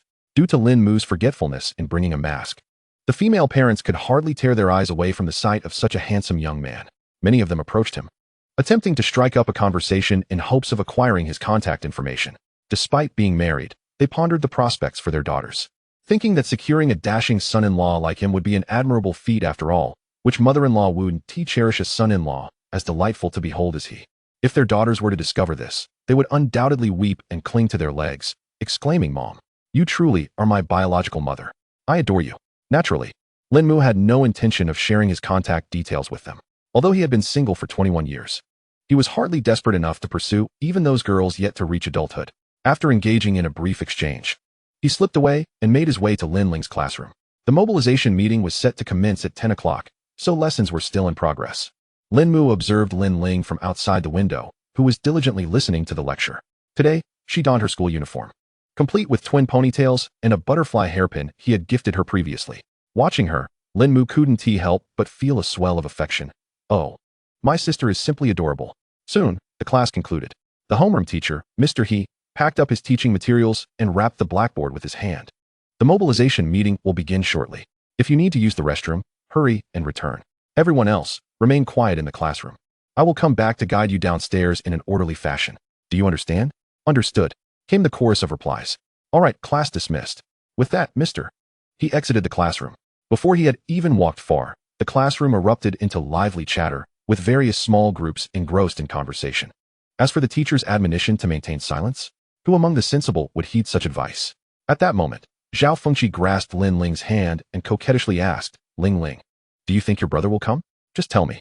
There was no denying that Lin Mu's strikingly handsome face had left a lasting impression on Zhao Fengqi since their last encounter. Why are you so concerned about whether my brother will come? You wouldn't happen to have feelings for him, would you? Lin Ling squinted suspiciously, suspecting that her friend might be angling for a position as her sister-in-law, and she promptly began to tickle her in interrogation. Confess honestly, and you shall be treated leniently. Resist, and you shall face the consequences. Ha ha, stop. I didn't mean it. I was wrong. Ling Ling, please spare me. Lin Ling paused. Wrong in what way? Zhao Fengqi was momentarily taken aback. Right, what did I do wrong? Seeing her friend at a loss for words, Lin Ling resumed her tickling. It seems you have yet to recognize your error. Prepare yourself. The other students paid little mind to their antics. As this scene unfolded every few days, Lin Mu stealthily slipped in through the back door, signaling for the girls who noticed him to remain quiet, effectively stifling their squeals. He subtly gestured to the classmates in the aisle, who quickly understood and made way for him. They were unsure of his intentions, but his furtive demeanor suggested something mischievous was afoot. Approaching Lin Ling from behind, he playfully tugged at her ponytails, wrapping them around his finger. Realizing what was happening, Lin Ling immediately tilted her head back. Upon seeing the familiar face behind her, a radiant smile spread across her face. She released her grip on Zhao Fengqi and embraced Lin Mu's neck. You silly brother. Lin Mu playfully bumped his forehead against hers and retorted. How can you address your brother so casually? With impressive acting skills, Lin Ling feigned innocence, covering her forehead and letting tears well up in her eyes. Adopting a pitiable expression. Brother, you're being mean to me. Lin Mu released her ponytails and pinched her cheek. Stop pretending, your classmates are watching. Lin Ling quickly regained her composure, opting to maintain her image. At that moment, the other students began to realize that this was Lin Ling's brother. Lin Ling was already quite beautiful, but to their astonishment, her brother was equally handsome.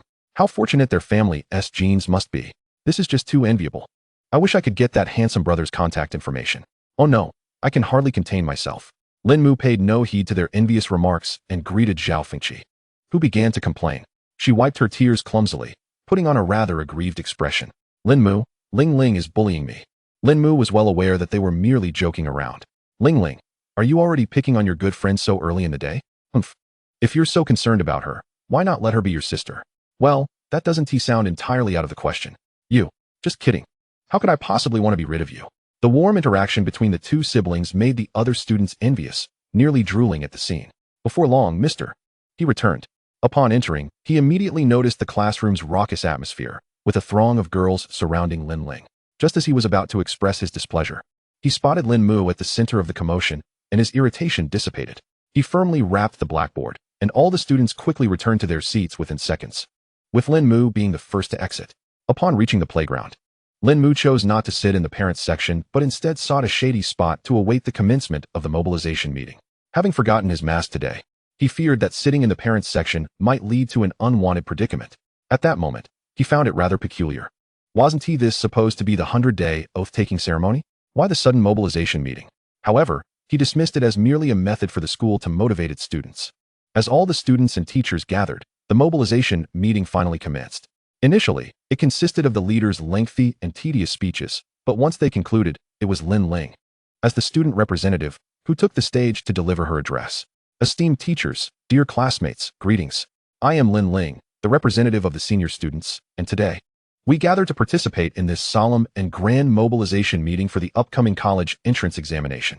Watching Lin Ling exude confidence from the stage filled Lin Mu with immense joy. Suddenly, a warm breath brushed against his neck, and a melodious voice whispered in his ear. Lin Mu, dear brother. Chapter 62. a war without smoke. In truth, Lin Mu had been under Chu Ruoshuang's watchful gaze since he entered the school. She observed his every move from a discreet corner.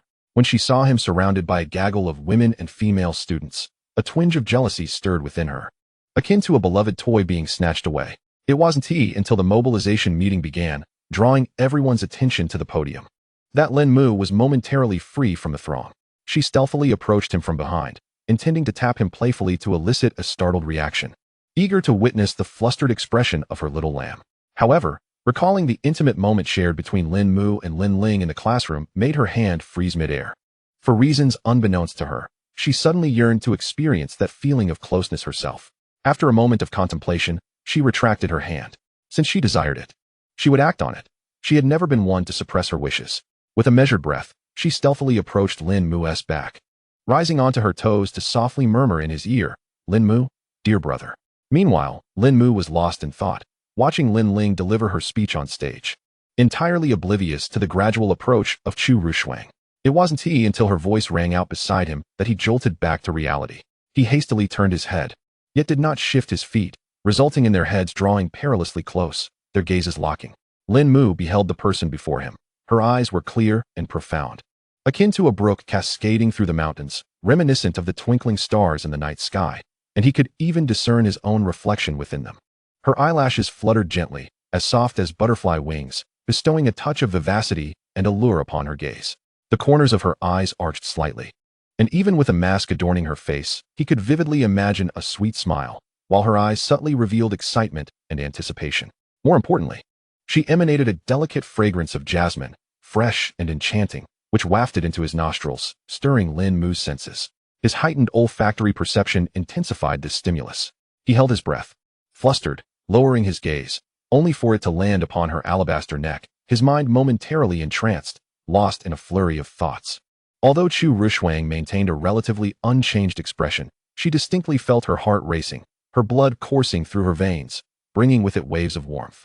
Upon witnessing Lin Mu's bashful diversion of gaze, she quickly regained her composure and distanced herself. At that moment, both their ears flushed a delicate shade of red. Observing Lin Mu still in a daze, Chu Ruoshuang exhaled in relief. Thankfully, she hadn't been discovered. She hadn't anticipated that teasing him would leave her flustered. She waved her hand in front of Lin Mu's eyes. "What's the matter, Lin Mu? Have you been captivated by your elder sister?" Lin Mu snapped back to reality, feeling a touch of embarrassment, as his mind had fleetingly wandered to some inappropriate thoughts. It wasn't anything of that sort. He merely conjured an image of Chu Ruoshuang dancing in an otaku style. I wonder which filthy-minded individual thought of that. It's all Xiao Li's fault for giving me these ridiculous skills, leading me to imagine Sister E dancing in an otaku style. What a sin. The system quipped, So I am to play the role of both good and bad, am I? You're a true challenge to manage. Host, even more fickle than a woman. Chu Ruoshuang silently took note. Otaku dance? I must investigate what exactly he imagined. No, it's merely that I was startled. Lin Mu, the master of words, would naturally not admit that he had indeed been momentarily enchanted. Really? More genuine than genuine. Seeing the doubt in Chu Ruoshuang's eyes, Lin Mu hastily shifted the topic. By the way, why is Sister E here? Me? I came to donate a few teaching buildings and happened to stumble upon the mobilization meeting. So I thought I would take a look. Upon hearing this, Lin Mu finally scrutinized Chu Ruoshuang's attire for the day. She donned a pristine white blazer, impeccably tailored, its fluid lines perfectly accentuating her upright figure, paired with a matching shirt that harmonized beautifully with the blazer-esque collar, creating a cohesive aesthetic. Her lower half was adorned with white tailored trousers, fitted yet not constricting, showcasing her long, straight legs. On her feet were a pair of elegant white high heels, simplistic yet sophisticated, elevating her stature and enhancing her presence. Overall, she exuded an air of competence, if one ignored the pink cat mask on her face. She could easily be mistaken for a formidable businesswoman. This ensemble bore a striking resemblance to her usual work attire, yet she had previously opted for black, now embracing white. This contrast made it difficult for Lin Mu to associate her with Chu Ruoshuang. Observing her formal attire, Lin Mu found himself believing her words. Alas, this was yet another half-truth. The donation of the teaching buildings was indeed genuine, as such an event transpired in the original narrative. But the coincidence of her presence was fabricated. The mobilization meeting was merely a request she had made to the principal during her donation. Upon discovering that Lin Mu's sister was enrolled in this very school, Chu Ruoshuang recalled her own plans to donate a teaching building, thus deciding to utilize the opportunity. For the principal, Hosting a mobilization meeting in exchange for several free teaching buildings was an offer too good to refuse. Consequently, Lin Mu found himself unwittingly deceived, completely unaware that the person before him was the mastermind behind it all, and even prepared to offer her compliments. Is that so? I hadn't realized Sister E was so generous, donating teaching buildings to the school. Truly, beauty accompanies kindness. You only know how to sing my praises. But I didn't expect to see you here. We must be quite fated. What nonsense you speak with your eyes wide open. Ah, really? It does seem rather fated. My sister just happens to be in this school, and today I happen to have some free time, so I came to see her. I see. Your sister is indeed fortunate to have such a wonderful brother. The two continued their conversation. Before long, Lin Ling's voice chimed in. Brother. She rushed over to embrace Lin Mu, then swiftly turned to shield him behind her, much like a mother hen protecting her chicks. In that moment, she resembled a ruffled kitten, her eyes fixated on Chu Ruoshuang. She had noticed Chu Ruoshuang's actions during her speech. How dare she get so close to her brother and tease him to such a flustered state, resembling the kind of manipulative woman described in novels. She must be attempting to seduce her brother, only to abandon him heartlessly afterward, leaving him utterly devastated. In an instant, Lin Ling concocted various scenarios in her mind, branding Chu Ruoshuang as a wicked woman. Thus, immediately after her speech, she informed Teacher He that she had urgent matters and rushed over to protect her brother. At this moment, the two women locked eyes, the atmosphere charged with tension, as if the very air had solidified.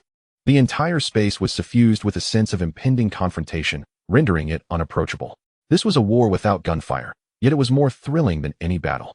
Chapter 63. I must tie him back. Chu Ruoshuang discerned the wariness and hostility in Lin Ling's gaze, while Lin Ling detected ill intentions behind her smiling eyes.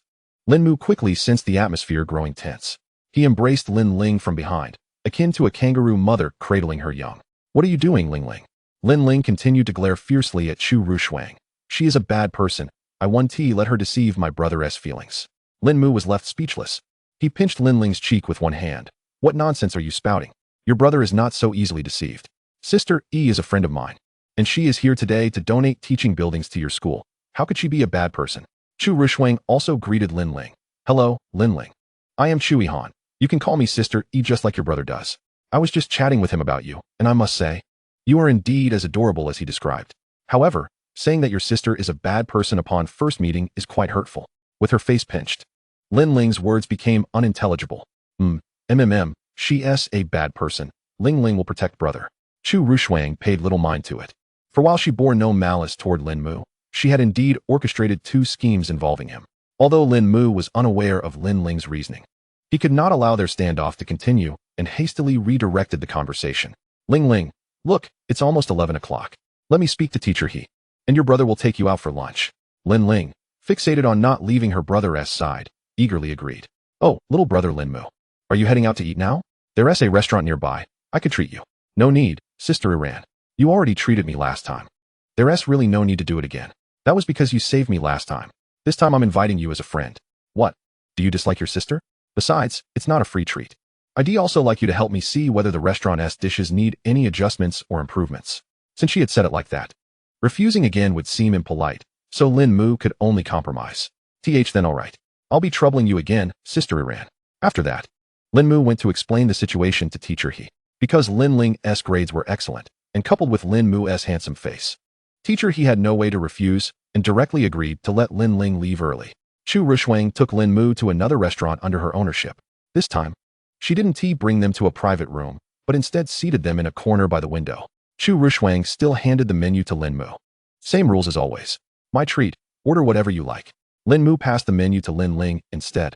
Hear that, Ling Ling? Order whatever you want. Sister Iran is treating.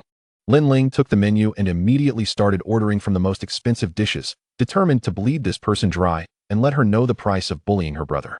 Sister Iran, aren't you ordering anything? No, I ate before going to the school, so I'm not very hungry right now. Lin Mu didn't ask further. After all, it was common to see girls skip meals to maintain their figure. After ordering, Lin Ling asked how Lin Mu and Chu Ruoshuang had met. Lin Mu, wanting to ease the tense relationship between the two, explained everything to her in detail. However, worried that Lin Ling might be concerned, he concealed the other party's true strength and only said they were a few weak punks.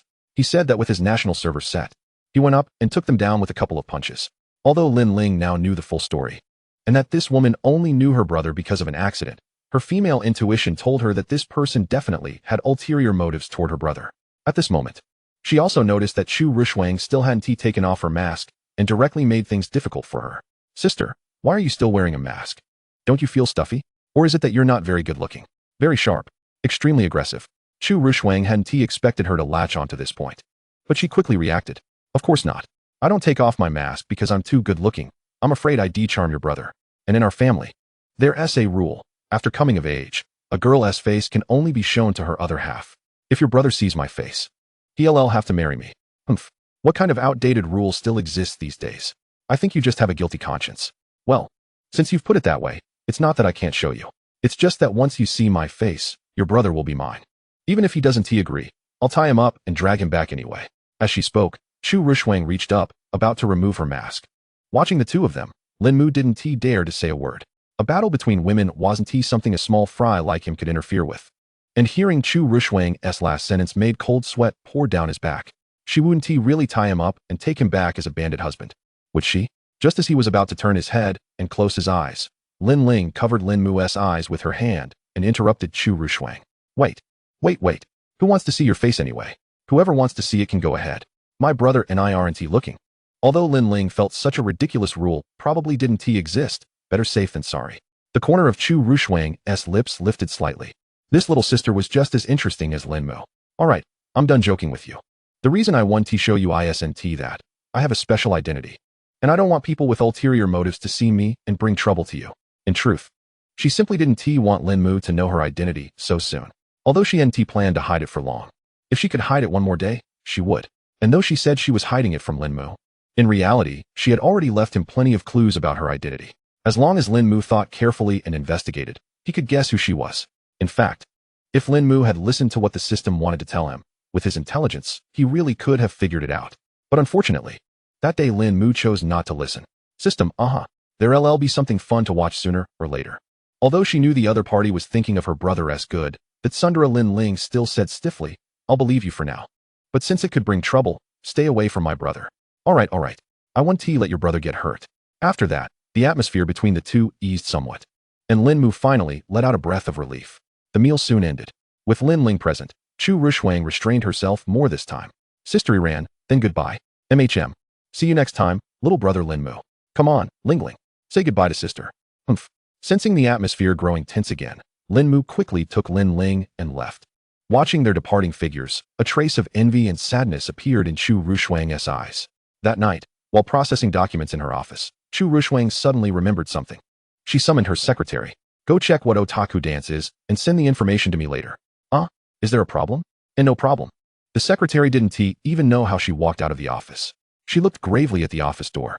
Why would the CEO suddenly ask me to look up information on otaku dance? Could it be that she wants to dance otaku dance for President Yin's illegitimate son? TSK, rich people really know how to have fun. I can't imagine the CEO dancing otaku dance at all. No, wait. The CEO is so cold and aloof. She doesn't seem like someone who would dance otaku dance. Unless Chu Ruoshuang had no idea that her secretary was once again imagining her having strange hobbies. Chapter 64, Drug Enforcement and Taking a Bullet. Donghai City Central Police Station. Inside Tang Ying's office, a police officer stood timidly in front of Tang Ying's desk. Sister Ying, there's news on the drug circulation case. Tang Ying raised her head. Her face looked especially haggard from consecutive nights without sleep. Go on. What is the situation? The informant reported that tomorrow night, the drug lord will meet with Wang Laohu at an abandoned factory not far from Pier Number 4, conducting a transaction involving 1 ton of drugs. Hearing this, Tang Ying slammed the table and stood up in anger. What did you say? 1 ton? Those damn drug traffickers actually managed to smuggle so much without anyone noticing. If we can't catch them and this batch of drugs flows into Donghai City, how many happy families will be destroyed? Thinking of the orphans who had lost their parents because of drugs, Tang Ying clenched her fists tightly, veins clearly visible on her forehead. She forced herself to suppress her anger and remain calm. After all, raging uselessly here would accomplish nothing. She took a deep breath, her eyes turning sharp. Notify all team leaders. 10 minutes from now, confidential meeting. I'll personally speak with the chief. Yes, Sister Ying. After receiving the order, the officer immediately fled this place of trouble. He really didn't want to see Tang Ying's gaze that looked like it could devour people. As soon as the office door closed, Tang Ying slammed her fist heavily onto the desk.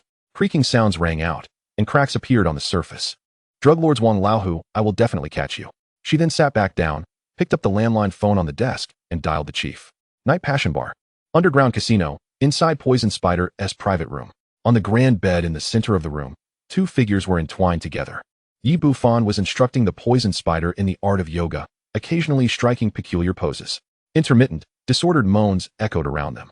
After 5 minutes, the Poison Spider leaned against Yi Bufan's embrace, her body languid and her complexion flushed, her eyes brimming with adoration. Today marked the conclusion of Lin Mu's 30-day celibacy regimen, and to commemorate the release of his comrade, Yi Bufan sought out the Poison Spider for a dinner engagement. However, a residual energy lingered, causing Yi Bufan to feel somewhat fatigued shortly after their session commenced. Fortunately, he channeled his internal power into the Poison Spider's body, hastening her physical reactions, compelling her to plead for mercy and preserving his dignity. He gazed at the delicate and alluring vixen in his arms, a wicked smile gracing his lips. Although he harbored some dissatisfaction over the Poison Spider's previous promiscuity, her proactive nature and exceptional skills were hard to resist. He playfully kneaded her soft curves and remarked, "So, how does it feel? I told you I would make you beg for mercy, and just a few minutes in, you're already overwhelmed? How could I know you would be this formidable? I concede, all right?" She retorted, her irritation evident. "You truly are a vexing little enchantress. By the way, how goes the task I assigned to you? Do you doubt my abilities?" The informant has already relayed the information to Tang Ying. "Tomorrow, we can utilize the police to apprehend Wang Laohu and his crew, which will also help mend your relationship with Tang Ying. How could you be so unreasonable, making me, a woman, assist you in wooing another woman? Are you jealous? Then allow me to comfort you properly tonight." No.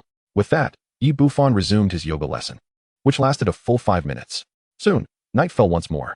The evening sky was shrouded in a mystical veil, captivating all who beheld its unique tranquility and beauty. Yet tonight, some were fated to forego the luxury of admiring the enchanting night sky. 2 kilometers away, in a forest near an abandoned factory, police officers from the city center, along with reinforcements from other districts, concealed themselves among the trees, awaiting the arrival of the drug lords. Suddenly, Tang Ying's earpiece crackled with the voice of an officer. "Commander, the target has appeared." Tang Ying turned her gaze to the road, witnessing a convoy of modified armored vehicles emerge from the end of the highway. They had not activated their headlights, clearly wishing to avoid drawing attention. She observed as the vehicles passed before her, making their way toward the abandoned factory. Once the last vehicle vanished from sight, Tang Ying issued her command.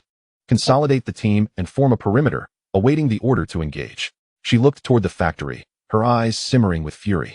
Inside the factory, Wang Laohu lounged with 2 voluptuous women, puffing on a cigar while listening to the commotion outside. As the faint sound of engines approached, he opened his eyes. "They're here." Soon, the vehicles halted at the entrance, and a group of armed men disembarked, escorting the drug lord into the factory while leaving a few to keep watch at the door. The masked drug lord exchanged pleasantries with Wang Laohu. "How have you been, Boss Wang?" "Humph, spare me the small talk. Where's the shipment? Impatient, aren't we?" The drug lord snapped his fingers, and his minions began unloading several crates of drugs from the vehicle. Wang Laohu signaled to one of his underlings, who stepped forward to open one of the crates. He inhaled the contents, nodding at Wang Laohu. Satisfied that the goods were intact, Wang Laohu instructed his men to bring out the leather cases filled with cash. "Everything's here. Let us take what we need." "A pleasant cooperation." "Pleasant cooperation," echoed the drug lord. Both groups began to gather their belongings, preparing to depart. Outside, Tang Ying and her team had advanced to surround the factory. Utilizing thermal imaging, she observed their movements and promptly issued her command. "Commence the assault." As she spoke, snipers simultaneously fired, eliminating the guards at the entrance. The officers quickly advanced with riot shields. Tang Ying kicked open the factory door and fired a shot into the air. "East Sea Police Department, you are surrounded. Surrender your weapons immediately." The drug dealers and Wang Laohu quickly took cover behind obstacles. "Damn it, the cops. How dare they play dirty? Only a fool would surrender." Without further negotiation, all 3 factions erupted into a fierce battle. Though the drug lords had superior weaponry, the police outnumbered them. Soon, Tang Ying and her team gained the upper hand in firepower. Meanwhile, Wang Laohu, taking note of the combat and seeing Tang Ying directing the operation, raised his weapon and aimed a shot at her. Unbeknownst to Tang Ying, who was focused on another direction, a bullet was about to strike her heart from the side. In that critical moment, a figure rushed forward, taking the bullet with his back and knocking Tang Ying to the ground. It was Yi Bufan. Believing that this act of sacrifice would surely alter Tang Ying's perception of him. At that moment, Lin Mu found himself neither among the drug dealers nor the police, but rather sitting cross-legged atop the factory's skylight, a hand clutching a soda and the other a piece of fried chicken, observing the chaos below under the moonlight. Chapter 65, It Hurts Too Much. Ah, this fried chicken is simply delightful, Lin Mu mused as he bit into a freshly cooked piece, still steaming. Based on the previous plot trajectory, he should have been assuming an identity within the drug lords or the criminal underworld, or perhaps become a narcotics officer. However, after receiving the invisibility doll as a reward last time, he had devised this clever method of using it to remain unseen, allowing him to witness the events unfold without direct involvement. Unfortunately, due to the lengthy cooldown period, he could only employ it in particularly perilous scenarios. After all, despite his spider sense, one could never predict the outcomes in a gunfight. Thus, he sat by the skylight, savoring the unfolding drama while a plastic bag beside him contained slices of watermelon and cantaloupe. Tang Ying, having been knocked to the ground, took a moment to process what had happened. Upon recognizing Yi Bufan, her eyes filled with disdain, and she kicked him aside. Had the circumstances permitted, she would have wished to kick him into oblivion. Raising herself, she then realized that Yi Bufan had taken a bullet for her. In her previous narrative arc, she would have been moved by his actions, but now she understood that Yi Bufan was a man driven by self-interest, and his presence here undoubtedly had ulterior motives. At this moment, she remained cool-headed, contemplating. How could a master like Yi Bufan be harmed by a bullet? It seemed this was yet another ploy to deceive her, a calculated act to manipulate her feelings. Yet, she had only guessed part of the truth. Yi Bufan's motives extended beyond merely playing the hero. He was determined to ensure Wang Laohu's demise amidst the chaos. He had meticulously orchestrated this tumultuous scenario, as allowing Wang Laohu to escape would jeopardize his plans to consolidate the underground forces and dominate Donghai. Thus, he had personally entered the fray to ensure everything went smoothly. Tang Ying gazed at Yi Bufan, who was bleeding profusely from his back, and was about to summon the officers to detain him as a suspected member of a criminal organization. However, she recalled the prior warnings from Chu Ruoshuang. Reluctantly, she ultimately conceded to abandon the notion. She suppressed the disdain etched upon her face, instead feigning a stiff semblance of concern and urgency. Hey, there's an injured civilian here. Someone, please, come and bandage him up, don't let him die. Unlike the narrative where she would bestow a comforting lap for him to rest upon, remaining by his side to personally tend to him, Tang Ying chose to pass this proverbial hot potato on to others.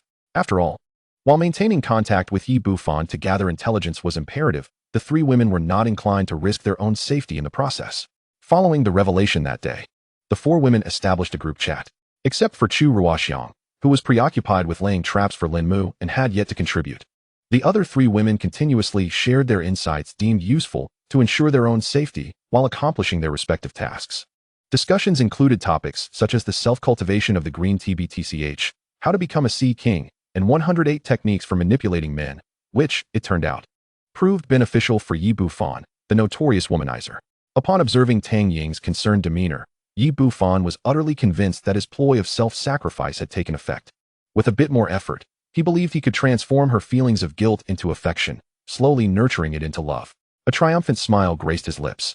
Plan successful, he thought. After entrusting Yi Bufan's care to a police officer, Tang Ying hastily departed to regain control of the situation. The henchmen of the drug lord were a band of desperate rogues, and Wang Laohu's subordinates were no strangers to such chaos. Even under heavy fire, they remained tenacious. Lin Mu, observing the increasing number of injured officers, furrowed his brow, finding that even his fried chicken lost its appeal. His reluctance to meddle stemmed from a fear of trouble, not from a lack of justice or compassion. Sighing, he reflected on the arduous life of narcotics officers, battling this cadre of drug traffickers daily, uncertain of how many would be injured or lose their lives today. As he watched Yi Bufan, lying on the ground and feigning death, waiting for an opportune moment to strike against Wang Laohu, frustration boiled within him. Damn it! Others are risking their lives while this incompetent fool, possessing actual strength, merely lays there, waiting to scheme against others. Suddenly, a cunning smile emerged on Lin Mu's face, as a nefarious idea took root. Since you're going to be lying there anyway, let us make sure you truly relish the experience. From his system's inventory, he retrieved a sinister voodoo doll. Despite having acquired it only recently, causing a twinge of pain to part with it, he aimed it at Yi Bufan. Utilizing the enhanced version of the voodoo doll, he set his target, Yi Bufan, with a designated range encompassing all police officers and incapacitated drug traffickers, as well as criminal elements. As his words fell, the voodoo doll in Lin Mu's grasp seemed to come alive, its hollow eye sockets narrowing, its smile becoming increasingly sinister. Releasing a chilling laughter that only Lin Mu could perceive, it then soared through the skylight, merging with Yi Bufan's body. This is the best I can do for you. Good luck. As the voodoo doll integrated with Yi Bufan, all the pain experienced by everyone within the specified range was transferred to him. Even a master of martial prowess found the sudden influx of agony unbearable. It hurt so much. The officer tasked with caring for Yi Bufan witnessed his sudden outburst and wore an expression of disdain. Although a bullet grazed his back, the injury was minor, at most a fractured bone. Many bore far worse injuries without uttering a sound, yet he howled as if his entire family had perished. Truly a disgrace to his masculinity. At that moment, Yi Bufan was engulfed in pain from multiple gunshot wounds. His hands, knees, thighs, shoulders, and even a recently healed injury from prison. Why? Why does my entire body hurt so much? What could possibly be the reason? Yi Bufan was utterly perplexed. Meanwhile, other injured officers were equally bewildered, as the pain they had been experiencing abruptly vanished.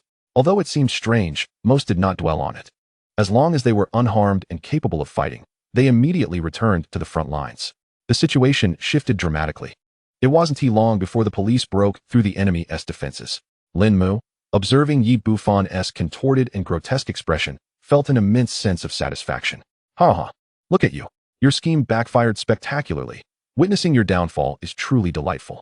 Lin Mu mused that since Yi Bufan was already on the ground, helping the officers bear the burden of injury was hardly a significant task.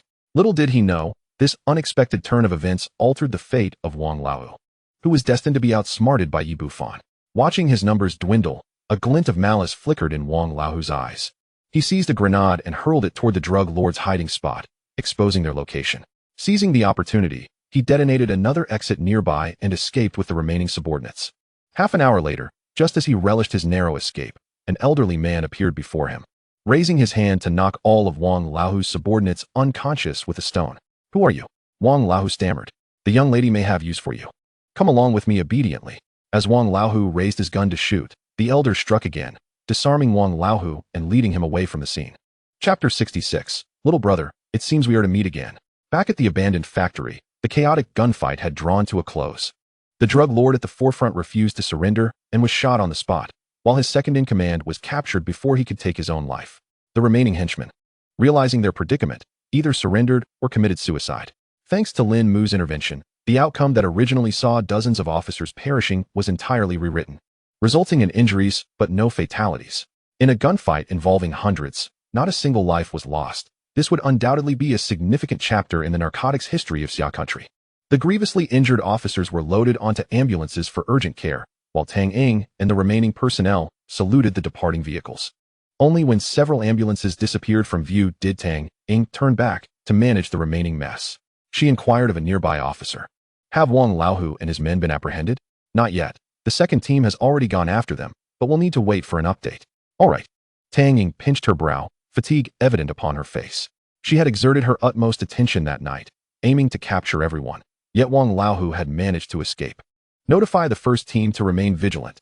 Teams 3 and 4, secure the scene. Understood. The officer dashed off to relay Tang Ying's orders. At that moment, Tang Ying recalled the loathsome Yi Bufan. She scanned her surroundings and discovered him still sprawled on the ground in a corner, tongue lolling out, mouth frothing, resembling a lifeless dog. Although the specifics remained unclear, she sensed Lin Mu's involvement. Even though she hadn't seen him among the crowd, she had vaguely heard his voice. She approached Yi Bufan with 2 officers, feigning concern. Yi Bufan, you're not dead, are you? Receiving no response. She surmised that the physical trauma had left him profoundly shaken. Lin Mu thought to himself, this has nothing to do with me. I didn't lay a finger on him. Noticing Yi Bufan's silence, Tang Ying's disdain intensified, and she kicked him twice. I'm asking you a question. You're not dead, are you? Only then did Yi Bufan snap back to reality, and upon recognizing Tang Ying, he quickly composed himself, as though the previous image of a lifeless dog had never been him. I am not dead, Miss Tang. Rather, I hope you have not sustained any injuries. Should you require assistance, I would be more than willing to offer my medical expertise, which you are well aware of. With this, he cast a flirtatious glance at Tang Ying, much to the disgust of the 2 officers beside them. Thank you for your concern, Mr. Yi. But I suggest you focus on your own well-being, she replied. You too, carry him away. Yi Bufan had little interest in further conversation with Tang Ying. Although the effects of the voodoo doll had worn off, the pain from earlier was indelibly etched in his mind, causing him to involuntarily convulse even as they lifted him onto the stretcher. As he was taken away, Tang Ying finally exhaled, relieved. The issue with the drugs was resolved. She could now shift her focus entirely onto Yi Bufan. Yi Bufan, I will not allow you to have things your way. In the upper office of the Chu Corporation, Chu Ruoshuang sat before the floor-to-ceiling window, gazing out at the nightscape. In her hand, she held a tablet displaying a panoramic view of an abandoned factory. She was aware that Tang Ying would take matters into her own hands tonight, putting herself in jeopardy, which meant Yi Bufan would likely appear. However, she lamented the inability to locate Lin Mu at the scene. Setting the tablet aside, she stared at the bright moon, murmuring to herself, "Did my little brother not come? Or has he hidden away using those peculiar abilities of his?" Ding! A message arrived on her phone. "Miss, I have captured Wang Laohu. Shall I proceed with the interrogation?" She responded affirmatively, tidying her documents before departing. "Wang Laohu, where am I?" He mumbled, regaining consciousness, soon realizing that his limbs were shackled to a chair. He took in the damp and musty air, each breath laden with the weight of time, accompanied by a strong metallic scent of blood. A cold draft swept through an unseen crevice, sending a shiver down his spine. The silence enveloped him, amplifying the sound of his heartbeat. Each thump a stark reminder that he was in a perilous place. It quickly dawned on him that he was imprisoned in a basement, though the identity of his captor remained a mystery. Creak! The heavy iron door swung open, revealing two figures. One was the individual who had knocked him unconscious, while the other appeared somewhat familiar. "Who are you? What do you intend to do by imprisoning me?" "Chu family, Chu Ruoshuang." Upon hearing this name, Wang Laohu instantly recalled who stood before him. While the average person knew Chu Ruoshuang as a ruthless force in the business realm, few were aware that she was the cold-hearted mastermind behind the most formidable faction in the underworld. Although her true identity was never overtly displayed, both the Poison Spider and Wang Laohu were acutely aware of it. Had it not been for the need to maintain balance, she would have undoubtedly devoured all rival forces long ago. "What do you want with me? Your capture was merely an accident, though I do indeed have inquiries to make."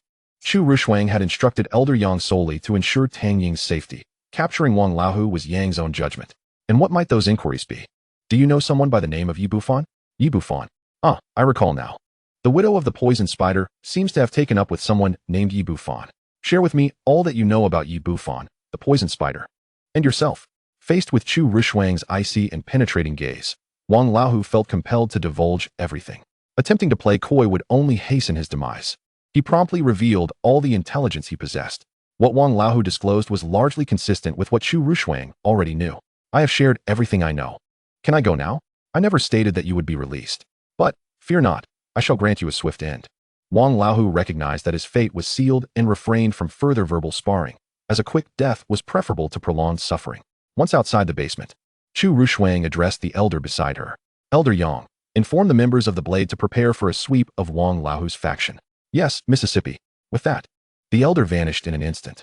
Though she had not heard Lin Mu's thoughts, the events of the day, coupled with Yi Bufan's role as the protagonist, led Chu Ruoshuang to surmise that Wang Laohu would meet his end, propelling Yi Bufan further along his path. "Heh, Yi Bufan, what you desire shall be bestowed upon you, though whether it be the entirety or merely a hollow shell remains to be seen." At that moment, her secretary called. "President Chu, the dance gown you requested is ready." "Good. Please place it in my office by tomorrow morning." "Understood, President Chu." After hanging up, Chu Ruoshuang wore a gentle smile, her eyes brimming with anticipation. "Little brother, we shall meet again soon." Meanwhile, the secretary gazed at the call log on the screen, murmuring, "Is this illegitimate son of the president truly so formidable? To have the Ice Queen prepare a gown for a ball is nothing short of terrifying." Chapter 67. The Ball Invitation, damn it. After all this planning, Wang Laohu has managed to escape. Yi Bufan roared, smashing the coffee table before him into splinters. After being transported to the hospital for treatment, he had returned immediately, having undergone a bullet extraction and bandaging. Given that Tang Ying had to address subsequent matters, she had no time to visit him. What on earth transpired? Why did such bizarre events unfold tonight? Could it be the fabled sorcery? Yi Bufan was at a loss for understanding, attributing it all to the long-lost art of witchcraft. "May the one who has stabbed me in the back be revealed. Otherwise, I shall ensure that you find no solace in life or death." Knock, knock, knock. A sound echoed from outside the door. "Come in." As the words left his lips, the Poison Spider entered, clad in a sheer red nightgown. She effortlessly wrapped her arms around Yi Bufan, resting her head on his chest. "Do not be angry, dear Bufan. There is little use in dwelling on it. I have good news. Wang Laohu has yet to return to his territory. He is likely entangled with someone, and his current entourage is sparse. If we position ourselves strategically along his route home, we may have an opportunity to eliminate him." The Poison Spider's words diminished some of Yi Bufan's anger. "Is that true? Do you think I would deceive you? I have already dispatched individuals to monitor the situation. If Wang Laohu does not return in a couple of days, we can proceed with our plan. Having received such promising news after a night of setbacks, Yi Bufan finally calmed down, placing a hand on the poison spider's waist. You truly are my invaluable assistant. With you by my side, how could I possibly fail in my endeavors? Humph, just sweet talk, with no gestures to show for it. Is that so? Then I shall reward you handsomely tonight. With that, he hoisted her up and tossed her onto the bed, moving with fervor. Regrettably, this evening, he was met with overwhelming resistance and succumbed in a mere 3 minutes. Advanced voice modulation techniques? Lin Mu was currently observing the system screen, which displayed the new skills acquired from this mission. As knowledge flooded his mind, he felt capable of producing any vocal timbre with ease. There was nothing he could not achieve if only he desired it. Brother, if I buy you this lollipop, won't your girlfriend be upset? I have no interest in someone like you. Brother, the feeling is mutual. Anakin, you are my favorite. Why does the uncle have to ask so many questions? Is he perhaps a foolish fish with an intellect of less than 3 years? Should I teach him how to read? Or does he wish to learn to converse first?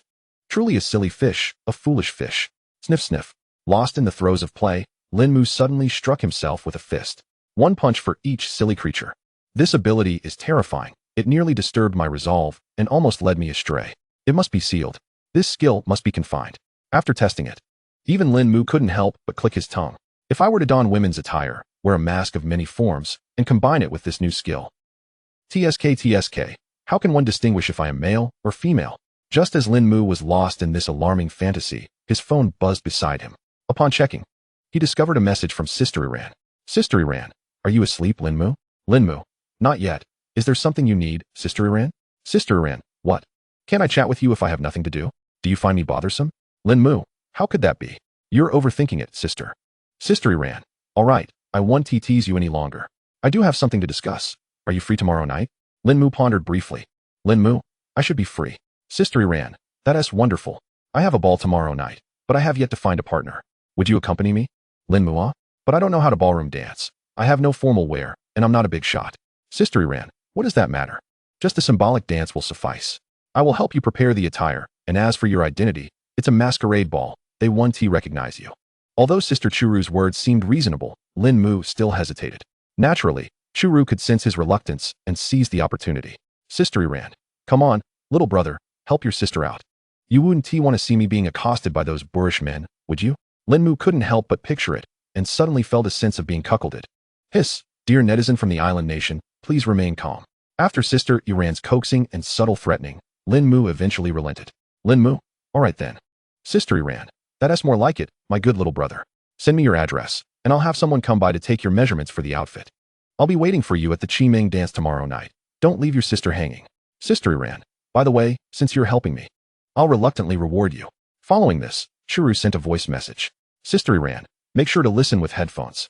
After sending his address to Churu, the two exchanged goodnights and concluded their conversation. Staring at the voice message marked with a red dot, Lin Mu felt there was something amiss. Yet, driven by curiosity, he donned his headphones and played the message. Lin Mu, welcome home. Would you like to shower first, eat first, or perhaps, eat me? Hee. How was that? Did your sister imitate it well? Help me out properly, and I might send you something next time. After listening, Lin Mu felt a warmth surge from his nostrils and wiped his hand across his face. Damn, a nosebleed. It's not that Lin Mu is weak. It's just that with the headphones on, Sister Churu's flirtatious words sounded as if she were whispering directly into his ear, and the alluring tone was simply irresistible. Just the thought of such imagery left the little lamb, Lin Mu, unable to withstand this stimulation. While plugging his nose with tissue, Lin Mu favorited the voice message. I can't take this anymore. Starting tomorrow, I will seal my heart in concrete and become a cold-hearted man. Once my skills reach perfection, then... Before Lin Mu could finish his grand declaration, the system abruptly interrupted him. Ding, you have a new task order. Please check it. Task location, Qimeng dance. Huh? What a coincidence. Lin Mu recalled attentively. Wow, there truly is such a plot. I didn't expect this to coincide. However, it seemed that the plot did not mention any interaction between Yi Bufan and Sister Iran, so it should be fine. Alright, accept the task. On the other side, Churu glanced at her phone, her cheeks slightly flushed. The tone of that voice message was indeed too tantalizing. After sending it, she felt a tinge of embarrassment. This little brother of hers has no idea how he'll handle it. Yet, recalling the last time Lin Mu made an association with her performing that kind of dance, her momentary concern vanished.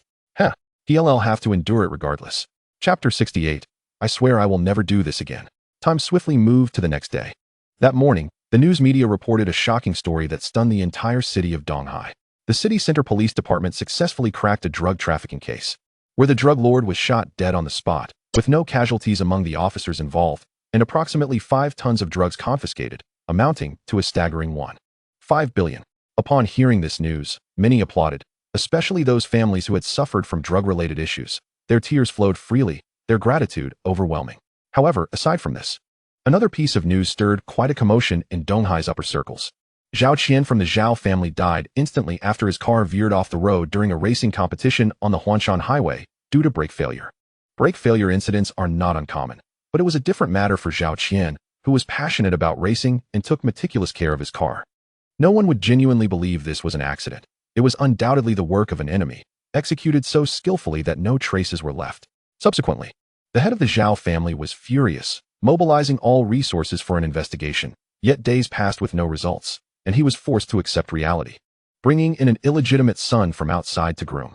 Of course, this was also Yi Bufan's scheme, taking advantage of the fact that most police forces were deployed the previous night to eliminate Zhao Qian, thus allowing ample time to erase all evidence. Naturally, Chu Ruoshuang also saw this news. Zhao Qian was somewhat of a pitiful character. Apart from indulging in the pleasures of life, he had committed no wrongdoing. Yet he was met with such a tragic end. At least he left behind something useful for me. After hearing Lin Mu's thoughts, Chu Ruoshuang had dispatched someone to keep an eye on Zhao Qian, so she was immediately aware when Zhao Qian met with misfortune. However, she did not intervene, but rather collected all the evidence. While it may not be enough to topple Yi Bufan, it would surely serve a purpose someday. Lost in thought, her gaze fell upon the gift box containing the dance dress at the edge of the table. A captivating smile graced her face, her eyes brimming with anticipation for the evening's ball. TSK, such a stylish dandy. Lin Mu stood before the bathroom mirror, stroking his chin. Gazing at his reflection clad in formal wear, he couldn't help but indulge in a bit of vanity. Not long after sending the message last night, Chu Ruoshuang had sent staff from the dress shop to take his measurements, and within half an hour, the attire was delivered to him. This was not due to financial prowess, but rather because Lin Mu's information had long been uncovered. The dress had been prepared alongside Chu Ruoshuang's. Lin Mu donned a mask, ensuring it concealed his face. Okay, perfect, let us go. Arriving at the entrance of his neighborhood, he found the car that Chu Ruoshuang had sent waiting for him. As Lin Mu settled into the vehicle, the woman beside him greeted him. Hello, are you Mr. Lin Mu? Yes, that's me. I am the secretary of President Chu. You may call me Xiao Chen. Ah, hello, Xiao Chen. I look forward to your guidance. Lin Mu removed his mask and shook her hand. The secretary observed Lin Mu's face, which bore an uncanny resemblance to the one sketched on the paper, and her internal speculations deepened. Indeed, he is the one. His surname is Lin, not Yan. It appears he is truly President Yan's illegitimate son. No wonder even the icy President Chu is so fond of such a handsome man. The secretary flashed a flattering smile. Please take care, Mr. Lin. Shall we be on our way? She then gestured for the driver to proceed. Before long, the vehicle halted at the entrance of the Qiming Wuyun banquet hall. Lin Mu gazed through the window at the opulent, yet classically elegant ballroom, marveling at the sophistication of high society. Mr. Lin, President Chu should arrive in about 2 minutes. Is that so? Then I will step out to wait and avoid blocking others, Lin Mu replied. He retrieved his mask, altered its design, and donned it before exiting the car. As he watched couples continually entering the banquet hall, Lin Mu felt rather out of place as a solitary figure. 2 minutes later, a car pulled up at the entrance. The door swung open, and Chu Ruoshuang descended in a striking red dance gown. They spotted each other immediately, yet Chu Ruoshuang did not rush over. After the centennial anniversary gala, she realized no one recognized Lin Mu in his mask. Unsure if it was due to the mask, she decided to let Lin Mu approach her.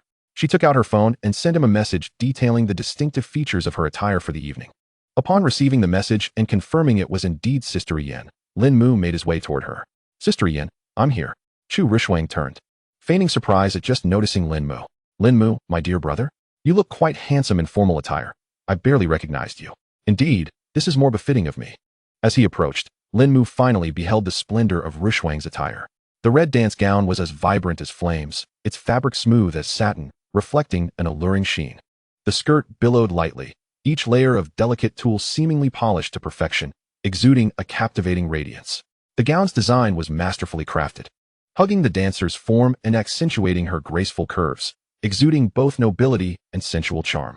The mask she wore resembled a fine piece of art, elegantly outlining her features, shrouded in mystery and allure. Yet, Lin Mu felt an inexplicable familiarity wash over him. Why does she remind me so much of Chu Ruoshuang? Their figures and facial structures bear striking similarities, though their personalities seem somewhat different.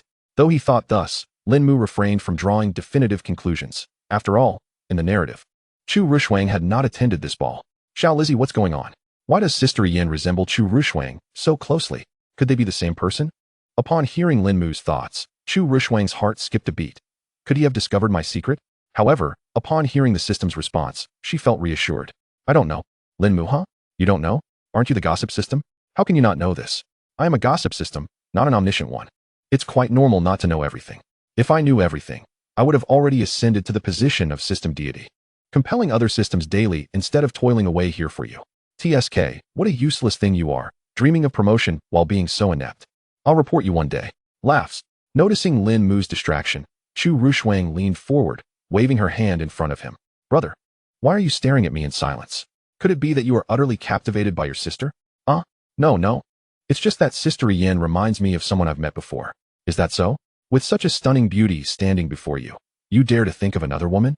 Chu Ruoshuang's tone carried a hint of annoyance, startling Lin Mu. I was mistaken, Sister Yin. I swear it won't happen again. Observing Lin Mu's flustered demeanor, Chu Ruoshuang couldn't help but laugh. All right, I'll let it slide this time. Let us head inside. She then linked her arm with Lin Mu's, guiding him into the ballroom. Although his train of thought had been interrupted, Lin Mu remained vigilant, resolving to investigate further later. Chapter 69. The heart, freshly sealed with cement, cracked open again.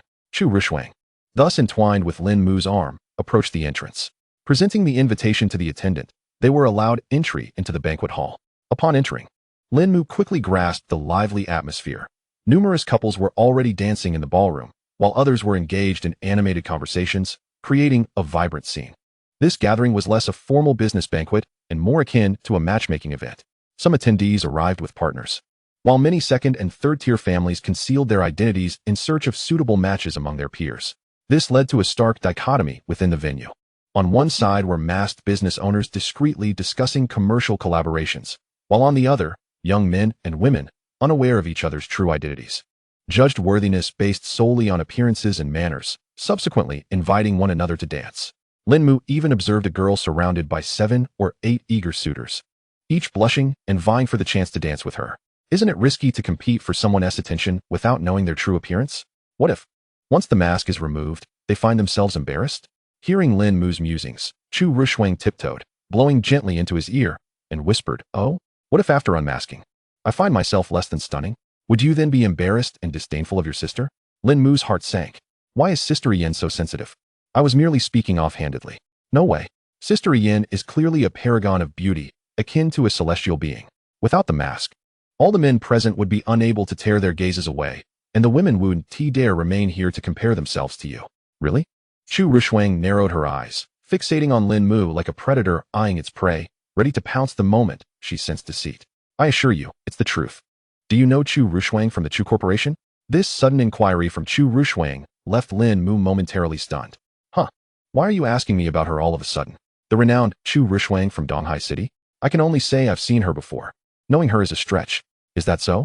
Who do you think is more beautiful, she or I? With those words, Lin Mu suddenly realized he had stumbled into a perilous question. Oh no, this is a life or death question. Of course, it's Sister Yin. Your innate beauty shines through even with a mask. How could Chu Ruoshuang possibly compare? Huh, you flatter me. To be honest, my beauty is at best comparable to hers.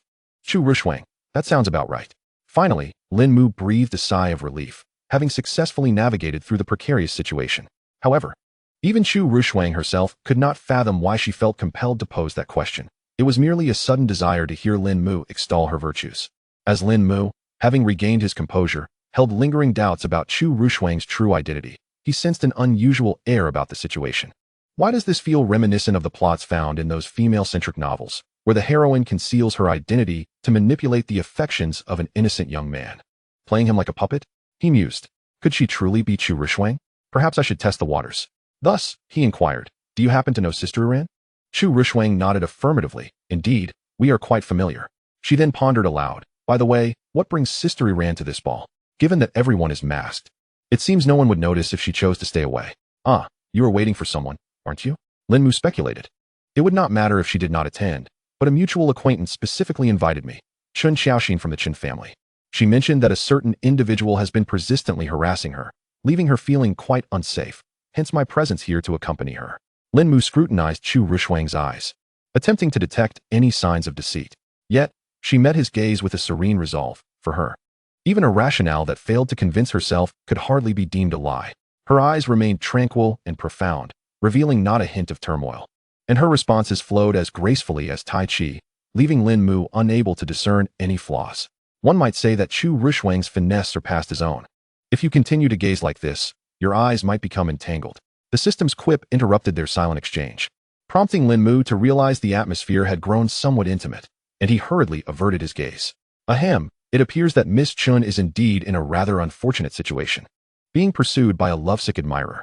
At that moment, under the system's playful teasing, both of their ears flushed a deep crimson, though the dim lighting obscured the evidence. Indeed. But speaking of which, does your brother intend to engage in mere conversation with me throughout the evening? Lin Mu turned, quickly grasping the implication of Chu Ruoshuang's words. He placed his left hand at his waist, bowed at a 45-degree angle, and mustered the courage to extend his right hand. Dear lady, may I have the honor of inviting you to dance? Chu Ruoshuang placed her hand upon his, a satisfied smile gracing her lips. It would be my utmost pleasure. Thus, Lin Mu took hold of her delicate, gloved hand and led her into the dance floor. Shao Lizi, activate the additional feature to extract the dancer's identity. Ding. Extraction successful. Current identity, dancer. Acquired temporary skill, dance, encompassing all styles of dance. Cost, 10,000 gossip points. As it was Lin Mu's inaugural experience dancing with a lady, and with the system's assistance, he was far from inept in this endeavor. Chu Ruoshuang perceived Lin Mu's inner thoughts. What a considerate brother. Lin Mu, dear brother, I fear pain. Do not step on my toes. I shall do my utmost. He reassured her. Within the dance floor, soft lights cascaded down, creating an atmosphere both romantic and mysterious. Their attire shimmered under the glow, enhancing their elegance, as though they had emerged from the canvas of a classical oil painting. As the music swelled, they began to dance gracefully. Lin Mu's steps were steady and powerful, while Chu Ruoshuang followed his lead with a lightness that was enchanting. Their bodies drew close and then parted, as if narrating a wordless tale. As the rhythm of the music shifted, their movements grew increasingly intricate. They spun like the wind and glided like water, each motion appearing so natural, so fluid. Their bodies swayed in harmony with the melody, merging with the music to create a series of captivating scenes. Their gazes exchanged, brimming with unspoken understanding. As if the entire world had faded away, leaving only the two of them. Many onlookers were captivated by their dance, gathering around the edge of the floor. Some whispered softly, while others simply admired the spectacle in silence. When the dance finally concluded, neither of them could immediately shake off the fervor of their focus. Lin Mu gazed at Chu Ruoshuang, her complexion slightly flushed, her breath quickened, and dewdrops of sweat glimmering at her temples, sparkling like stars under the lights. Chu Ruoshuang, noticing Lin Mu's entranced expression and the peculiar glint in his eyes, quickly surmised that he was likely lost in fanciful thoughts once more. Lin Mu, dear brother, did you not claim yesterday that you could not dance the waltz? Yet here you are, quite adept at it. Could it be that you simply did not wish to dance with me? Her inquiry jolted Lin Mu back to reality. Ah well, it is merely a dance. Why must it be scrutinized so? No, that is not it. I am uncertain. Perhaps it is due to Sister Iran's guidance, he replied, somewhat sheepishly, scratching his cheek. Of course, even he did not fully believe that, for he had been in command throughout the entire dance, leading Chu Ruoshuang with confidence. Is that so? Then it seems I possess a talent for teaching. Well done, Lin Mu.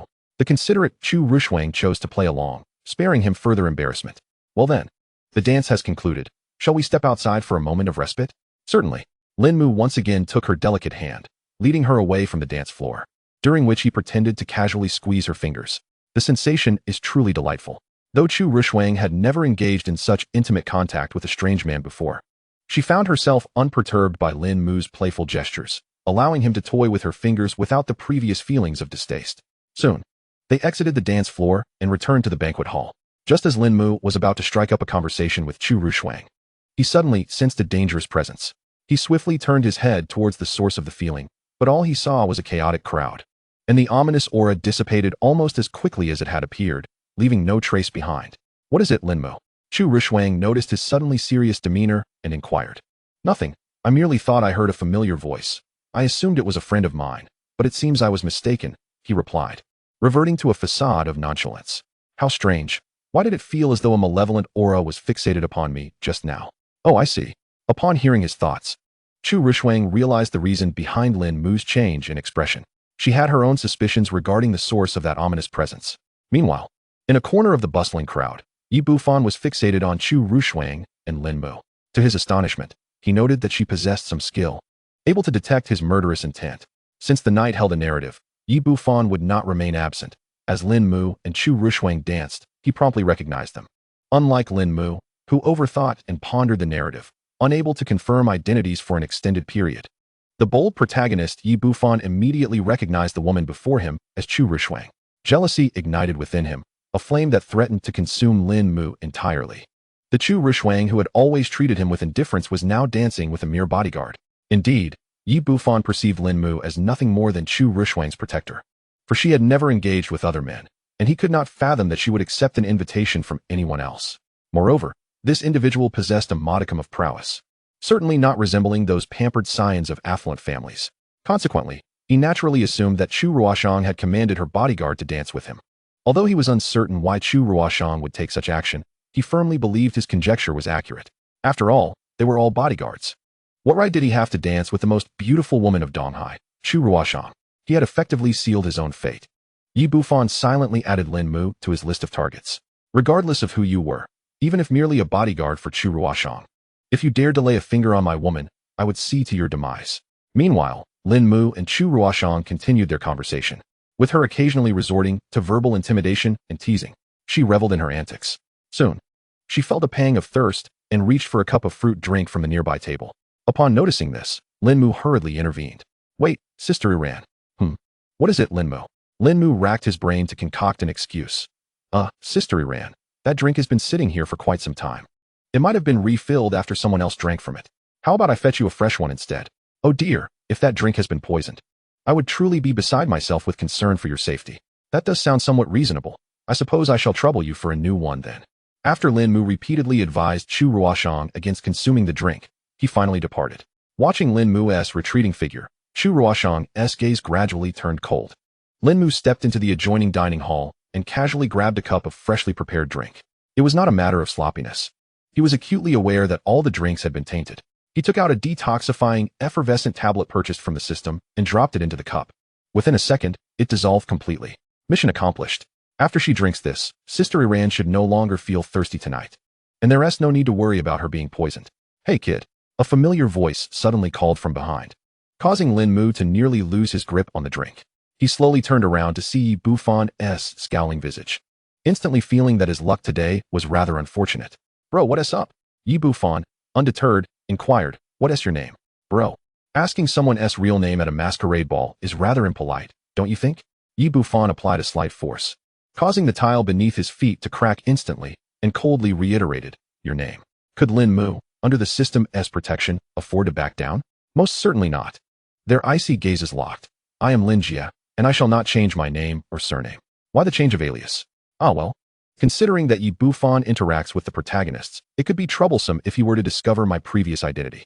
Damn it, I'm truly clever. System, clever. But not so much. With a response, Yi Bufan did not press further and simply turned to leave, leaving behind a disdainful grunt. Inwardly, he mused, just wait for your demise, kid. Naturally, he had also observed Lin Mu adding something to the drink. Would he interfere? Absolutely not. He would relish the opportunity for Chu Ruoshuang to encounter misfortune, as it would provide him with a chance to enhance his favorability. If it were an aphrodisiac, he would be even more delighted, effortlessly claiming Chu Ruoshuang for himself. As Lin Mu watched Yi Bufan vanish from sight, he exhaled in relief. Damn, the protagonist is indeed the protagonist. I can't even slip a detoxifying tablet without him stumbling upon it. He likely perceives me as the antagonist. What a dimwit. Simultaneously, Lin Mu felt fortunate that he had donned a transformative mask rather than a typical one, or he would surely have drawn Yi Bufan's attention. Whatever. There's still the main plot to follow tonight, and Sister Iran will be fine after drinking this. He won't have the opportunity to trouble me. Knowing Yi Bufan's character, Lin Mu did not dwell on it and returned to the banquet hall. Here you go, Sister Iran. Lin Mu offered the drink to Chu Ruoshuang. Once you drink my beverage, you can't consume any others. Chu Ruoshuang accepted the drink with a composed expression and took a delicate sip. It was exceedingly sweet, sweeter than any drink she had previously tasted. Receiving genuine concern from Lin Mu after so long, Chu Ruoshuang felt a sense of comfort. However, she remained oblivious to the subtle transformation within her heart. Chapter 71. Please don't do this, Sister Ruoshuang. I'm frightened. Finally sorted out. Now all that remains is to wait for the plot to unfold. Once Chu Ruoshuang consumed the drink, Lin Mu felt a wave of relief. He began scanning the corners of the banquet hall. In the plot, that little shorty Qin Xiaoxin mentioned hiding in a corner. Let me see where she is. Upon hearing this, Chu Ruoshuang also discreetly observed her surroundings. Soon, Lin Mu spotted Qin Xiaoxin in a corner. Found her. Sister, he ran. It's a bit noisy here. Shall we go to the corner to rest? Okay. They then proceeded toward Qin Xiaoxin's direction. At that moment, Qin Xiaoxin sat gloomily in her corner, incessantly prodding the cake on her plate with a fork. Grandfather, really? I've clearly stated that I have no preferred type, yet he insists on dragging me to this ball. How can I possibly dance with someone when I can't even see their face? Particularly when she thought of Yi Bufan being present, who had approached her earlier to invite her to dance. She felt an involuntary shiver run down her spine. To make matters worse, Sister Ruoshuang had instructed her to maintain contact with him and not to show her disdain. Thankfully, she had cleverly claimed to be indisposed due to her monthly cycle, politely declining his invitation.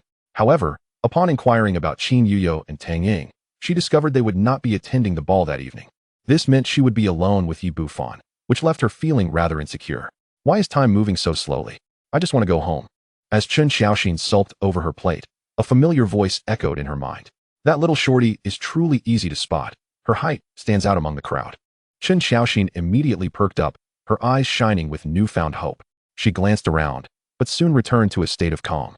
Everyone was wearing masks, making it exceedingly difficult to locate Lin Mu. Just as she felt a wave of disappointment, she caught sight of a familiar figure. Is that Sister Ruoshuang? Having frequently attended various banquets with Chu Ruoshuang, she recognized her silhouette quite well. She then turned her gaze to Lin Mu, who trailed behind Chu Ruoshuang. How could Sister Ruoshuang be walking with that person? Could they possibly be dance partners? At that moment, Qin Xiaoxin's mind was filled with perplexing questions. When she came into view, Chu Ruoshuang proactively called out, Lin Mu, I believe I've spotted Sister Xiaoxin. Let us go greet her together. Okay, that works. I'll finally get to see the little shorty's sour face.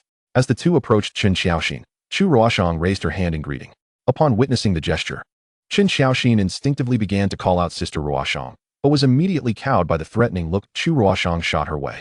Chu Ruoshang's lips moved subtly, conveying a message to Qin Xiaoxin. All that Qin Xiaoxin received was a 5-word warning. I am Chu Iran. Though she could be somewhat naive at times, recalling Lin Mu's previous actions led her to understand that Chu Ruoshuang was concealing her identity. After calming her startled heart, she managed to display a cheerful smile once more. You've arrived. Chu Ruoshuang expressed her delight at Qin Xiaoxin's reaction. Xiaoxin, I must have kept you waiting for quite some time, she said, enveloping Qin Xiaoxin in a warm embrace, her tone and gestures as intimate as those of close friends. Qin Xiaoxin, however, found herself frozen in place. Something was amiss, far too amiss. How could Ruo Yi be so gentle? I have never encountered such a side of her before. Could it be that she has been possessed? Please, don't act this way, Ruo Yi. It frightens me. Chu Ruoshuang leaned in and whispered in Qin Xiaoxin's ear, her voice barely audible amidst the surrounding noise. Be a bit closer, and don't reveal anything. The words were lost on Lin Mu, who was unable to discern their meaning. Then, Chu Ruoshuang cupped Qin Xiaoxin's delicate face, giving it a gentle squeeze. As soon as I received your invitation, I rushed over. How about it, Xiaoxin? Are you touched? Yes, quite moved, Qin Xiaoxin replied. But I'm too scared to move. The sight of the two in such close proximity caught Lin Mu's attention. The little one and Chu Ruoshuang don't seem to share such a close bond. Hence, Ruo Yi must truly not be Chu Ruoshuang. After absorbing Lin Mu's unspoken thoughts, Qin Xiaoxin finally understood the unusual behavior of Chu Ruoshuang. You're so wonderful, Roy. As she spoke, she affectionately nuzzled her head against Chu Ruoshuang's chest. Just like you, fragrant and soft, hee. Suddenly, Qin Xiaoxin, driven by an impulse, inquired. Ruo Yi, who is this? Is he your boyfriend? Lin Mu nearly stumbled to the ground in shock. Certainly not. Any rational individual would see him as a dance partner. Right? Your brain must match your height.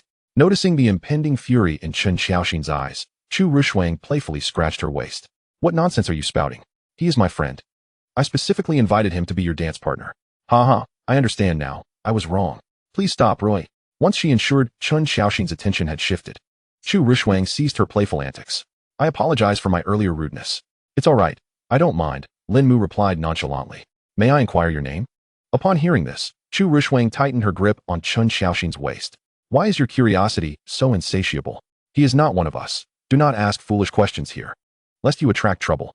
Feeling the subtle threat, Chen Xiaoxin dared not press further, simply responding, "Oh, I cannot disclose my real name, but you may call me Lin Jie, and address me as Brother Lin." In truth, Lin Mu was a year younger than Chen Xiaoxin, a fortunate advantage indeed. "Oh, very well, Brother Lin." Subsequently, Lin Mu observed the two conversing, occasionally being mentioned in their dialogue. How slow, why hasn't he begun yet? No sooner had Lin Mu voiced his complaint than someone suddenly collapsed nearby. The fallen individual happened to be positioned by the dining table, crashing against it. The sound of shattering glass silenced the room instantly. The collapsed person convulsed violently, frothing at the mouth, and a stream of blood flowed from their nose. The scene was horrifying. Women with fragile nerves screamed in terror. "Quick, summon a doctor." Some who were accustomed to such situations reacted swiftly, hurrying to find assistance. "Let me through. I need to take a look." Chen Xiaoxin removed her mask and stepped into the crowd, speaking up. Recognizing her identity, the crowd immediately parted to make way. Chen Xiaoxin lightly pressed on 2 acupuncture points, calming the afflicted individual. She then began to take their pulse, but as time passed, her expression grew increasingly grave.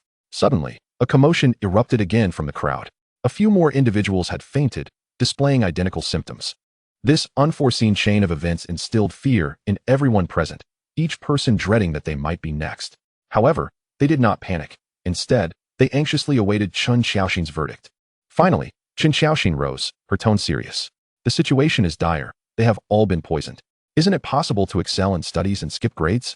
Chapter 72, All Eyes on Me. Chen Xiaoxin's conclusion sent shockwaves through the crowd. "What? Poisoned? How could that be? Miss Chen, are you perhaps intoxicated and mistaken?" Indeed. With so many prominent figures present, who would dare to poison anyone? Right, and if someone truly poisoned them, they would surely face the wrath of the crowd. It seems highly improbable. Yet, with so many fallen, I find poisoning to be the most plausible explanation. The crowd buzzed with speculation. Most understood that as the heir of the Chen family, Chen Xiaoxin would not make baseless claims, yet they found it difficult to accept this grim reality. If such a thing were to happen amidst so many influential individuals, and the news spread to other provinces, the elite of Donghai City would undoubtedly suffer a severe loss of face. Silence. The cacophony of chatter drowned out her thoughts, and Chen Xiaoxin felt a wave of irritation wash over her. With that commanding shout, the room fell silent. Ignoring the audience, she retrieved a silver needle from her small medical kit and pricked the unconscious person's hand, allowing a drop of blood to fall into a small vial containing a green liquid. As the blood touched the liquid, it transformed from green to a ghastly red, then gradually morphed into a dark purple hue. Witnessing this change, Chen Xiaoxin's expression grew increasingly solemn. She approached the dining table, dipped her finger into a glass of beverage, and let a drop fall into another vial of identical liquid. Predictably, the same phenomenon occurred. It truly is the long-lost Wuzong Juexin San, one of the 36 extraordinary poisons. Confirming her suspicion, Chen Xiaoxin murmured to herself. She turned to Chu Ruoshuang and requested, "Rui, please contact my family and have them send the Huanqin San over." "Understood." Chu Ruoshuang replied coldly, promptly making the call. Lin Mu, oblivious to Chu Ruoshuang's unusual demeanor, given the gravity of the situation, maintaining a serious disposition was entirely appropriate, continued to observe. "Listen carefully, everyone. The poison was administered through the beverages. I suspect that anyone who consumed the drinks has already been poisoned. Now, I command those who have not ingested the drinks to gather the fallen individuals together. And those who have consumed the drinks should avoid vigorous movement to prevent hastening the onset of the poison. Move immediately." As soon as she finished speaking, everyone stood still, while the fallen were swiftly gathered by security and staff. Chen Xiaoxin watched their actions and exhaled in relief. "Thank goodness I didn't drink." In the original storyline, Chen Xiaoxin had refrained from drinking due to dancing with Yi Bufan. However, in the current scenario, her lack of appetite upon seeing Yi Bufan had played a role. After the individuals were gathered, Chen Xiaoxin promptly applied acupressure to those affected, and for the more severely weakened individuals, she resorted to acupuncture, ultimately managing to stabilize their conditions temporarily. Within 10 minutes, the Chen family dispatched the Huanqin San. Once she ensured that everyone had taken the remedy, Chen Xiaoxin's brows finally relaxed slightly. Chu Ruoshuang approached her, her gaze somewhat frosty, and asked, "How is it?" Chen Xiaoxin replied with unvarnished honesty. "The spread of the toxin throughout the body has momentarily been halted. However, the antidote for the 5 organs absolute heart powder has been lost to time. The only recourse now lies in locating the perpetrator, who undoubtedly possesses the formula for the remedy. Yet, given the current circumstances, It is highly probable that the individual has already fled, for having poisoned so many at once. Staying would surely lead to his demise. Chu Ruoshuang remains as composed as ever, her expression unperturbed. Indeed, I have dispatched someone to seek him out. We shall await news. Very well, Sister Iran. Suddenly, Qin Xiaoxing, who had intended to patiently wait for the capture of the assailant, seemed to have an epiphany. She turned her gaze towards Lin Mu, who was hiding in a corner behind them. Upon noticing Lin Mu's actions, she was taken aback. He was casually munching on sunflower seeds, seemingly engrossed in their conversation. Their eyes met, and silence enveloped them. After nearly half a minute of this stillness, Lin Mu finally broke the silence. Care for some sunflower seeds? Qin Xiaoxing. She initially contemplated retorting sharply, but reconsidered, realizing she would need his insights into the incident, and chose to hold her tongue. But Lin Ju, why are you not at all flustered? Everyone has been poisoned. You make a valid point. However, should I reveal that I did not partake in the beverage? How would you respond? What is there to be anxious about? I am fully aware of this narrative. It would be foolish of me to consume a toxic drink. Qin Xiaoxing felt a surge of joy at his words. He indeed possessed knowledge of something. Yet, her expression quickly shifted to one of concern. Oh, I see. Then it seems you are quite fortunate, Lin Ju. Regrettably, the antidote has been lost to time. And it seems only the one who administered the poison knows how to concoct it. I wonder if we can apprehend that villain in time. Lin Mu stepped forward and gently patted her head in a comforting manner. Do not fret. We will undoubtedly capture him, and everyone shall be fine. What is there to worry about? The poisoner has no intention of fleeing. He seeks to drag us all down with him into death. Even if we fail to procure the antidote from him, Yi Bufan will provide you with the formula. At this moment, Qin Xiaoxing lowered her head, a sly smile curling at the corners of her mouth. Since it will all turn out fine in the end, I need not worry excessively. Though she professed this, she still maintained an expression of profound concern. Minutes later, another commotion erupted at the center of the banquet hall. A chef clad in hotel attire stood atop a dining table, raising his hands dramatically. All right, everyone, focus your attention on me. I have an announcement to make. The poison was administered by me. As his words fell, an eerie silence descended upon the room. No one anticipated that the culprit would remain on the scene, brazenly confessing his deeds. Qin Xiaoxing, having learned of the plot from Lin Mu, remained unfazed, her expression betraying little reaction to his antics. Meanwhile, Lin Mu nodded, a look of satisfaction upon his face, as if he were a director pleased with an actor's performance. Chu Ruoshuang approached him, extending her delicate, fair hand. Lin Mu exchanged a knowing glance with her. Then, after grabbing a handful of sunflower seeds from the package, offered her the remainder along with the bag. Hailing from a wealthy family, it was Chu Ruoshuang's first experience with sunflower seeds. Mimicking Lin Mu's actions, she awkwardly cracked open a seed and savored the kernel inside. The flavor intrigued her, drawing her attention to the packaging that read Gua Gua Lo. Suddenly, she recalled that the company Lin Mu had been working on recently bore that very name. Lin Mu, this sunflower seed is quite delightful. Where did you procure it? This is not store-bought. Did I not mention my entrepreneurial aspirations? This is my product, and I dare say it surpasses all sunflower seeds currently available on the market. Is that so? It seems your company holds great promise. In that case, I, Chu Iran, shall invest in it. Really? I happen to be in search of investors. If Sister Iran is interested, I can send you samples of my other products later. Very well, it is settled then. The two continued to enjoy their sunflower seeds while conversing, creating a stark contrast to the chaos surrounding them, evoking a sense of serene tranquility. Chapter 73. This narrative grows increasingly fascinating. On the other hand, the rest of the attendees were far from tranquil. Quick, seize him! With a shout, the security personnel surged forward. The assailant, having no intention of escaping, offered no resistance and was swiftly subdued. Yet, even as he lay pinned to the ground, a defiant smile lingered on his face, eliciting discomfort among the onlookers. Hand over the antidote. One security officer growled, gripping his chin menacingly. The culprit spat at the officer's face, sneering, You want the antidote? Dream on. The 5 organs absolute heart powder is a family heirloom, and I have burned the entire compendium. Even I do not know how to concoct the antidote. Do you know why I did not flee? Because I relish witnessing the anguish and despair on your faces. I intend to drag you all down with me to death. Ha ha ha. At these words, the crowd was struck as if by lightning. What? There is no antidote. No, I refuse to believe it. You simply do not wish to part with it. Tell me where the antidote is. I will pay any price. Yes, you desire wealth, do you not? State your demands, and we will ensure your safe passage abroad, protecting you from any retribution. Look at you, still so young. If you die, what will happen to your family? They will be heartbroken, won't they? Come now. Cease this folly and hand over the antidote. They either threatened or soothed him, attempting to extract the formula for the antidote. However, the assailant remained unmoved. Money? Family? Huh. I lost them long ago. It is you, the affluent elite, who have caused my suffering. It is because of you that I aim to drag you down to hell with me. A middle-aged man, grappling with the harsh reality, surged forward, grasping the culprit's collar as he shouted, "Why? I do not even know you. I have no enmity with you. Why poison me?" The assailant smirked coldly. "Indeed, I have no personal vendetta against you, but my enemies are the wealthy, those self-proclaimed elites. You ask why? What do you think, Mr. He?" He then turned his gaze to an individual whose slick appearance and corpulent physique suggested a life of indulgence. "Surely, Mr. He, you have not forgotten me?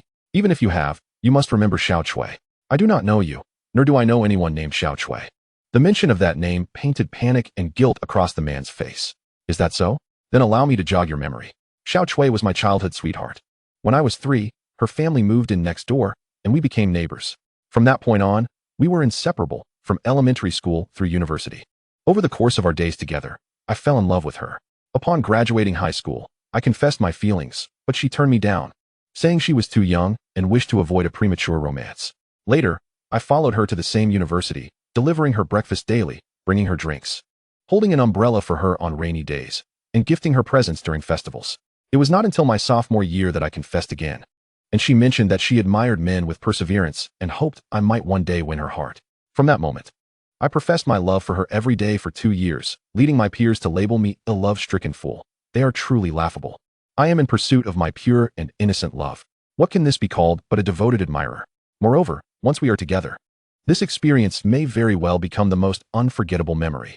Until one fateful day in our senior year, when I witnessed Xiao Cui getting into the same car as you, your arm wrapped around her waist, while she wore an expression of pure bliss. The following day, I inquired with her, and she revealed that you were her godfather, treating her with kindness and refraining from any inappropriate behavior. I chose to believe her, for loving her meant trusting her. She also mentioned her fondness for ambitious men, which propelled me to embark on a business venture. In just a year, I established a company valued at 5 billion. When I sought Xiao Cui out again, she adorned herself in luxury, her demeanor exuding even greater nobility. I said little, for I understood that I had not yet exerted enough effort to provide her with the life she desired. Later, she approached me, claiming that your wife had struck her, berating her as a mistress, and that she had been coerced by you through deception. She insisted her heart had always belonged to me. Thus, it seemed only natural for us to be together, a bittersweet culmination of suffering and sweetness. 2 weeks later, she discovered she was pregnant. When she sought you out, she encountered your wife, who pushed her away, resulting in the loss of the child. Unable to bear the reality, she chose to leap from a building. Subsequently, I confronted you, delivering a punch in demand for an explanation. You had me beaten by security and orchestrated the downfall of my company. Burdened with debt, I could not afford my parents' medical expenses, leading to their departure from my life. It is people like you, who have caused me to lose my wealth, my family, and my beloved. I shall seek vengeance. I want you all to perish. Upon hearing the perpetrator's tale, the crowd collectively scoffed. And you claim you are not a devoted admirer? Of course, they refrained from articulating this sentiment, as they still hoped he might produce an antidote. Although Lin Mu had long been aware of the reasons behind the poisoning, witnessing it firsthand evoked a profound sense of disbelief. What a melodrama. In fact, there is something even more outrageous. That child is not even his. As this revelation emerged, even the ever-composed Chu Ruoshuang was visibly moved. It truly is quite absurd. Just as the murderer reveled in his cunning success with boisterous laughter, a voice emerged from the back of the crowd, who said there was no antidote. The Chen family possesses the formula for it. The crowd turned to locate the source of the voice, spotting the conspicuously confident Yi Bufan, with his hands in his pockets. He approached Chen Xiaoxin, offering her a reassuring smile. "Do not fear, Xiaoxin, I have the antidote's formula." Upon hearing this, Chen Xiaoxin was filled with goosebumps, but maintained a facade of excitement and admiration. "Really, Brother Yi? Do you truly possess the antidote?" Though she spoke these words, her heart felt otherwise. "Oh, to heed Ruoshuang's words, I have endured trials unbefitting my age. I have become just like Lin Mu, embodying a facade that belies my true feelings." Hearing her call him Brother Yi, Yi Bufan was nearly beside himself with joy. "Indeed, no one can resist my charm. Their previous indifference must have been due to shyness. Of course, it is genuine. Moreover, I had not prepared a gift for you during our first meeting, so I shall present this formula as a token of my affection." "Then, thank you, Brother Yi." Chen Xiaoxin lowered her head in gratitude, afraid to meet his gaze lest her emotions betray her. Naturally, she accepted the formula without hesitation. Saving so many lives at no cost was an opportunity too good to pass up. Meanwhile, Lin Mu, who had been eavesdropping on the exchange, felt a twinge of confusion. Wasn't this little fellow previously indifferent to Yi Bufan? Why is she now calling him Brother Yi? And in the storyline, she never accepted the formula, leaving all the goodwill to Yi Bufan. What is this? A convergence of paths? Although the plot is peculiar, will the heroine still fall for Yi Bufan? Little Li. This narrative is becoming increasingly intriguing. Of course, you think I am merely a spectator. How could I find it uninteresting? Chapter 74. You give yours, I take mine. The sight of Qin Xiaoxin with her head bowed only solidified Yi Bufan's assumption. It was evident she was shy, while he may have lost the goodwill of the crowd. Once I win Qin Xiaoxin's affection, I shall have the opportunity to claim the entire Qin family. Accepting a minor loss now is not unacceptable. Lost in thought, Yi Bufan began to dream of his future. He retrieved the freshly penned formula from his pocket and handed it to Qin Xiaoxin. With delicate fingers, she grasped the formula, careful not to let the paper brush against her too much. I shall go assist them with the antidote. Yes, do hurry. Qin Xiaoxin swiftly turned and dashed into the throng. Miss Qin, do you truly possess the antidote? Did you not just claim the Qin family had none? Are you toying with us? Although somewhat impolite, one brave soul ventured to voice their skepticism. What was said then is not applicable now. I have fortuitously discovered the formula for the antidote. It will take a little time to prepare the medicine, so please be patient. Qin Xiaoxin made no mention of Yi Bufan, as the text in the self-cultivation of a green tea bitch indicated that accepting gifts fosters affection. You give yours. I take mine, and since it is mine, it is reasonable not to mention Yi Bufan's name. With this thought, Qin Xiaoxin felt justified in claiming the formula as her own discovery. She then contacted her family, sending a photograph of the formula to old Master Chun, requesting him to arrange for the antidote's preparation. After accomplishing this, she finally felt a sense of relief. Ha ha ha, what a preposterous claim to have found the formula. It is utterly impossible. She was merely offering false comfort. You are all doomed, destined to accompany Xiao Cui in death. The murderer dismissed Qin Xiaoxin's words entirely. For this poison had been developed and passed down by his ancestors. There was no way it could be leaked. Although Qin Xiaoxin sympathized with the murderer's plight, his actions of dragging innocent people into his schemes were unforgivable. She approached him, kneeling down to his eye level. Even if you deny it, I believe you still remember the contents of the formula. Therefore, allow me to recite the necessary ingredients. Qin Xiaoxin proceeded to list each component from the formula, ingredients, quantities, and preparation methods, watching as the murderer's expression darkened further. Shut up. Silence. You must not save them. They all deserve to die. If you save them, I will surely kill you. Witnessing his impotent fury, the crowd began to believe in the authenticity of the formula, while Qin Xiaoxin coldly turned away to seek out Chu Ruoshuang and the others. Upon finding Lin Mu and Chu Ruoshuang snacking on sunflower seeds and pastries, even sipping cola, Qin Xiaoxin couldn't help but feel a mix of relief and disbelief. The cola had been purchased from the system store by Lin Mu, who explained its origin to Chu Ruoshuang as having been taken from a restaurant. Chu Ruoshuang, well aware of the truth, chose not to question it further. Qin Xiaoxin approached them, and Lin Mu offered her a bottle of cola. You must be tired. Here, have a drink and take a rest. Qin Xiaoxin accepted without hesitation, sitting down and taking a sip. How refreshing. So, have you resolved the situation? Although she already knew the answer, Chu Ruoshuang asked out of courtesy. Yes. From that person's reaction, the formula appears to be genuine. Now we simply await my family to prepare the antidote and deliver it. However, to return to the matter at hand, it is fortunate that this individual employed the 5 organs heartbreak powder, a poison that initially erodes and damages the internal organs, inflicting immense suffering before ultimately penetrating the heart and resulting in death. The onset of fatality from this toxin is considerably slower compared to other peculiar poisons. Had he intended to cause torment rather than swiftly claim lives, it is likely that these individuals would already be a mere collection of corpses. Chu Ruoshuang nodded slightly, acknowledging. Indeed, that is a relief. After all, their demise would undoubtedly lead to considerable complications. The Chun family acted swiftly, and under the direction of the elder Chun. They prepared the antidote in less than half an hour. As the final person ingested the remedy, this farcical episode finally drew to a close. The perpetrator was subsequently handed over to the authorities. Due to the collective poisoning incident, the gravity of his actions ensured that he would have no future ahead of him. Soon, it was time for farewells. At the entrance of the Qiming Wuyun, Qin Xiaoxin clung to Chu Ruoshuang, nuzzling against her as if to seize the moment. Having never experienced such intimate contact with Chu Ruoshuang before, she was determined to relish this rare opportunity to the fullest. Chu Ruoshuang found it difficult to harbor anger. Having painstakingly cultivated the image of a gentle older sister in front of Lin Mu, she could not allow such a minor grievance to disrupt the overall impression. All right, enough with the affection. If you continue, you might wear a hole in my clothing. She gently tousled Chen Xiaoxin's hair with a hint of firmness. Instantly, Chen Xiaoxin recognized that Chu Ruoshuang was displeased and promptly released her embrace, standing obediently like a well-behaved child. Now that's more like it. Good night, Xiaoxin. Good night, Sister Iran. Good night, Brother Linjia. The two then departed together. Sister Iran, I won't trouble you to escort me home. I indulged a bit too much in dessert, and walking back will help me digest. I just bumped into Yi Bufan at the restaurant. He's now keeping an eye on me. Being with Sister Iran might implicate her, so I need to find a safer place to remove this disguise. All right, Lin Mu, be careful on your way. Following that, Chu Ruoshuang wore a faint smile. She was quite pleased with Lin Mu's demeanor, which was meticulous and focused on the safety of those around him. Being prudent and cautious is the most potent weapon for self-protection. I will be careful. Good night, Sister Iran. After bidding good night, Lin Mu left, while the secretary, observing the smile on Chu Ruoshuang's face, felt a chill run down her spine, as if she had witnessed something terrifying. Why is the president smiling so happily? This fierce dog from the Yin family is so formidable, managing to captivate the president so easily. It seems I must be cautious. I cannot afford to offend him.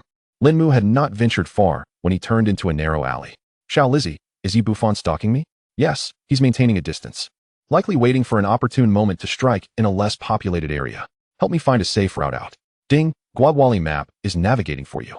Following the route provided by the system, Lin Mu found a bustling location, removed his disguise, and blended into a crowd of cosplay enthusiasts. 3 breaths later, Yi Bufan arrived at Lin Mu's previous location. He managed to escape? No wonder he's Chu Ruoshuang's bodyguard. Indeed, he possesses remarkable skills. What a pity, though, he can flee. But the temple remains. He dialed the phone of Poison Spider. Hello, Poison Spider. What is it, darling? I need you to investigate someone named Linjia, Chu Ruoshuang's bodyguard, who appears to be an ancient martial artist and has a seemingly close relationship with her. Understood. Oh, by the way, Wang Erga mentioned that a pair of siblings is applying at the Long Wang group today, one of whom is a stunning beauty. Would you like to take a look? I got it. I'll personally pay a visit later. After hanging up, Yi Bufan revealed a sinister grin. A stunning beauty, you say? Chapter 75. How dare you toy with me, Lin Mu? Soon, 2 days passed. Despite the brevity of this time, much had transpired. Lin Mu remained occupied with company affairs, becoming increasingly adept at managing related business tasks after successfully completing the ballroom mission and acquiring advanced business management skills, significantly accelerating progress. Additionally, he purchased several secret recipes and finished products from the system, entrusting the latter to his secretary for delivery to Chu Ruoshuang. On Yi Bufan's end, due to the prolonged absence of Wang Laohu, he concluded that the latter had perished and promptly dispatched individuals to absorb his influence. Unfortunately for Yi Bufan, Chu Ruoshuang had already acted preemptively, depleting the power structure and leaving behind merely a hollow shell. Ultimately, Yi Bufan was left with a collection of heavily indebted and precarious enterprises. If it were merely a matter of abandoning them, it would be simple. However, what Chu Ruoshuang deliberately left him were assets nearly identical to those of the Dragon King Hall. Yi Bufan could utilize these enterprises to swiftly establish the Dragon King Group's foothold domestically, but it would require a considerable financial investment to set them on the right path. Discarding them would necessitate time to redevelop, while accepting them demanded substantial capital. Thus, it was the classic dilemma of being unable to savor the taste yet unwilling to discard it. In the end, Yi Bufan chose to incorporate these enterprises simply because they fell within his commercial territory, and he was reluctant to expend extra effort starting from scratch. Chu Ruoshuang was indeed a formidable adversary. She was truly the woman I had my eye on.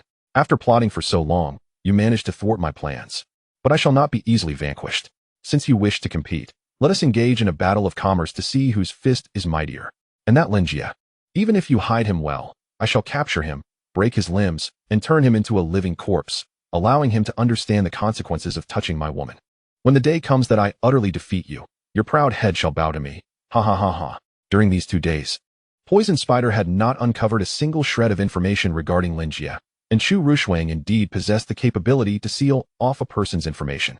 Thus, Yi Bufan believed that Chu Ruoshuang was sheltering him in a golden house, deliberately protecting him. In Yi Bufan's eyes, Lin Mu's status had escalated from an ambiguous bodyguard to a kept lover. However, he was not in a rush. After all, as long as he confronted Chu Ruoshuang, there would inevitably be another opportunity for an encounter. That night, Chu Ruoshuang sat in a chair, crossing her legs, her long thighs suspended alluringly in the air. Her face was as cold as ice, her expression indifferent as she scrutinized the report in her hands. The document detailed the recent absorption of Wang Laohu's influence, the movements of the spider web, and the investigation into the Dragon King group. After perusing the report, a flicker of disdain passed through Chu Ruoshuang's eyes. Self-proclaimed hunters, oblivious to the fact that they are merely prey ensnared in another's web. Ye Buffon, every move you make is already under my surveillance. How will you, the so-called child of destiny, escape my encirclement? Since Chu Ruoshuang overheard Lin Mu's thoughts, Ye Buffon had directly become her adversary, a shift that occurred well ahead of the original plot. Consequently, the previously balanced standoff had now tilted entirely in Chu Ruoshuang's favor. As long as she did not err, Ye Buffon had no further possibility of advancement in the realm of underground forces. What remained was merely a contest of commercial prowess. Chu Ruoshuang retrieved Lin Mu's portrait from her drawer. Gazing at the image of Lin Mu, she reminisced about his various bashful, awkward, and flustered expressions, inadvertently breaking into a captivating smile. Initially, I had intended to keep my secret for a while longer, but since my younger brother has begun to harbor suspicions, it seems the plan must be altered. I wonder what amusing expression will adorn his face once he discovers my true identity. With a sigh, Chu Ruoshuang set aside the painting and picked up her phone, decisively erasing the previous project proposal. Gazing out at the night sky, she murmured to herself, Lin Mu, how will you manage to escape from my trap this time? The following morning at 10 o'clock, in the conference room of the Chu Corporation, Lin Mu rested his head on the table, his dark circles particularly conspicuous, and he occasionally stifled a yawn, clearly having had little sleep the previous night. Observing Lin Mu's constant yawning, a colleague jested, Mr. Yin, you're nearly 50. You ought to exercise restraint and take care of your health. Lin Mu, unfazed, replied with a frosty demeanor, I am well aware of my own health. No need for Mr. Su to concern himself. Rather, Mr. Su should be cautious lest a fire in the back house reach the front yard. With that, the colleague fell silent, as Lin Mu's words had hit a sore spot. Engaging in such banter had sharpened Lin Mu's mind somewhat. How dare you provoke me, Lin? Before long, Ye Buffon and Chu Ruoshuang arrived. Upon entering, Ye Buffon's gaze fixated on Chu Ruoshuang, though noticeably, the desire in his eyes had diminished compared to before. In turn, Chu Ruoshuang noticed Lin Mu, especially his distinctive panda eyes. Mr. Yin, do you aspire to be a panda? She quipped. What are you saying, Director Chu? I have been tirelessly working day and night for the company's advancement, and these dark circles are merely a testament to my dedication. Your words truly wound my heart. Is that so? Then it seems Mr. Yin has indeed been overexerting himself, she replied. After the exchange, Lin Mu's gaze drifted back to Ye Buffon, but then settled upon a woman standing behind him. She was slender and graceful, clad in a simple yet elegant secretary's outfit that highlighted both her professional demeanor and feminine allure. Her long hair cascaded smoothly over her shoulders, occasionally swaying gently in the breeze, evoking a sense of gentleness and ethereality. Her almond-shaped eyes resembled tranquil lake waters, shimmering with a subtle glimmer that conveyed a serene and profound beauty. She exuded an aura of both professionalism and warmth. With her striking appearance and gentle demeanor, coupled with her position as Ye Buffon's secretary, could this be Jiang Jingyang? Yet something feels amiss.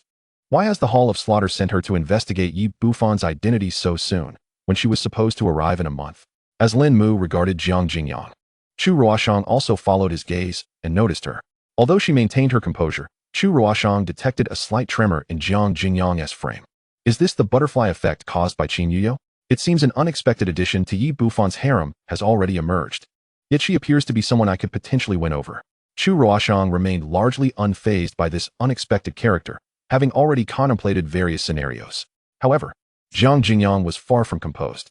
Chapter 76. My younger brother truly is my lucky star. As a professional assassin, she quickly recognized that the voice belonged to Lin Mu, who had just been conversing with Chu Ruoshuang. Yet she was perplexed. How could she hear his voice when he had not spoken? Moreover, he seemed to know her true identity, even her real name. After becoming an assassin in the Hall of Slaughter, everyone forsakes their original names, adopting code names instead. Having joined the hall at the age of 4, she had trained and conducted assassinations there ever since, and virtually no one knew her true name. Least of all this man who appeared to be younger than her. In an instant, a wave of murderous intent surged towards Lin Mu. This man, who was privy to her secrets, posed a threat to her mission and thus must be eliminated. At that moment, Lin Mu shivered, sensing an ominous intent directed at him. Damn it, Ye Buffon, are you releasing your murderous aura again? A middle-aged man like me merely exchanges a few words with Chu Ruoshuang and you're already jealous? Truly, your mind is as small as a sunflower seed. Given that Jiang Jingyang stood directly behind Ye Buffon, Lin Mu naturally assumed the murderous intent was emanating from him. Upon hearing this, Jiang Jingyang reined in her murderous intent, feeling even more perplexed by Lin Mu. He appeared to be merely in his 20s. Yet those around him regarded him as an elder, and he could sense her murderous energy. By the way, if Jiang Jingyang is here, then her brother Jiang Hengshuan must also be around. The Hall of Slaughter's two top assassins, codenamed Shadow Stab and Shadow Kill, yet in such a vast organization. Why have only these two who can speak the summer dialect been sent? Isn't that a bit odd? What? Shadow Kill is my brother? Lin Mu's words struck Jiang Jingyang with profound astonishment. Since joining the Hall of Slaughter, her previous memories had become hazy. She vaguely recalled having a close brother. But the other memories of their time together eluded her, leaving her unaware of his current whereabouts. The only remnant of her past was his name, Jiang Hengshuan. For years, she had primarily undertaken assassination missions in the Summer Nation, all in hopes of discovering her brother's fate, whether he was alive or dead. Yet until now, she had found nothing. To her astonishment, today she heard her brother's name from this man. Quickly, she suppressed her inner turmoil, focusing her mind on extracting more information from Lin Mu. As for the truth, she had ample time to verify that. Speaking of which, Jiang Jingyang has searched for so long and had no idea her brother was right beside her. This brother-sister duo is truly something. Just as Lin Mu was about to continue, Chu Ruoshuang interjected, "All right, since everyone is here, let us ask the unrelated parties to leave and prepare for the meeting." Chu Ruoshuang had her reasons for this action. From Lin Mu's thoughts, she discerned that Jiang Jingyang harbored unresolved issues from the past. She had been searching for her brother, and now that Lin Mu had revealed information regarding him, she would undoubtedly pursue it relentlessly. By keeping other information close, she held the upper hand in this strategic game. Moreover, it remained uncertain whether Jiang Jingyang was friend or foe, which is why she interrupted Lin Mu, preventing Jiang Jingyang from gleaning further insights. Should she wish to uncover the truth, Jiang Jingyang would inevitably seek her out. Jiang Jingyang, interrupted, turned her gaze toward Chu Ruoshuang, a flicker of murderous intent rising within her. Chu Ruoshuang met her gaze with calmness, even displaying a mocking glint in her eyes. Was this intentional? Could this woman also hear his thoughts? Jiang Jingyang's instincts as an assassin led her to deduce from Chu Ruoshuang's expression that she did not wish for her to learn more information or perhaps sought a price for such knowledge. TCH, a woman with such depth is truly vexing. Subsequently, Jiang Jingyang and the other secretaries were escorted out by the assistant. Where was I? You were discussing the siblings.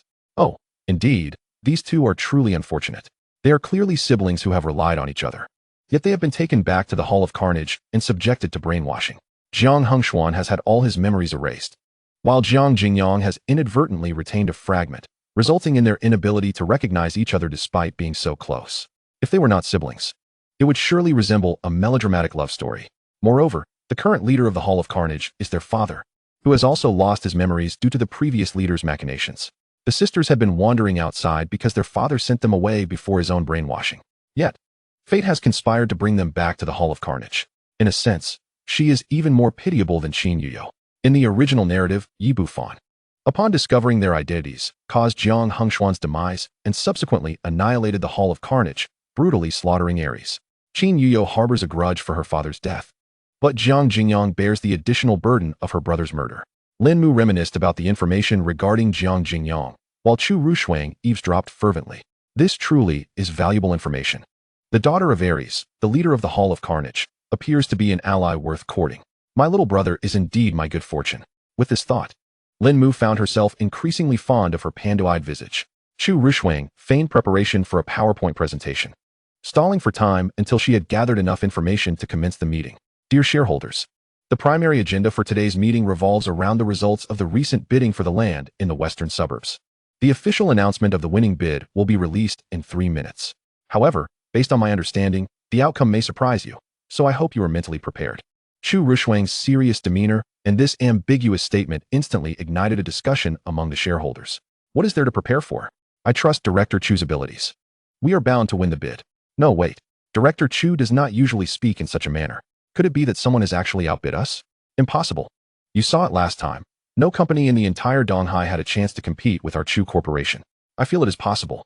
Didn't a company called Dragon King Group suddenly emerge in Donghai and expand aggressively? The crowd engaged in fervent speculation, while Yi Bufan wore a smug grin. Just days prior, when his funds flowed in, he had established the group, securing backing from several sycophantic companies, and had successfully placed a bid.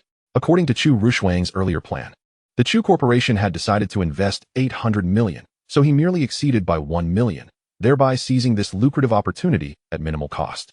He adopted an air of inscrutability, attempting to reassure everyone. Let us not speculate. In 3 minutes, we shall see the results. There is no need to frighten ourselves. Since Director Chu believes 800 million suffices to secure this project, we should naturally place our trust in her. While his words ostensibly aimed to soothe, they subtly rekindled the doubts he had previously cast, while Chu Ruoshuang remained steadfast in her convictions. Naturally, she was aware of Yi Bufon's subtle maneuvers. Yet today would not unfold as he wished. The 3 minutes passed in the blink of an eye. Time's up. Let us unveil the results.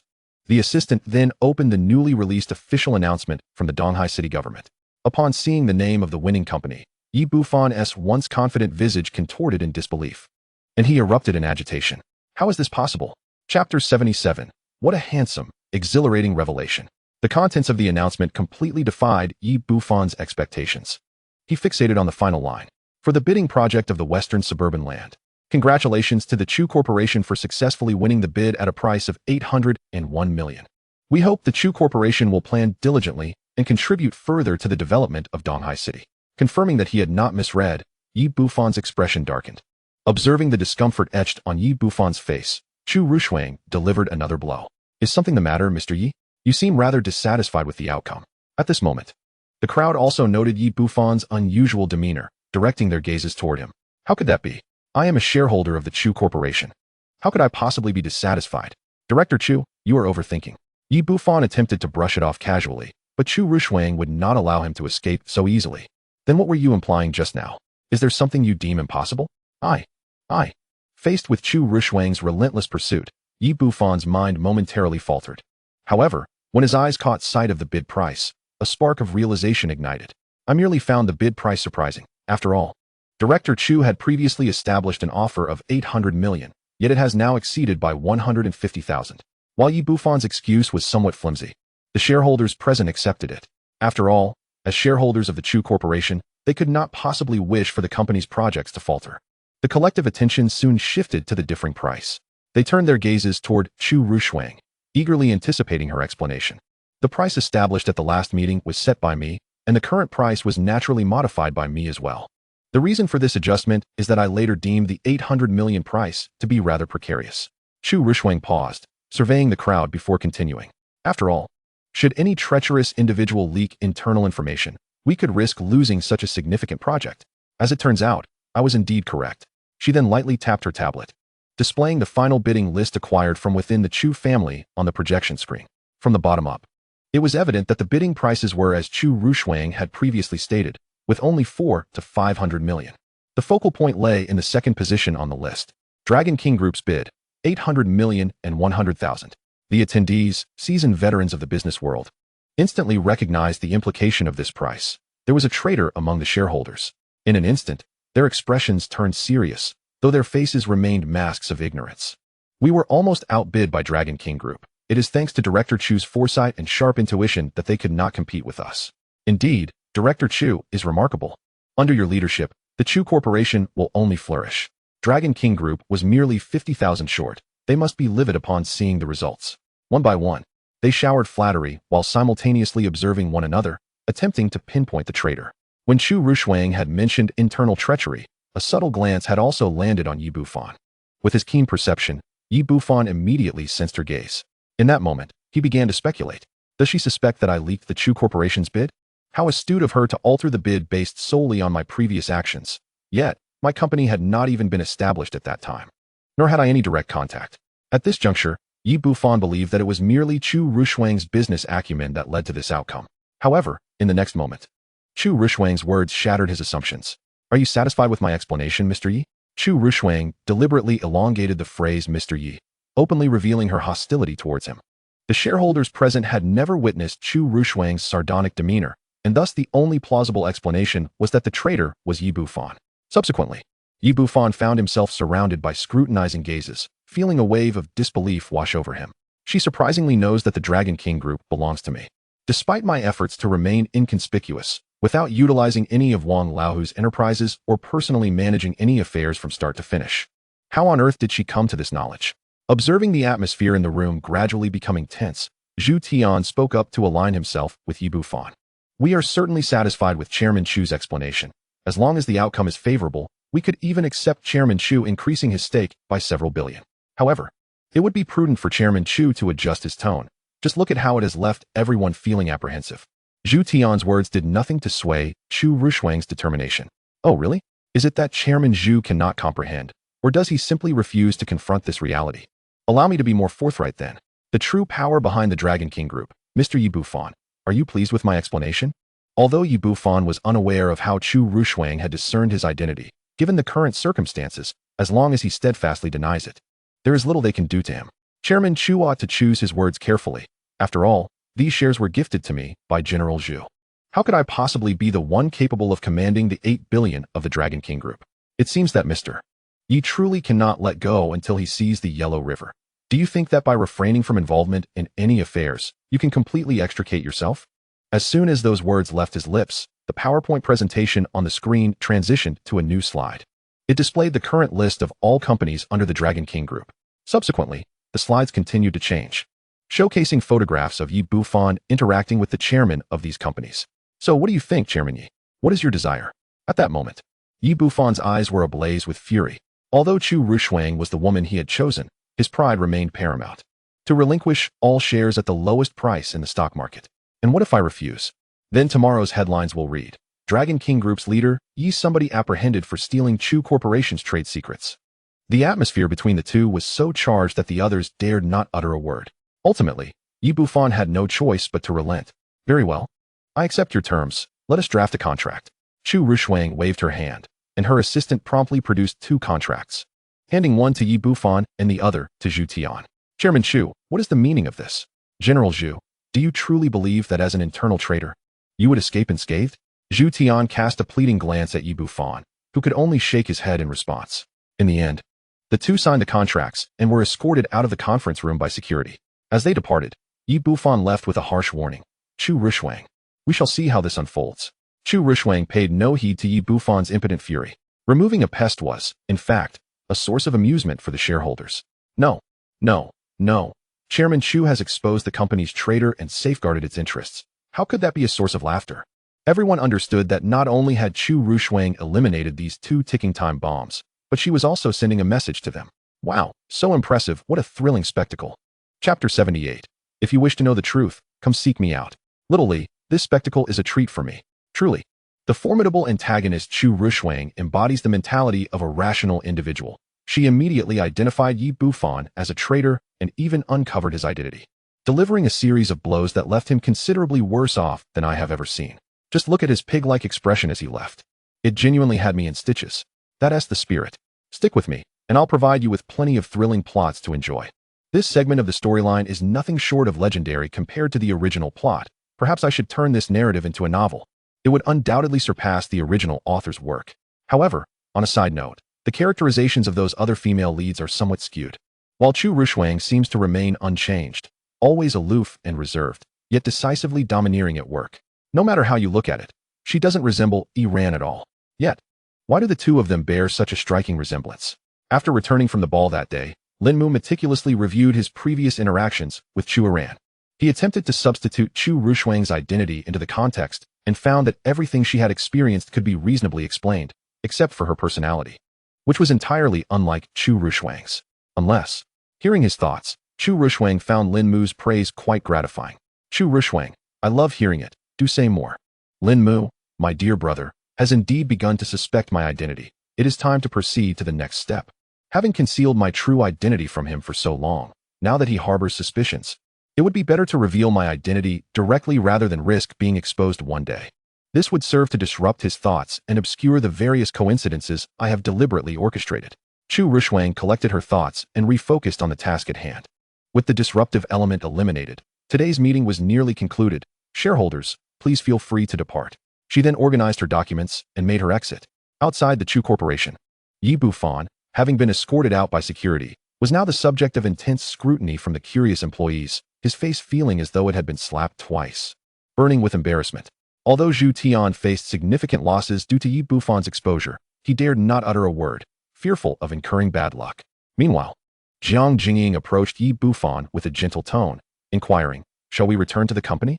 "Yes, let us return immediately, since she has discovered my identity.